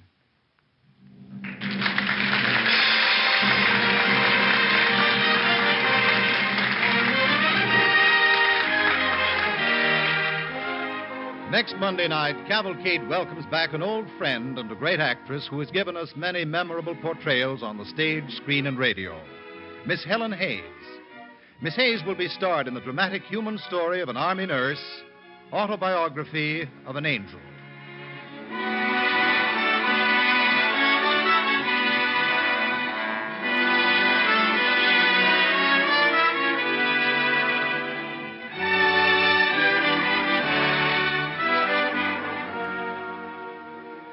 Tonight's Cavalcade play was adapted by Paul Peters. Frederick March appeared in the role of Mark Twain by special arrangement with Warner Brothers, producers of The Adventures of Mark Twain, which will be released in a series of special engagements beginning with the Hollywood Theater, New York City, this week.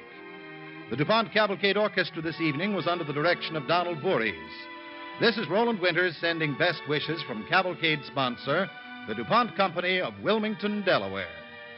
And now, for your further listening pleasure, may we suggest that you stay tuned to NBC for the Firestone program, the Bell Telephone Hour, and Information Please, which are to follow immediately over most of these stations.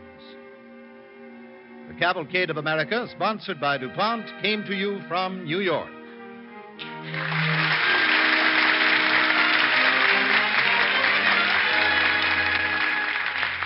This is the National Broadcasting Company.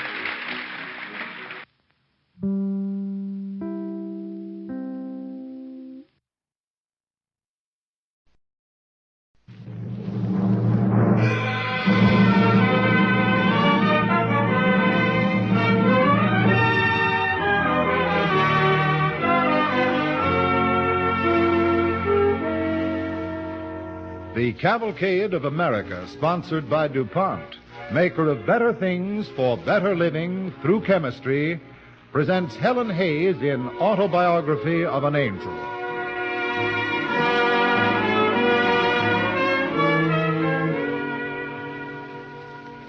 Before we begin our play, here's news for homemakers. Your DuPont dealer has a supply of coupons, each worth 25 cents when you purchase 1 gallon or more of DuPont Speed Easy wall finish. Speed Easy covers even figured wallpaper. Quickly, easily, and economically, you can redecorate a room for less than $2.75. And within 1 hour after applying Speed Easy, the walls will be dry. Take advantage of the 25-cent coupon your DuPont paint dealer has for you when you purchase 1 gallon or more of this new, easy-to-use wall finish. And now, for this evening's play. Tonight, our DuPont Cavalcade is the story of a young American who is fighting this war in the frontline hospitals and dressing stations in Italy. The story of an Army nurse, Lieutenant Ann Norris. But in a larger measure, it's the story of the thousands of skilled, selfless, sacrificing women who have been recruited for the armed forces by the Red Cross and who have gone into the unceasing battle against pain and death in all the war theaters in which our men are engaged. DuPont salutes the nurses serving with our armed forces with an original radio play written by Peter Lyon, Autobiography of an Angel, and starring Helen Hayes as Lieutenant Ann Norris on the Cavalcade of America.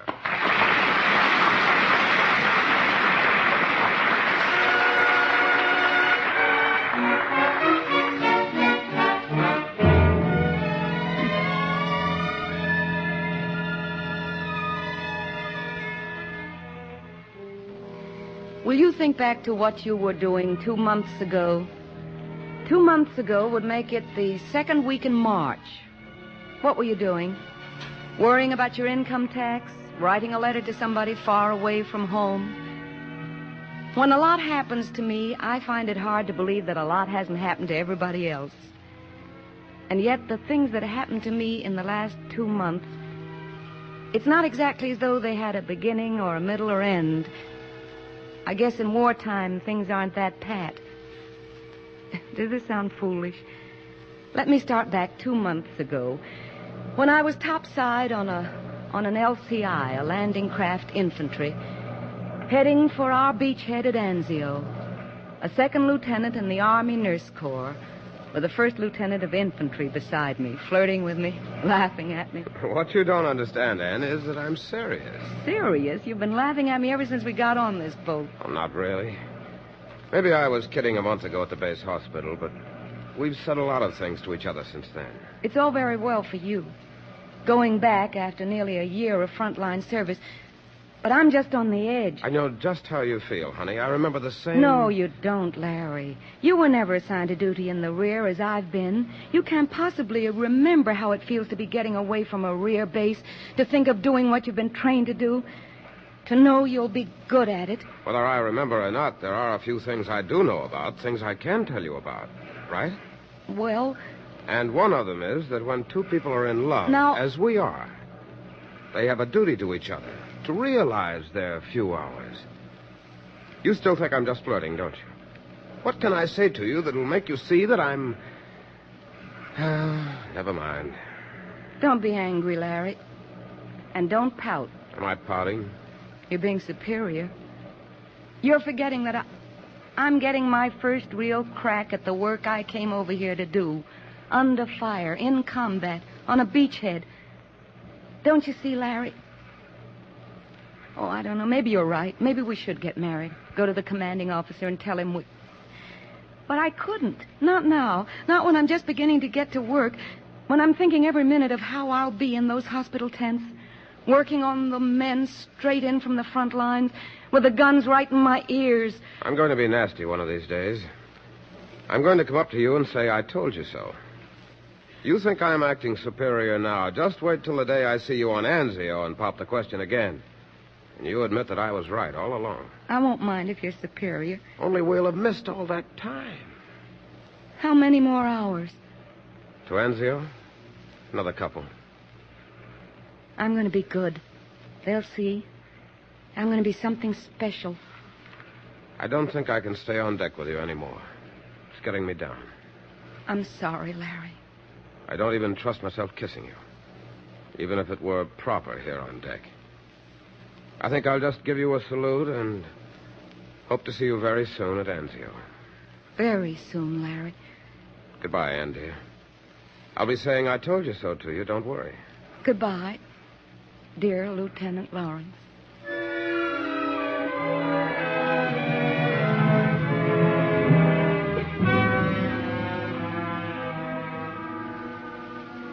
That was at 3 o'clock in the afternoon. 15 o'clock, I mean. It was an hour later we got our first strafing. You wouldn't have been nervous. You'd have been too excited and too much aware of the people around you. 3 planes. And they dive, and then our planes drive them away. And another half hour, and everybody's walking through the shallow water off the beach at Anzio, lugging their duffels, getting their brand-new GI shoes all wet. Hey, you, Lieutenant. You want a hand? Thanks. I'm Ann Norris, replacement. Glad to see you, Norris. We can use you. I'm Clara Lewis. This is Martha Corelli. She owns this country. The commandant? Are you the commandant? Temporary. The girl you're replacing used to be. She was evacuated last week. Forgot to keep her helmet on. I'm a little nervous, I guess. Those bombs scare you? Well, you'll get used to it. Fact is, they still scare all of us. Lewis, I'm going up to Mid-Center. Help Norris get her gear stowed away, okay? Right. Report to the shock tent when you're ready, Norris. Lewis will tell you where. Okay, and thanks. Here we are, Ann. Come on in. You'll learn to love every stone in this building when the Jerry starts shelling again. I heard they shelled the town. Bless you. They shell the town, they shell the barracks, they shell the hospital tents. Shell and bomb and strike. The hospital tent? Sure. Now, don't get green around the gills. This'll be your bed. I'll be okay. I just want to get to work. You will, pronto. You want to change your clothes or anything? I don't think so, thanks. Okay. Then let's go up the hill. I'll take you to the shock tent.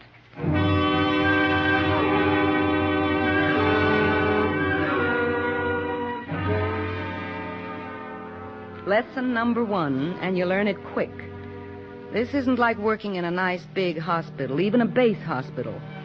Wash up, grab a bite, lie down for a few minutes and get a nap, maybe later. Right now there was work, an endless amount of it. For me, at first, in the shock tent. That's where they bring in the wounded to fill them up with plasma. That's where I got my first glimpse of our soldiers. Hey, a new nurse. Hiya. Hiya, soldier. I'll work on this side, Ann. You take the line over there. Right. Anybody got a stick? Okay, soldier? How'd you get yours? I gotten away one of them 88s. 88s? Kind of Jerry rifle. Too good. They're making most of your work for you around here. Here comes a needle. Cross stitch? Nothing fancy. Hold still. That's it. Me next? You're in line. Where are you from, soldier? Right now, about a mile up the road. Hold it. And before, I'll guess Ohio. You've got a Middle Western R. Hurt?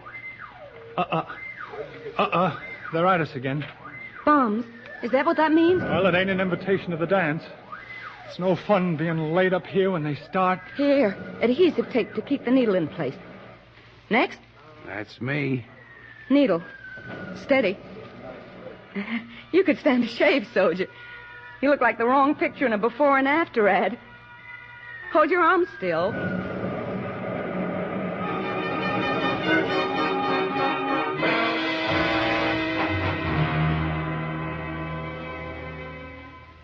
"12 blood plasmas hanging from wires. 12 blood plasmas dripping life into 12 men. That's what the shock tent is. You can hear a soldier's high, nervous laugh. You can hear other sounds, too, frighteningly close. On the other side of the tent, Clara Lewis, looking calm. I caught a soldier's eye and watched him grin. A slow, sure grin. It was about that time that I smiled myself for the first time. Now I was part of that beachhead.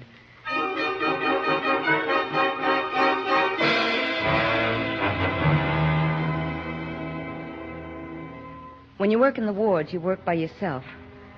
Those are the long, lonely hours.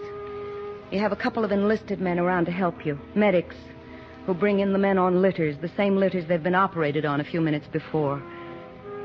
From the heights above the town, the Germans shell us, just as they shell everything else. They don't play favorites. Set him down here, Lieutenant. I guess so. Easy. He's tough, this baby. I'll hand it to him. Look at his emergency medical tag if you want some light reading, Lieutenant. I'll do that. Hey, what's the matter with you, Lieutenant? You okay? Oh, you blind O'Hara. Can't you see the bandage on her shoulder? Hey, what happened, Lieutenant? Nothing serious. They were shelling this area a while back. You want me to get another nurse to relieve you? I'm okay. It's just a flesh wound. Not very deep. Go on, soldier. You got your work to do. Hey, O'Hara. Okay. Keep your powder dry, Professor. The world ain't waiting for your sunrise. 3 bullet wounds in lower left abdomen. Shrapnel in chest and upper left arm. Scalp wounds and second-degree burns on face and neck. This boy was trying to break a record. What's that? Sorry. I hurt. You should be asleep, soldier. You're telling me. Just a second. Medic, you. Yes, Lieutenant. Get over to the dispensary and pick up some morphine. About 4 tubes will do. On the double. Yes, sir. Easy, soldier. We'll have you fixed up quick. What can you do about pain? What can you do? A lot of things. Do one of them. Just one. Take my hand. Hold on. Oh, mother of... 1, 2, 3, 4, 5, 6. Where's my gun? Where's my gun? Quiet. It's only a few minutes. We'll have you fixed up. Think of something. Concentrate. Try and remember something. Poetry or... Poetry? The poetry I know would curl your hair. Maybe I've heard it. Maybe that's why my hair is curling. Hang on. You like baseball? Try and remember the batting averages of every player on the New York... The New York... What do they call themselves? Rangers, isn't it? That's hockey. That's a girl for you. Here you are, Lieutenant. 4 tubes, like you said. Okay, soldier. Hold his arm, O'Hara. Yes, sir. I'll give you a few minutes, soldier, and it won't make any difference to you whether it's the New York Rangers or the New York Elephant. Hold it, O'Hara.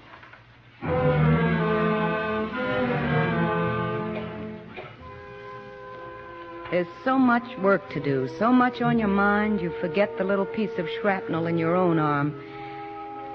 You figure you'll be relieved in a little while. So you hang on when it begins to hurt worse. Poetry. Roses are red, violets... Oh, no, that's too easy. What's that one about bloody but unbowed?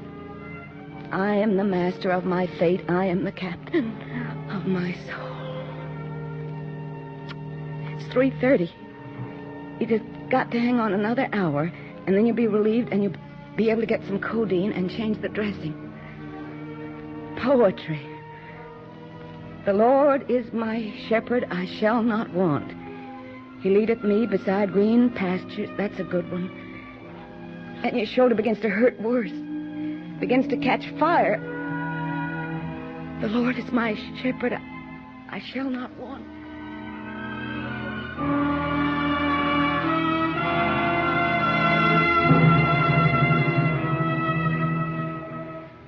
You are listening to Helen Hayes in Autobiography of an Angel on the Cavalcade of America, sponsored by DuPont, maker of better things for better living through chemistry. One of which is lucite, methyl methacrylate plastic, now being used for transparent bomber noses, airfield landing light lenses, and compass parts for tanks.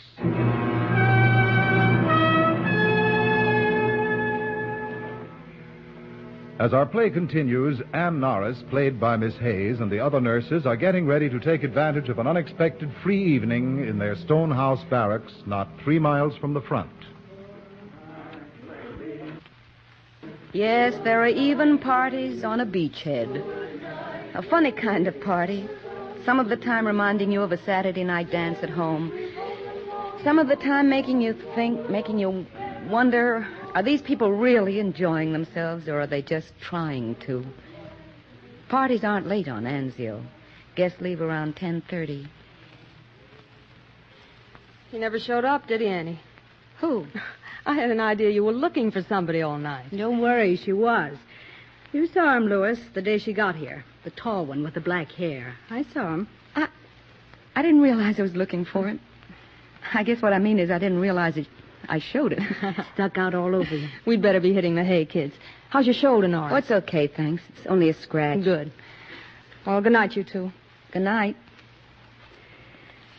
Not much of a success, our party, was it? Well, I liked it. Did you? Didn't you? Martha, what's the matter? Nerves, I guess. I'll be bawling in a minute if I'm not careful. Handkerchief? Thanks. Do you any good to talk about it? I'm all right now. It's my husband, that's all. Still a little new to me. I didn't know. I found out last week. He was in the Seabees. Oh, Martha. Is there a joke? I was just thinking. And you were kidding me about Larry not getting to the party.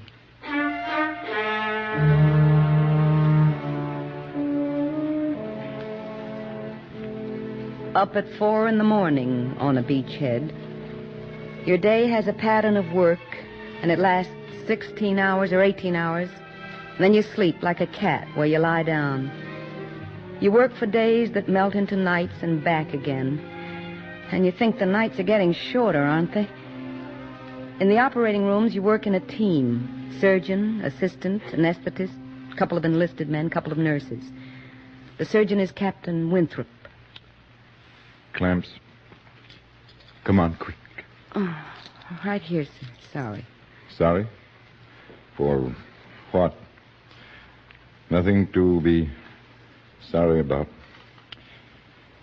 There. Jack, finish this lad up, will you? I'll be getting on with the next one. Right, sir. Take Miss Parker to help you. Okay, what's awaiting us, Norris? 2 more fracture cases, sir. 4 multiple wounds. Wipe off my forehead, will you, please? Thanks. Okay, anesthetist. Want the next boy in, sir? Yep, we're waiting. Okay, Norris? Me? Sure, sir.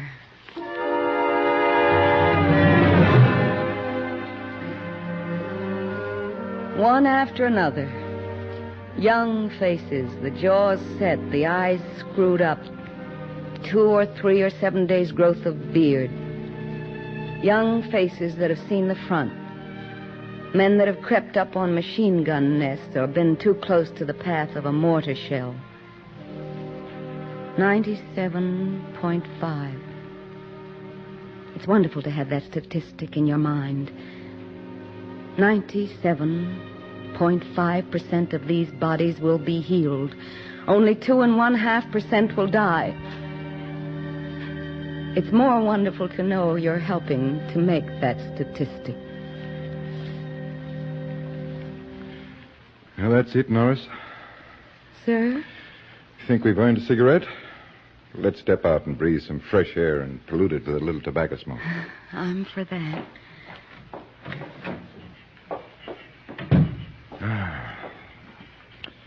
Matter of fact, did you hear?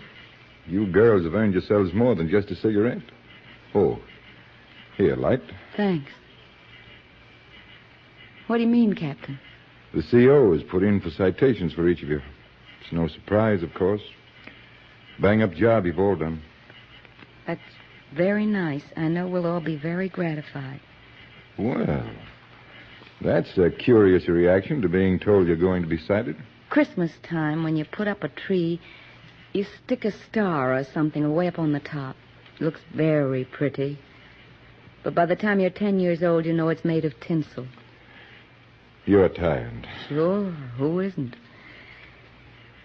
It's just the distance seems more than geographical sometimes.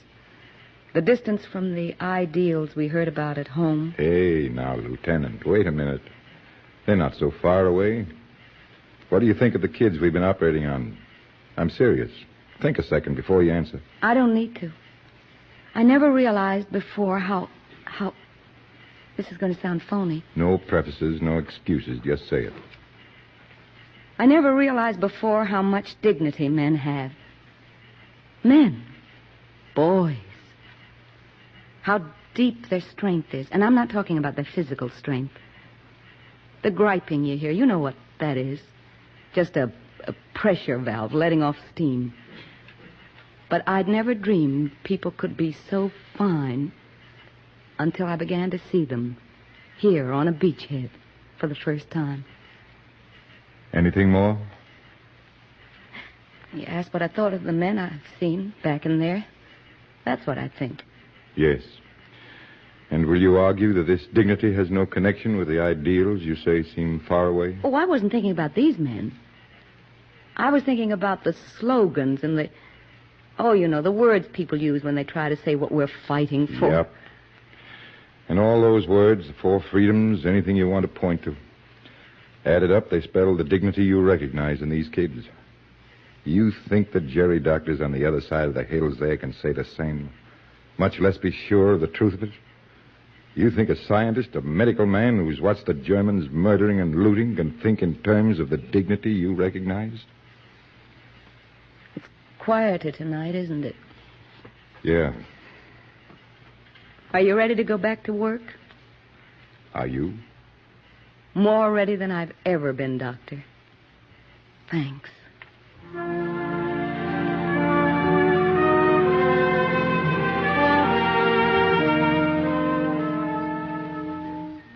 2 months on a beachhead, that's me. But there's just a little corner of your mind marked reserved. Reserved for the future you haven't got time to dream about. And if it happens to bump into you on the beachhead, it's just a fluke. Just the best piece of unforeseen luck you'll ever have. Here, Anne, let's sit down under those trees. For, let's see, I've got 20 minutes before I have to go back on duty. 20 minutes away from war to say hello to the man you love. You still haven't answered my question.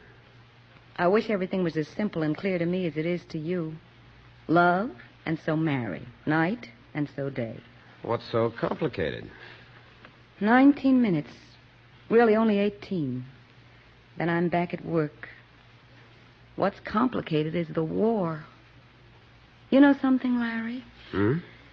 When I first got here, I was frightened. I was scared of what I'd do if I got wounded, and scared of getting wounded. Yeah, and? I found out I wasn't the only one. And I found out that when I got them over their fear and their pain, I'd cured my own, too. I know how that works. I'll tell you another thing I was in the first few days I was here. I was lonely. I missed you so badly, I'd cry sometimes at night. Don't laugh. I'm not laughing.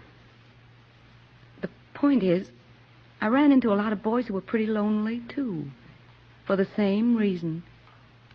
Talking to them, kidding them, getting their minds off what they were thinking about. You did the same for yourself. That's right, it works. I could even do it better because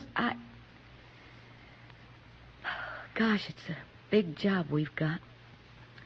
You can't take time off from this job ever, Larry. It's not easy to say this. You see how complicated it is. I see. You got two choices, Larry. We can kiss and say goodbye, or I can give you my telephone number, and you can call me up when you get to town again. This beachhead won't always be a beachhead. No, it won't. Let me give you my telephone number, dear Lieutenant Lawrence.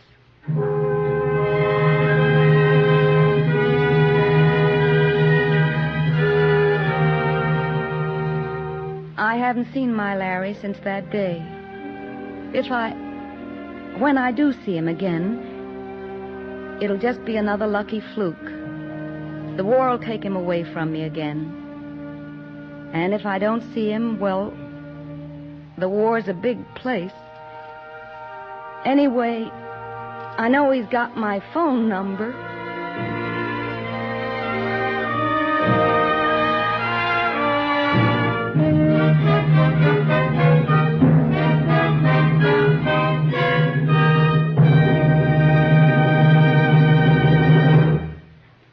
Thank you, Helen Hayes.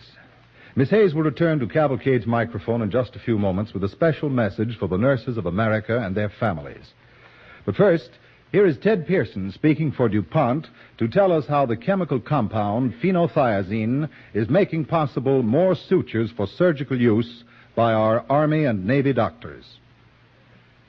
For wounded men who must have surgical care, Army and Navy surgeons must have surgical sutures. Doctors use a number of materials to sew wounds, and one of the most widely used is the gut suture, made from the intestines of sheep. Catgut, as some people call it. These sutures are needed now in great quantity, and of course they must be manufactured only from the intestines of healthy sheep and lambs. There's a parasite called the nodular worm that sometimes damages the intestinal walls of the animals and spoils them, so they're no good for sutures.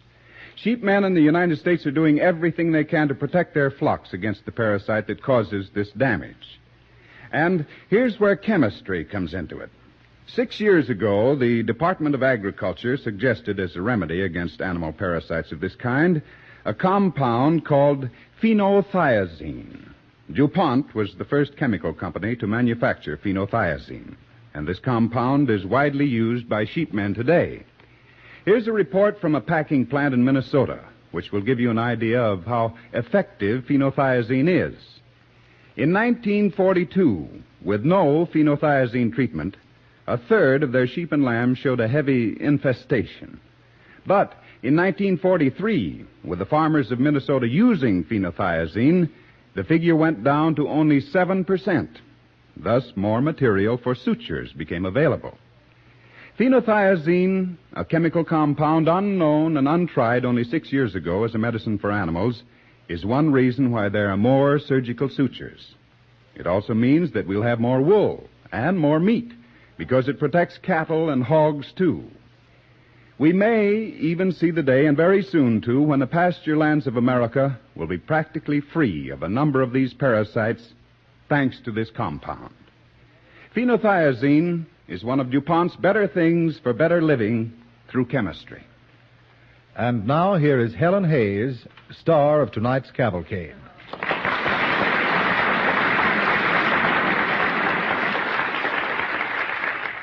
I have been asked to say a few words to the nurses of America and to their families. I do so in all humility and with no feeling that because I've just played the part of a nurse, I can now speak as one. No, I speak to you as a woman, and for this little moment as the voice of the Red Cross. Before me is a clock, ticking off the remaining seconds of this broadcast. Around the world there are other clocks, ticking off more momentous seconds, those that remain before invasion. This is another 0 hour. In it, I appeal to every nurse, qualified for military duty, to re-examine the reasons that are keeping her at home.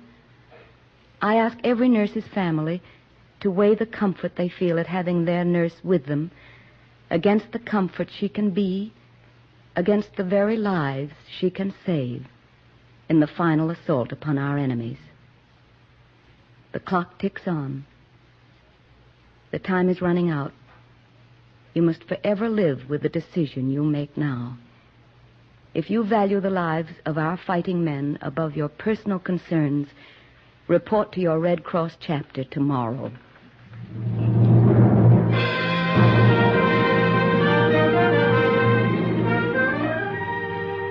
Next Monday night, DuPont presents John Garfield in The Blessings of Liberty, the dramatic account of an American soldier and the deep personal meaning of the principles he fights for as he faces the enemy in battle.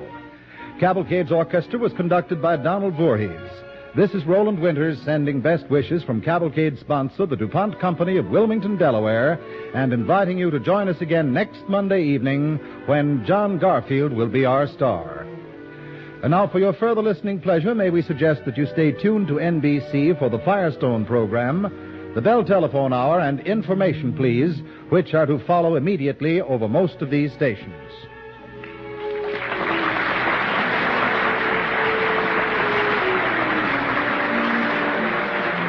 The Cavalcade of America, sponsored by DuPont, came to you from New York.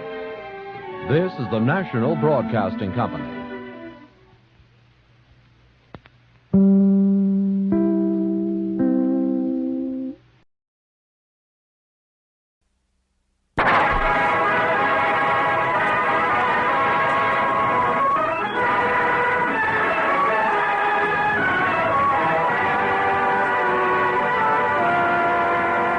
Cavalcade of America, sponsored by DuPont, maker of better things for better living through chemistry, presents John Garfield in The Blessings of Liberty.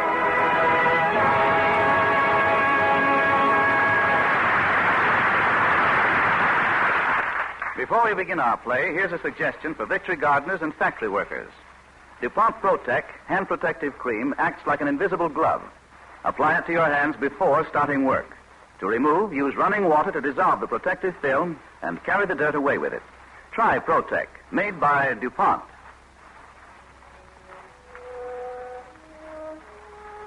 We are a free people. The guarantee and contract of our liberty are simply stated and written down for all men to know and ponder. But words without deeds are barren. For what avail the plow or sail or land or life if freedom fails? Our DuPont Cavalcade is a story of an American soldier on the Anzio beachhead, awaiting the signal for H hour, and the remembrances out of his life that give bone and blood and heart to our word guarantee of freedom.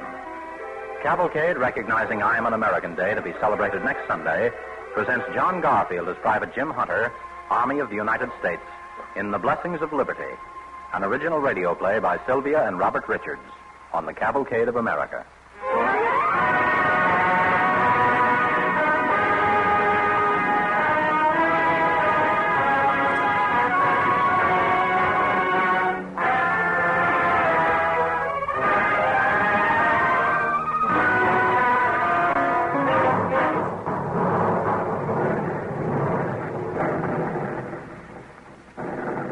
I am Private James Manson Hunter, 25 years old, from Adams, Indiana. I'm waiting with my company in a stone farmhouse on the Anzio beachhead. It is almost dawn, and at 5 a.m. we will attack. Yesterday, other men were here who went where we are going. We saw some of them being brought back during the afternoon. As for us, for the past hour, we've just been talking. It's getting lively out there. We must be giving it to them. You know, the noise that gets me. This your first time? Yeah. Oh, you'll get used to it, Lou. Sure, it's just like when we moved from Flatbush to Manhattan. What time is it, Jim? He just told you. Pipe down. A guy can ask, can he? Talk. What time is it? Don't like the noise. It's getting later. Listen, brother, knowing the time won't help. All right, Tony, keep your shirt on. Hey, anybody got something to read? We could take turns. Say, there's a lot of junk here. The last guy's left. Maybe there's something... I looked at it. Mostly wrapping paper. Yeah, and dirty socks. Hey, look. A world almanac. Great. Look up Italy. Trieste. My old man came from there. Okay. Here we are. Italy, page 240. Italy is a country of much interest to the tourist with its lively landscape and picturesque people. The climate of Italy is sunny. Sunny. Maybe it's more up to date on the state. Okay, the U.S. Well, there's the urban population, over 2,500, tax laws, Monroe Doctrine. Well, what do you know? What you got, Jim? The Constitution of the United States. That's funny. I never knew it was so short. Only about 7 pages here. Yeah, I remember that in school. Article this, article that. I don't know. It's not so bad. Listen to this. We, the people of the United States, in order to form a more perfect union, establish justice, ensure domestic tranquility, provide for the common defense. Yeah, that's pretty good. Yeah. Provide for the common defense, promote the general welfare, and secure the blessings of liberty to ourselves and our posterity, to ordain and establish this Constitution for the United States of America. Isn't that the preamble? Yeah. You know, this is what we're fighting for. You mean to tell me I'm going out there for 7 pages in the World Almanac? I know why I'm going. The lieutenant told me to. Well, sure, but we tell the lieutenant and everybody right up to the president. Nobody tells Hitler but Hitler. Well, sure. We're in this for reasons. Sure. Yes. Big reasons. They're in the Constitution. And if you come to think of it, there isn't anything you've ever done that isn't tied up with it in some way. I remember one time when I went to Sunday school, I must have been about 7 years old. My mother dressed me up in one of those Eton suits with a big collar and gave me a dime for the collection. I had about 4 blocks to go to the First Methodist Church on Grove Street.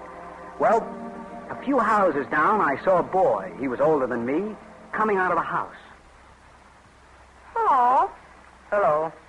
What's your name? Tom Malloy. Where are you going? Sunday school. Where are you going? Sunday school. Where do you go to Sunday school? Don't you know? No. Why should I? You said you were going to Sunday school. I am. Then why don't you know where it is? I do. Well, where do you go? 7th Street. Well, that's not where it is. It's on Grove Street. Not my Sunday school. Is there another Sunday school? Sure. Lots of them. Lots of them? What do you do in yours? Well, we have Hail Mary. What's Hail Mary? Don't you know that? Hail Mary, full of grace. No, we don't do that. And we have catechism. What's that? It's catechism, that's all. Gee, that's funny. It is not. Yours is. Well, we don't do that. Hail Mary or catechisms. Don't you do any of the rest? What's the rest? Like Our Father who art in heaven? Oh, sure we do. Everybody does that. Bet you don't. Bet you don't even know it. Sure. It's Our Father who art in heaven, hallowed be thy name. What's the name of your Sunday school? St. Mary's. It's Catholic. Oh. Well, I guess that's all right. Sure it is.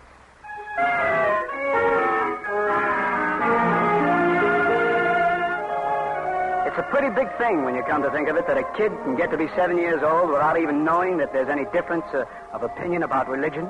In Germany or Japan, people have been killed for saying what we kids said that morning. And that's in the Constitution. Freedom of religion. I wonder what happened to Tom Malloy. He's in this, too, somewhere. He volunteered before me.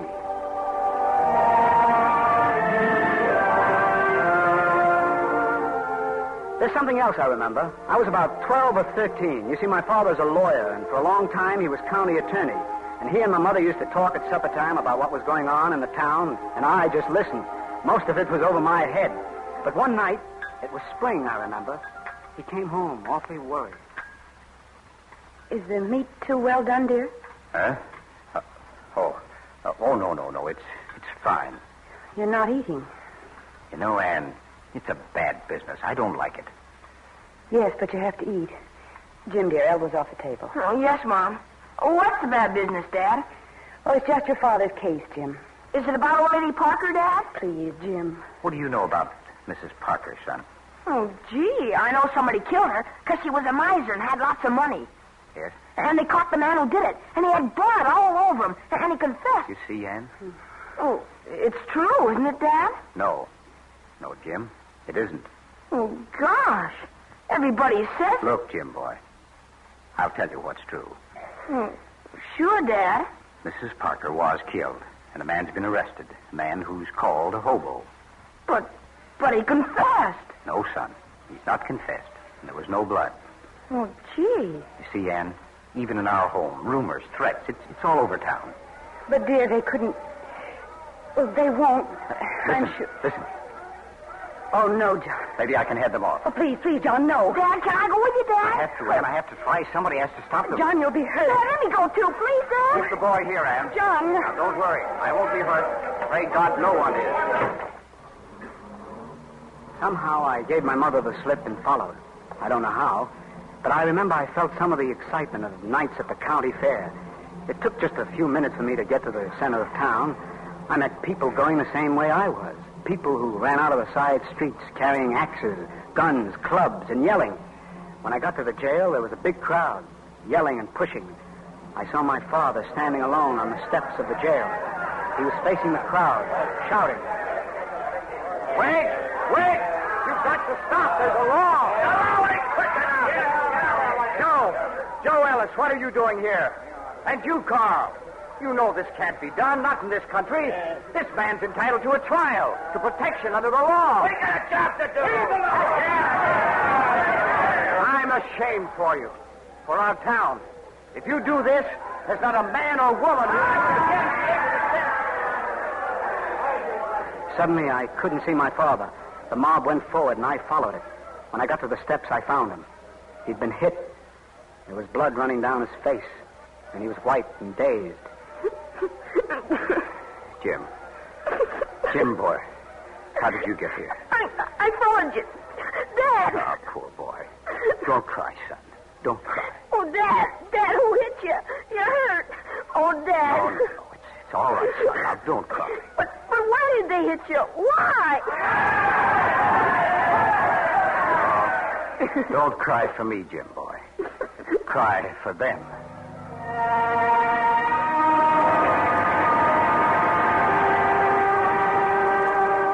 You see, my father was right. It wasn't just that a man got hung who may have been innocent. It was worse than that. For days afterwards, no one in that town could look anyone else in the eye. There was a sort of sickness, a feeling of shame. I don't think it will ever happen again. I think the people learned that night the same things we're learning now. It isn't enough just to have the laws of human decency written down on a book somewhere and call it the Constitution. You've got to make it work. No exceptions. I remember the summer I was 17, I got a job on a farm outside town. There was an old man there, a hired hand, a Polish fellow named Steve. I guess he liked me, and he had a lot to say, even if his English wasn't so hot. One early fall day, when there wasn't much work, I decided to go hunting. I was out by the barn cleaning my gun, and Steve hung around and kept talking to me. Oh, maybe you get rabbit, huh? I cook you. Well, sure, Steve. Sometimes. Yes, I steal them. You steal them? I thought you lived on a farm. Oh, sure. But in my country, everything belonged to the nobleman. The land, even little birds and rabbits. Everything. No kidding. Even rabbits. Well, how'd you catch them? Very hard. With traps. It is very good.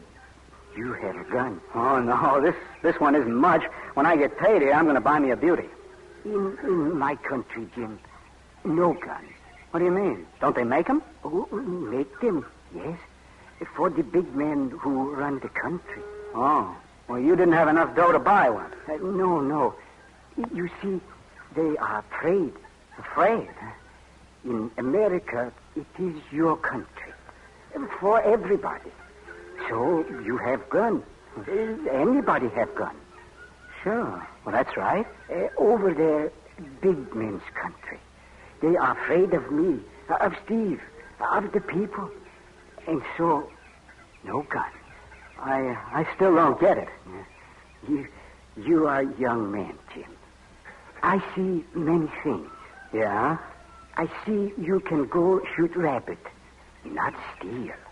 Sure, but suppose I couldn't. And you can work hard, save, buy farm. That is good. Sure, if you go in for farming. Over there, you must farm. But on other man's farm, the nobleman. Gee, that's lousy. Well, why'd you put up with it? Why didn't you get together and change things? It looks easy, Jim. But in America, many people die, so you can say this. So you can get together, like you say. Say, Steve, I wonder if... What, Jim? Honest, you didn't ever shoot a gun? No, Jim. No gun. How about it? Would you like to try mine? No, Jim. Oh, come on, Steve. It's fun. No. You go. I'm old man. Oh, you'd really like it, and, well, I'd like you to try. Why, Jim? Well, I sort of think you've got it coming to you.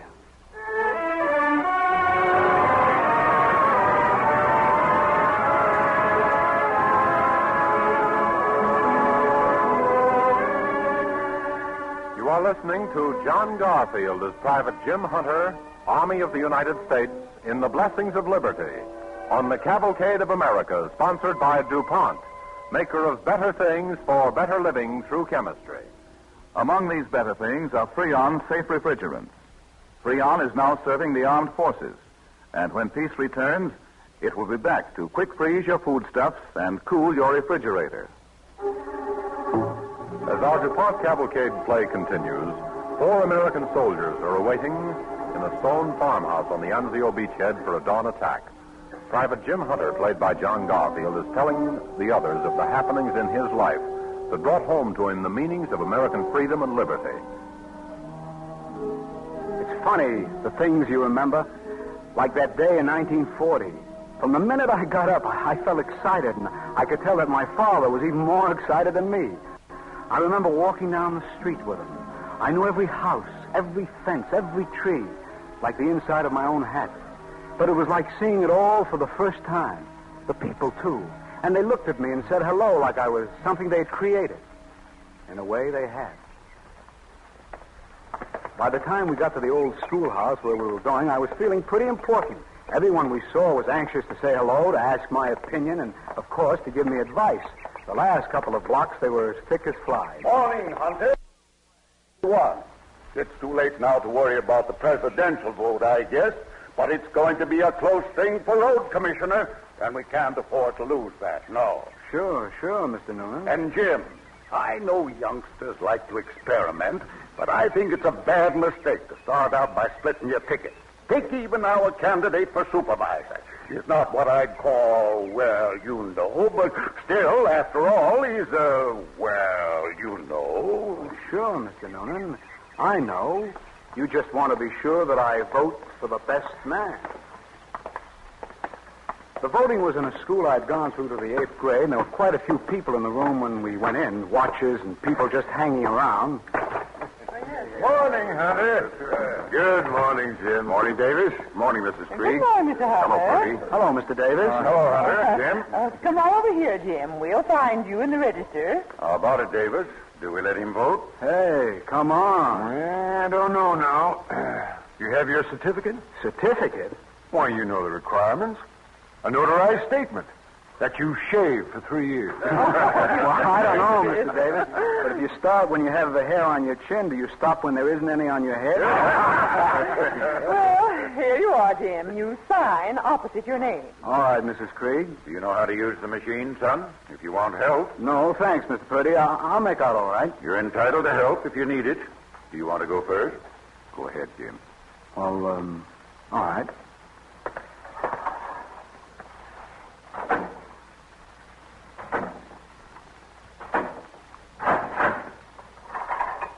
Your turn, Dad. Be right with you. Hello, Mary. Are you going to vote? You know I'm not 21. Whom did you vote for? Oh, the best man. Oh, don't be so cagey. I don't mind telling you how I'd vote if I could. Well, maybe that's why I won't tell you. I don't want to start an argument. So that's it. Oh, hello, Mr. Hunter. Hello, Mary. Well, Jim, I guess we'd better get along. Surprise your mother. All right, Dad. I'll see you tonight, man. All right. All right. Well, son? Well, Dad? Quite an experience, isn't it? Yeah, I guess it is. Yes. I always say that the voting booth is one place where a man stands alone with his conscience. I guess he does. Jim, just between you and me, who did you vote for? Well, Dad, just between you and me and my conscience, I voted for the best man.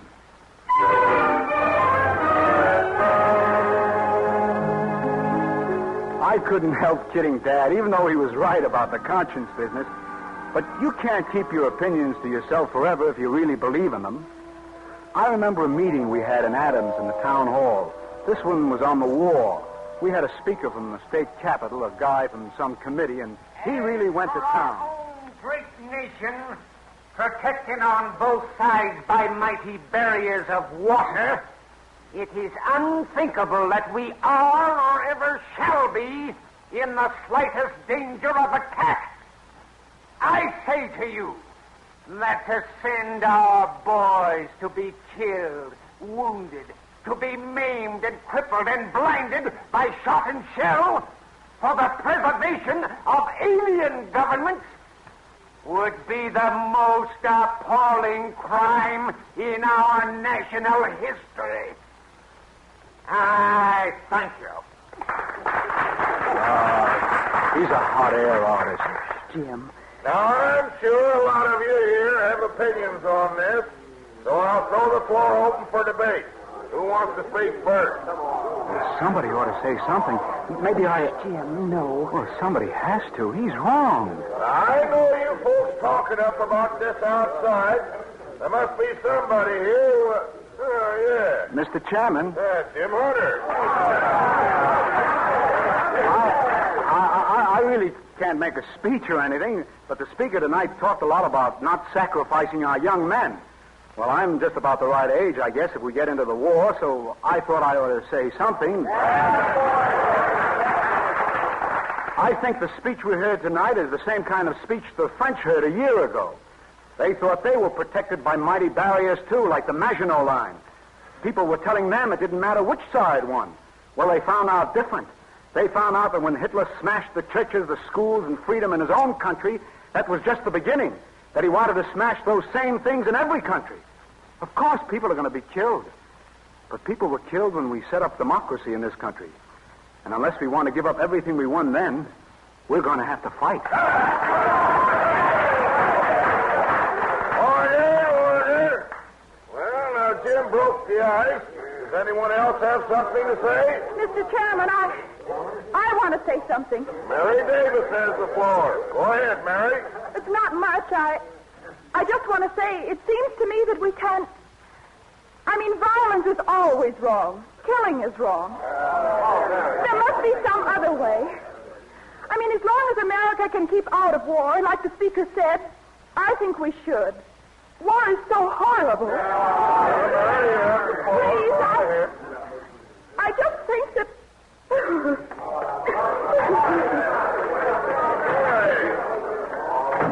Poor Mary, they shouldn't have done that. I'll go out and talk to her. Yes. Order! Mary, wait. Mary, you shouldn't have run out. Oh, Jim, I sounded like a fool. But you didn't, Mary. You were fine. Because I really don't know about the war and what's right. I only feel that... Well, Mary, none of us know all the answers. I only made them laugh at me. You see, Mary, that's why I feel like I do about the war. Maybe one of us is wrong, or maybe both of us are. But why do we have to fight a war? Because being able to talk is the first thing they take away from us if they got the chance. Jim, I don't want it to happen here. But if there were only some other way... Then what? Than having people killed and crippled. Boys like you, Jim. Oh, What is it, Jim? I was going to tell you. Jim. I enlisted this morning. You see, Mary, I know it's coming, and I want to do what I can. Jim. I have to do it. For so many reasons. So many things. Our town, meetings like this one, all the things that are good. Yes, and all the things that are bad. So that we can keep on deciding how to make them better. Don't you see, Mary? Yes, Jim. I see.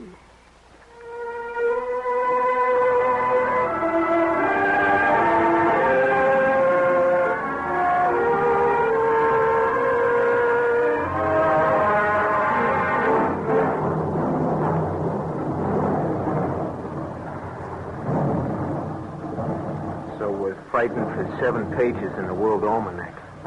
I guess I shouldn't have talked so much. I don't know. Think you got something there. Right, Tony? Sounds okay to me. It must be late.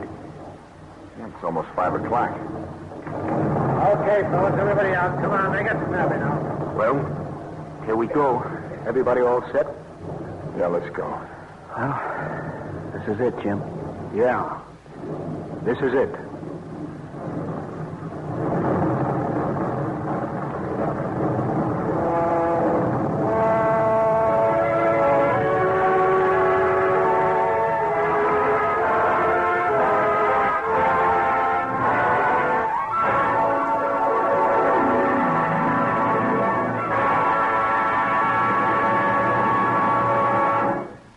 Thank you, John Garfield.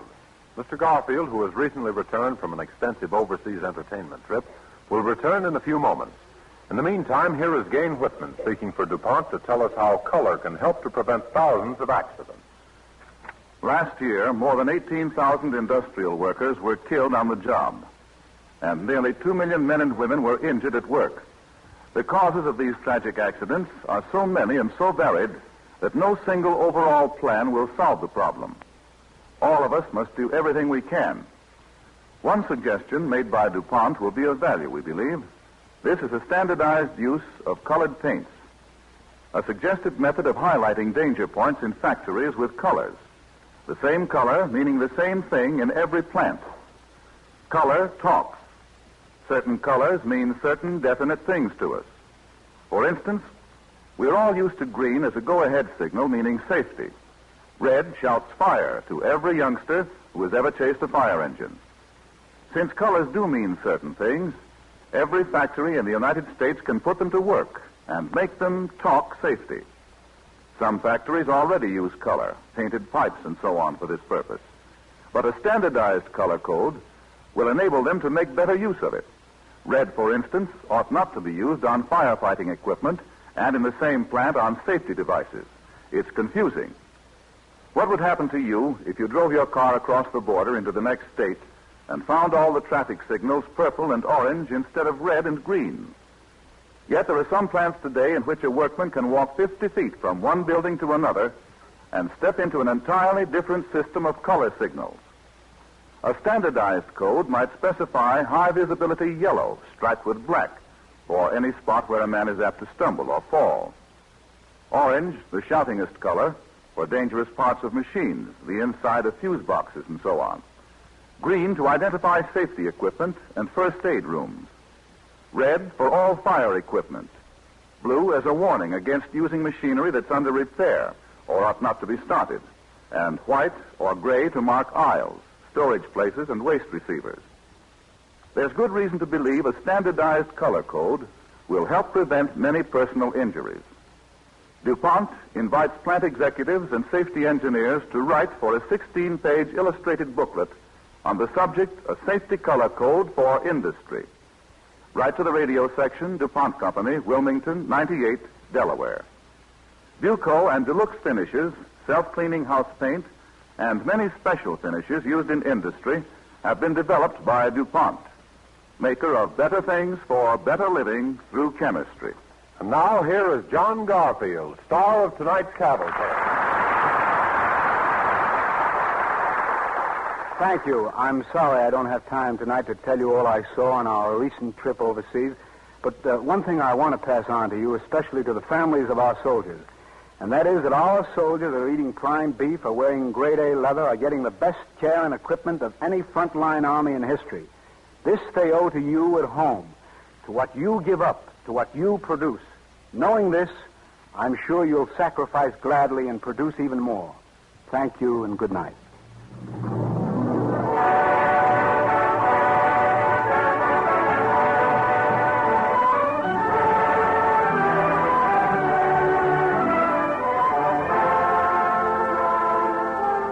Next week, DuPont presents Preston Foster with John Hodiak and Eddie Marr in A Ship to Remember, a saga of fighting men and their fighting ships.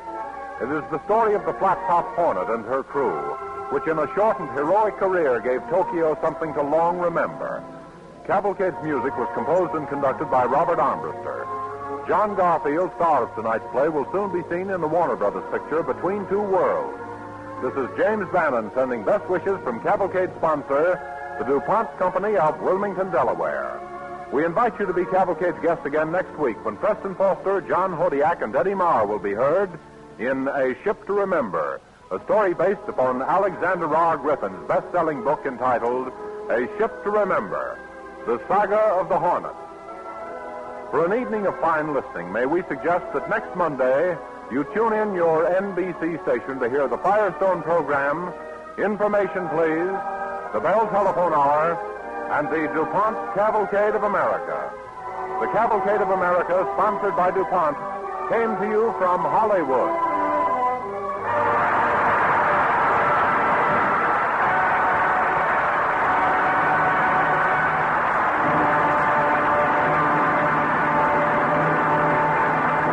This is the National Broadcasting Company.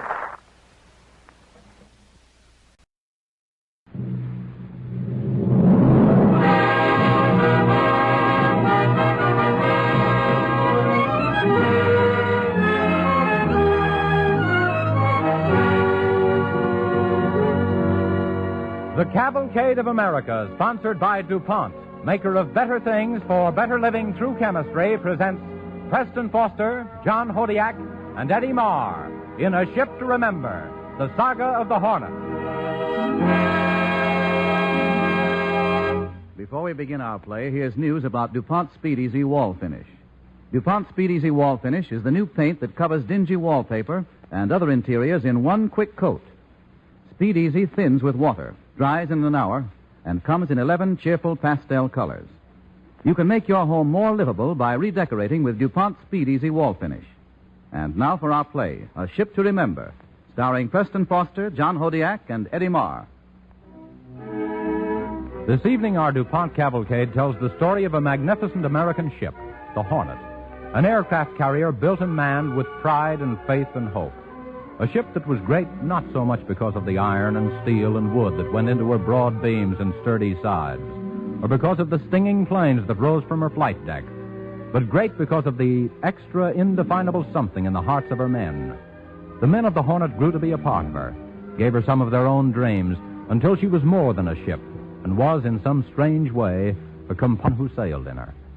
DuPont presents A Ship to Remember, written for radio by Edith Summer, and based on the book by Alexander R. Griffin, starring Preston Foster as narrator, John Hodiak as Bill, and Eddie Marr as Joe, two members of the Hornet's crew on this evening's Cavalcade of America.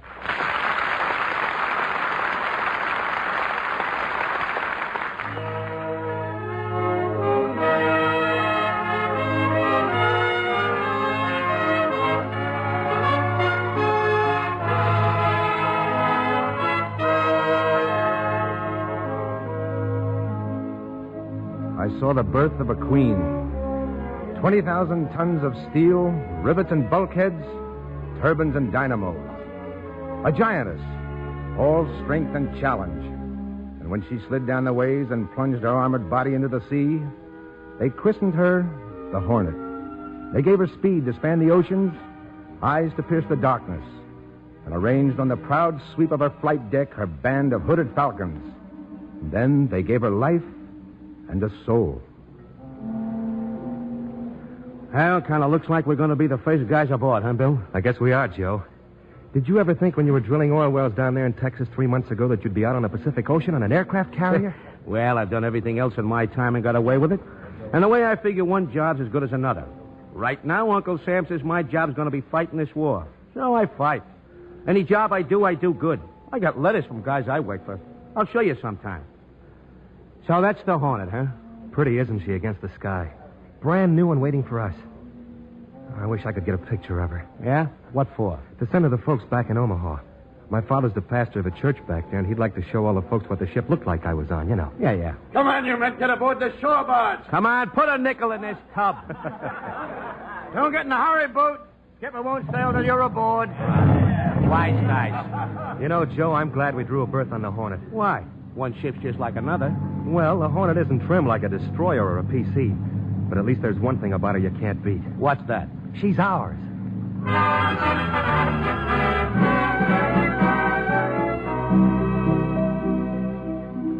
The men who boarded the Hornet that day gave her a heart, a soul, and something more. The same something the British had when they swept the Nazis out of London's sky. The thing the Germans couldn't beat at Stalingrad. The indefinable something that kept Wake Island American until the last Marine had fallen. What is this something? Heart? Spirit? Yes, but those are only words. And this of which we speak is as big and as important as the victory it alone can bring. Oh, without this quality, men can fight? Certainly they can fight. But with it, they win. This heart, this spirit that keeps America the great free country she is, this something the Hornet had. The day the Hornet started on her shakedown cruise, it was cold, biting cold, and a chill deeper than the day itself lay like a smothering cloud over America. For this was the day after Christmas, 1941, 19 days after Pearl Harbor, and America, for the first time in her history, was feeling the chill of cold fear.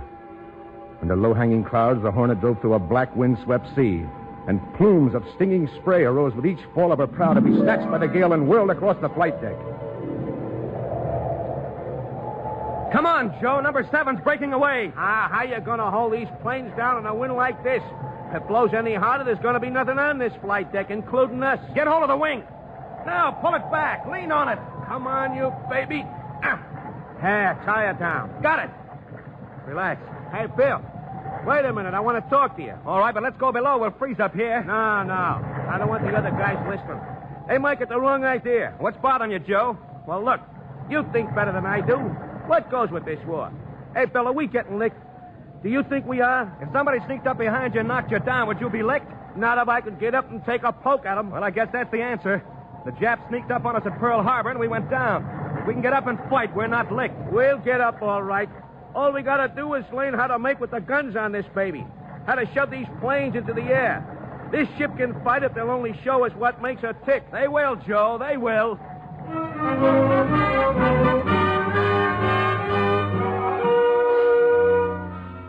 Look, sailor, this gun is made to shoot fast, and that's the way you'll shoot it. When I say load, don't pick up that shell and cut it into the breech. Grab it up and slam it in. I'll try it again. Okay. Load. How is that? When the Japs are diving in from all over the clock, you'll do it 10 times that fast. All right, Blue Boy, you next. I'm ready. Load. Load. Keep going. Load. Load. Load.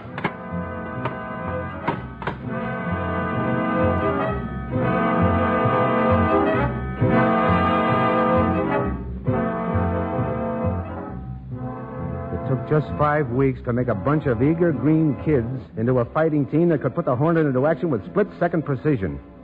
They were steady-eyed, brown-faced men with plenty of muscle and confidence in themselves and their ship. And more than anything else, they wanted to get into the fight. They wanted to give the chap a taste of hot American steel. The Hornet's sting was razor sharp. They wanted to drive it home. Their chance came. Started at a West Coast port where the Hornet was peacefully lying at the dock. Nearby, a flight of Mitchell bombers landed. That was all right.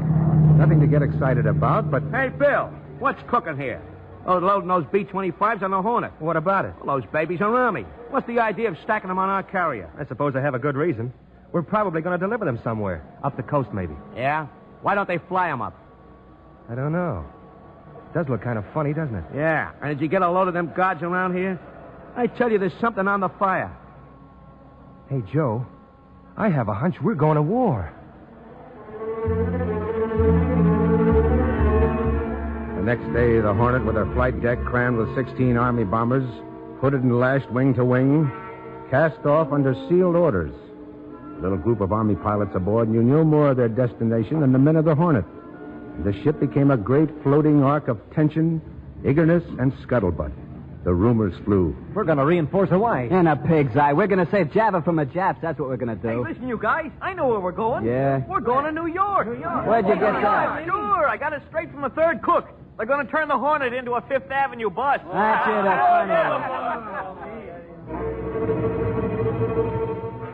Scuttlebutt, speculation. One man's guess was as good as the next.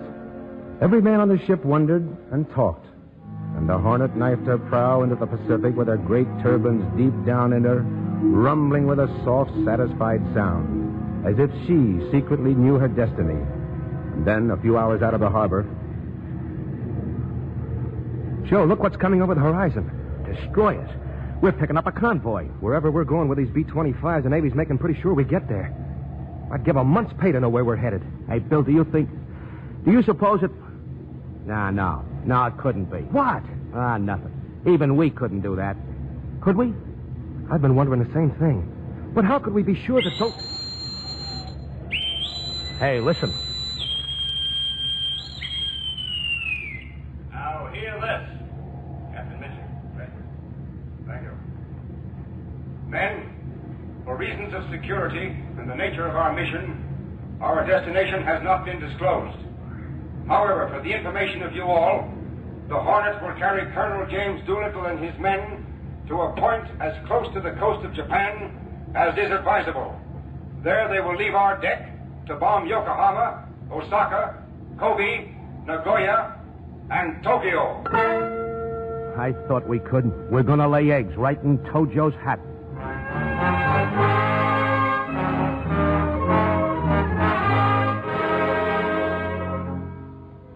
And now that all the men knew that the Hornet was going to help pay back the Japs for Pearl Harbor, that they were going to sail right into the Japs' backyard, the ship became electrified with a new tension and alertness.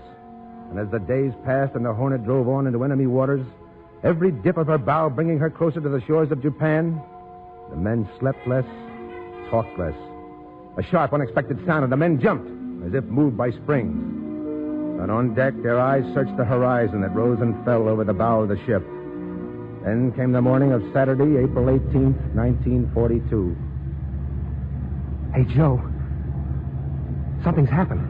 Yeah? What's the matter? Well, feel the deck. And the bulkhead. Listen to the turbines. They've got her wide open. Come on, let's get out on deck.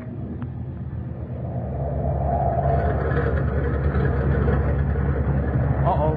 Something's buzzing, cousin. They got the old gal turned into the wind. Here comes one of the Army boys. Hey, Mac. Hey, come here. What's up? They're going to take off. Doolittle says they got to get going. He's taking off first.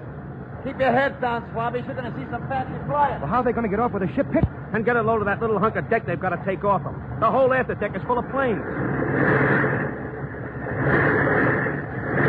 Joe, that's Doolittle's ship. And he's all set. They're pulling the wheel shots.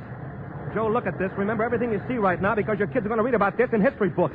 And it's going to hit American headlines a foot high. Has the signal. He's got the flag.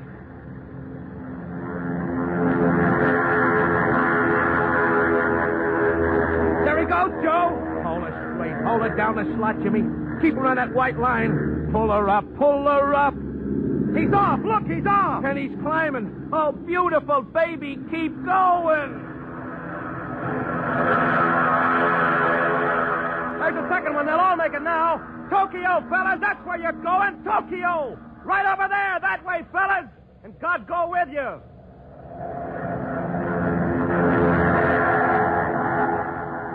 Go get him, kid. Had baby. We got him here. We got him here, Bill. Us and the Hornet. Bless her old iron hide. Hey, what are you lying down for? I'm going to kiss her. Right on a great, big, beautiful deck.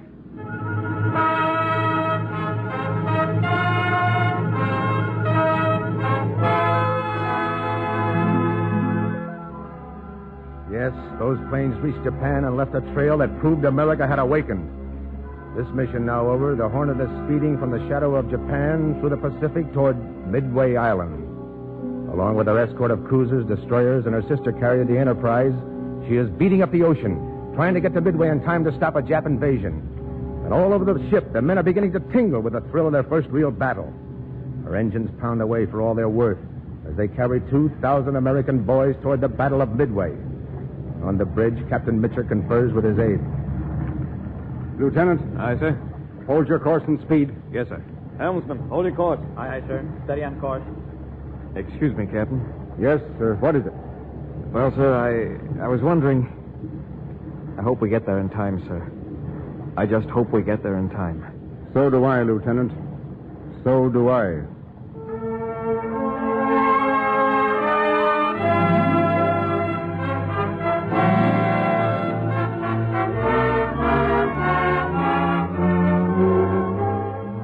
listening to Preston Foster, John Hodiak, and Eddie Marr in A Ship to Remember on the Cavalcade of America, sponsored by DuPont, maker of better things for better living through chemistry, among which are long-wearing nylon bristles used in toothbrushes, hairbrushes, and paintbrushes for the Navy. Our Cavalcade play tonight is the story of the great American aircraft carrier, the Hornet. And particularly, it is the story of the men who manned her and made her great. Preston Foster is heard in the role of narrator.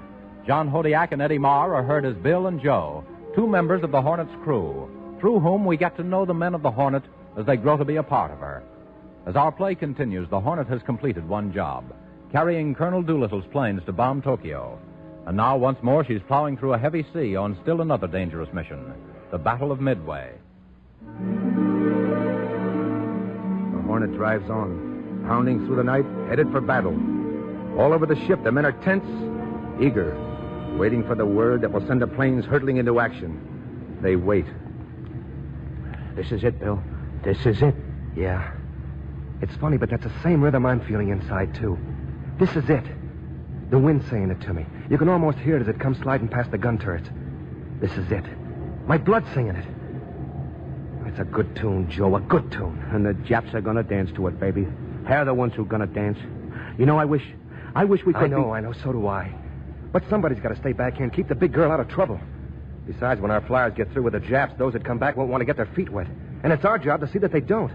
The Hornet's got to be here waiting for them, safe and sound. You know, I remembered something today. Yeah? What? It's a passage from the Bible. I've heard my father quote it from his pulpit.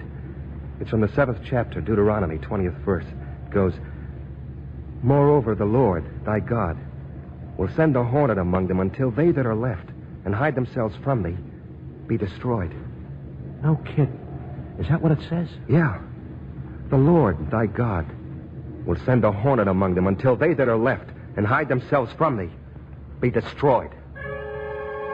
Radio to control. Radio to control. Enemy task force sighted. 3 carriers, 6 cruisers, 10 destroyers. There it is. The enemy at last. 3 separate Japanese fleets, traveling in 3 separate columns, are plunging toward Midway. The biggest challenge ever hurled at the United States Navy. The Hornet slashes her way forward to meet that challenge.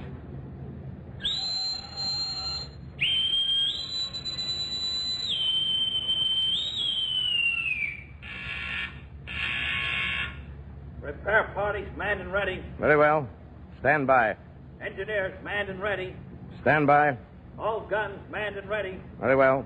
Stand by. Air Department manned and ready. Very well. Stand by. Ready on bullhorn? Aye, aye, sir. Bullhorn standing by. Go ahead. Testing. Testing flight deck announcing system. 1, 2, 3, 4. Very well. Ready on the warning alarm. Testing flight deck warning alarm. Testing flight deck warning alarm. This is a test.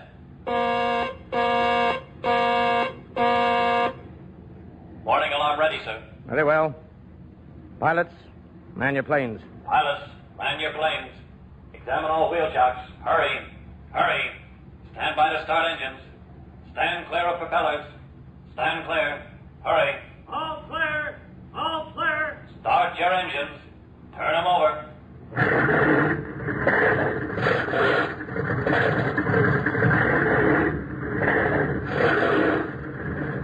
For 5 months we've been waiting for this. 5 months. At last the Japs are going to get stung by the Hornet. Yeah, look at all our planes, torpedoes, bombers, fighters. All of them going up. Good luck, you guys.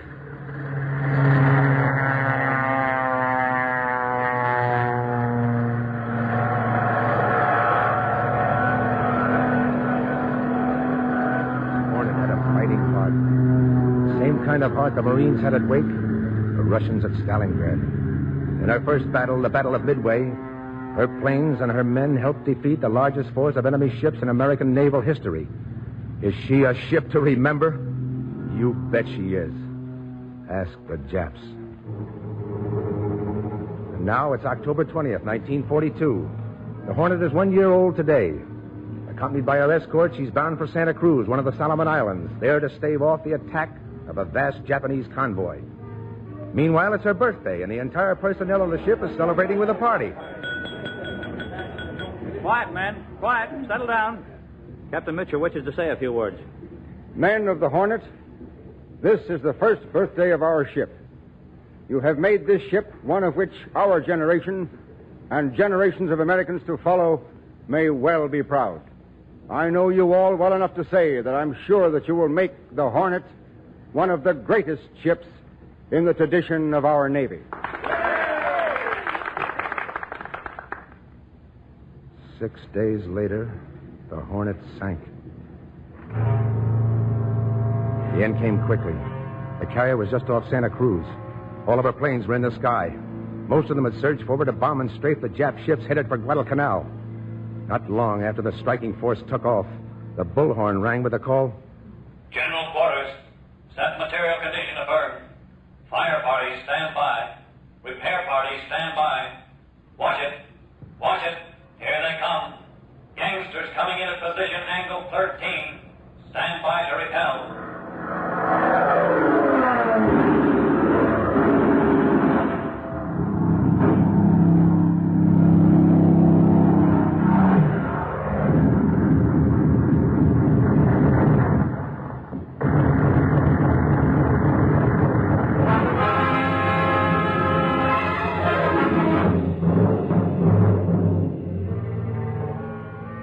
Wave upon wave of Jap dive bombers and torpedo planes came in against the Hornet and its escort. And the Hornet was hit. Again and again she was hit. Smoking fiercely, she rocked and reeled like a drunken man and kept on fighting. Jap planes fell from the sky like autumn leaves. They fell, but others took their place. And these others bombed, torpedoed, strafed, and knocked the Hornet all over the ocean. And still the American boys kept on fighting. Even the wounded tried to crawl off their stretchers for another crack at the Japs. But it wasn't any use. The great ship was done for.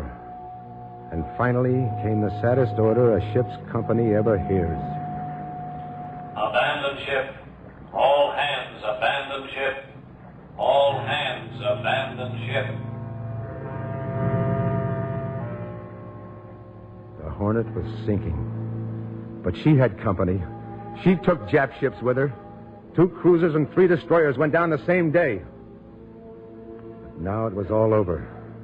The men, transferred to a nearby destroyer, stood and watched as the Hornet slid gently over on her side and slowly began to slip beneath the waves.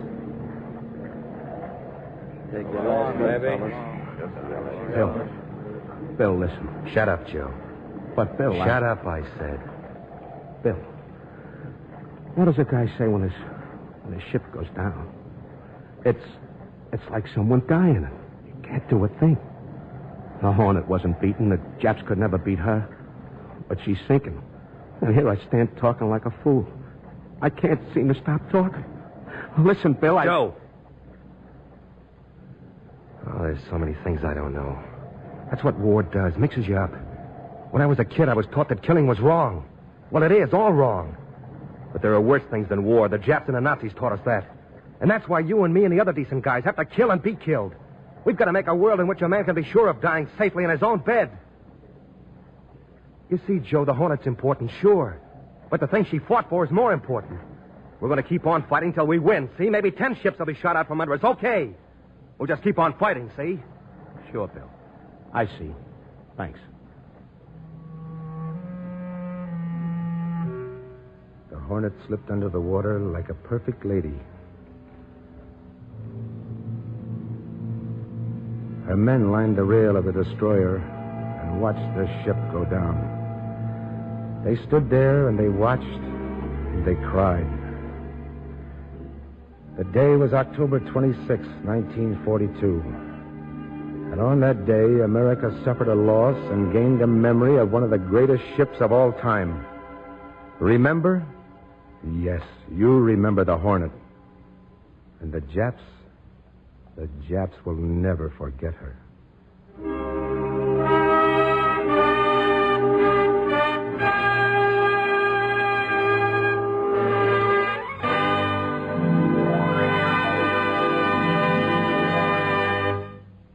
Thank you, Preston Foster, John Hodiak, and Eddie Marr. Preston Foster will return to Cavalcade's microphone in just a few moments to tell you about another important group of men who serve our nation on the 7 seas. Now, here is Gain Whitman speaking for DuPont with the latest information about nylon for women's hosiery. Upon completion of its projected nylon expansion program, the DuPont Company will supply nylon in a variety of forms for a wide range of products. But here's the latest news on nylon for women's hosiery. Nylon hosiery yarn shipments were suddenly and completely shut off in February 1942. Since then, not 1 pound of nylon yarn has been manufactured and sold by DuPont for hosiery. DuPont could now deliver to hosiery manufacturers alone 3 times as much yarn as the company was delivering before the war. Nylon production has steadily increased. Although it is now being manufactured entirely for critical military purposes, DuPont plants are geared to make hosiery yarns whenever the military demands let up. Assuming satisfactory conditions after the war, DuPont will further enlarge its nylon yarn production at 2 existing plants and will build a new plant, all of which may take a year to 18 months. The production estimates are interesting, translated from pounds of nylon into stockings. A dozen pairs of women's stockings require about 0.6 of a pound of nylon yarn. So if 1.5 million pounds per month of DuPont's current production were converted to stocking yarn, they would make 30 million pairs of women's stockings. The annual figure would be 360 million pairs, or enough for 9 pairs for each of the estimated 40 million women in the country. DuPont contemplates 22 to 23 million pounds per year of hosiery yarn alone after the war, enough to provide about 11 pairs a year. That's the latest news about nylon from DuPont, maker of better things for better living through chemistry. And now here is Preston Foster, co-star of tonight's Cavalcade.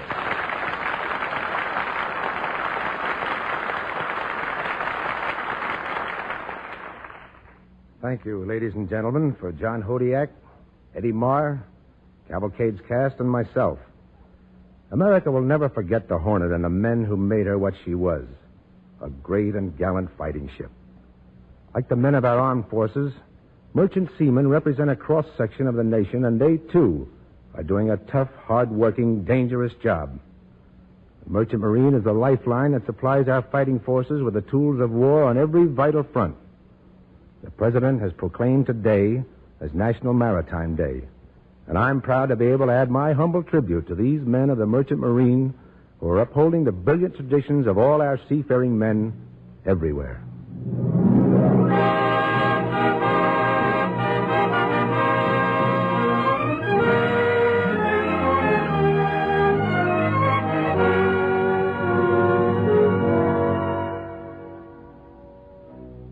Next Monday evening, Cavalcade presents Sing a War Song, an unusual musical program of the songs which American civilians on the home front and our soldiers, sailors, and Marines on the war front are singing. These songs depict a nation and its people that can still sing as they fight their way to victory. Sing a War Song will feature Deems Taylor, the famous Golden Gate Quartet, Kay Arman, Ray Bloch's Chorus, and the Cavalcade Orchestra under the supervision of Don Voorhees.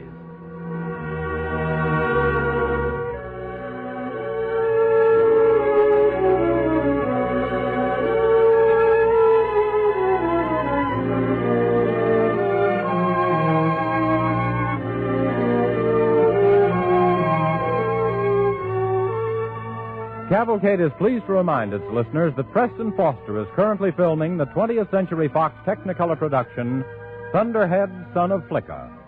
John Hodiak appeared through the courtesy of Metro-Goldwyn-Mayer Studios, producers of White Cliffs of Dover. Tonight's DuPont Cavalcade music was composed and conducted by Robert Armbruster. This is James Bannon sending best wishes from Cavalcade sponsor, the DuPont Company of Wilmington, Delaware, and inviting you to next Monday evening's Cavalcade, Sing a War Song, with Deems Taylor, the Golden Gate Quartet, Kay Arman, Ray Bloch's Chorus, and an augmented Cavalcade Orchestra. Monday evening is good listening over NBC. May we suggest that next Monday you tune in your NBC station to hear the Firestone program, Information Please, the Bell Telephone Hour, and the DuPont Cavalcade of America. Cavalcade of America, sponsored by DuPont, came to you from Hollywood. This is the National Broadcasting Company.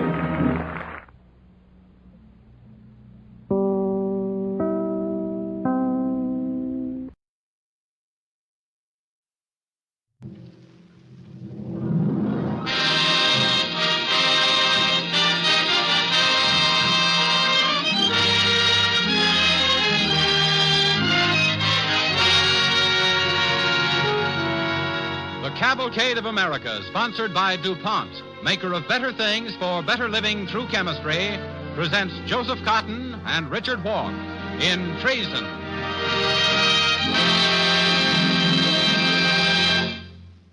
Before we begin our play, here's a word about DuPont's durable repellent finish, Zelan, spelled Z-E-L-A-N.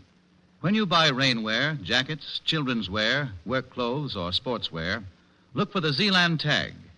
Zelan sheds water and resists stains like all good water repellent finishes. But here's how DuPont Zelan is different. Its protection doesn't come out in washing or cleaning. Tonight we bring you a story about a traitor, Benedict Arnold, who broke faith with his own generation and so with the future, and about a young officer in the American Revolutionary Army, Major Matthew Clarkson, who had to choose between blind loyalty to his commanding officer and loyalty to his country. Adapted from Robert Gessner's historical novel, Treason, tonight's Cavalcade stars Joseph Cotton as Major Matthew Clarkson and Richard Worth as Major General Benedict Arnold.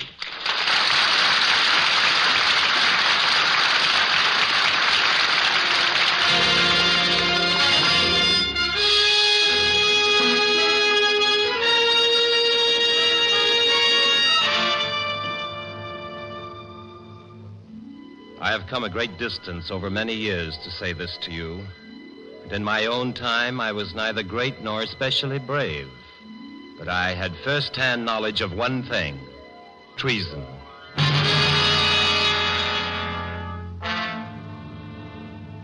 We are betrayed by what is false within, not by men alone.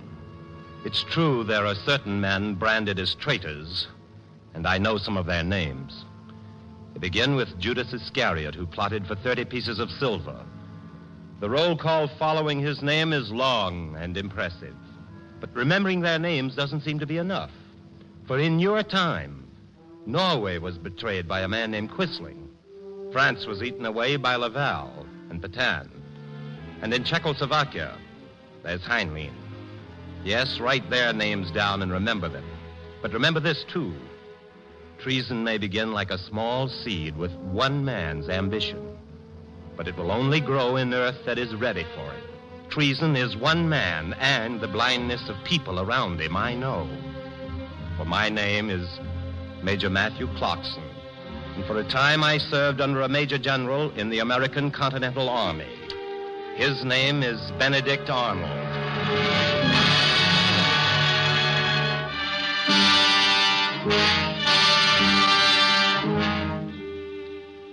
I was assigned to General Arnold's staff early in the fall of 1777 and was ordered to report to him near a place called Saratoga.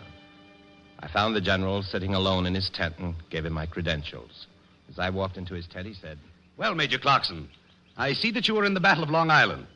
"Yes, General Arnold. I was wounded there." "And what do you say for yourself?" "Say, sir?" "Well, it's not the best recommendation. You ran like sheep, I hear." We were green troops, General Arnold. Green troops, yellow officers, I'd say. But General Washington Excepting himself... the commander-in-chief, of course. You'll see better fighting here if you can stand the pace. We hope to engage Gentleman Johnny Burgoyne soon.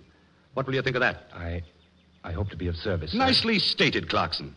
Major Franks, it's about time. The scout reports Burgoyne is ready to attack. Good. Now we'll trim his fancy curls and his German mercenaries. What a fine day for a fight. There's also this dispatch from General Gates. Gates?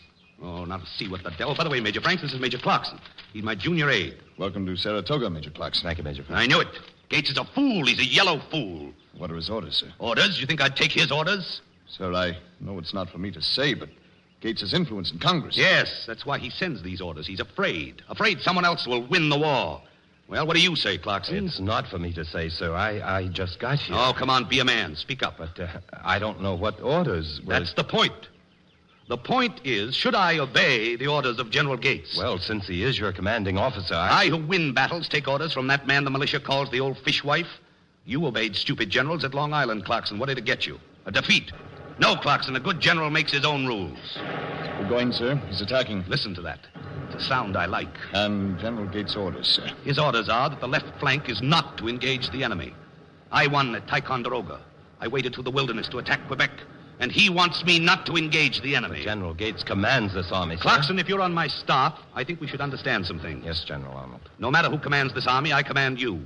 And I want no timid men around me, do you hear? We need victories to win this war. That's obvious, sir. Obvious? It's not very clear to General Gates. If it isn't clear to you, take your blasted orders and go back with them. Well, what do you say? I'll stay, sir. Good. Major Franks, tell my orderly to bring my horse. Right away, General. It's going to be a first-class fight, Clarkson. I'm glad to hear it, sir. Tell me, Clarkson. I've seen many young officers in this war. Most of them are weak. They quibble over everything. But you came around very quickly to my point of view.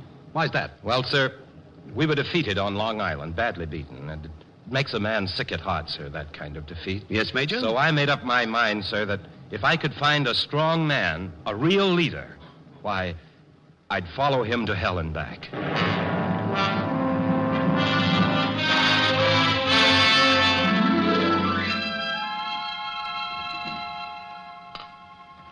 Clarkson, think you could drink this? Give you strength. Thank you. What's wrong with me, Major Franks? I've been unconscious. Just a neck wound. You lost a lot of blood. And the general? Right here, Clarkson. They got me in the leg. We'll convalesce together. Oh, I didn't see you, General. I'm sorry about the legs. Well, it's true. If it weren't for this, we'd have chased them into the Atlantic. It was a first-class fight, sir. Just what you said. The general told me you did well, too. I didn't see you. He did nobly. Brought credit to himself. Carried my dispatch right between the lines. Well, tell me, sir, your leg, it's not serious. No. If I can keep those doctors from amputating. But even then, to be wounded in a victory is easy. I could even wish it had been my heart. No, sir. Well, I'd have my glory then and no more stupidity to contend with. And General Gates, sir? What has he done about the orders? He's conveniently forgotten them, so that he takes some credit for trimming Johnny Burgoyne.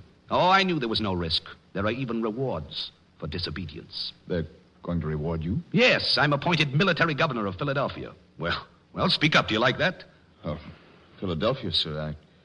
There's not much action there. I hear it's mostly dancing and Tory ladies.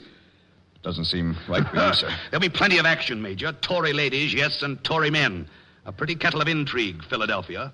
How does it sound to you, Major Clarkson? Well, sir, I told you I'd follow you to hell and back, and I guess that includes Philadelphia.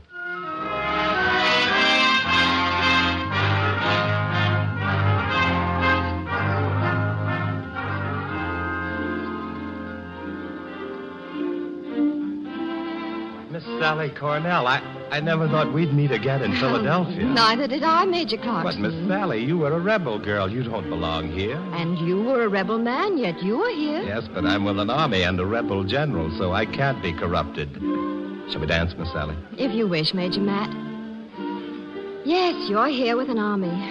But the British don't fight with swords in Philadelphia. No? What are the weapons? Well, look at your general now. He's already lost his first engagement. Oh, you mean the redhead? What's dangerous about her? She's Peggy Shippen, and the British call her the Red Siren. I think General Arnold should be warned. He's talking to her now on the other side. Upon my soul, Miss Peggy, Clivenden's a lovely house.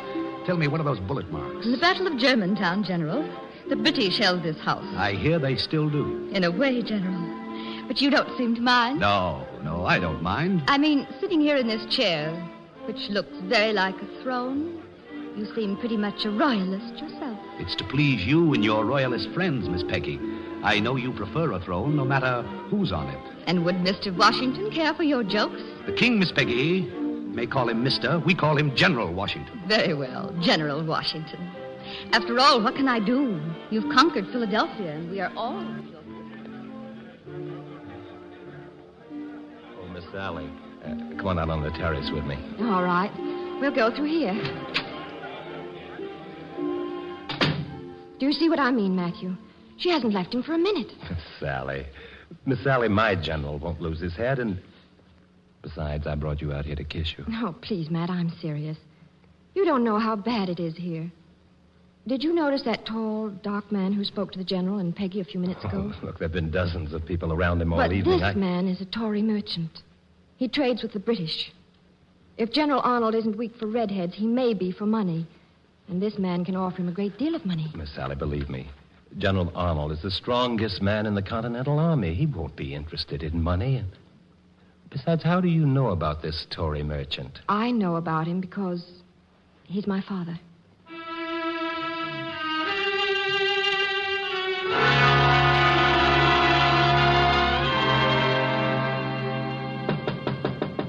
Come in. Oh, Major Clarkson, come in. I don't like to disturb you, sir. No, it's all right, Matthew. I thought I ought to consult with you about the summons. I'm ordered to appear at the State House tomorrow to testify.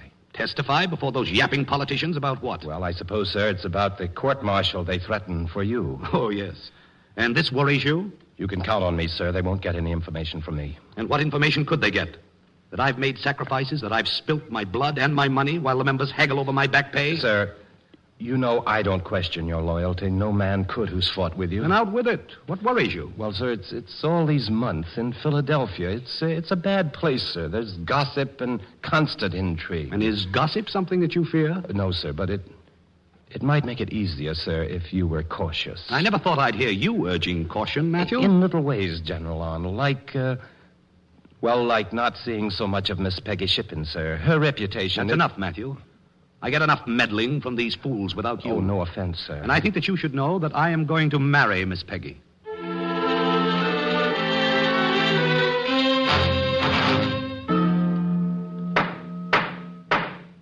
Hear ye, hear ye. The Supreme Executive Council of the State of Pennsylvania is now in session. Mr. Joseph Reed presiding. The clerk will now read the charges submitted against Major General Benedict Arnold. The indictment against Major General Benedict Arnold is charged, first, General Arnold issued clearance papers to the ship Charming Nancy, suspected of trading with the British in New York. Such clearance being issued without the knowledge of the authority of the state. Second, General Arnold used public wagon for the transport of private property. The first witness before this body will be Major Clarkson, aide to General Arnold. Major, will you be seated? Thank you, Mr. Reed. You understand this is not a court, but merely an investigating committee. You will not be required to take the oath. I understand that, sir. But still, we expect your cooperation. We are investigating profiteering, and will make certain recommendations on our findings to the Commander-in-Chief. I'll oblige you all I can, Mr. Reed. Splendid. That's the proper attitude. Mr. Reed? Yes, Mr. Matlock. May I put the first question? You're right ahead, Mr. Matlock. Thank you. Now, Major, what can you tell us of General Arnold's dealings with Mr. Cornell, a merchant? You mean Mr. Cornell, who owns the Charming Nancy? That's right. I'm afraid I can tell you nothing, sir. Nothing? That's ridiculous, Major Clarkson. You signed clearance for the Charming Nancy. Did you do it on orders from General Arnold? I can't tell you that, sir. Major Clarkson, I don't think you understand the issue here. The issue is whether you are serving General Arnold or your country. If you insist on shielding General Arnold... Shield him? From what? Surely you know that the people of Philadelphia are sick of his extravagances. It takes a barrel of money to buy a barrel of flour. Yet Arnold lives like a king. You'll pardon me, Mr. Matlock, but I know only one thing. And what's that, Major? I know that when I serve my general, I serve my country very well. I know that his record in battle is my country's greatest glory, and I know that in return he has received only slander and ingratitude. And, is that all you have to say? Yes, that's all, sir. If you're finished with me, No. You'd better wait outside until we're through. You can take a message from us to General Arnold. A message? Yes, Major. We're going to show General Benedict Arnold the Congress is running Philadelphia.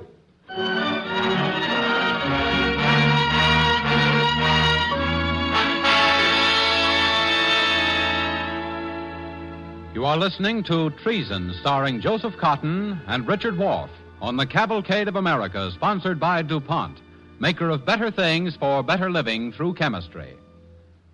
Among the DuPont better things are Duco and Dulux, which in peacetime will again beautify and protect America's automobiles, trucks, and refrigerators.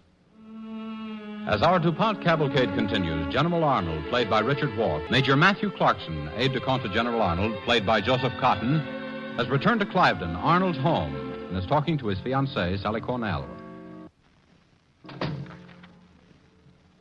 It's all over?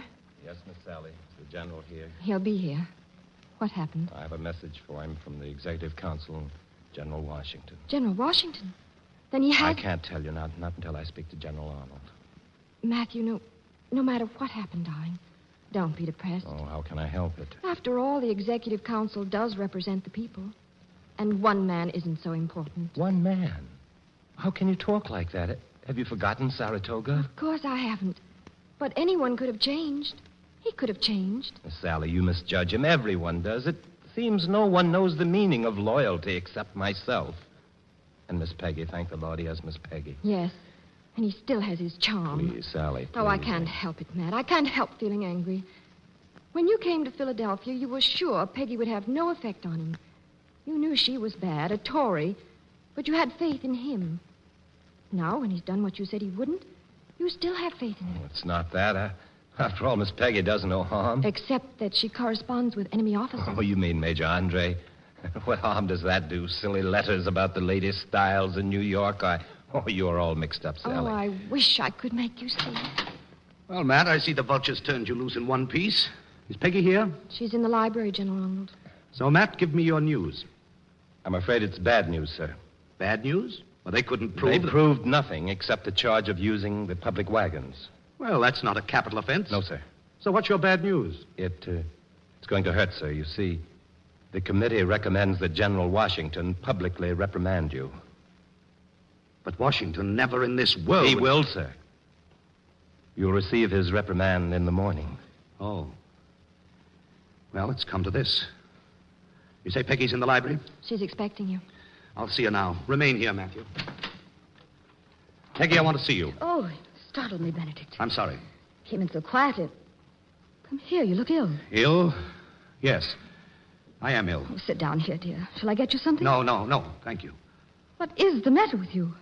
Oh, I know. It's the executive council. Yes. Well, tell me what happened. Washington.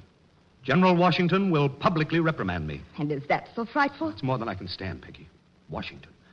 Yes, I still believed in Washington. I'm glad it's happened. No, Peggy. Why, the only thing holding you back from realizing your destiny was this infatuation for Washington. Now you know he's like all the others. No, Peggy, he can't be. He's jealous, Benedict. Jealous because you're the greatest general since Marlborough. Only a king can appreciate you as you deserve. A king? Now, you will go ahead. Write to General Clinton in New York. You can send the letters by Mr. Cornell through Major Andre. No, I can't risk it. Easy. When Washington reprimands you, take it graciously with a smile. You can afford to. And after we're married, ask him to appoint you to West Point. He never will. And your king will pay you handsomely for West Point. I suppose there's no dishonor in changing sides. It's been done before. And you'll be the leader of your country, not Mr. Washington. Yes, the leader of my country. And I'll be a duchess.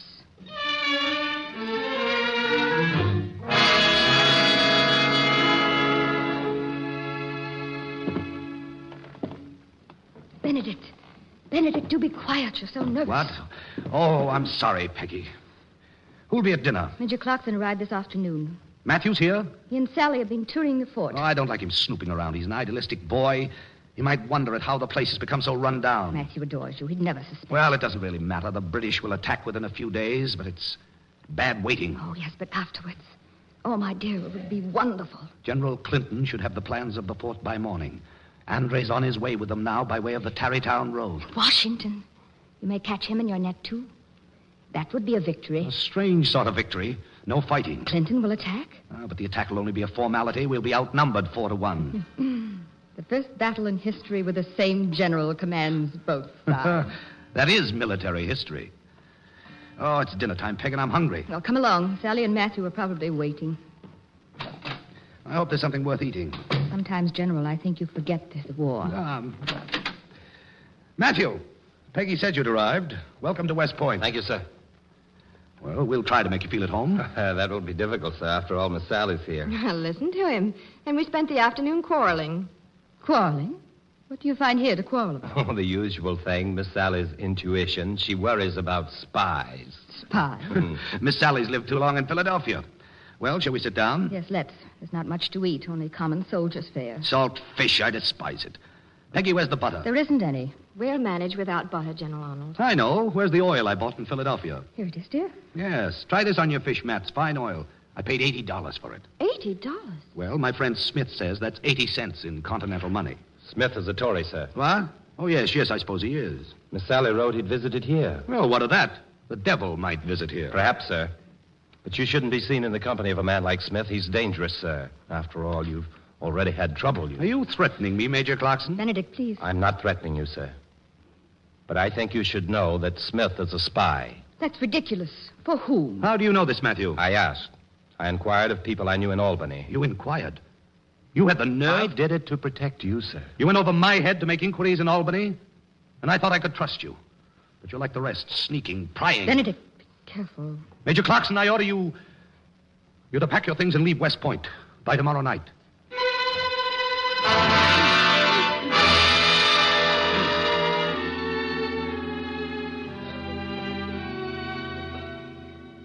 I thought I could help you pack, Matthew. I'm almost finished. Miss Sally, just sit there and talk to me. I suppose you think I was a fool. Oh, no, Matt. I was proud that you stood up to him. Maybe now you'll believe me. Believe the general's a traitor just because he lost his temper? Nonsense, Miss Sally. But I told you this afternoon I have proof. Here, read this. A letter addressed to General Clinton in New York. From whom? Read it. Sir, I may soon be in a position to command the defenses of West Point and am respectfully inquiring what price... Miss Sally, where did you get this? From my father. It's a copy. And he took the original to New York. you think it's from Arnold? I'm sure of it. Matt, I wasn't sure when I first read it. Only afraid. But what else explains conditions here at West Point? 100 men could take this fort. No. No, Miss Sally, I'm sure there's an explanation. Oh, Matt, you're a blind, silly boy. But if you're going to hear his explanation, you'd better hurry. Why, Miss Sally? Just before I came here, the general got a dispatch, and it upset him. He asked that his horse be saddled. He's going somewhere.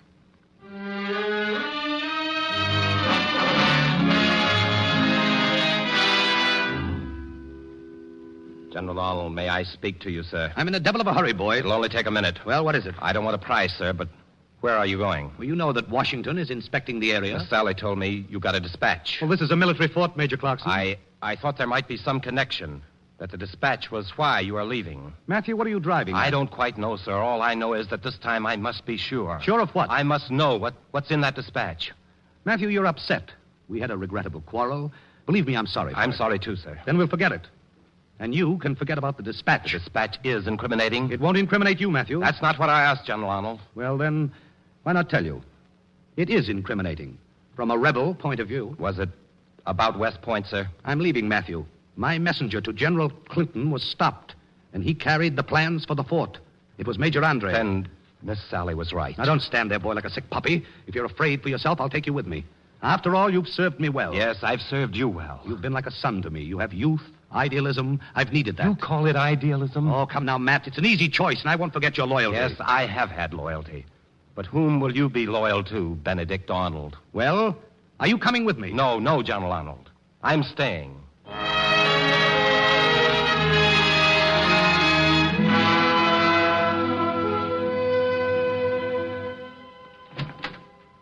General Washington. Major Matthew Clarkson reporting. I've heard of you, Major. And now you command West Point. You joke with me, sir. No, I knew Arnold would run when he heard we'd stopped Andre. And I knew we'd find you there. I'm submitting myself for arrest, sir. Arrest, Major? For treason, sir. That's a big word, Major Clarkson. And an evil one. But we have no reason to believe... No, I'm guilty, sir. I'm guilty because I believed in Arnold, even when I should have known. That's treason, sir. I followed him blindly. That was treason against yourself, Major Clarkson. I can't arrest you for that. Against myself, sir? And I parole you to yourself. Major Clarkson, we who love the people must live and learn. And the hardest lesson is this, that men come to our cause for many reasons, and leave it for many reasons. Because some men love only themselves. But there is one thing that is constant. Yes, I know, sir. Our cause is constant.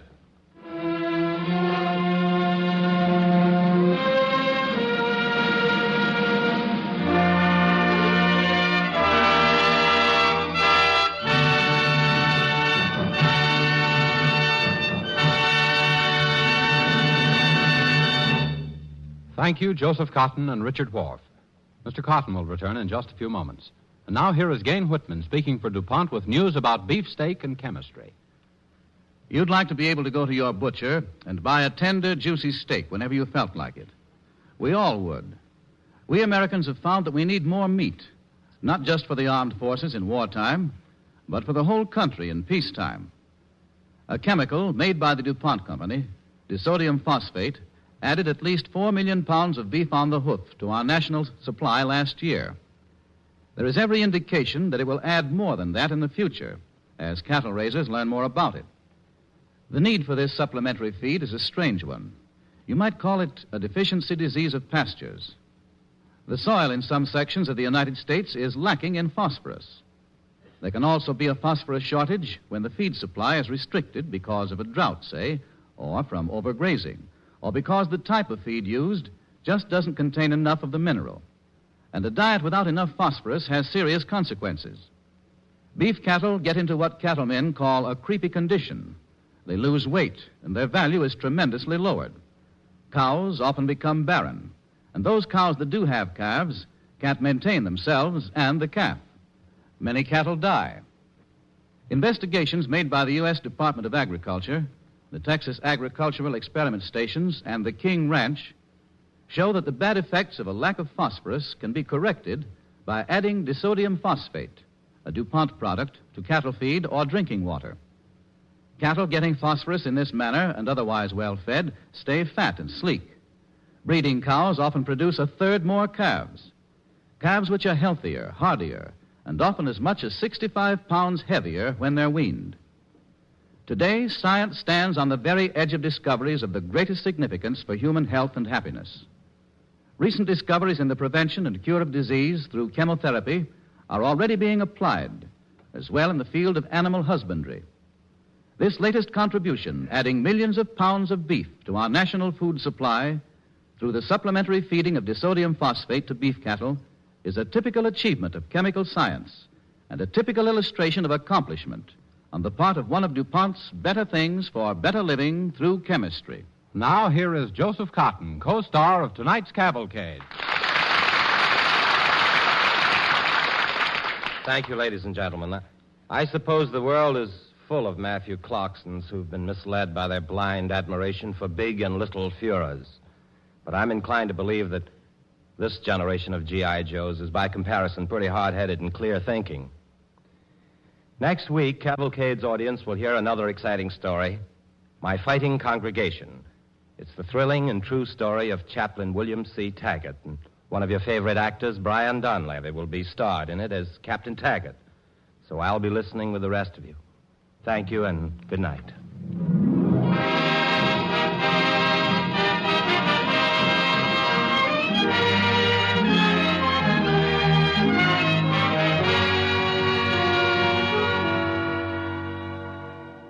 Cavalcade is happy to remind its audience that Joseph Cotton will soon be seen as one of the stars in David O. Selznick's newest picture, Since You Went Away. Richard Wharf appeared through the courtesy of Metro-Goldwyn-Mayer, producers of the Technicolor musical Bathing Beauty. Cavalcade's music was composed and conducted by Robert Armbruster. This is James Bannon sending best wishes from Cavalcade sponsor, the DuPont Company of Wilmington, Delaware, and inviting you to listen next Monday evening to My Fighting Congregation, starring Brian Donlevy with Wally Mayer. In weeks to follow, Cavalcade will present other favorite actors with stars such as Richard Conte, Kevin O'Shea, Walter Pidgeon, and many others. Monday evening is good listening over NBC. For your further listening pleasure, may we suggest that you stay tuned for the Firestone program, the Bell Telephone Hour, and Information Please, which are to follow over most of these stations. The Cavalcade of America came to you from Hollywood.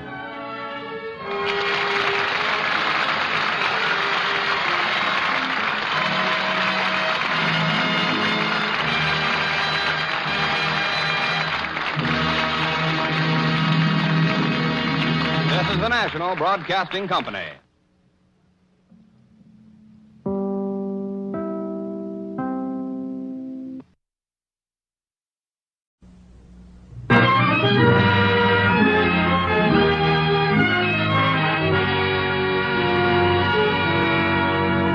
The Cavalcade of America, sponsored by DuPont, maker of better things for better living through chemistry, presents My Fighting Congregation, starring Brian Donlevy with Wally Mayer.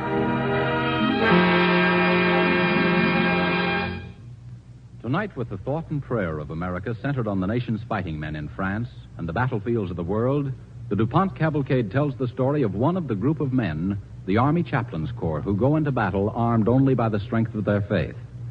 The weapons of this corps are the words and acts that sustain and console and give heart to those who bear the brunt of battle. Our Cavalcade play is the story of one of these soldiers of faith, the story of a chaplain attached to an Army Air Force bombardment group operating in the Southwest Pacific, based on the actual experiences of Chaplain Taggart, as related in the book My Fighting Congregation by Chaplain Taggart and Christopher Cross. Later in our program, we will hear from Chaplain William R. Arnold, Brigadier General, Chief of Chaplains, United States Army, who has a special message for Americans everywhere. DuPont presents Brian Dunleavy as the chaplain, with Wally Mayer as Sergeant McGowan, in My Fighting Congregation on the Cavalcade of America.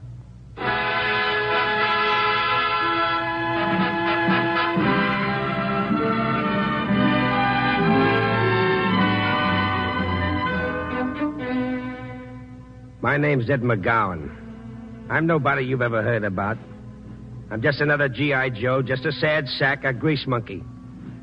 And this story shows me up for the chump I was about a guy. But there's something about a big man that makes you want to talk about him. And he was a man. It all started one foggy, muddy morning in our jungle base. We were cursing the mud, the heat, the flies, and each other. And then, right out of the fog, a big plane stuck its nose toward our landing strip. We all got a little excited when Joe said it was a USO troop. But then Jim came along and took the wind out of our sails. Relax, boys. It's all a mistake. What, no women? No USO. The dancing troupe is a chaplain. A sky pilot. Got something against chaplains, McGowan? Well, I don't see the point in having them around, that's all. And if I never see a preacher's face, it'll be one day too soon. Excuse me for breaking up the discussion, Professor. But you're about to see one close up. Yes, says who? Says a CO. You're to pick the chaplain up at the plane and show him his quarters. Right now. Yeah. What did I do? Why didn't they give me KP while they were at it?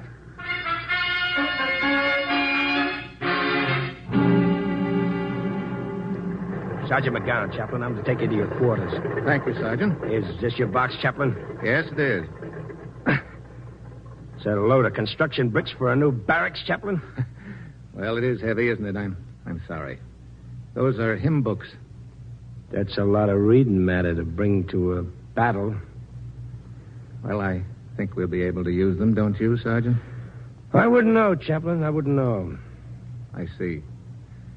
You've had a pretty hard time up here, haven't you? Oh, not at all, Chaplain. Not at all. We've loved every minute of it. Well, here we are. These are your quarters. And you take Lieutenant Bruce's bed. Where's Lieutenant Bruce? He's dead, Chaplain.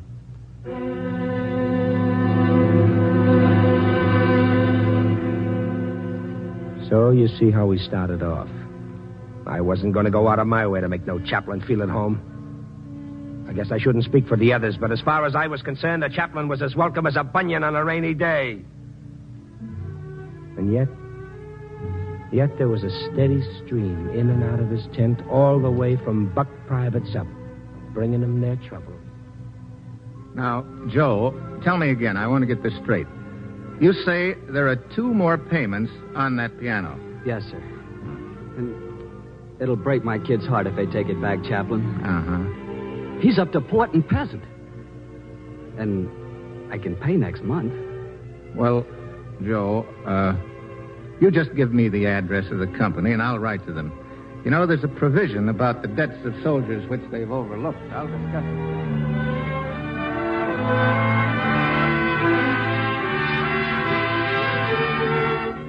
So I told him when I was drafted I played a trumpet. He used to play in Tony's down in the village. You're not Chaplain. Well, seems to me I've heard of it. Well, I hear they're getting up a band over at the replacement center, and, well, I want to be in it.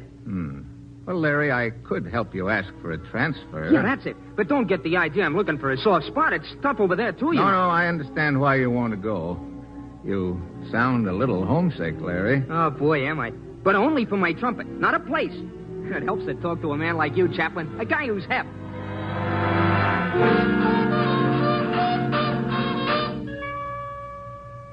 I know it's a little off the beam, Chaplain, but I tried every place.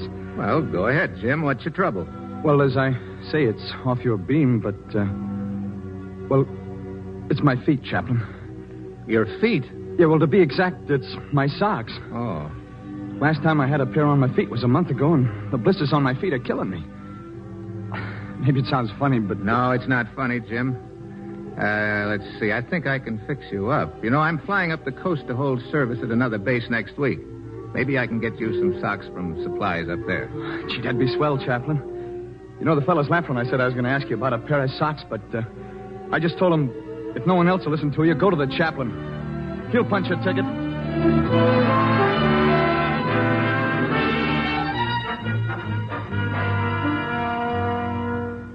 Well, that's the way it was, see? Every time anybody had a gripe, he'd go to the chaplain. And to top it off, Anzovino. And I'm not saying anything against Anzovino, mind you, because, well, he was like my brother. But, well, he gets a silly idea in his head. I'm going to go over and ask the chaplain. Ask him what? About the baby. You know, Rosie said in her last letter it'd be here on about the 3rd. Said she'd cable as soon as the baby was born. Gee, I wonder what it'll be. Coconut head like you. Yeah, sure. Yeah, but I'm worried. I'm going to ask the chaplain. Ah, for the love of Pete. You sure don't like the chaplain, do you, Mac? Well, how many zeros have you shot down lately with a prayer book? You might try a prayer now and then, McGowan. See what happens. I did. Yeah? What happened? I was just a kid. I put on my blue serge suit and I shined up my shoes because it was more respectful that way, and the minister and I prayed for Mom together. She died anyway. And afterwards, he read something about I'm the resurrection and the life, and he that believeth in me shall live. It's too bad, Mac.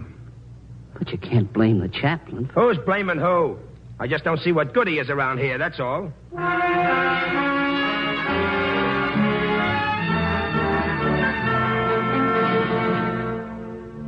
Well, that's really where I put my foot in it, see? Only I wouldn't admit that I did. And then one day at dawn, I see the chaplain out on the field when the men were taking off on a mission. Hey, there's a chaplain. Out to see us off. Yeah. I hope he's putting in a good word for me. Say, Chaplain Bill. Yes, Anzovino? In case the cable gets here from Rosie while we're still out, sort of look out for it, will you?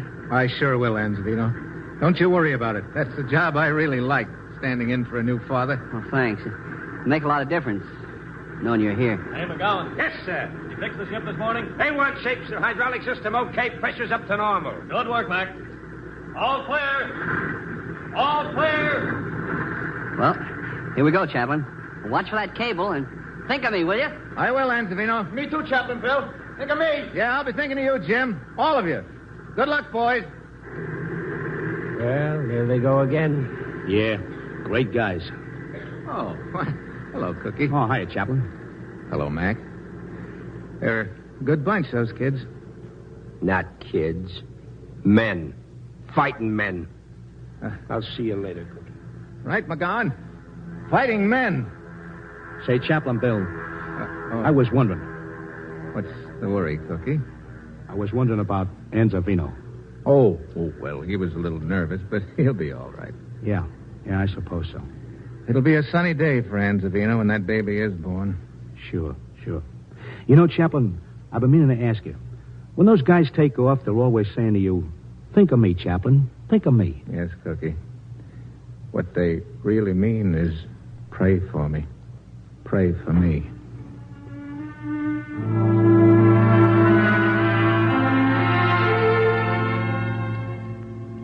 The sun was going down, almost ready to plunge out of sight. The jungle began to take on darkness, and the quiet was like a great big cat mouth, open and waiting.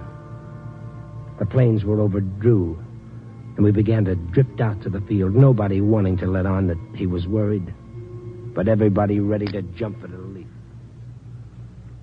It's going to be too dark pretty soon to find this strip. Yeah, Cookie, unless we start some fires to light up the place. Hey, do you think they're lost, Mac? Why don't you ask the chaplain? Hey, pipe down. Here he comes now. Hey, look, he's got something. Huh? Maybe it's the Campbell. You know, about Anzovino's baby. Well, it could be. Boys, here it is. The message just came in. For Zabino? Hey, what is it? A boy or a girl? A boy. 7 pounds, 3 ounces, blue eyes, and rosy spine. Oh, you hear that, Mac? Oh, boy, hey, fellas, over here. Hey, Davino's got a baby. A boy, yeah. Hey, Mac. You're Ann Zavino's tent mate, aren't you? Yeah, sure. Well, then, you tell him, Mac. You give him the cable. Well, Yeah, go ahead, you tell him, Mac. But I heard him say that you... Listen. They're coming in. They're back. Hey, did anybody see the crazy cat yet? Yeah, there he is. Yeah, that's her. Number 3 engine's dead. Shot out. Well, there he is. That's Anzovino. Oh, boy. Wait till he hears the news. Come on, Chaplain. Right with you, Mac. Hey, wait a minute.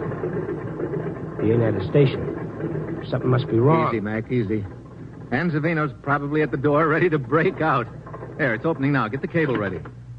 Chaplain. God, come and get him. Get him out of there. Steady, Jim. It's Ann Zavino? Yes. He's gone. I tried to get him back, Chaplain. I tried. We know you did, Jim. Anzovino. He's never going to know. He's never going to know whether it was a boy or a girl. Well, it's happened again. I prayed for him to come back, and he's dead. How do you answer that, Chaplain? Here's a GI with a problem. Every time I pray for somebody, they die.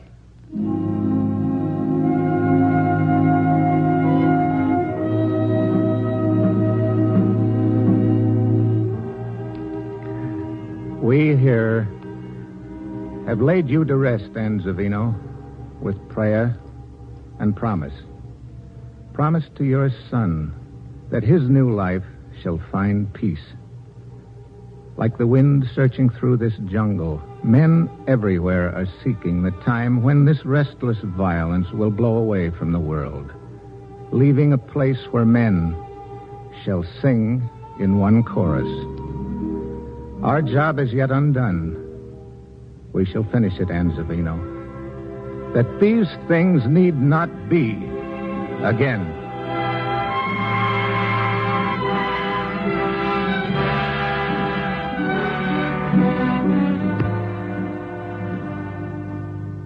You are listening to My Fighting Congregation, starring Brian Dunleavy with Wally Mayer on the Cavalcade of America, sponsored by DuPont, maker of better things for better living through chemistry. Tonight's Cavalcade is the story of an Army chaplain, United States Army Air Force, and his GI congregation at a jungle air base. At the end of this program, you will hear Chaplain William R. Arnold, Brigadier General, Chief of Chaplains, United States Army, speaking to you from Washington, D.C. As our DuPont Cavalcade continues, Ground Crew Sergeant Ed McGowan, played by Wally Mayer, is taking a walk near the jungle air base, trying to forget that his friend Ann Zavino has been killed on a combat mission. Chaplain, played by Brian Dunleavy, joins him. McGowan. Well, look what the cat drug in. You going for a walk, Sergeant? Any rules against it? No, I just thought I'd join you. It's a big island, Chaplain. Mac, I've always made it my business not to butt in where I see I'm not wanted. That's a good rule, Chaplain. Too good a rule to be broken. But it's our way to give help where it's needed, even when it's not asked for. That sounds pretty, Chaplain. What does it mean? There are things that happen in all our lives, Mac, that hurt bad. But unless we tell someone about it, no one ever knows. Because there's no wound, no scar to show how badly we hurt. I get it. You want me to talk to you. Little Mac's to talk like the rest of those saps, huh? Is that it? Well, if you don't feel like... I don't. I never did, and I certainly don't now. Now, look, you're an officer, and you can send me in for this if you wish. But if you don't mind, Chaplain, I think I'll go back. This promenade's getting a little too crowded.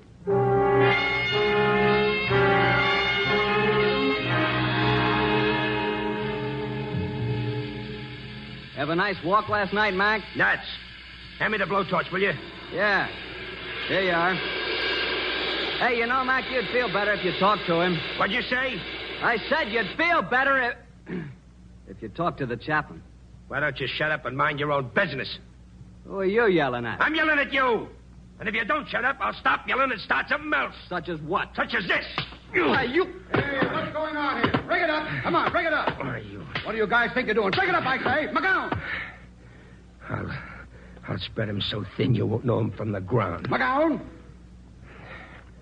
Yes, sir. You know the penalty for fighting on the field, Sergeant. Yes. Well, what's your explanation? You can be broken for this, Sergeant. No excuse, sir. Then report to my office. Excuse me, Captain. May I say something? Boy, I guess so, Chaplain. Captain, I'm responsible for this fight. What? You're responsible? Yes. It's an American citizen's privilege, Captain, to take advice or leave it alone. Sergeant McGowan was denied that right by me. How do you mean?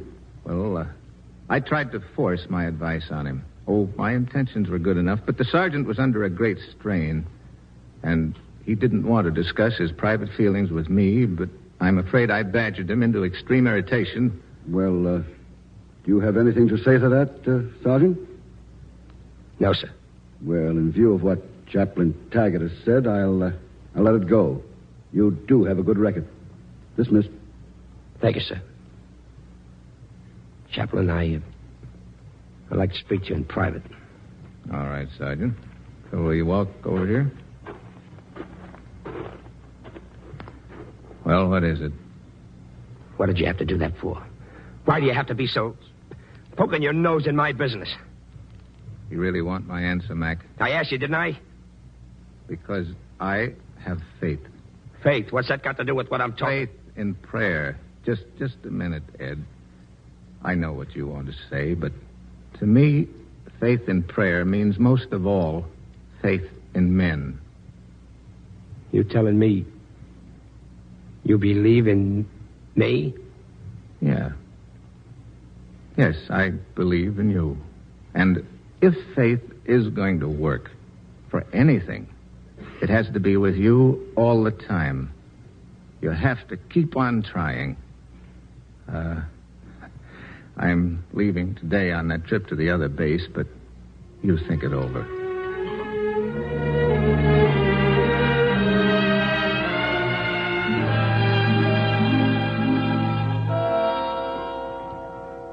I'll take another.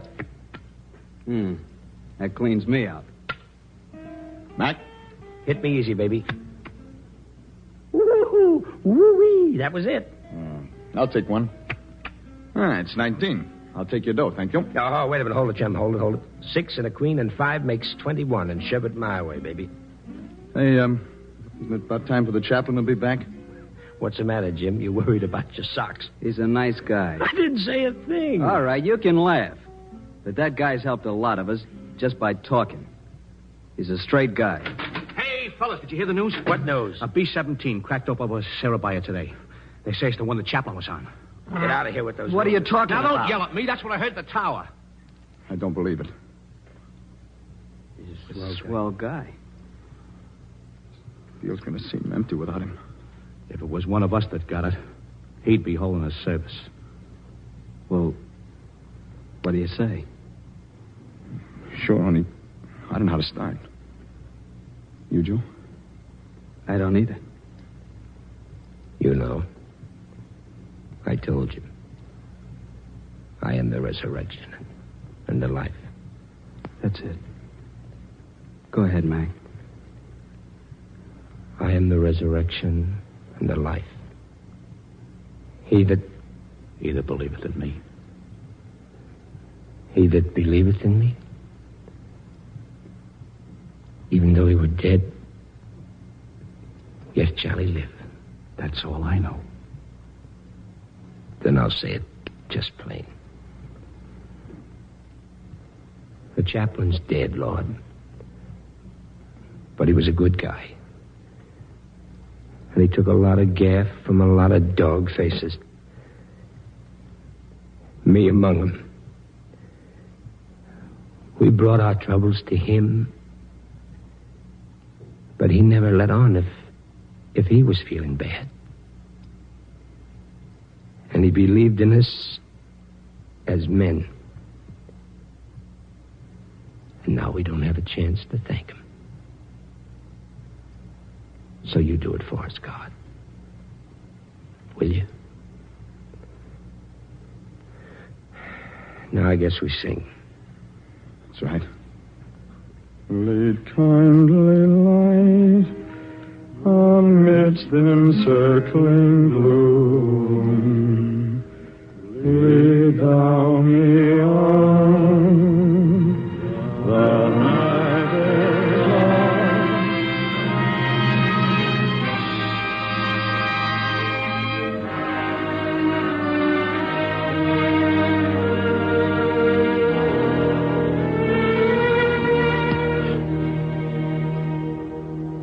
Yeah, we were praying for him. But you're right. The chaplain wasn't killed. He didn't die. He came back. You know, it just goes to show you. There's a lot a guy like me has to learn the hard way. Yeah, he came back, and we all felt like monkeys standing there. What's going on here? It's the chaplain, huh? I thought for a minute someone was taking my job. Oh, we heard there was a crack-up. A crack-up? Oh, no, that was a rumor. Everyone's accounted for. We thought you were... Yeah, we were holding a service. For you. Well, can I have a rain check on that? Sure, Chaplain. What am I saying? Well, don't mind him, Chaplain. He was just worried about his socks. Chaplain, we thought you were lost, and we were worried. We all were. And me, too. And look, if there's anything I can ever do, I don't care. Now, Mac, thanks very much. Now, at the next service, how about you handing out the hymn books? The hymn books, sir? Mm-hmm. Oh, the hymn books. Oh, yeah, sure, the hymn books. I'll be glad to hand them out. Yeah, thanks, Chaplain. Thanks, Mac. Thanks. And, Jim, here are your socks.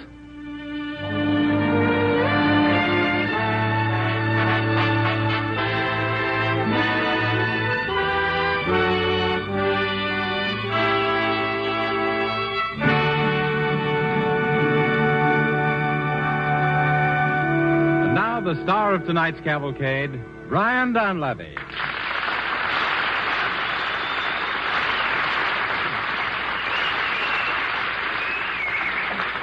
Thank you very much, ladies and gentlemen, for Wally Mayer, the cavalcade players, and myself. It is now my privilege to introduce Cavalcade's distinguished guest, Chaplain William R. Arnold, Brigadier General, Chief of Chaplains, United States, who will speak from Washington. With every 1,000 men in camp or going into battle, there is a chaplain. There are chaplains on transports, at dressing stations, and in every hospital. Wherever your father, husband, son, or brother may be, he has his chaplain who is as deeply concerned about his welfare as the most devoted hometown pastor. In every sense of the word, they are fellow soldiers who share 50-50 all the dangers, hardships, and sufferings of war. It often happens that when one is wounded, the other is wounded. When one is killed, the other goes with him into eternal life. This is not merely a war of flesh against flesh, of weapon against weapon for some material advantage. It is a war of spirit against spirit for the supremacy of God or devil in the affairs of men. It is an ancient warfare in which Almighty God and his faithful servants have never been defeated. More than 10,000 chaplains in the armed forces are praying, laboring, and sacrificing in order that our fighting men may be faithful servants of the eternal God and worthy to share his inevitable victory for truth, justice, and freedom. Thank you, General Arnold. And now here is Gain Whitman in Hollywood speaking for DuPont to tell you one of the important ways in which cellophane is serving our fighting men in the invasion of Europe. Tonight there is a spirit of deep humility in every American heart. Thankfulness that the men whose responsibility it was to direct our forces into the greatest battle of history had the courage to wait. The courage to plan each step with great care. The foresight that weighed carefully the importance of each detail in the overall plan. Because that foresight brings returns in fewer lives lost, less of the great suffering that necessarily comes before victory is complete. Here is one example of how chemistry aided in the shaping of this great striking force, which we back up with our prayers, our continued all-out production, and increased war bond purchases. The General Staff couldn't know whether or not the Germans would use poison gas. So the men and women in the invasion forces were supplied with gas protective covers. These covers are made of cellophane. You've probably noticed that many products formerly packaged in cellophane now reach you without their familiar transparent wrap. Much less cellophane is available today for wrapping bread, candy, and other food products, cigarettes, and cigars. Along with the millions of yards of cellophane used to package field rations, for wrapping guns and replacement parts for tanks and aircraft, and protecting medical supplies, still more cellophane is protecting the invasion troops against poison gas. These gas covers, made of a special cellophane, look like huge envelopes. The soldier pulls one over his head, over his helmet and gas mask. He can crouch down or move forward with his clothing and exposed flesh protected against attack. Nurses, doctors, everyone who may be exposed is supplied with these gas covers. Cellophane was chosen for this particular invasion job because it is practically impermeable to the effects of most poison gases. The gas cover equipment for one man requires the cellophane formerly used to wrap 1,450 packs of cigarettes. So when you miss the protection this shining transparent film formerly gave your favorite brand, just remember that for the time being, it is doing a far more important job. In addition to the cigarette manufacturer, the candy maker, baker, meat packer, and other manufacturers using cellophane as a protective packaging material have given the fullest cooperation in reducing their use in order that there might be a plentiful supply for this important invasion. Cellophane gas protective covers are another chapter in the wartime story of DuPont's better things for better living through chemistry. Next Monday evening, the DuPont Cavalcade brings you Richard Conte and Kevin O'Shea in Tokyo Spearhead, the little-known but exciting story of the daring crossing of the Owen Stanley Mountains in New Guinea by a company of American infantry on the first steps of Japan.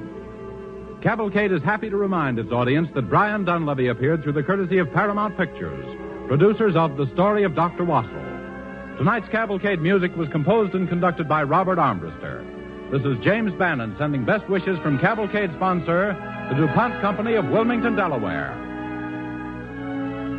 The Cavalcade of America came to you from Hollywood.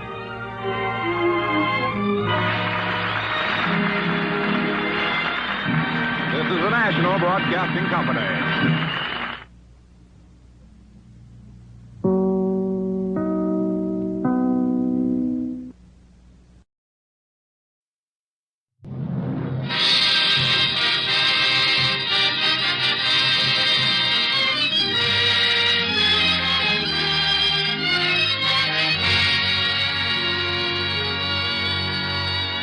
The Cavalcade of America, sponsored by DuPont, maker of better things for better living through chemistry, presents Richard Conte and Stuart Irwin in Tokyo Spearhead. Before we begin our play, we want to remind you of DuPont's Speedeasy Wall Finish, the new wall paint that will help you to do a good job if you're planning to redecorate a room in your home. Just thin Speedeasy with water. It covers walls with one quick coat, even covers dingy wallpaper. For less than $3, you can make your room look like new with DuPont Speedeasy. Tonight's DuPont Cavalcade is the story of a company of American infantry, 82 men from Michigan, led by a sergeant who, in the darkest hours of the Pacific Campaign, fought not only against a human enemy, but against cold and heat, hunger, sickness, and despair, and who, by a fabulous march across the Owen Stanley Mountains of New Guinea, turned the tide against the Japanese invaders. Our story, written by Bernard Fines and Russell Hughes, is a salute to the American infantry. Only recently has the infantry begun to receive the recognition it merits, and the celebration of Infantry Day on June 15th marked a long step forward in appreciation of the magnificent job the hundreds of thousands of our soldiers who must fight on foot have done and are doing.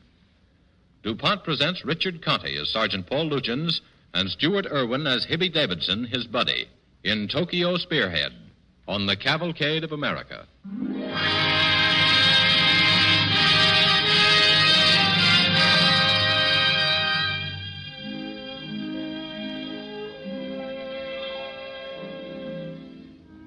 The earth turns toward the east. The sun rides over. The earth dips into the cool of dusk. This is the measure of time, so that east, the way the earth turns, it is later. Ours is a sweet, familiar land where it is now, today. But ships move east from our continent, and men move east to battle. East to England, east to the brown beaches near Cherbourg. There is blood on those beaches, and time is later there. And it is later still east over Burma, where the sun is high. 14.5 hours later by the clock. 15 hours later in Chongqing. From these shores to the beaches, uplands, plains of a global war, men have gone in time, around the clock, and beyond.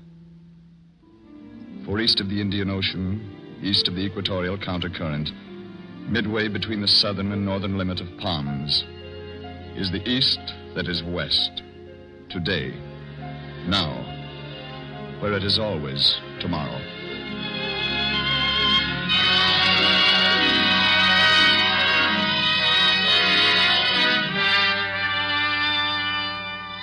New Guinea, emerald green, white coral beaches, an island wrapped in the blue Pacific, washed by the clean surf, lying in the path of trade winds and the monsoon, south of the equator, north of the Tropic of Capricorn, west of the international dateline.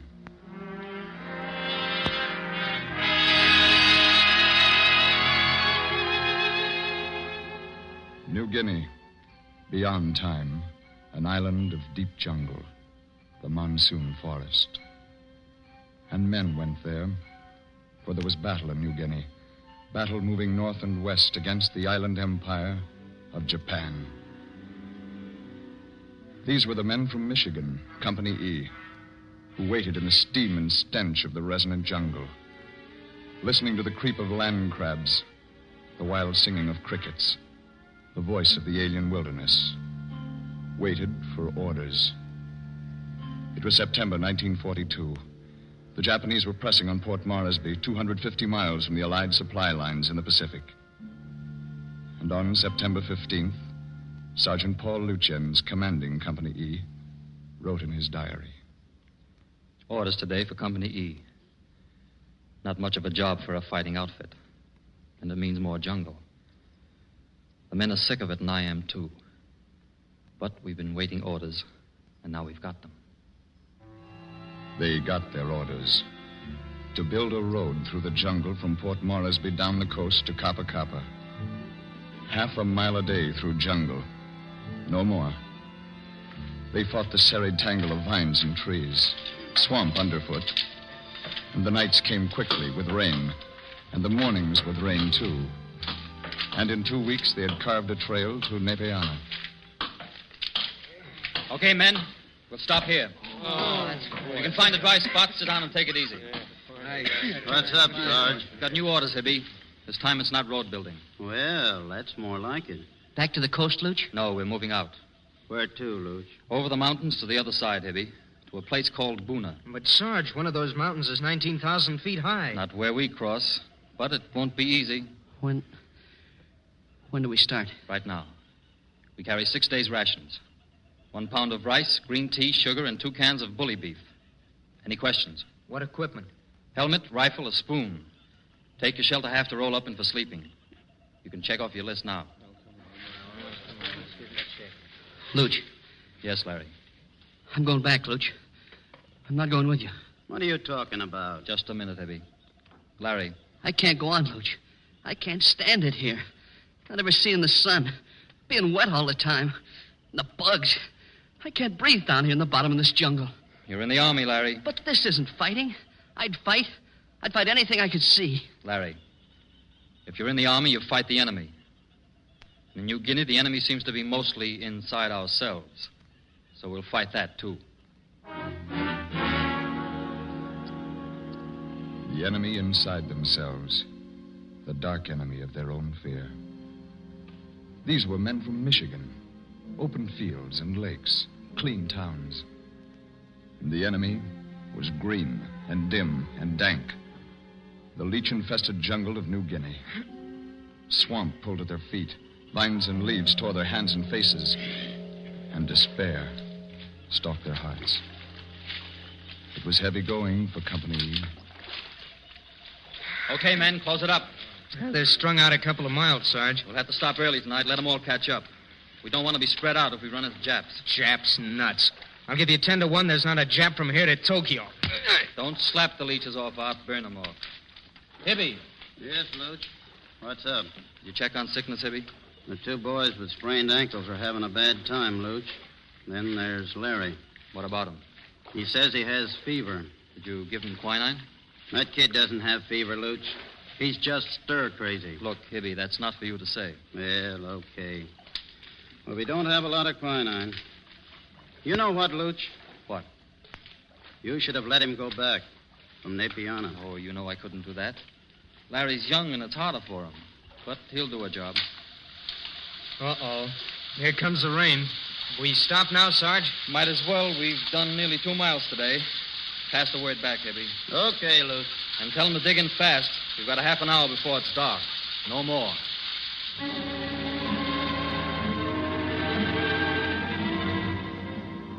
At night, rolled in their foxholes, their sleeping faces washed by the warm rain. The enemy still was fear, for jungle nights were palpable with sound. Frogs and birds and creeping things. Somewhere an ancient tree fell. And somewhere, sometimes, there was a sound like distant drums. But they were blind, even to their own hands. And some of them did not sleep. Hey, Luch. Luch. Yes. Who is it? Me. Hibby. Say, where are you? Right here. Here's my hand. Oh, yeah, I got it. I didn't wake you, did I? No, I was awake. Something on your mind? Nothing special. Just jumpy. You got any idea where we are? Some. I figure we're close to the Owen Stanley Mountains. Will we climb out of the jungle? I don't know. Is it getting you now, Hibby? Some. But mostly it's the kid, Larry. He cried himself to sleep tonight. Yes, I heard him. And he talks so much. Says we're buried alive, or that we're being watched. Well, we may be watched. Today I saw something moving, and I had a feeling about it. A Jap? I don't even know that it was a man. Didn't want to scare the men, but there's no harm in your being prepared. Yeah. It's funny about cigarettes. What's that? When you can't see the smoke, they taste different. You ever notice? Now that you mention it. Down! Lay low! Hey, what's up? I don't know. I'll try to find out. Wait here. Okay. Hurry back, Luch. Who is it? Who is it? I'm going to fire. Easy, Larry, easy. It's me, Luch. Did you fire just now? Luch, something came at me. I felt something sharp on my neck. I thought it was a Jap. He had a knife. Was it you who yelled? Well, I guess so. You know what that was on your neck, Larry? No, Luch. It felt like a... It was a land crab crawling in to sleep with you. I've had it happen to me, too. A land crab? That's all. So you can go back to sleep, kid. Luch, I'm no good. I'm not getting better. I keep on being scared. Well, we're all scared, Larry. Every one of us. This isn't a friendly place. But I'm going to crack up, Luch. I won't make it. I know. You'll make it, kid. It's the hardest thing of all, fighting your own fear. But when you do and win, you're a man. Get some sleep now. You'll feel better tomorrow.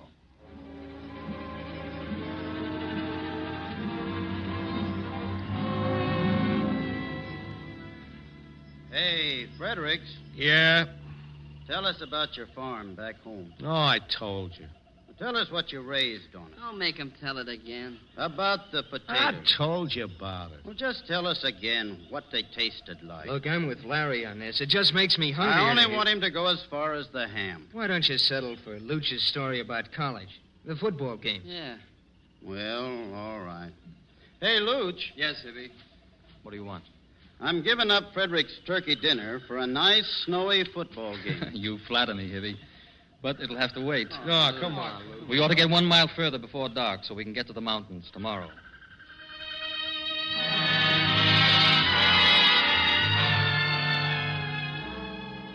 One mile took 5 hours.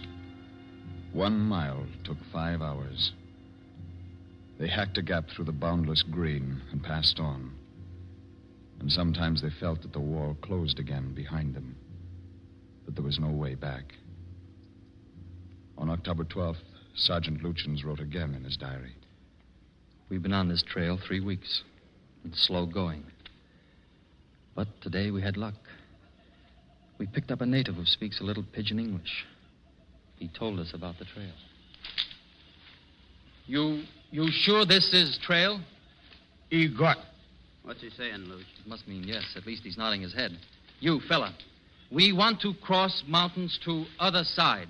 Savvy? Me savvy. Him is stop along hop.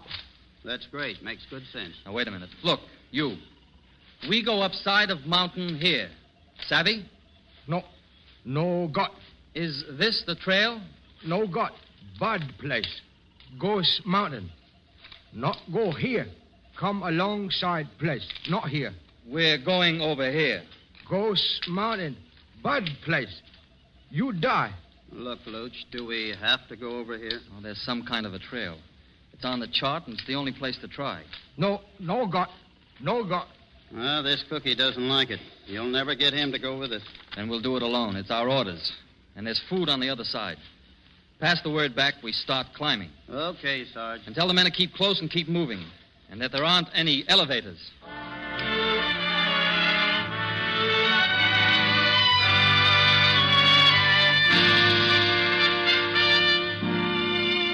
You are listening to Richard Conte as Sergeant Paul Luchins and Stuart Irwin as Hibby Davidson in Tokyo Spearhead on the Cavalcade of America, sponsored by DuPont, maker of better things for better living through chemistry. Among these better things is Cordura rayon yarn, used in peacetime for sturdy trucks and bus tires, and today in tires for bombers and army rolling equipment, and the parachutes for flares, cargo, and fragmentation bombs. As this evening's DuPont Cavalcade continues, Company E of the American 126th Infantry, led by Sergeant Paul Luchins, played by Richard Conte, and Hibby Davidson, his buddy, played by Stuart Irwin, are climbing over the Owen Stanley Mountains of New Guinea. The jungle gave way to a limitless billow of fog, and sound died away, the voice of the jungle. No birds cried out on the mountains. Nothing moved. It was a dead land. The men of Company E strained upward through the white air. Their voices died, and they spoke softly.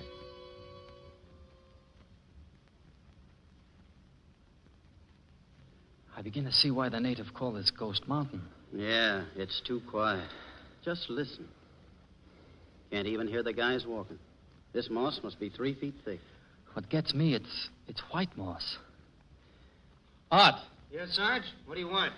Art, would you stand here, and as the men come by, tell them again about not stopping yet. Yeah, I know. If you walk, you sweat. If you stop, you freeze to death. Try to catch up later, Art. And send Larry up front. He's just a few yards back. Okay, Sarge. Okay, Hibby, let's push on. We must be near the top. Say, do you hear something? No. I don't think so. Listen, Luch. Yes, now I do. It's water. Luch, we ought to try to get some. Yeah. It sounds like it's over this way. Yeah. I can't see anything. It must be... Here, grab my hand. Yeah, here, help me. All right. Yeah, pull me back. Gotcha. What happened, Hibby? The moss slipped. Luch, look. We're walking on a ridge. One bad step and old boy. Yeah. The drop-off here is probably 2,000 feet. What's the matter, Luch? Hibby yelled. Yeah, he slipped. See over there? I'm glad you came up, Larry. We've got to keep closer together. How about the water, Luch? We can't look for it. Too dangerous. Come on. How you feeling, Larry? Pretty good. I mean, the fever's bad. I feel sick, but really better. The fever's worse, but I feel better. That don't make sense. Well, it's like Luch was telling me a few nights back about being scared. Every day I get through, I know I'm winning. I don't do anything else on this trip, I'll lick it. That's the stuff, Larry. Say, do you feel a breeze? Well, yeah. It's warm. And the fog's moving. Why, do you know what's happened? What is it, Luch? We're going down. Yeah. We've crossed the top. The worst is over. Yeah.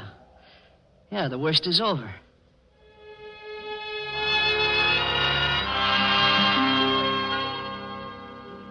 The rest of the way was easy, going down. They walked nights and days, down from the cold and on the edge of chasms. And on the other side, heat and rain, the vibrant singing voice of the jungle, claimed them again. They pushed on, established contact with their battalion. That meant food and equipment. Then they rested, for many of them were sick. How's the kid now, Hippie? No better. I don't think he'll last much longer, Luch. His fever's bad. Is he taking the quinine, Art? Sure, he's had enough for 10 men, but it's no good. I'll take a look at him. Luch. Yes, kid. You okay, Luch? Sure, I'm swell. How about you? I don't know, Luch. I think I'm dying. No, Larry. You're going to show all of us. But, Luch, I don't mind. Oh, you'll be okay. I've been thinking, Luch. All your life, no matter what you do, you're getting ready to do one thing. Getting ready to die well. What do you mean, kid? It's like you told me about being scared. No matter what else you do, Luch, if you lick that before you die, it's something. Tell the guys I said it, Luch. It's not bad to die if you're not scared. I'm glad I was...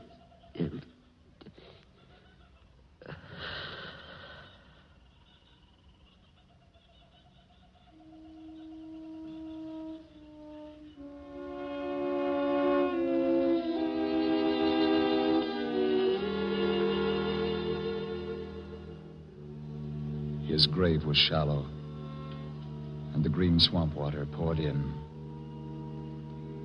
Birds whose harsh cries sounded over him were not from Michigan, nor were the flying foxes and the bright diaphanous bees. They buried him where no sun shone, and where the rain washed down season to season. Yet he went home. Home in the deep communion of all men who die for freedom in an alien land. October 20th. New orders. Reconnaissance and force toward Boona Village. It took us 8 hours to go the first 800 yards. But then we were really pinned down by a Jap pillbox. Luch, we got to get that pillbox if we're going to make headway. Yeah, but how? You bring up the flamethrowers for cover. 2 guys and me could knock it out. It might work. Sure, it'll work. Okay? Okay, I'll go with you. No, sir. You command this outfit. Just cover us with those flamethrowers, and it'll be a cinch. Then the rest of you can come in after us.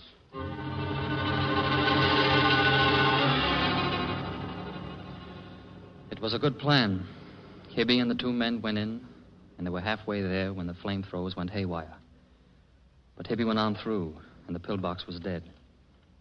For a minute, the jungle was quiet. Then rifle fire started, and we went in against it. Keep loading, cool. Okay, Sergeant. Tell Curtis to deploy around to the left and watch the snipers. Right, Luch. If you see anything of Hibby, let me know. Hibby? Why, he's... Hey, Luch, flatten out! Sergeant! Luch, where are you? Over here, Art. I was hit. I saw it coming. I tried... What was it, Art? That Jap with a hand grenade. I got him, but it was too late. Where you hurt, Sergeant? It's my legs. I'm afraid to... Are they? They're still there, Luch. Just feel. Yeah. They're still there. I was afraid... You got some shrapnel, though. Yes, I know. But I guess I'm gonna live. They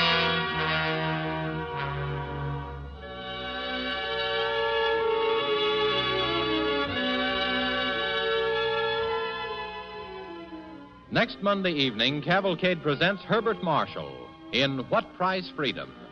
A dramatic story out of the War of the Revolution, out of a period in that war when victory and freedom were almost lost through lack of money, and how, largely through the efforts of one man, Robert Morris, the money was raised to meet the cost of freedom. Next Monday evening, Cavalcade will also have the special privilege of presenting Secretary of the Treasury Henry Morgenthau, the man who in these times is carrying forward the task of raising the funds for our present fight for freedom.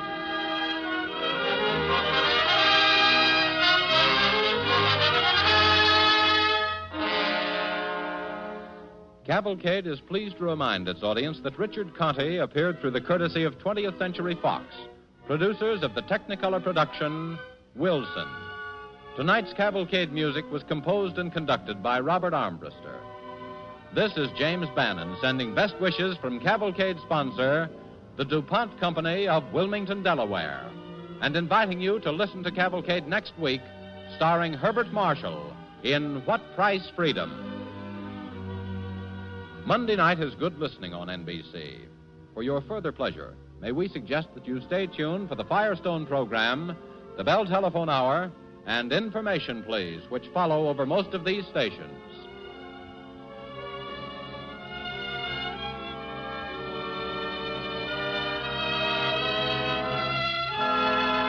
The Cavalcade of America, sponsored by DuPont, came to you from Hollywood.